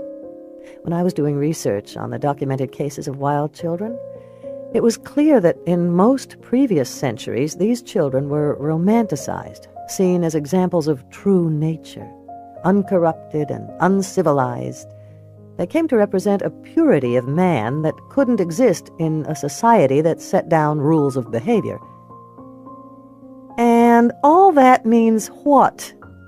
Maybe she's more a part of nature than of man, more connected to the natural world, sights, smells, plants, animals, than to us. Ellie didn't even know what to make of that. It looked more like magic than science to me. That's another explanation. So what now? How do we get her to start talking? Julia looked at her. She needs to learn that she's safe here. I think we need to show her what a family is. Maybe it'll ring some bells with her, make her remember. And we teach her the way you'd teach any 2-year-old, one word at a time. Later that night, after Ellie went to bed, Julia lay in her bed, staring at the ceiling. She was too wound up to sleep. Her blood seemed to be tingling just beneath her skin. Stay. That moment kept repeating itself over and over. Each time she remembered it, she felt a shiver of awe at what it meant. Until tonight, that very moment when Alice had spoken her first word, Julia hadn't even realized how lost she'd become, how far she'd fallen. Her grasp on confidence had been fragile and slippery, but now she was back. She was her old self. And she'd never give up again. First thing tomorrow morning, she would call the team of doctors and scientists who wanted to study Alice and tell them to back off. Then she'd convince DSHS that they had nothing to worry about with the girl's current placement. Maybe that was the lesson she'd needed to learn from the tragedy with Amber, the missing sign she'd been so desperate to find. In her business, there would be failures, heartbreaking losses. But to be the best, she had to stay strong in her belief that she made a difference. She was strong again. No phone calls from scientists or so-called colleagues or questions from the media would ruin her again. No one would take Alice from her. She needed to talk to someone tonight, to share her triumph. And there was only one person who would understand. "You're crazy, Julia." She threw the covers back and got out of bed. Dressing in a pair of well-worn black sweats and a blue t-shirt, she kissed Alice's soft cheek and then left the room. Outside Ellie's bedroom, Julia paused. There was no light from beneath the door, no sounds from within. She didn't want to wake her sister. Besides, Ellie didn't truly appreciate the importance of tonight's events. Without letting herself think, she moved. She went out to the car and drove toward the old highway. There were no other cars on the road this time of night. The world was dark and still. Stars splattered the sky like a Jackson Pollock painting. Just before the entrance to the national park, she turned onto a rutted gravel road. At the final bend, she flicked off her headlights. Under cover of darkness, she pulled into his yard. In truth, she didn't know why she was here, parked in front of his house like a teenage girl on a lonely Saturday night. That wasn't true. She didn't want to admit why she was here, perhaps, but she knew. No matter how often she'd told herself she was being stupid, the fly going straight into the web, she couldn't seem to stop herself. She got out of the Suburban and walked across the dark yard, hearing the gentle lapping of the lake along the shore. Max heard the car drive up and hoped like hell it wasn't a medical emergency. This was his only night off call this week, and he had already finished his second scotch. He heard footsteps on the porch, then a knock on his front door. "I'm out here," he called out, "on the deck." There was a pause, a long time of quiet. He was about to call out again when he heard footsteps. It was Julia. At the sight of him in the hot tub, she stopped dead. She stood beneath the orangey bulb that illuminated the covered deck. He hadn't seen her since the diner, and yet, to be honest, he'd thought about her often. He couldn't help noticing how pale she looked, how thin and drawn. Her stunning bone structure now looked edgy and sharp. Her chin was pointier than before. but it was her eyes that caught him, held him as firmly as a child's grip on a favorite toy. "A hot tub, Doctor? How cliché." "I went climbing today. My back is killing me." "Get in." "I don't have a suit." "Here, I'll turn off the light." He pressed the button and the tub went dark. "There's wine in the fridge. Glasses are above the sink." She stood there for a long time. So long, in fact, he thought she was going to decline. Finally, she turned and left. He heard the front door open and close. A few moments later, she returned, holding a wine glass and wearing a towel. "Close your eyes," she said. "I can see your bra straps, Julia." "Are you going to close your eyes?" "What are we, 8th graders? Are you planning on spin the bottle later? I doubt." She walked away. Okay, he said, laughing. "My eyes are closed." He heard her return, heard the muffled thump of the towel landing in a chair and the quiet splashing of her getting in the hot tub. Water rippled against his chest. For a split second he thought it was her touch. He opened his eyes. She sat pressed to her side of the tub, her arms at her sides. The white lacy bra she wore had gone transparent. He saw the creamy swell of her breasts above the fabric and the water, and the dark spots of her barely covered nipples. "You're staring," she said, sipping her wine. "You're beautiful." He was surprised by the thready tone of his voice, surprised by how much he suddenly wanted her. "I struggle to calculate how many times you've said that to women foolish enough to get into this tub." "Are you foolish?" She looked at him. "Absolutely. But I'm not stupid. Stupid would be naked." "Actually, you're the first woman who has ever been in this hot tub." "Clothed, you mean?" He laughed. "Those see-through scraps are hardly clothed. But no, I mean the first woman, clothed or naked, to be here." She frowned. "Really?" "Really." She turned slightly, looked out at the lake. In the charcoal-hued distance, 2 white trumpeter swans floated lazily on the surface of the water. Moonlight seemed to make their feathers glow. The silence turned awkward. Julia must have noticed, too, because she finally turned to him and said, "Tell me something real, Max. I don't know anything about you." "What do you want to know?" "Why are you in Rain Valley?"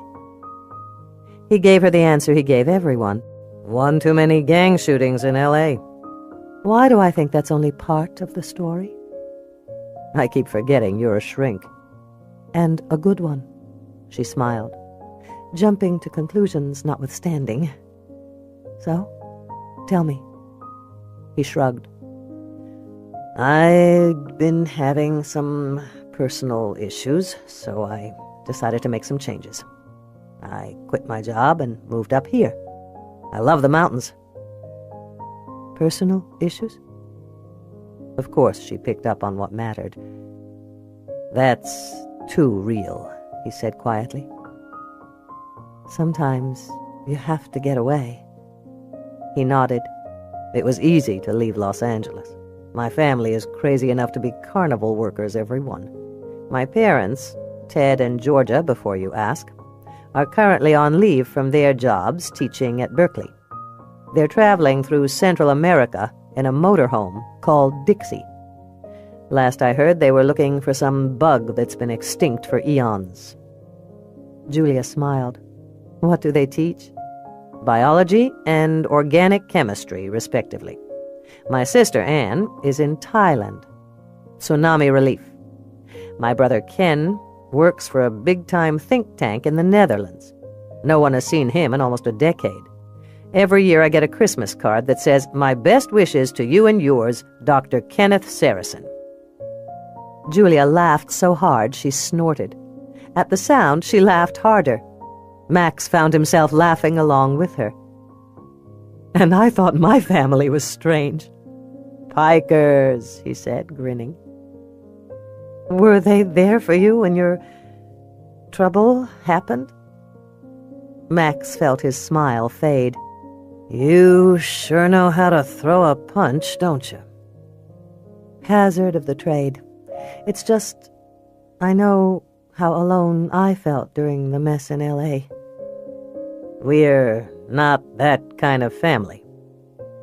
"So you were alone, too." He put down his drink. "Why are you here, Julia?" "In Rain Valley? You know why." "Here," he said, letting his voice soften. "Alice spoke tonight. She said, 'Stay.'" "I knew you'd do it." A smile overtook her face. It came all at once, as if she hadn't expected it. The porch light bathed her skin, tangled in her hair, made her lashes look spidery and fragile against her cheeks. She moved slightly. Water rippled against his chest. "The thing is, I've been waiting every day for weeks for this to happen." And when it happened, all I could think was that I wanted to tell you." He couldn't have stopped himself if he'd tried. And he didn't try. He closed the tiny distance between them and kissed her. It was the kind of kiss he'd forgotten about. Whispering her name, he moved his right hand down her slick, naked back and reached around for her breast. He'd barely felt the full swell of it when she eased away from him. "I'm sorry," she said, looking as pale and shaken as he felt. "I need to go." "There's something between us," he said. The words were out of his mouth before he knew what he was going to say. "Yes," she said. "That's why I'm leaving." They stared at each other. He had the strange sensation that he was losing something of value. Finally, she climbed out of the hot tub, went into the house, and retrieved her clothes. Without even bothering to say goodbye, she left him.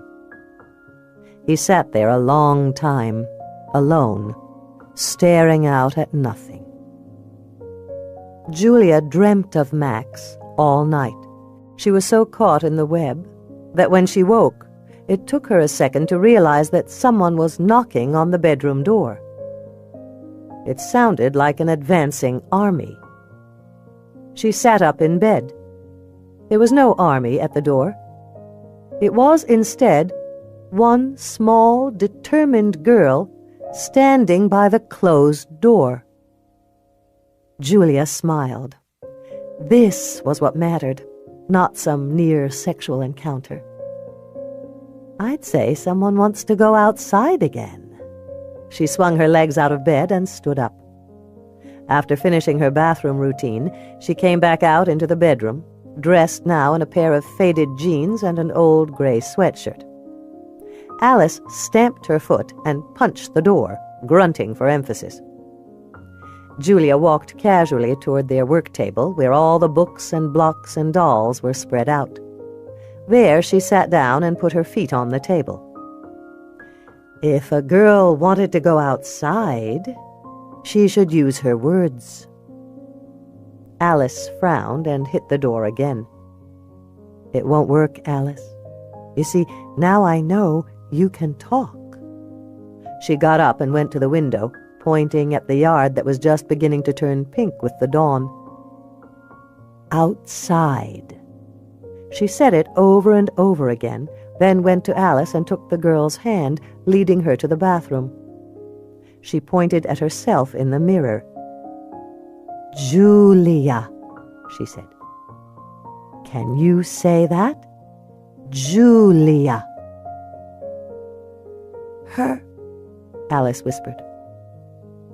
Julia's heart did a little flip at the voice, whisper-soft and hesitant as it was. "Julia," she said again, pressing a hand to her own chest. "Julia." She saw when Alice understood.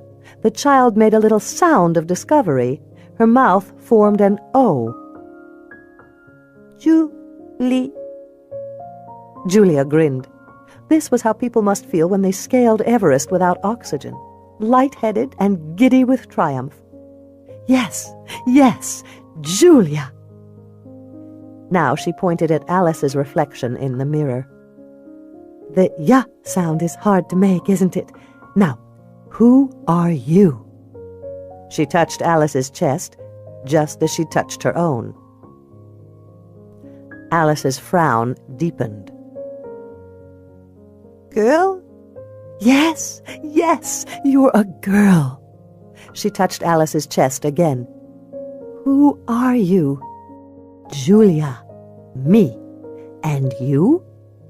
Girl, she said again, her frown turning into a scowl. Do you know your name, little one? This time there was no answer at all. Alice waited a long moment, still frowning, then thumped the door with her fist again. Julia couldn't help laughing at that. You might not have much of a vocabulary, kiddo, but you know what you want and you learn fast. Okay, let's go outside. What had begun as a crisp, clear morning was slowly changing into an ominous afternoon. Heavy gray clouds bumped into one another and formed a mass that looked like steel wool. The pale sun that had lured Max out to the mountains on this cold autumn day had all but vanished. Every now and again a beam of light would poke through the clouds, but in the last hour even those moments of gold had become infrequent. Soon it would rain. He knew that he should hurry, but climbing down a rock face took time. That was one of the things he loved about climbing. You couldn't control it. He came to a drop-off. Below him, a lip of stone jutted out from the cliff. It was about the size of a kid's sled. Sweating hard, he continued climbing slowly down and to the left, choosing his hand and footholds with exquisite care. He was nearing the end of his climb. It was a dangerous time for climbers, the end of the day. It was all too easy to let your thoughts drift to the next step, to the packing of the supplies and the hike out, to Julia. He shook his head to clear it. Sweat blurred his vision. For a moment the granite looked like a solid sheet. He wiped his eyes, blinked, until the gradations and ledges and mosses reappeared. A raindrop hit his forehead so hard he flinched. Within moments the skies opened up and let loose. Thunder roared across the mountains. Rain hammered him. He got to the ledge and paused, looking down. He was no more than 40 feet from the ground now. He didn't need to rappel down this last distance. It would take time to set his equipment, to get ready, and it was a damned storm out here now. Wind rattled the trees and clawed his face. He inched downward, dangled over the ledge. He knew instantly that it was a mistake. The stone creaked and shifted, began to rotate. Tiny stones and wet dust rained down, hitting him in the face, blinding him. He was going to fall. Instinctively, he pushed back, trying to clear the jutting ledges and boulders below him. And then he was connected to nothing. In the air, falling fast. A rock smashed his cheekbone, another careened into his thigh. The boulder that had been his ledge fell alongside him. They hit the ground at the same time. It felt as if someone had just hit him in the chest with a shovel. He lay there, dazed, feeling the rain pummel his face, slide in rivulets down his throat. Finally, he crawled to his feet in the muddy ground and took stock. No broken bones, no extreme lacerations. Lucky. The thing was, he didn't feel lucky. As he stood there beside the boulder that could have killed him, looking up at the now slick rock face of the cliff, he realized something else. He didn't feel acutely alive, didn't want to laugh out loud at his triumph. He felt stupid. He picked up his gear, repacked his backpack, and headed down the long, winding trail to where he'd parked his car. All the way there, and all the way home, he tried to keep his mind blank. Failing that, he tried to relive his near miss and enjoy it. Neither attempt was successful. All he could think about was Julia, how she'd looked in the hot tub, how she'd tasted, how she'd sounded when she said, "all or nothing," and how those words had made him feel. No wonder he couldn't find that old adrenaline surge from mountain climbing today. The real danger lay in another direction. All or nothing. 18. In the 2 weeks since I showed Alice a glimpse of the world outside, she has become a different child. Everything fascinates her. She is constantly grabbing my hand and pulling me somewhere so she can point to an object and say, "What?" Each word I hand her, she holds on to tightly, remembering it with an ease and a will that surprises me. I can only assume that her quest for communication is so assertive because she was thwarted before. Now she seems desperate to become a part of this new world she's entered. She is slowly beginning to explore her emotions as well. Previously, when she was nonverbal, most of her anger was directed at herself. Now, occasionally, she is able to express her anger appropriately. Yesterday, when I told her it was time for bed, she hit me.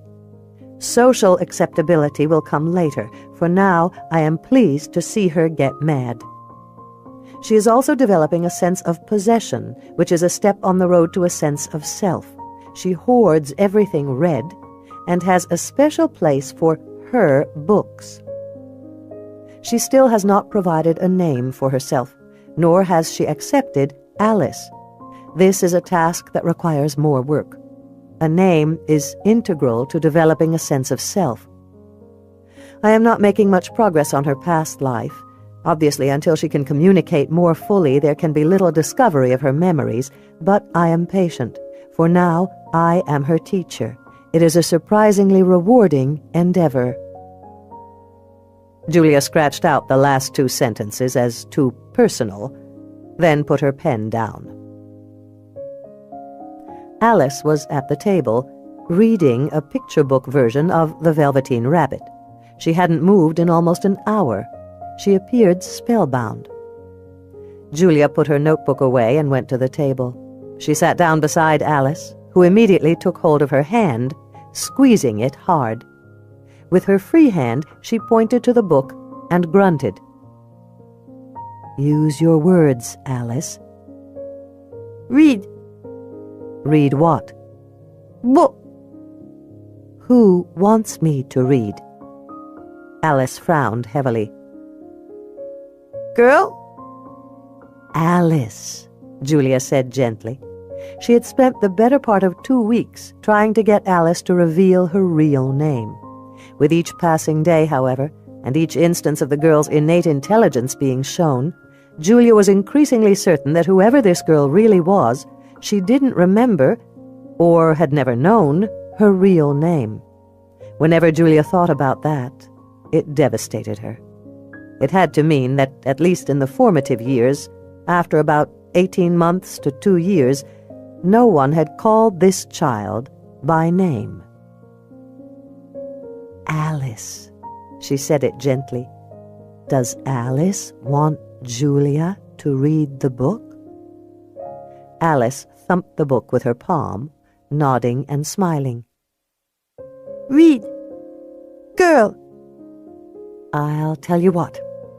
If you play with the blocks for a few minutes, I'll read to you.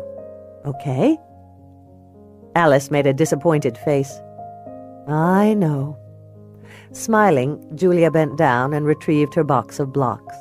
She set them out on the table, arranging them carefully.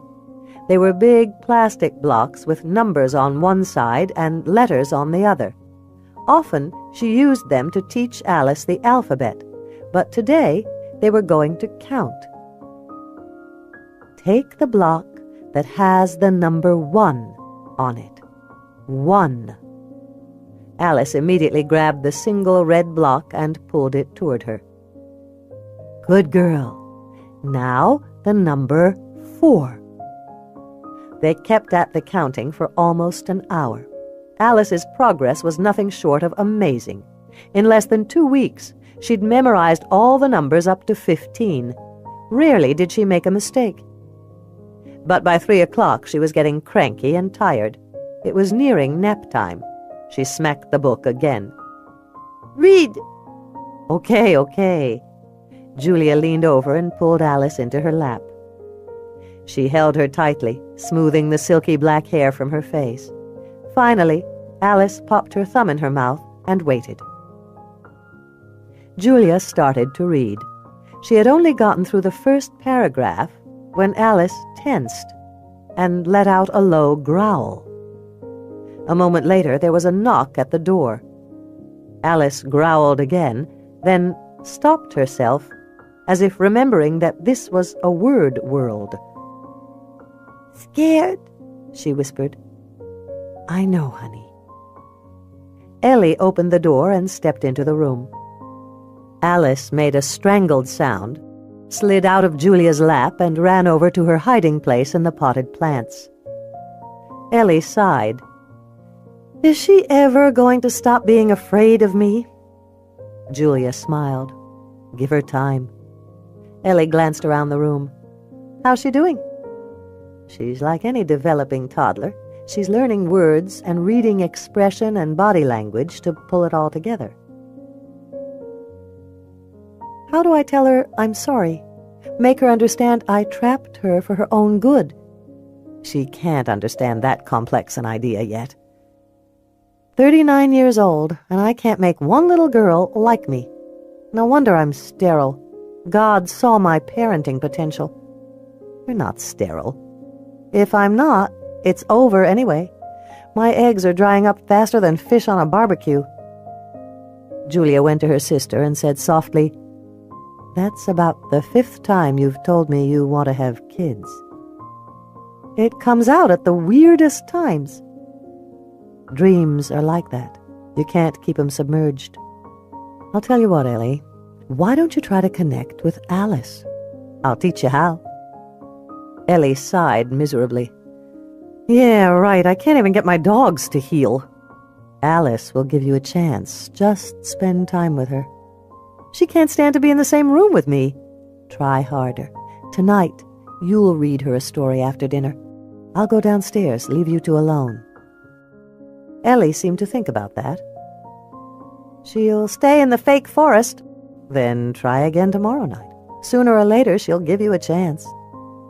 You really think so? I know so. Ellie seemed to think about it. Okay, I'll give it a try. She looked at Julia. Thanks. Julia nodded. Ellie started to leave. At the door, she paused and turned around. I almost forgot why I came in here. Thursday is Thanksgiving. Can you cook? Salads. You? Only meals that involve melted cheese, preferably Velveeta. We're a pathetic pair. We are. Julia said, We could try Mom's old recipes. I'll order a turkey today and go shopping. How hard can it be? It'll be like the old days with Mom and Dad. We can invite people over. Cal's family? Julia said. Of course. Is there anyone else you'd like to ask?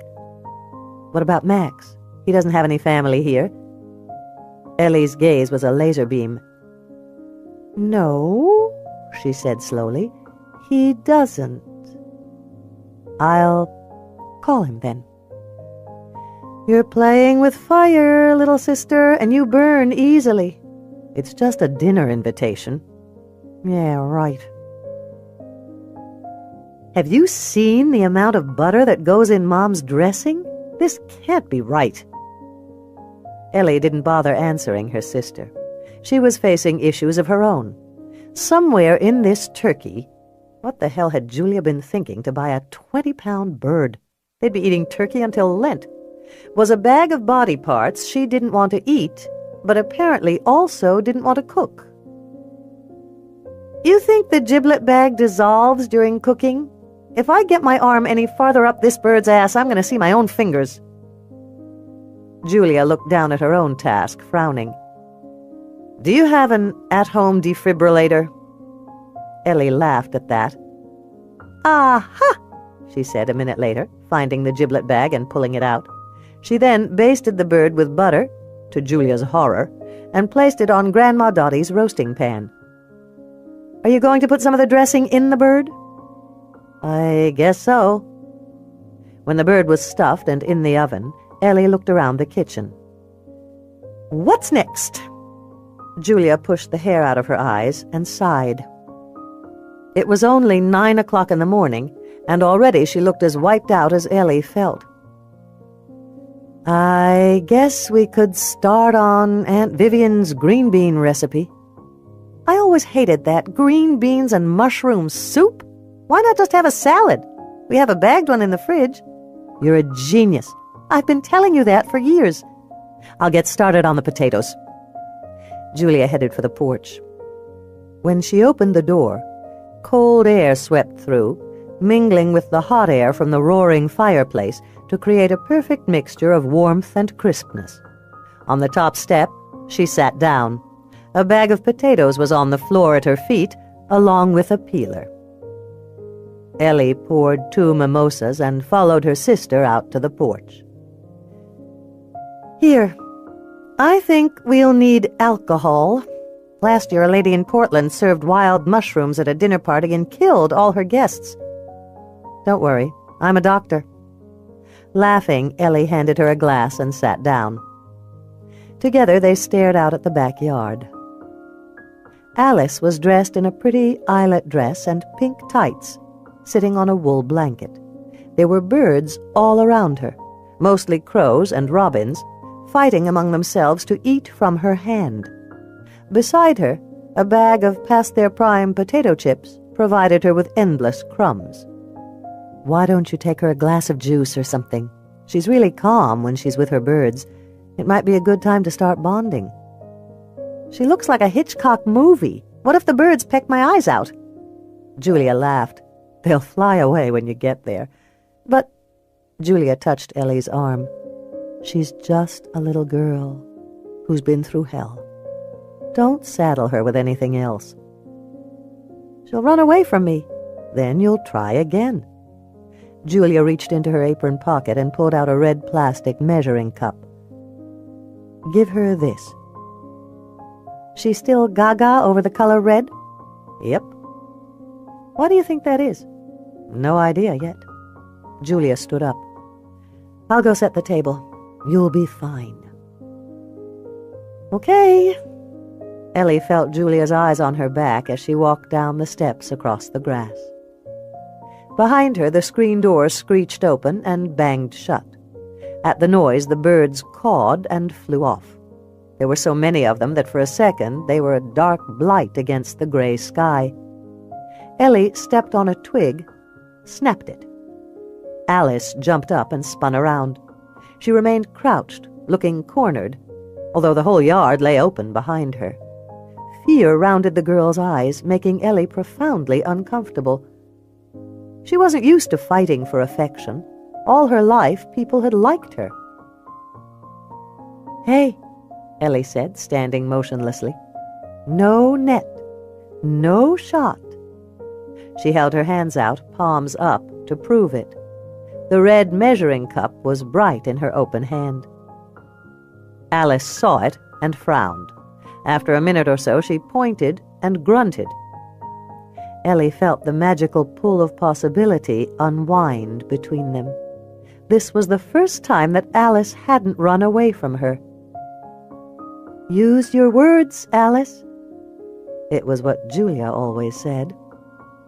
As the silence went on, Ellie tried another tack. She started to sing, quietly at first, but as Alice's frown faded and an expression of interest began to take its place, Ellie turned up the volume. Just a bit. She sang one kid-friendly song after another. The kid could stay motionless forever. when she got to Twinkle, Twinkle, Little Star, Alice's whole demeanor changed.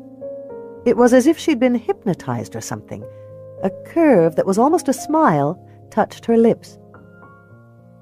"Star," Alice whispered at exactly the right time in the song. Ellie bit back a grin by sheer force of will. When the song was over, she bent down and handed Alice the measuring cup. Alice stroked it, touched it to her cheek, then looked expectantly at Ellie. "Now what?" "Star. You want me to keep singing?" "Star. Please." Ellie did as she was asked. She was on her third go-round when Alice cautiously moved toward her. The little girl sat down in the grass not far from Ellie. Ellie felt as if she'd just bowled a strike in the 10th frame. She wanted to whoop out and high-five someone. Instead, she kept singing. At some point, Julia came out and joined them. The three of them sat in the grass beneath a graying November sky, while the Thanksgiving turkey browned inside the house, and sang the songs of their youth. Max knew he should have left the house a half hour ago.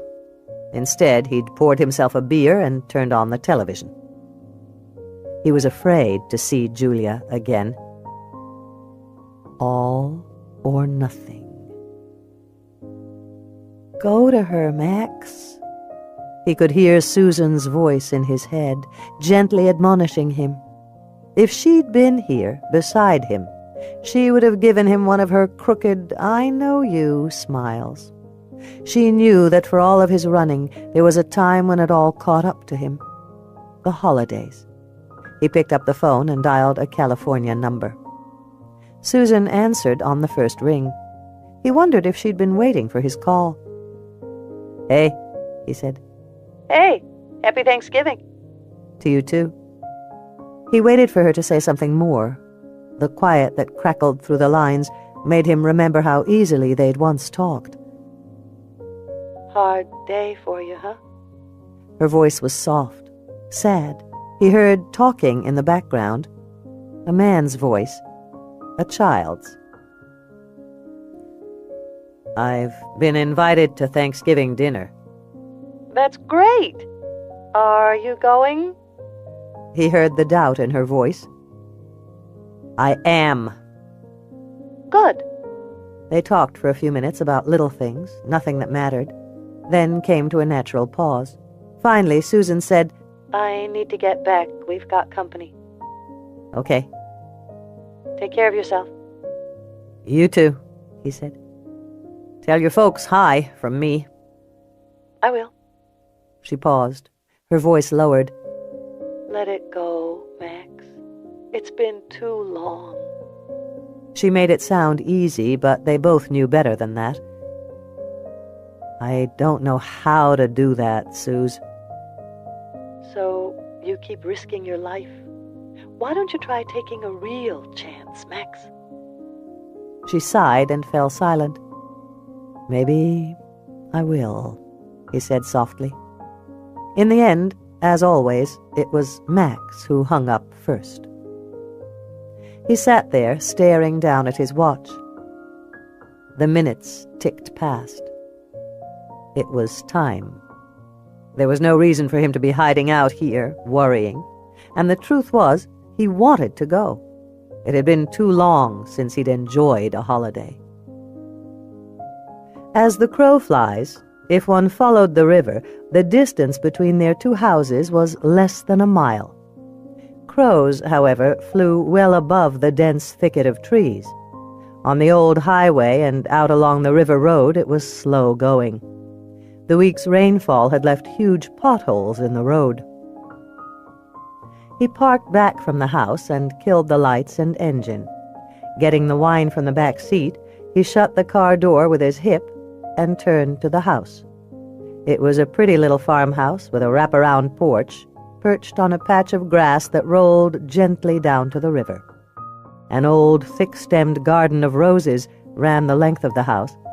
There were no blossoms now, just dark thorns and blackening leaves. Giant trees protected the west side of the house, their tips pointed up to a velvety sky. Susan would have loved this house. She would have run across the yard now, pointing to places only she could see. The orchard will be there. The swing set goes there. They'd spent 2 years looking for their dream house. Why hadn't they seen that any house they'd chosen would have become the very thing they sought? He crossed the yard and slowly climbed the steps. As he neared the front door, he could hear music. It was John Denver's voice, coming home to a place he'd never been before. He could see them through the oval etched glass in the front door. Julia and Ellie were dancing with each other, bumping hips and falling sideways and laughing.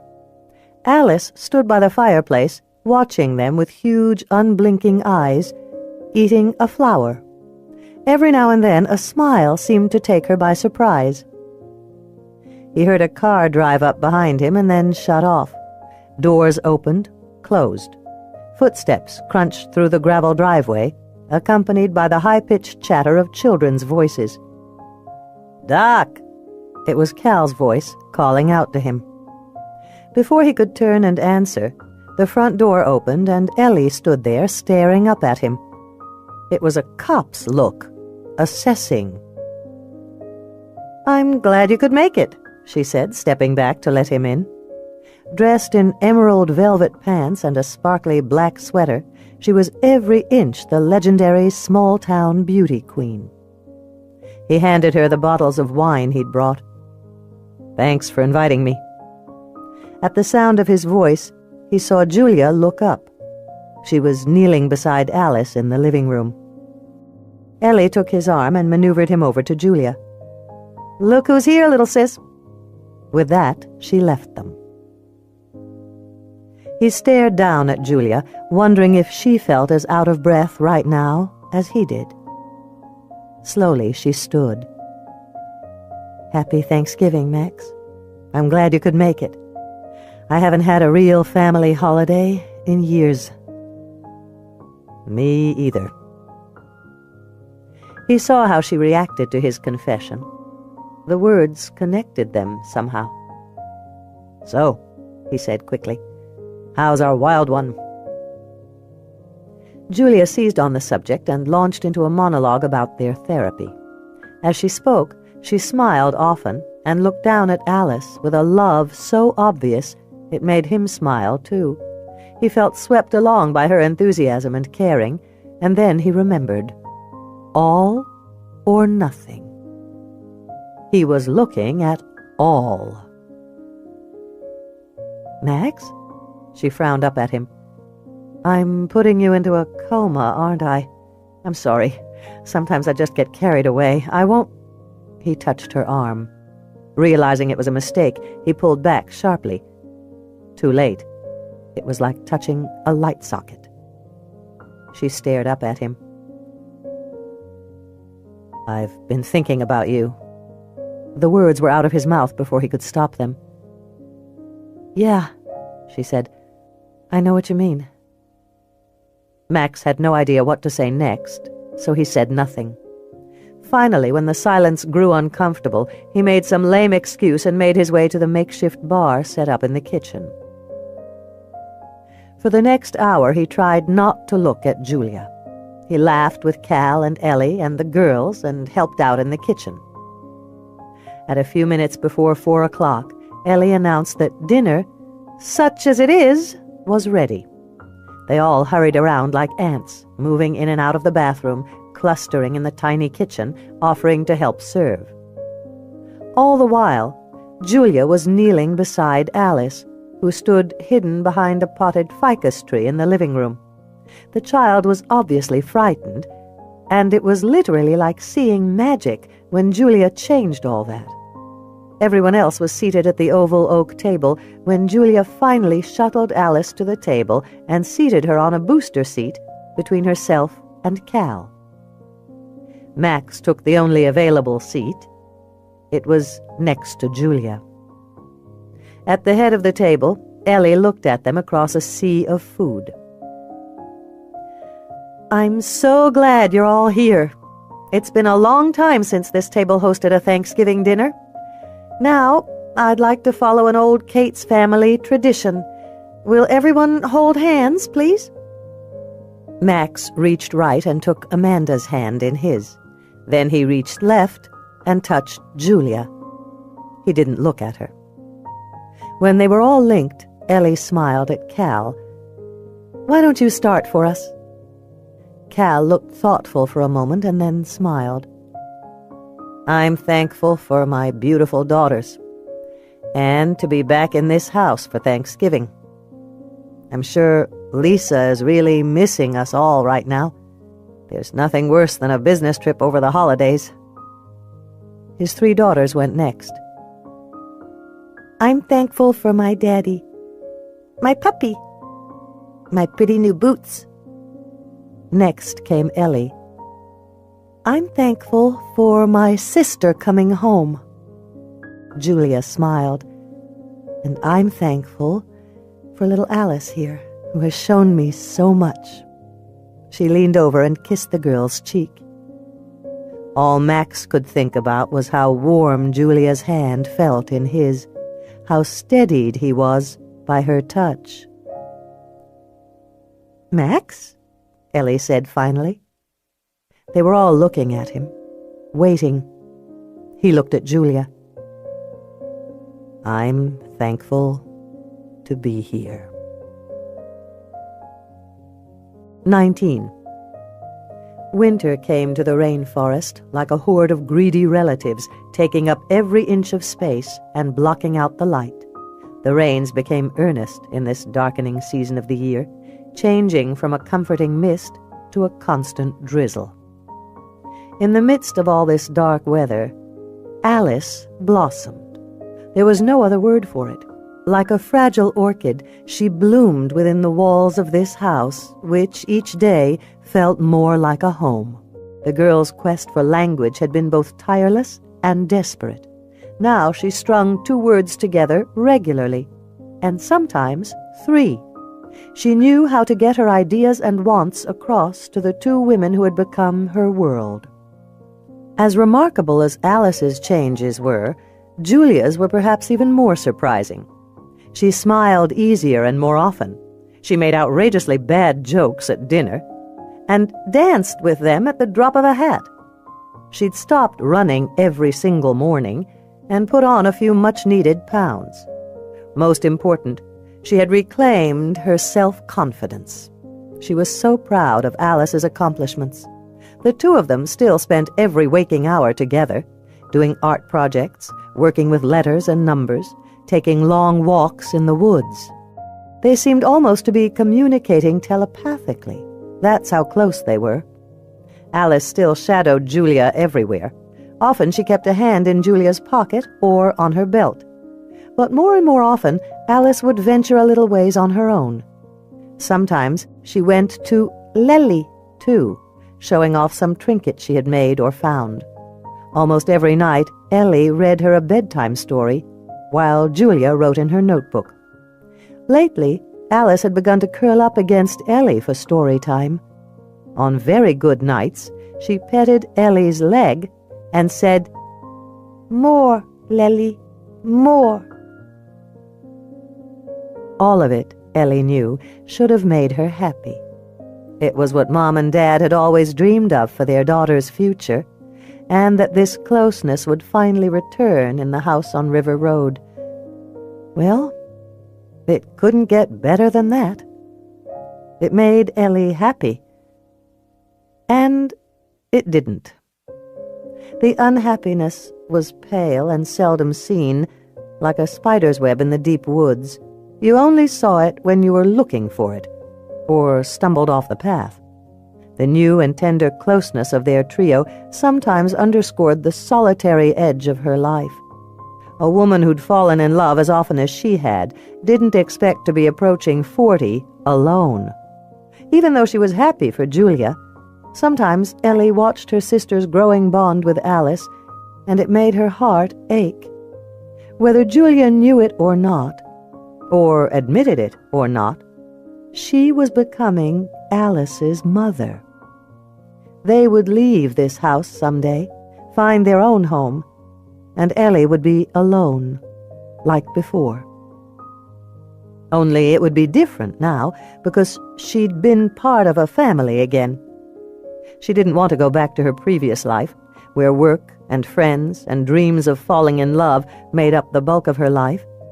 She didn't know if it would be enough anymore.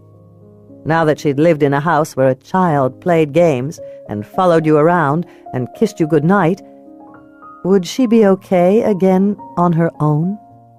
"You don't look so good," Cal said from across the room. "Yeah? Well, you're ugly." Cal laughed. Taking off his headset, he put down his pencil and walked out of their office. A few moments later, he returned with 2 cups of coffee. "Maybe you need some caffeine." He handed her the cup. She looked up at him, wondering why she couldn't find men like him attractive. Men who kept their promises and raised their children and stayed in love. Oh, no, she had to fall head over heels for guys with issues. Guys who grew their hair too long and had trouble keeping a job and confused "I do" with "I did" pretty damned fast. "What I need is a new life." He pulled a chair from his desk and set it by hers. "We're getting to that age." "You used to tell me I was crazy when I said things like that." He leaned back in the chair and put his feet on her desk. She couldn't help noticing that the white soles of his tennis shoes were covered with purple ink. Someone had written his youngest daughter's name on the rubber, surrounded by pink hearts and stars.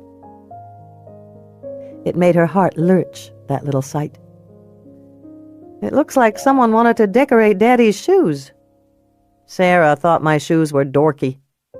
I never should have given her a set of markers." "You're lucky to have those girls, Cal." She sighed. "I always thought I'd be the one with 3 daughters. Both times I got married, I went right off the pill and started praying." She tried to smile. "I guess I have divorce lawyers instead of babies." "You're 39, Ellie, not 59. The game isn't over." "It just feels that way, huh?" He rolled his eyes. "Oh, for God's sake, Ellie. Don't you ever get tired of telling the same story?" She sat upright. He sounded angry with her.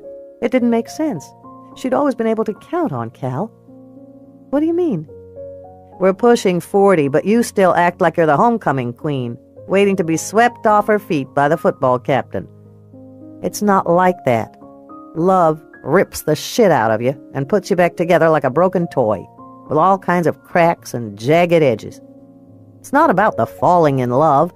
It's about the landing, the staying where you said you'd be, and working to keep the love strong. You never did get that." "That's easy for you to say, Cal. You've got a wife and kids who love you. Lisa left me." "What?"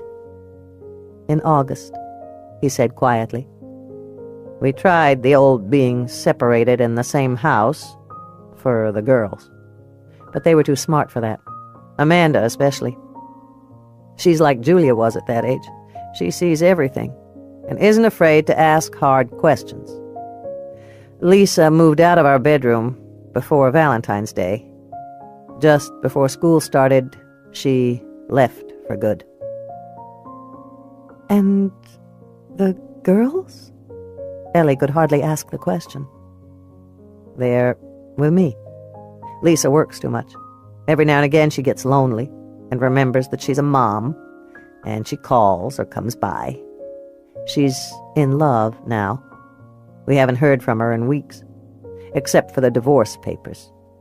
She wants me to sell the house and split the proceeds." "I can't believe you've never told me this. We work together every day. Every day." He looked at her oddly. "When was the last time you asked about my life, Elle?" She felt stung by that remark. "I always ask how you're doing." "And you give me 5 seconds to answer you before you launch into something more interesting." Usually about your own life."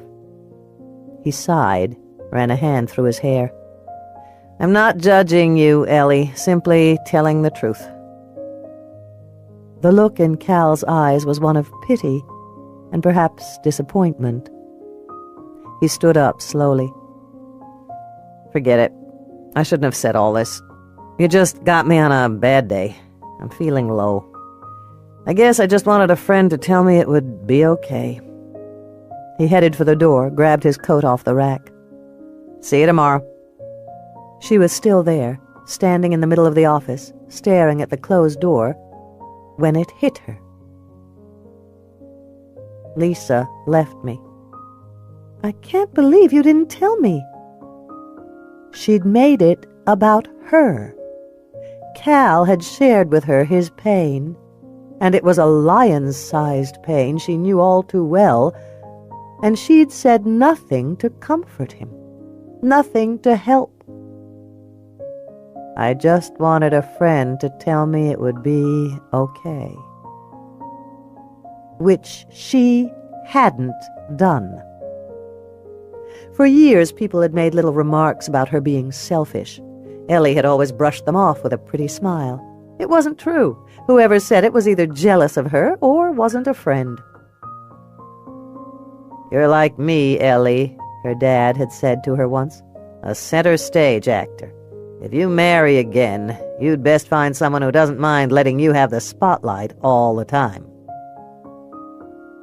When he'd said it, Ellie had taken it as a compliment. She loved that her dad thought of her as a star. Now she saw the other meaning of his words, and once she opened that door, once she asked herself, "Is it true?" she was barraged with memories, moments, questions. 2 lost marriages. Both had gone south, she'd thought, because her husbands didn't love her enough. Was that because she needed too much love? Did she return the amount she took? The answer to that was a resounding no.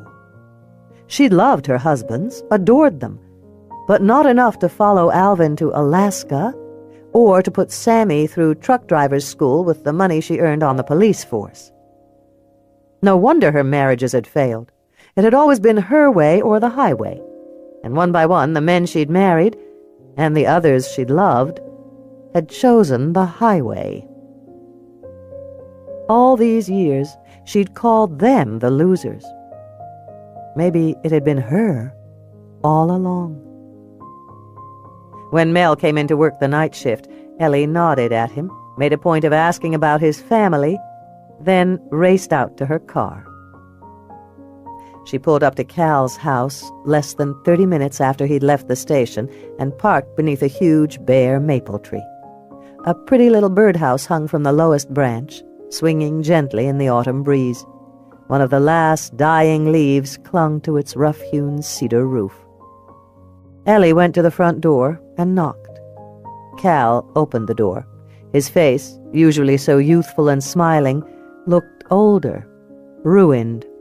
She wondered how long he'd looked like that, how often she hadn't noticed.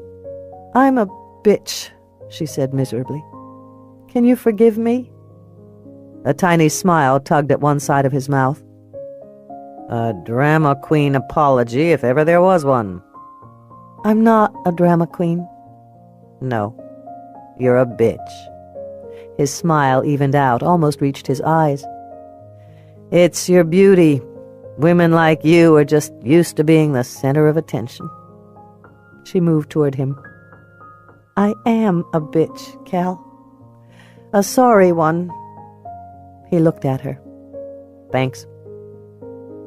"It'll be okay, Cal," she said, hoping late really was better than never. "You think so?" She felt as if she were drowning in the dark sadness she saw in his eyes. It so unnerved her she barely knew what to say. "Lisa loves you," she said at last. "She'll remember that and come back." "I thought that for a long time, Elle. Peanut kept saying the same thing. But now, I'm not so sure it's what I even want." Ellie's first reaction was, Peanut knew? But she wouldn't fall down that trap again. This wasn't about her bruised ego. She led Cal to the sofa and sat down beside him.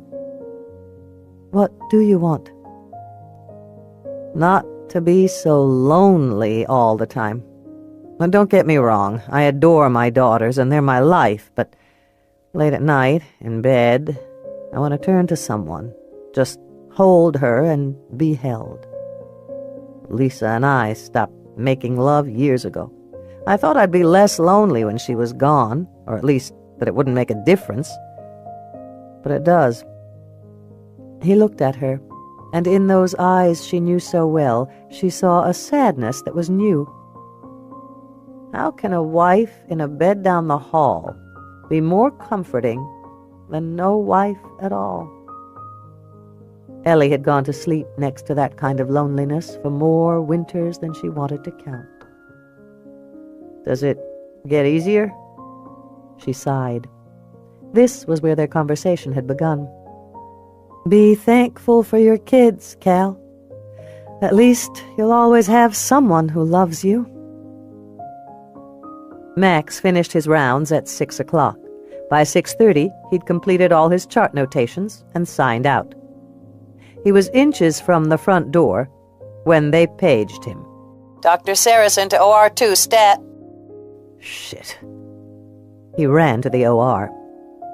There he found his patient, Crystal Smithson, in a hospital gown, in bed, screaming at her husband, who stood in the corner like a kid in a timeout, looking terrified. Crystal's stomach was huge. She pressed down on it, breathing in gasps until the contraction ended. Trudy was beside her, holding her hand. At Max's entrance, she smiled. Now, Crystal, I thought I told you I didn't work Friday nights, he said, putting on his surgical gloves. Crystal smiled, but it was frail and tired. Tell her that, she rubbed her bulging abdomen. You might as well learn now, Trudy said. Kids never listen to you. Another contraction hit, and Crystal screamed. Is she going to be okay? Her husband said, taking a step toward them. Max moved down to the end of the bed. Let's see what we've got. She's fully dilated, Trudy said, moving in beside him, putting lubricant on his gloved fingers. Max's examination didn't take long. He'd delivered enough babies to know that this one was going to be quick. He could feel the baby's head starting to crown. You ready to be a mom, Crystal? Another contraction, another scream. Yes, she panted. The baby's crowning, Max said to Trudy. Okay, Crystal, you can start pushing. Crystal grunted and wheezed and screamed. Her husband rushed to her side. I'm here, Chrissy. He grabbed her hand. The baby's head appeared. Push a little more for the shoulders, Crystal, and you'll be done, Max said. He gently pulled down on the baby's head to free the anterior, then eased up. The baby slid out, landed in Max's hands. You have a beautiful little girl, he said, looking up. Both Crystal and her husband were crying. You want to cut the cord, Dad? Max said. No matter how many times he said those words, they always got to him. By the time they were done, he was exhausted. He took a long, hot shower, got dressed, and headed for the nurse's station. Trudy was there, all alone. At his approach, she came out from around the desk and smiled up at him. They're naming the baby Maxine. Poor kid, he said, then fell silent. You haven't been to the house in a while. It would have been easy to change the subject, but Trudy deserved better than that. I guess we should talk. Trudy laughed. You always said talking wasn't our best skill. She leaned closer. Let me guess. It's about a certain doctor who had Thanksgiving dinner at the local police chief's house. Since I know you're not interested in Ellie, it must be her sister, Julia. He shook his head. I don't even know what the hell's going on with her. You don't have to tell me, Max. You know I wouldn't hurt you for the world. She silenced him with a touch. I'm glad for you. Really. You've been alone too long. You're a good woman, Trudy Hightower. And you're a good man. Now quit being such a chicken shit and ask her out for a date. Unless I miss my guess, it's Friday night. And I know a doctor who shouldn't be going to the movies alone anymore. He leaned down and kissed her. Goodbye, Trudy. Bye, Max. He climbed into his truck and headed for the theater. He had no intention of going to Julia, but when he came to Magnolia Street, he turned left instead of right and drove down Old Highway 101. All the way to her house, he told himself he was crazy. All or nothing. He'd had all once. It had practically killed him. In her yard, he parked and sat there, staring through the windshield at the house. Finally, he got out, walked up to the front door, and knocked. Julia opened the door. Even in a pair of faded Levi's and a white cable-knit sweater that was 2 sizes too big, she looked beautiful. Max, she said, obviously surprised. She eased forward and closed the door behind her, blocking the way. You want to go to the movies? Idiot. He sounded like a desperate teenager. Her answer was a smile that started slowly, then overtook her face. Cal and Ellie are here, playing Scrabble, so yeah, I could go to the show. What's playing? I have no idea. She laughed. That's my favorite. The movie, as it turned out, was To Have and Have Not. Julia sat next to Max in the darkened theater, watching one of the great screen pairings of all time. When it was over, and she and Max were walking through the beautifully restored lobby of the Rose Theater, Julia got the feeling that they were being stared at. People are talking about us, she said, sidling close to him. Welcome to Rain Valley. He took her arm and led her out of the theater and across the street to where his truck was parked. I'd take you out for some pie, but everything's closed.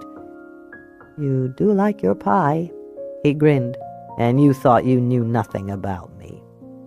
She turned, looked up at him, no longer smiling. I don't know much. He stared down at her. She expected him to come up with some smart-ass comeback. Instead, he kissed her. When he drew back, he said quietly, There. You know that. When she didn't say anything, he opened the door and she got in. All the way back to her house, they talked about things that didn't matter. The movie, the baby he delivered tonight, the waning salmon populations and declining old-growth forests, his plans for Christmas. At her front door, she let him take her in his arms. It was amazing how comfortable she felt there. This time, when he bent down to kiss her, she met him more than halfway. And when it was over and he drew back, she wanted more. For the first time with him, she was genuinely afraid. Thanks for the movie, Max. He kissed her again, so softly she hardly had time to taste him before it was over. Good night, Julia. By late December, the holidays were first and foremost on everyone's mind. The Rotary Club had hung the street lamp decorations, and the Elks had decorated their giving tree. On every corner in town, there were tree lots set up. Local scout troops were going door to door, selling wrapping paper. Today had dawned bright and clear, with an ice-blue sky unmarred by even the thinnest cloud.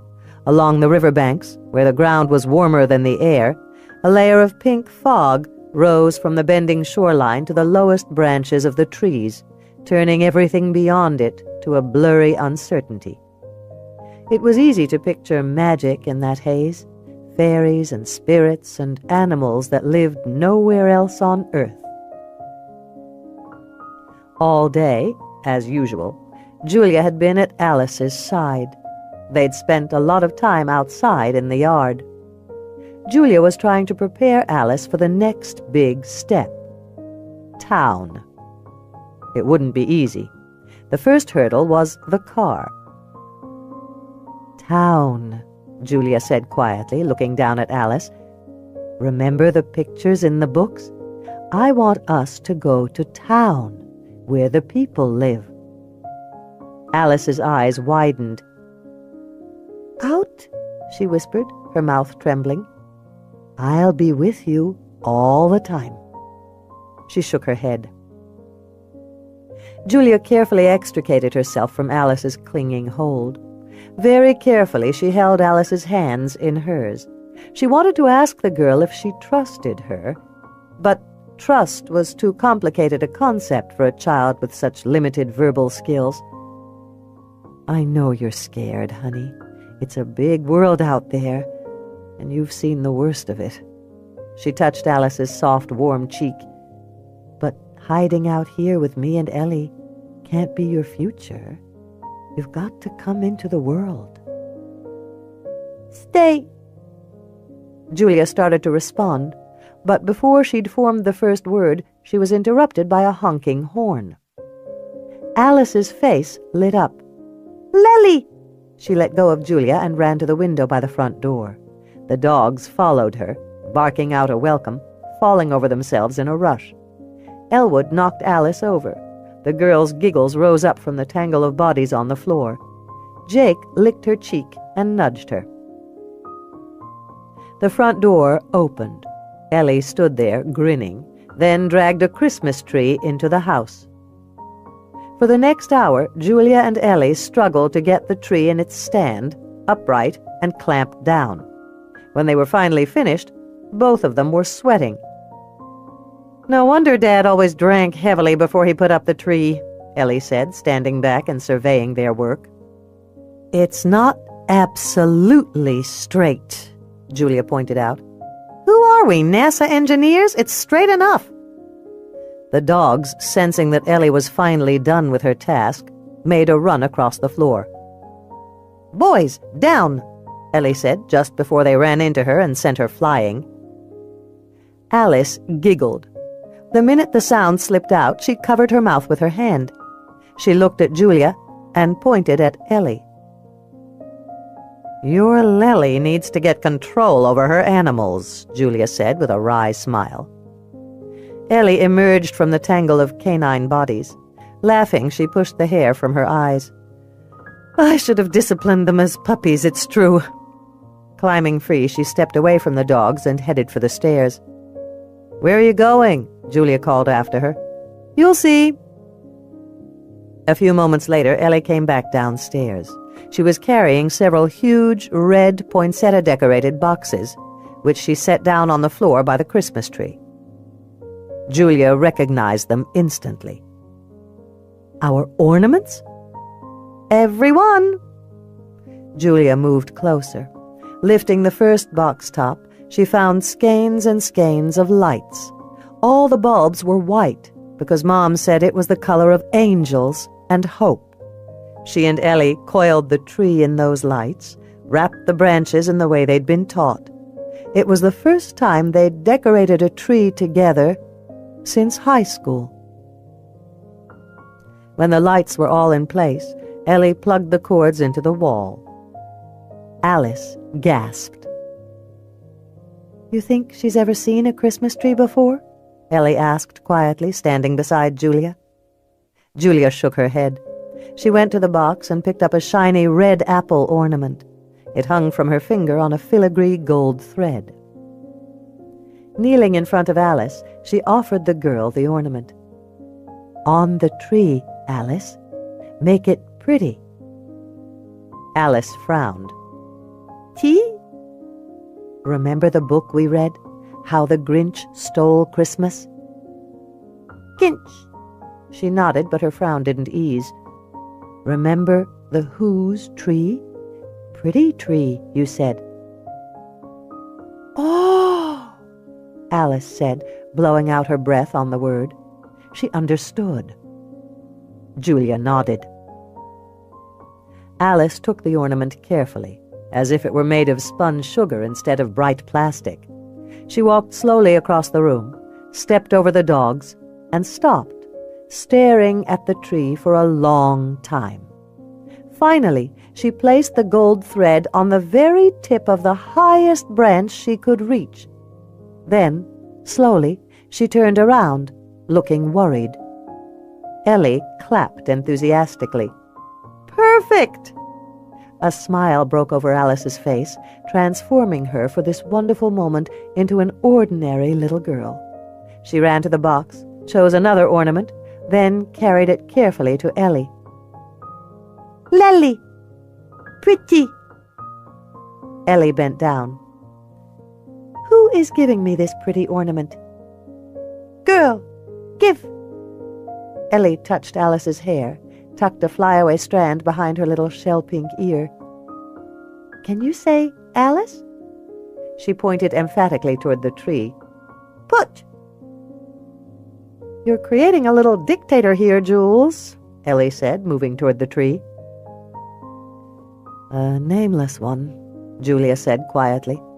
It stuck in her craw that Alice couldn't give them her name and wouldn't take the name they gave her.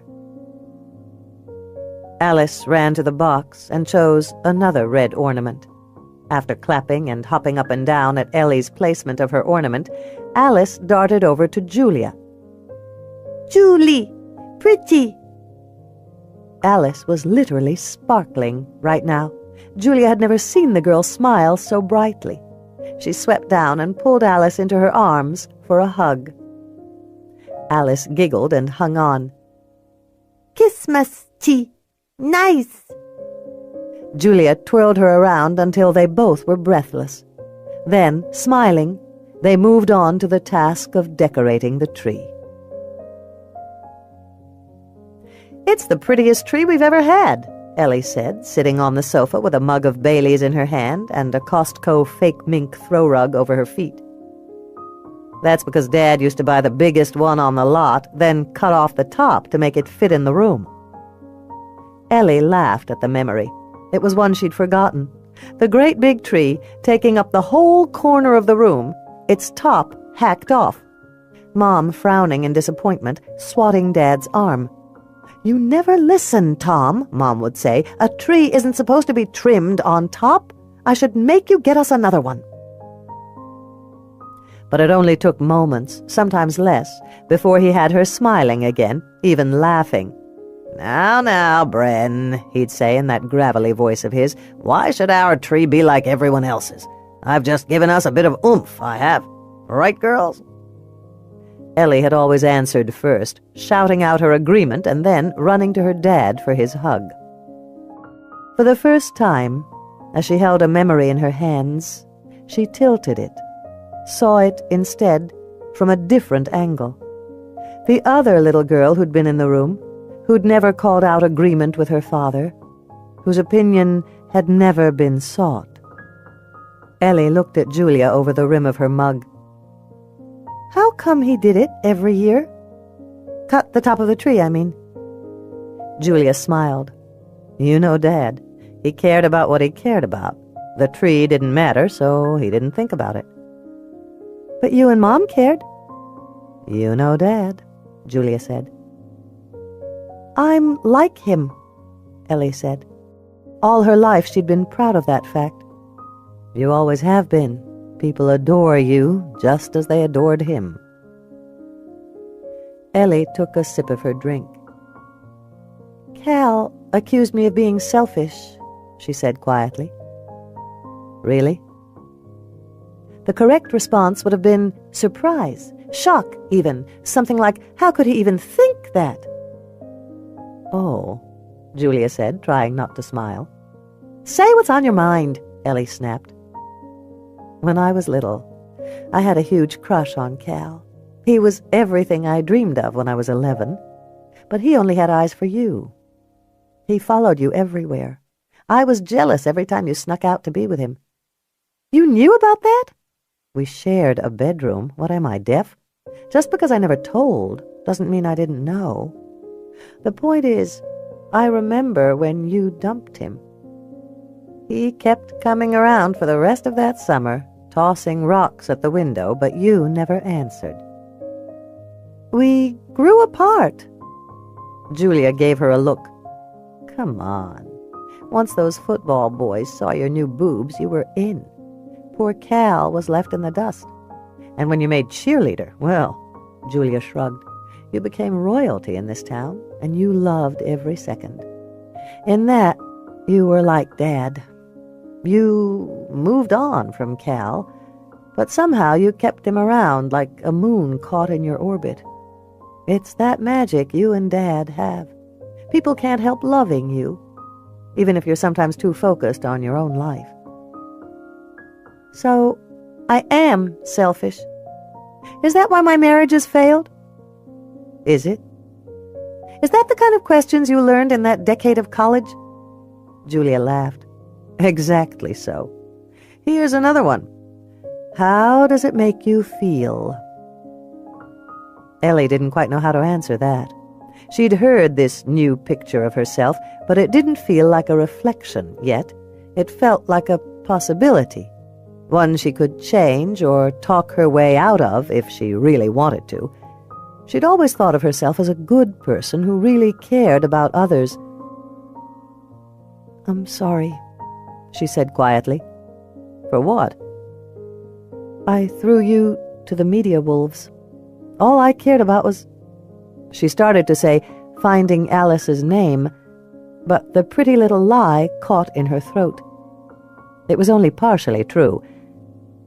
I didn't want to fail. I hardly thought about your feelings. Julia surprised her by smiling. Don't worry about it. If it matters, I didn't really know how bad it would be for you.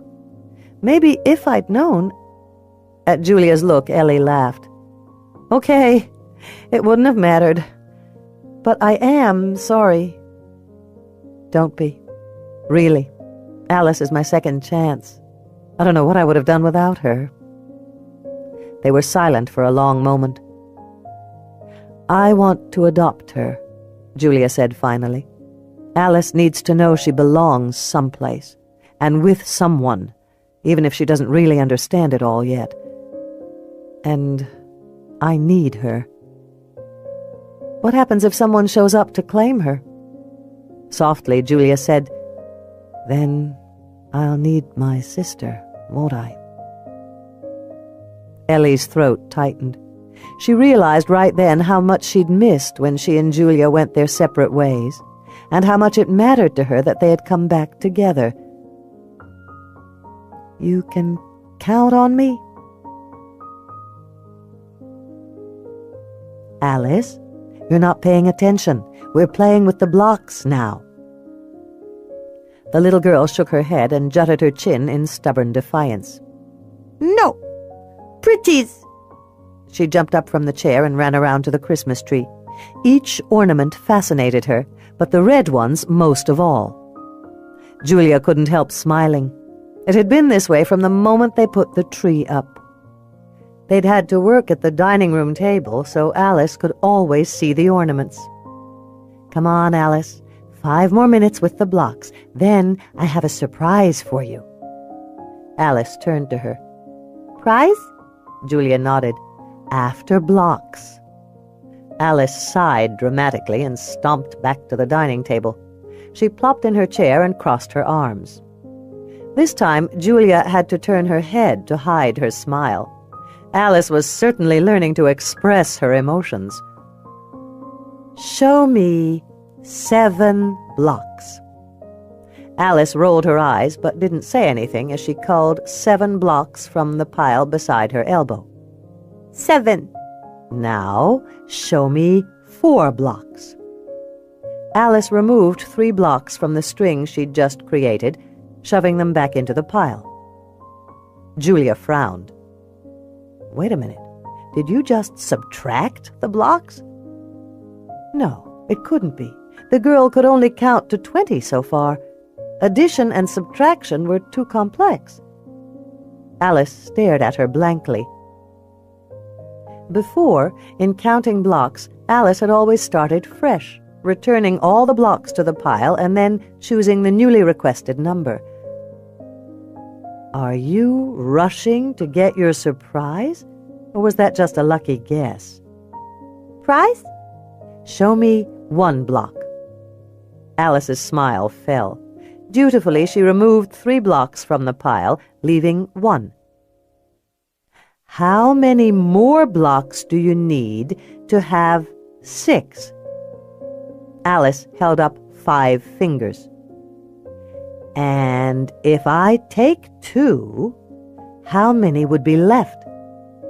Alice curled down 2 fingers. 3. You are adding and subtracting. She shook her head. Wow! Done?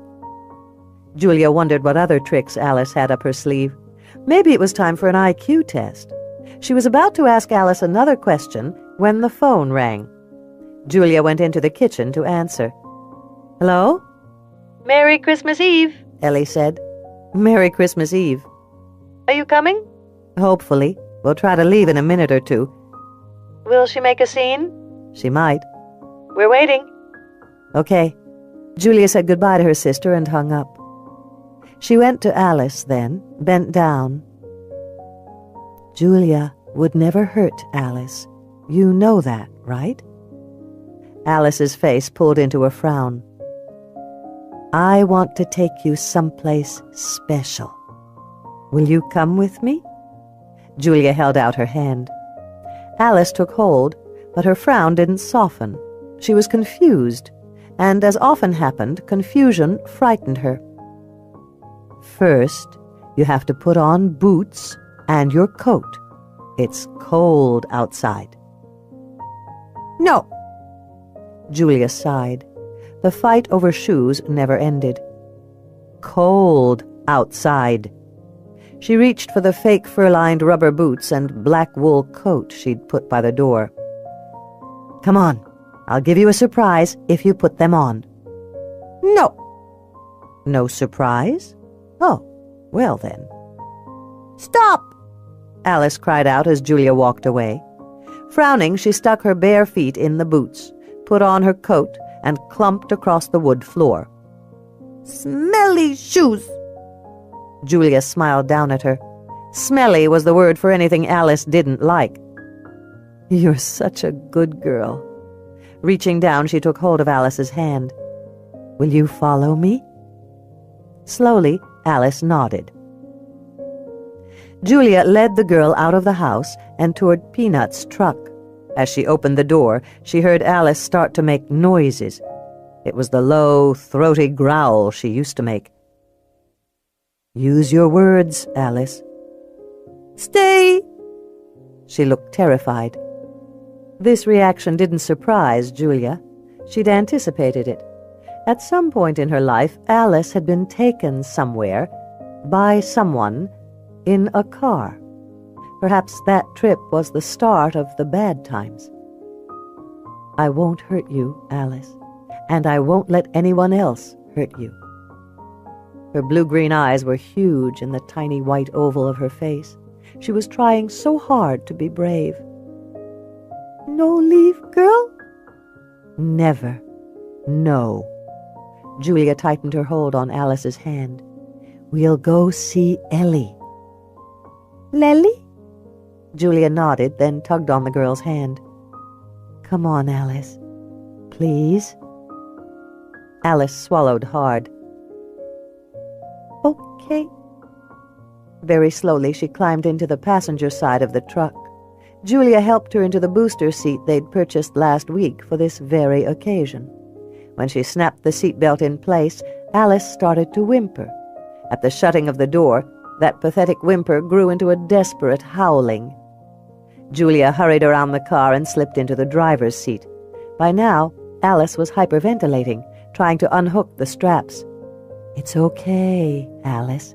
You're scared. That's okay. Julia said the words over and over again until Alice calmed down enough to hear her.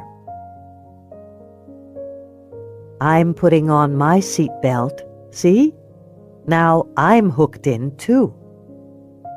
Alice whimpered, pulled on the strap. "Use your words, Alice." "Fee, peace, girl fee." All at once Julia got it. Idiot! She should have foreseen this. The memory of those tiny pale scars on Alice's ankle. Ligature marks. "Oh, Alice," she said, feeling tears well in her eyes. Maybe she should quit now, try another time. No. Alice had to come into this world sometime, and in this world kids sat in car seats. But there was one concession she could make. Julia moved Alice and the car seat to the middle of the bench seat in the old truck, then held the girl's hand. "Is that better?" "Wait. Girl, wait." "I know, baby, but I won't let you go. You're safe, okay?" Alice's gaze was steady, trusting. "'Kay." Julia started the car. Alice screamed and tightened her hold on Julia's hand. "It's okay, honey," Julia said over and over, until Alice quieted.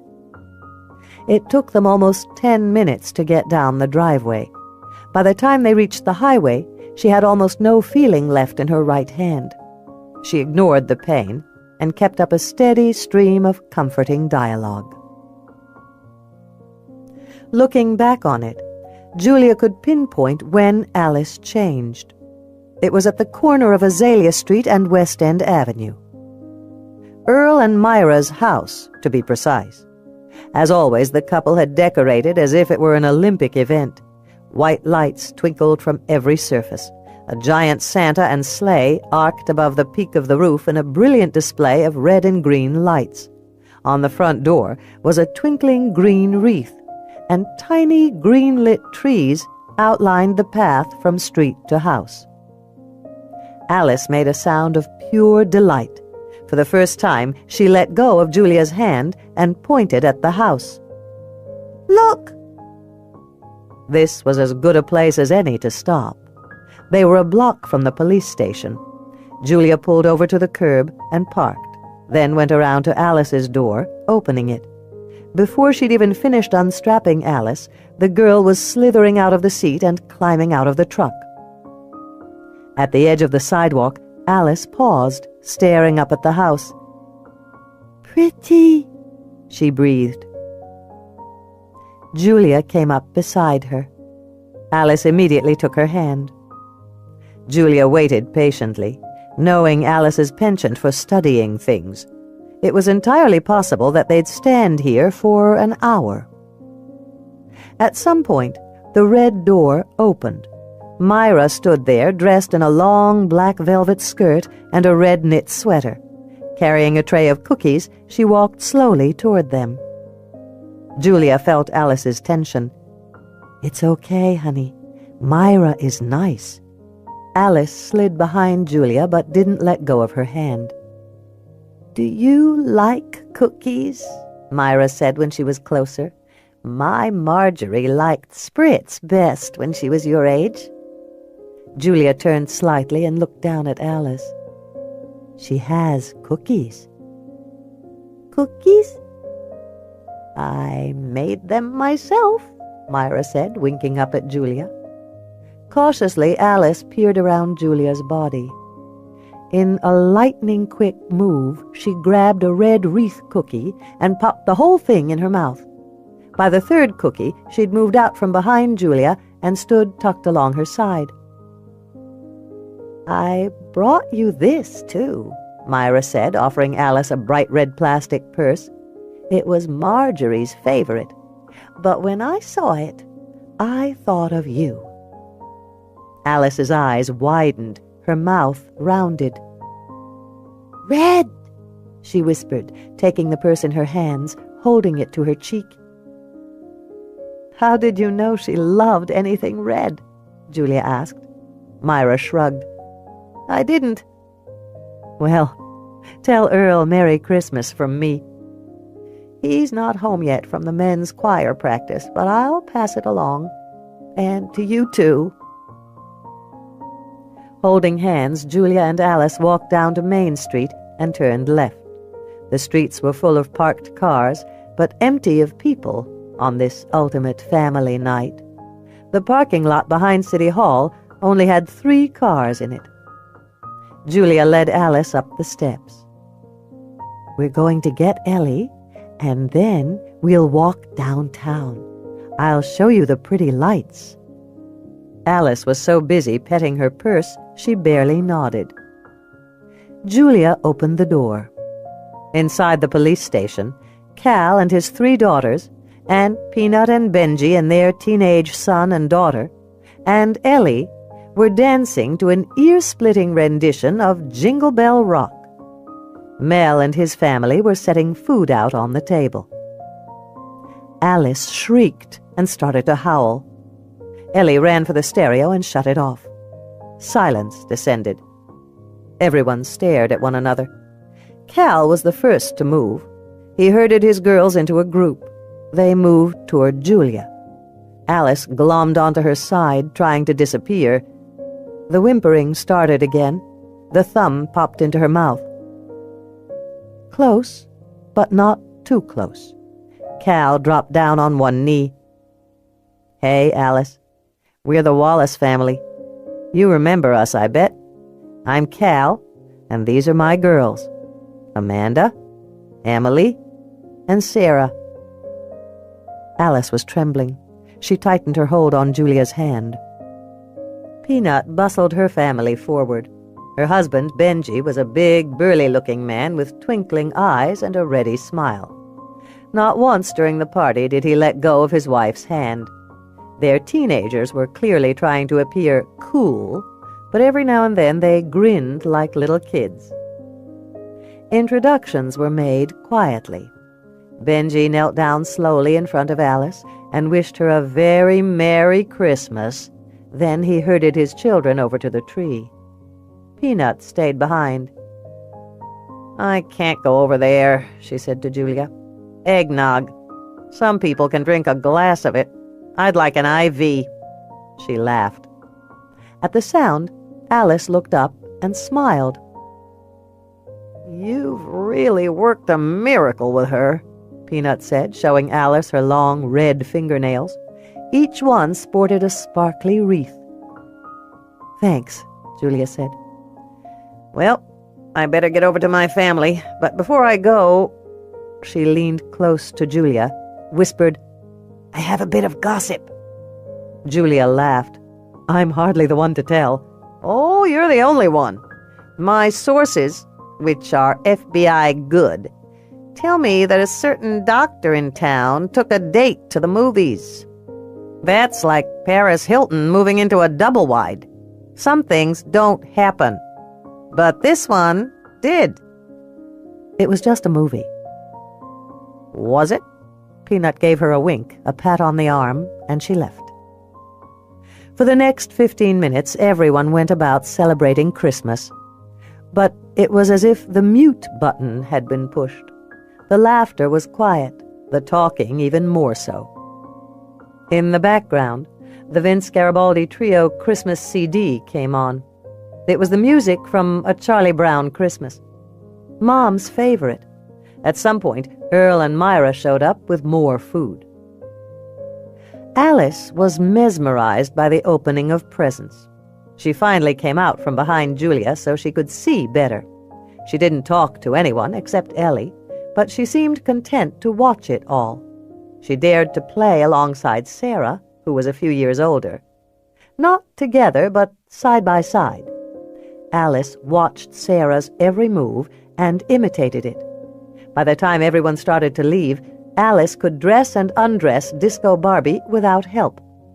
After the party broke up, Ellie, Julia, and Alice walked downtown. Alice couldn't stop pointing at the various lights and decorations. She kept tugging on Julia's hand and dragging her forward. It was going better than Julia had anticipated, actually. Julia walked beside Ellie. Alice pointed at every light, every decoration. She reminds me of you, Julia said to her sister. You always had such enthusiasm for the holidays. You too. I was quieter, though, in everything. So, I'm a big mouth? Julia smiled. Yes, and I'm ladylike. They walked on. So, Julia finally said, trying to sound casual, I hear the gossip mill is in high gear on Max and me. I've been waiting for you to bring it up. What's the story with you two? I don't know, Julia answered truthfully. There's something between us. Ellie turned to her. I wouldn't want to see you get hurt. Yeah, Julia said quietly. I've had the same thought myself. In front of the Catholic church, Alice came to a stop. She pointed at the brightly lit manger scene set up in the yard. Pretty! Then the bells of the church pealed. Ellie looked at Julia. The service should have been out an hour ago. I called Father James myself. Before she'd finished the sentence, the double doors banged open, and the parishioners came pouring out of St. Mark's in a rushing, chattering river of humanity. There were people everywhere, moving right at them, surging down the stairs. Alice screamed and yanked her hand free to cover her ears. Julia heard the scream, then a desperate howl. She turned toward Alice. It's okay, honey. Don't be... Alice was gone, lost in the sea of faces and bodies. 20. There are only strangers around, girl. Laughing, talking, singing strangers. She stumbles sideways, almost falls. Julie promised, she thinks. But it doesn't surprise her, even though she can feel a ripping in her chest and a swelling in her throat. There is something wrong with girl, something bad. It has always been that way. Him told her that all the time. Why had she let herself forget? Even worse, she'd let herself believe in Julie, and now girl is afraid again. This time there are people everywhere instead of nowhere, but this makes no difference. Some words she knows now. Lost is lost. It's when you want someone to hold you, but there is no one who can. Lost is alone, even when people are all around you. She pushes through the crowd of strangers. Any one of them could hurt her. Her heart is beating so hard and fast it makes her dizzy. They are reaching for her, trying to pull her back. She runs until the sound of voices is funny and far away, like the roar of water in the falls at her beloved river when the snow begins to melt. She stares out past this place called town. Her trees are there, dark now, and pointy against the sky. They would welcome her again. She knows this. She could follow the river to her cave and live there again. Cold, hungry, alone. Even Wolf is gone from her. She would be too alone out there. Now that she has known Julie and Lely, how can she go back to the nothing? She will miss being held, miss hearing the pretty story about the rabbit who wants to be real. Girl knows about that, wanting to be real. That ache in her chest is back. It is like swelling up. She hopes her bones will not crack from it. A strange tightness squeezes her throat. She feels this all from far away and wonders if finally her eyes will leak. She wants them to. It will make the hurt in her chest ease. Then she sees the tree. It is where she first hid in this place. Trees have always protected her. She runs to her tree and climbs up higher and higher until an old bare limb cradles her. She tries not to think about how much different, better it felt to be held by Julie. No, leave, girl. She wishes she'd never believed in that promise. Julia spun around, searching every face, reaching out. All around her, people kept moving, laughing, talking, singing Christmas carols. She wanted to scream at them to shut up, to please help her find this one little girl. Their voices were a white noise that roared in her head. "What happened?" Ellie said, shaking Julia's shoulders to get her attention. "She's gone." Julia almost started to cry. One minute she was here, holding my hand. Then the church let out, and there were people everywhere. It must have terrified her. She ran away. "Okay, don't move, you hear me?" Julia had trouble hearing it, actually. Her heart was pounding. All she could think about was earlier tonight, when Alice had been so afraid to get in the car, and even more afraid to be strapped into the booster seat. But she'd done it.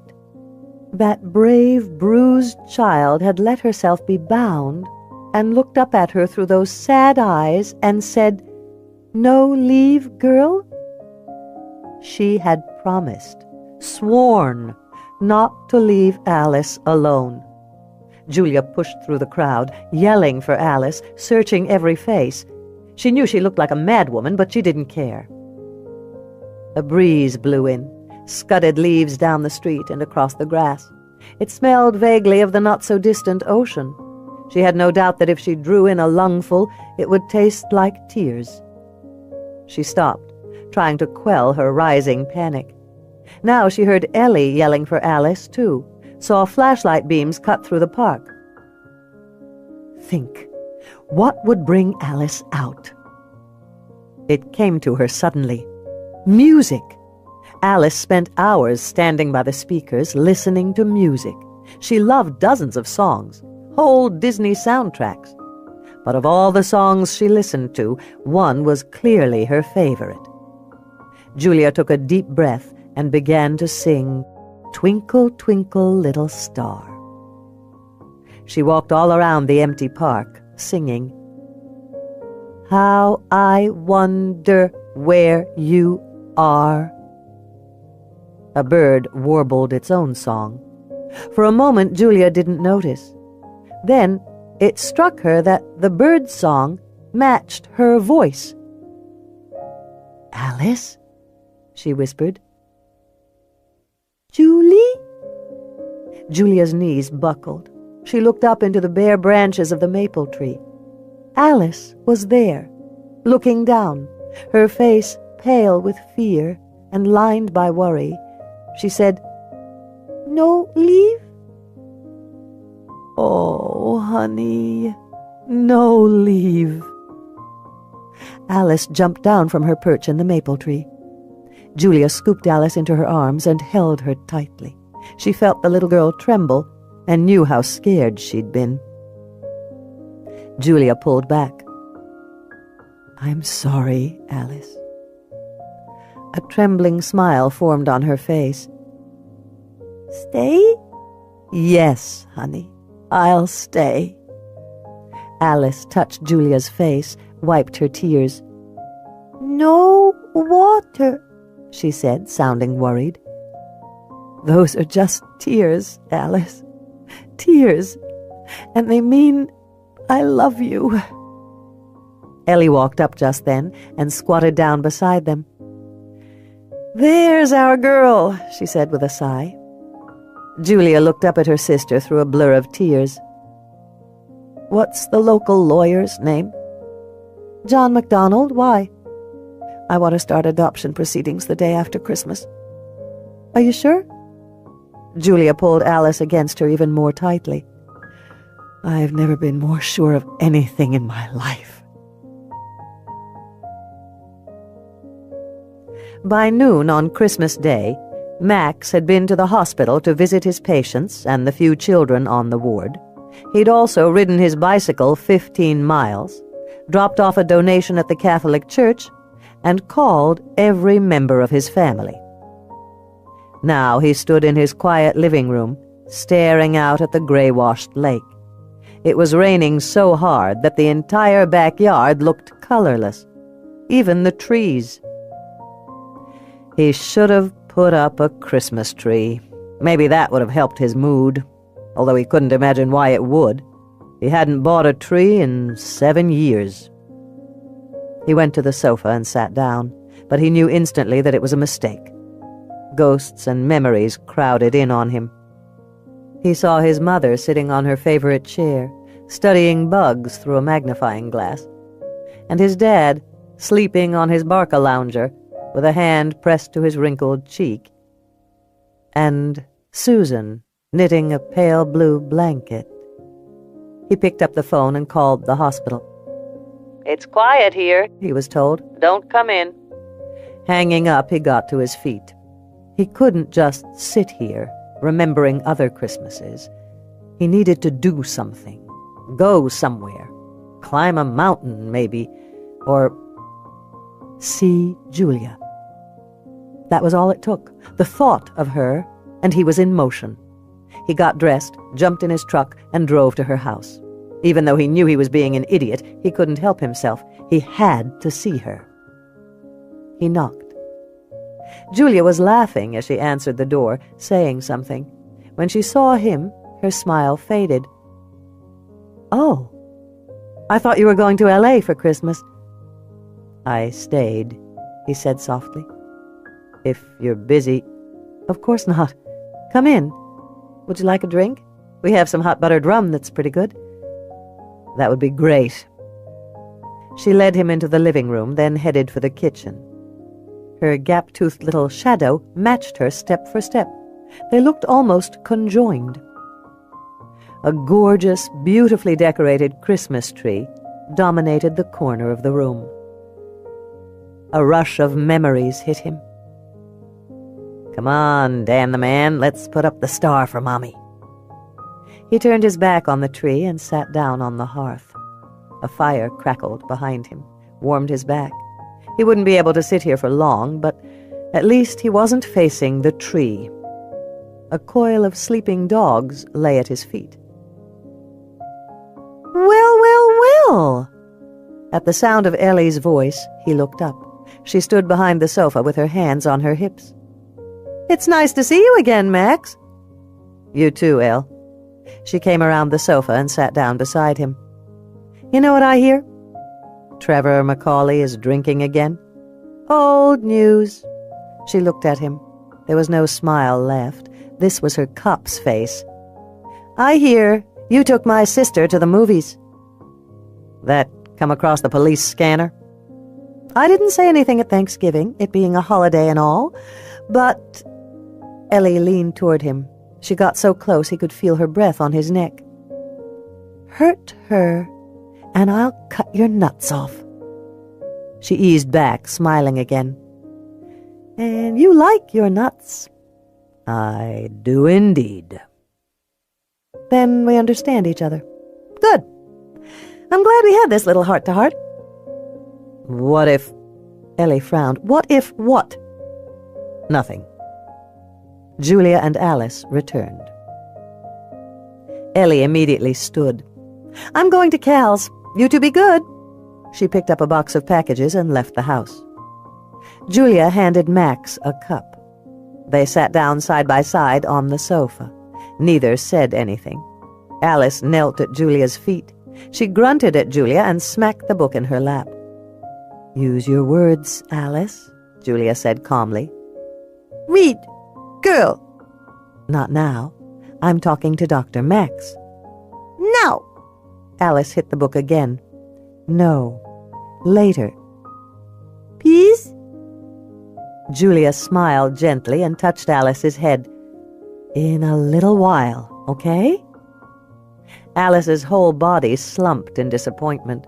She popped a thumb in her mouth and started turning the pages.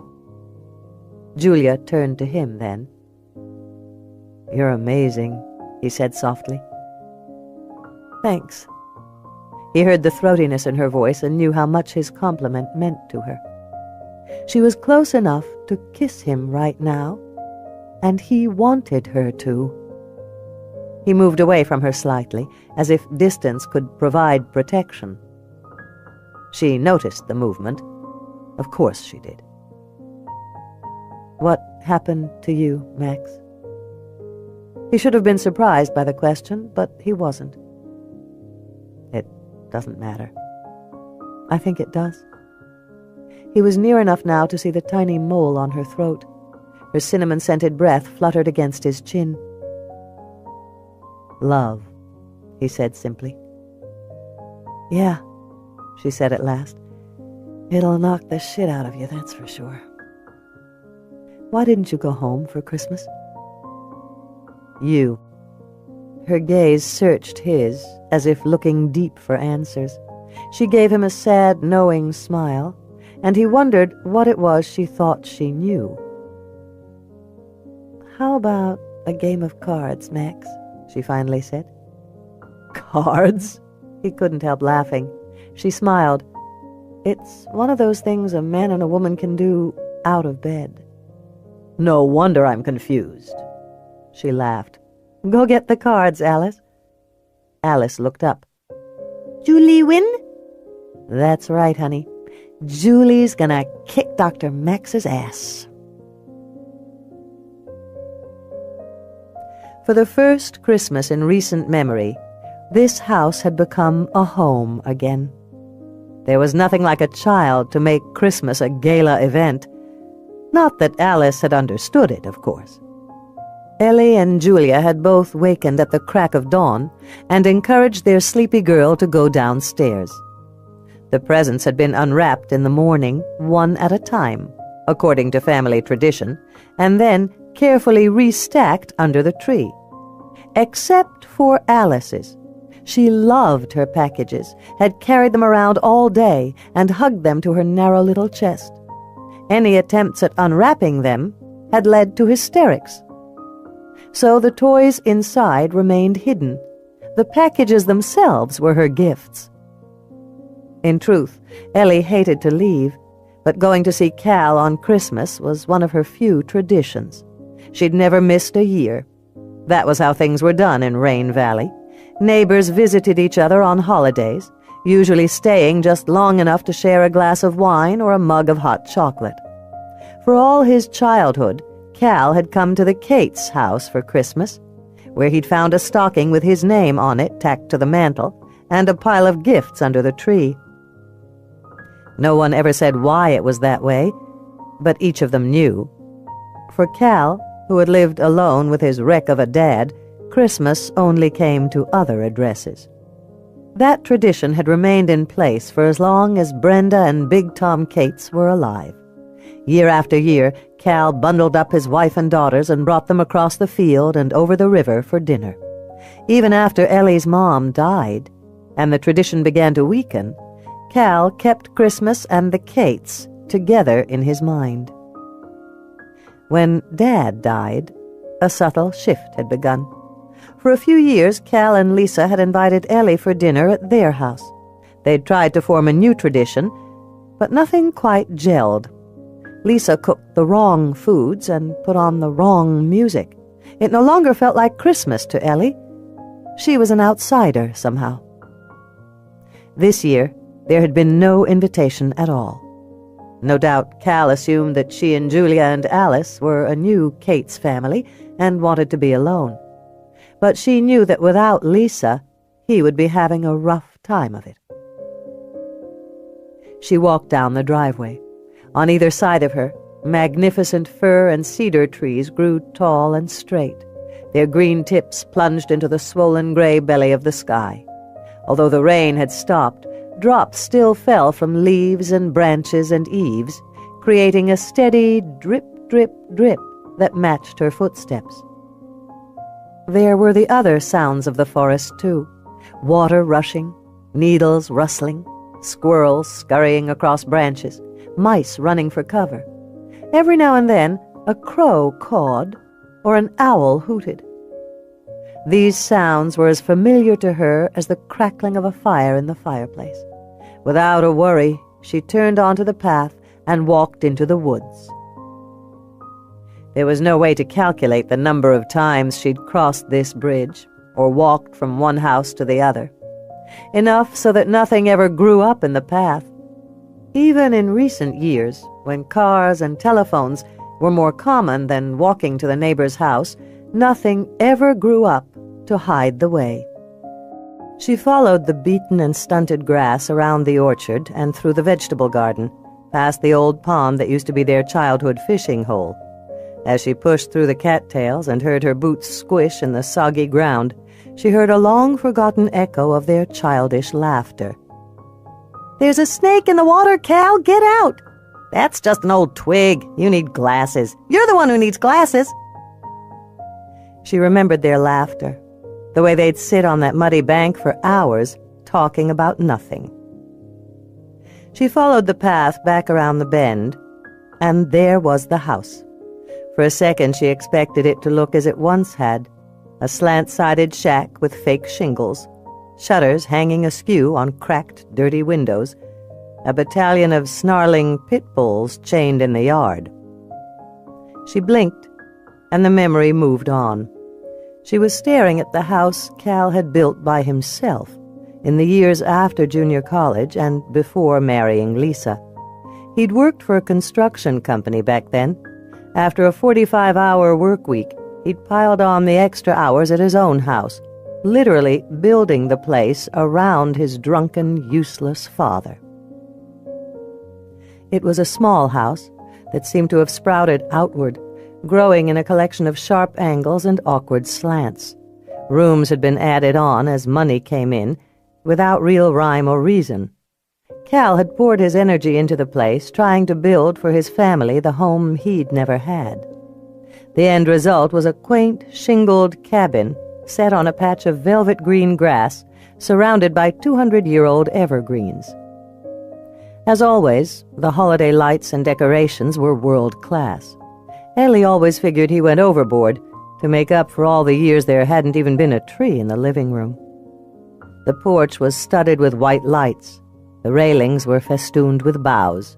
A giant homemade wreath decorated the front door. Ellie expected to hear music seeping through the walls, but it was oddly still. For a second she wondered if they were home. She glanced behind her and saw Cal's baby, the 1969 GTO he'd restored to perfection. She knocked on the door. When no one answered, she tried again. Finally, she heard a thunder of footsteps. The door wrenched open, and Cal's daughters stood there, huddled together, smiling brightly. Amanda, the 11-and-a-half-year-old, looked impossibly grown up in her low-rise jeans and studded silver belt and pink T-shirt. Her long black hair had been coiled into the haphazard braid that could only be made by a father's clumsy hands. 9-year-old Emily was dressed in a green velvet dress that was at least a size too big, and 8-year-old Sarah, the only child to have inherited her mother's strawberry blonde hair and freckled complexion, hadn't bothered to change out of her Princess Fiona pajamas. At the sight of Ellie, all three smiles faded. "It's just Aunt Ellie," Amanda said. The trio mumbled, "Merry Christmas." Then Emily called out for her dad. "Gee, thanks," Ellie said, watching them walk away. Cal came down the stairs. He was moving slowly, as if maybe he'd just woken up. His black hair was a tangled mess. Tiny pink lines creased his left cheek. He wore a pair of Levi's so old that both knees were gone and the hemlines were foamy fringe. His Metallica T-shirt had seen better days, too. "Ellie," he said, trying to smile. As he passed each of the girls, he hugged them, then let them go. "You look like hell," she said when the girls were gone. "And I was going to say how beautiful you are." Ellie closed the door behind her and followed him to the living room, where a huge decorated tree took up the entire corner. Cal flopped down on the sofa, put his feet on the hammered copper coffee table. His sigh was loud enough to set a tiny ornament spinning and jingling. Ellie sat down beside him. It confused her to see Cal this way. He'd laughed his way through too many hard times to fall apart now. If Cal could become fragile, then nothing was safe. What happened? He glanced behind him, made sure no little ears were nearby. Lisa didn't come for Christmas morning. or dinner. She didn't send any presents. I told the girls she'd call, but I'm starting to wonder. Ellie frowned. Is she okay? She's fine. I called her parents. She's out with her new guy. That doesn't sound like Lisa. Cal looked at her. Yes, it does. Ellie heard the wealth of pain behind those few words. She knew it was all Cal would ever tell her about his failed marriage. I'm sorry. You've been here before, right? A divorce is like a cut. It heals. That's what you always said. The truth was, she had never been in his shoes. She'd never stayed married for more than 2 years, never become a love instead of a lover with her spouse. God knew she'd never had children's hearts in her grasp. I don't think my marriages should be compared to yours, Cal. You might hurt for a long time. Not loving her can't be more painful than loving her was. He stared into the fire. Ellie let him have his time. In a way, it was like the old days when they were kids. They'd sometimes sit on that bridge all day and never say more than, "You got any more bazooka?" "How was your Christmas?" he finally said. "Great. We made Dad's stew and Grandma Dottie's cornbread. Alice never could get the whole Santa down the chimney concept. She wouldn't unwrap her presents either. She just carried the boxes around." "By next year she'll be a champ. Gift holidays, they learn fast. I remember the first time I took Amanda trick-or-treating. It was to my house." He wanted to smile, she could tell. Yeah, she couldn't figure out why she was dressed up like a pumpkin, but once you gave her the candy, she didn't care. "She wore my mom's green felt hat, remember?" Cal looked at her. In his familiar eyes she saw a longing so deep and raw she wanted to reach out for him, tell him it would be okay. "I thought you'd forgotten all that." "How could I forget? We've been best friends for decades." He sighed, looked over at the tree. She got the feeling that she'd disappointed him again. That was starting to happen a lot, and she had no idea why. Then again, what she knew about a truly broken heart was only slightly more than she knew about kids. It was best, probably, to change the subject, get Cal thinking about something besides his cracked family on this special day. "Julia wants to adopt Alice. She thinks the kid needs permanence." "Good idea. How do you do it?" "We start with a motion to terminate parental rights. If no one comes forward to claim her in the publication period, Julia's in the clear." It was a moment before Cal said, "What if her folks finally do come forward, and they never knew she'd been found?" Ellie and Julia had avoided that question like the plague. It was the one that could ruin it all. That would be bad. Washington bends over backward for biological parents, even if they're scum. "Yeah," Ellie said, "I know." "So, we go from hoping they show up to hoping they don't." "Right." Ellie paused, looked at him. They fell silent again. "It wasn't quite Christmas without you." "Yeah," he said with a faded smile. "Things change." Ellie didn't want to walk down that road with him. Truthfully, she was afraid that if she did, she'd start thinking about her own loneliness.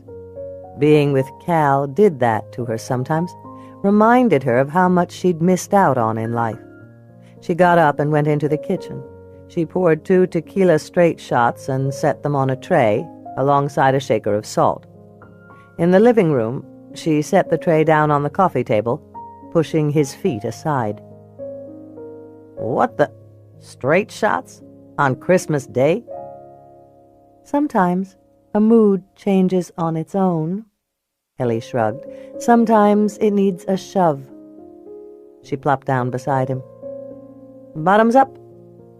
What's the salt for? Decoration.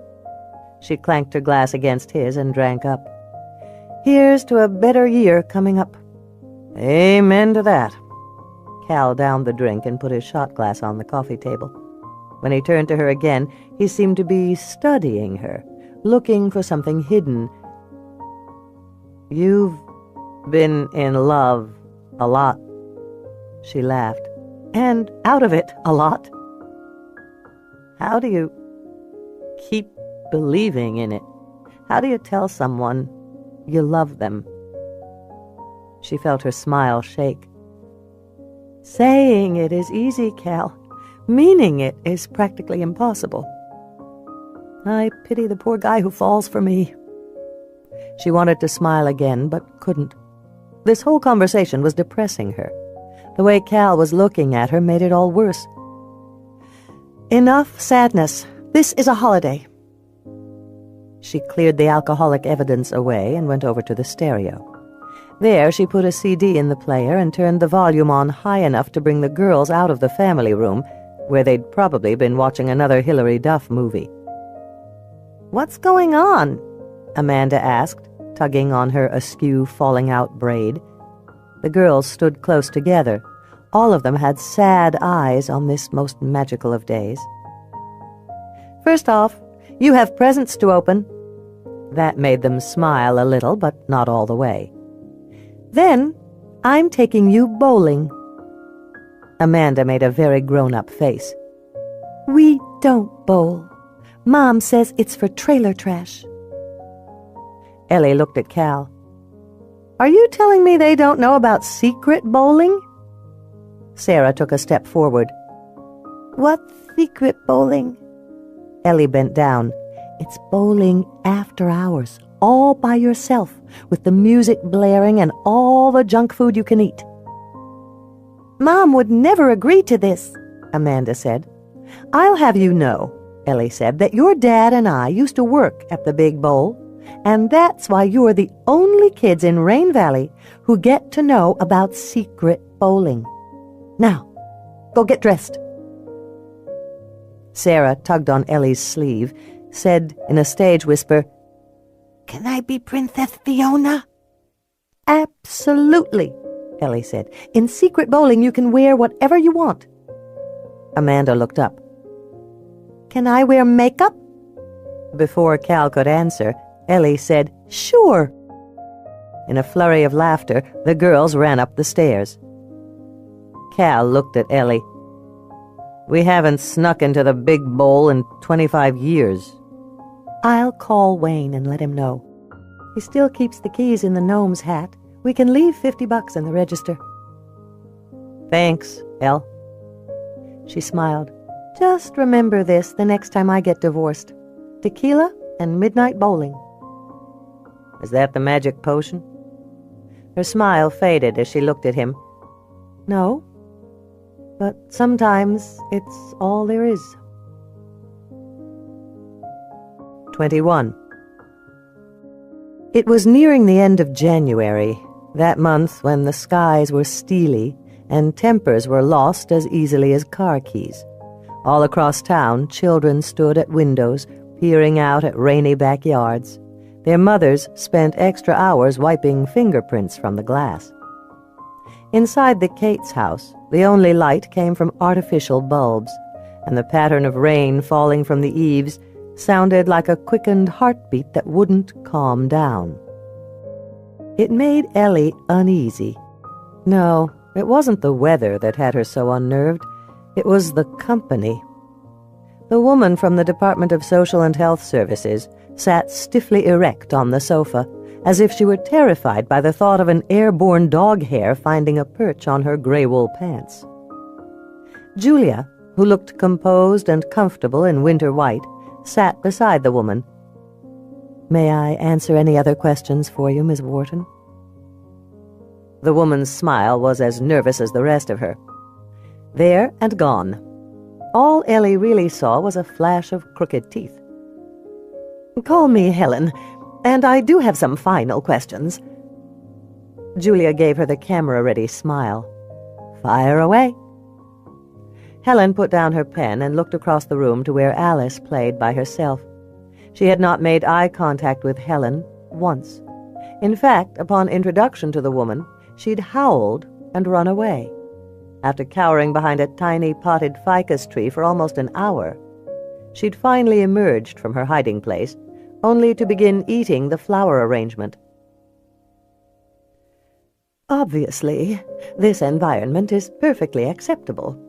Your home study was approved for temporary foster care of the minor child, and I see no deterioration that would warrant a reversal of our recommendation.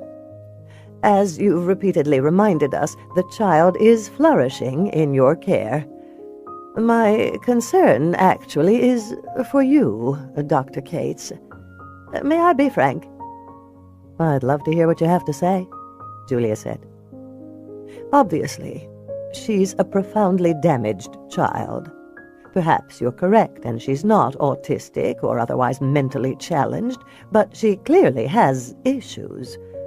I doubt she'll ever be normal.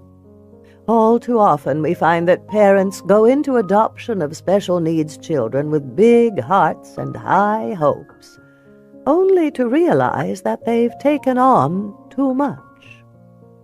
The state has some wonderful facilities for kids like her. There are no kids like her, Julia said. She's been uniquely harmed, I think, and there's no way to judge her future. As you know, I'm more than qualified to treat her as a patient, and I'm entirely ready to love her as a parent. What could be a better situation for her? Helen's smile came late and seemed as thin as non-fat milk. She's a lucky young girl that you found her. She shot a glance at Alice, who was now standing at the window, talking to a squirrel. The social worker stood up and offered Julia her hand. I see no reason to pretend anyone needs to review this. I'll certainly recommend placement with you from a home study perspective. Thank you. After the social worker left, Julia's smile finally slipped. Alice ran to her, jumped into her arms. Scared? She whispered. I know, honey. Julia held her tightly, stroked her hair. You don't like people who wear glasses. And she had an awful lot of shiny jewelry, didn't she? Still, you should have smiled at her. Smelly lady. Ellie laughed. I have to agree with the kid on that one. She headed for the coat rack by the front door and grabbed her jacket. I'll call John and tell him you finished the home study. He can get started on the hearing date and start on the summons for termination of parental rights. Still holding Alice, Julia moved toward her. Once a week, for 3 weeks, in all the area newspapers, huh? That's how we announce it to the world. They have 60 days from the first publication to file a notice of appearance. After that, you're home free. They. Alice's biological family. Though they didn't speak of it, Julia and Ellie both knew that Alice wasn't like other kids who'd been lost or abandoned. Someone, somewhere, could be dreaming of her, remembering her, but not looking anymore. A parent could show up any time, even years from now, and lay a truer claim to the child's heart than Julia had. Ellie knew her sister had thought about that, agonized over it, in fact, and decided that she'd take the risk. It was better, Julia thought, to give Alice a home now and worry about the future than to let the child spend a lifetime in limbo, waiting for a... This episode of the video is temporarily over. To watch the next part, please return to the channel and find the next episode with the same title. Thank you for supporting the channel, and I wish you a delightful time listening to the story. I love you.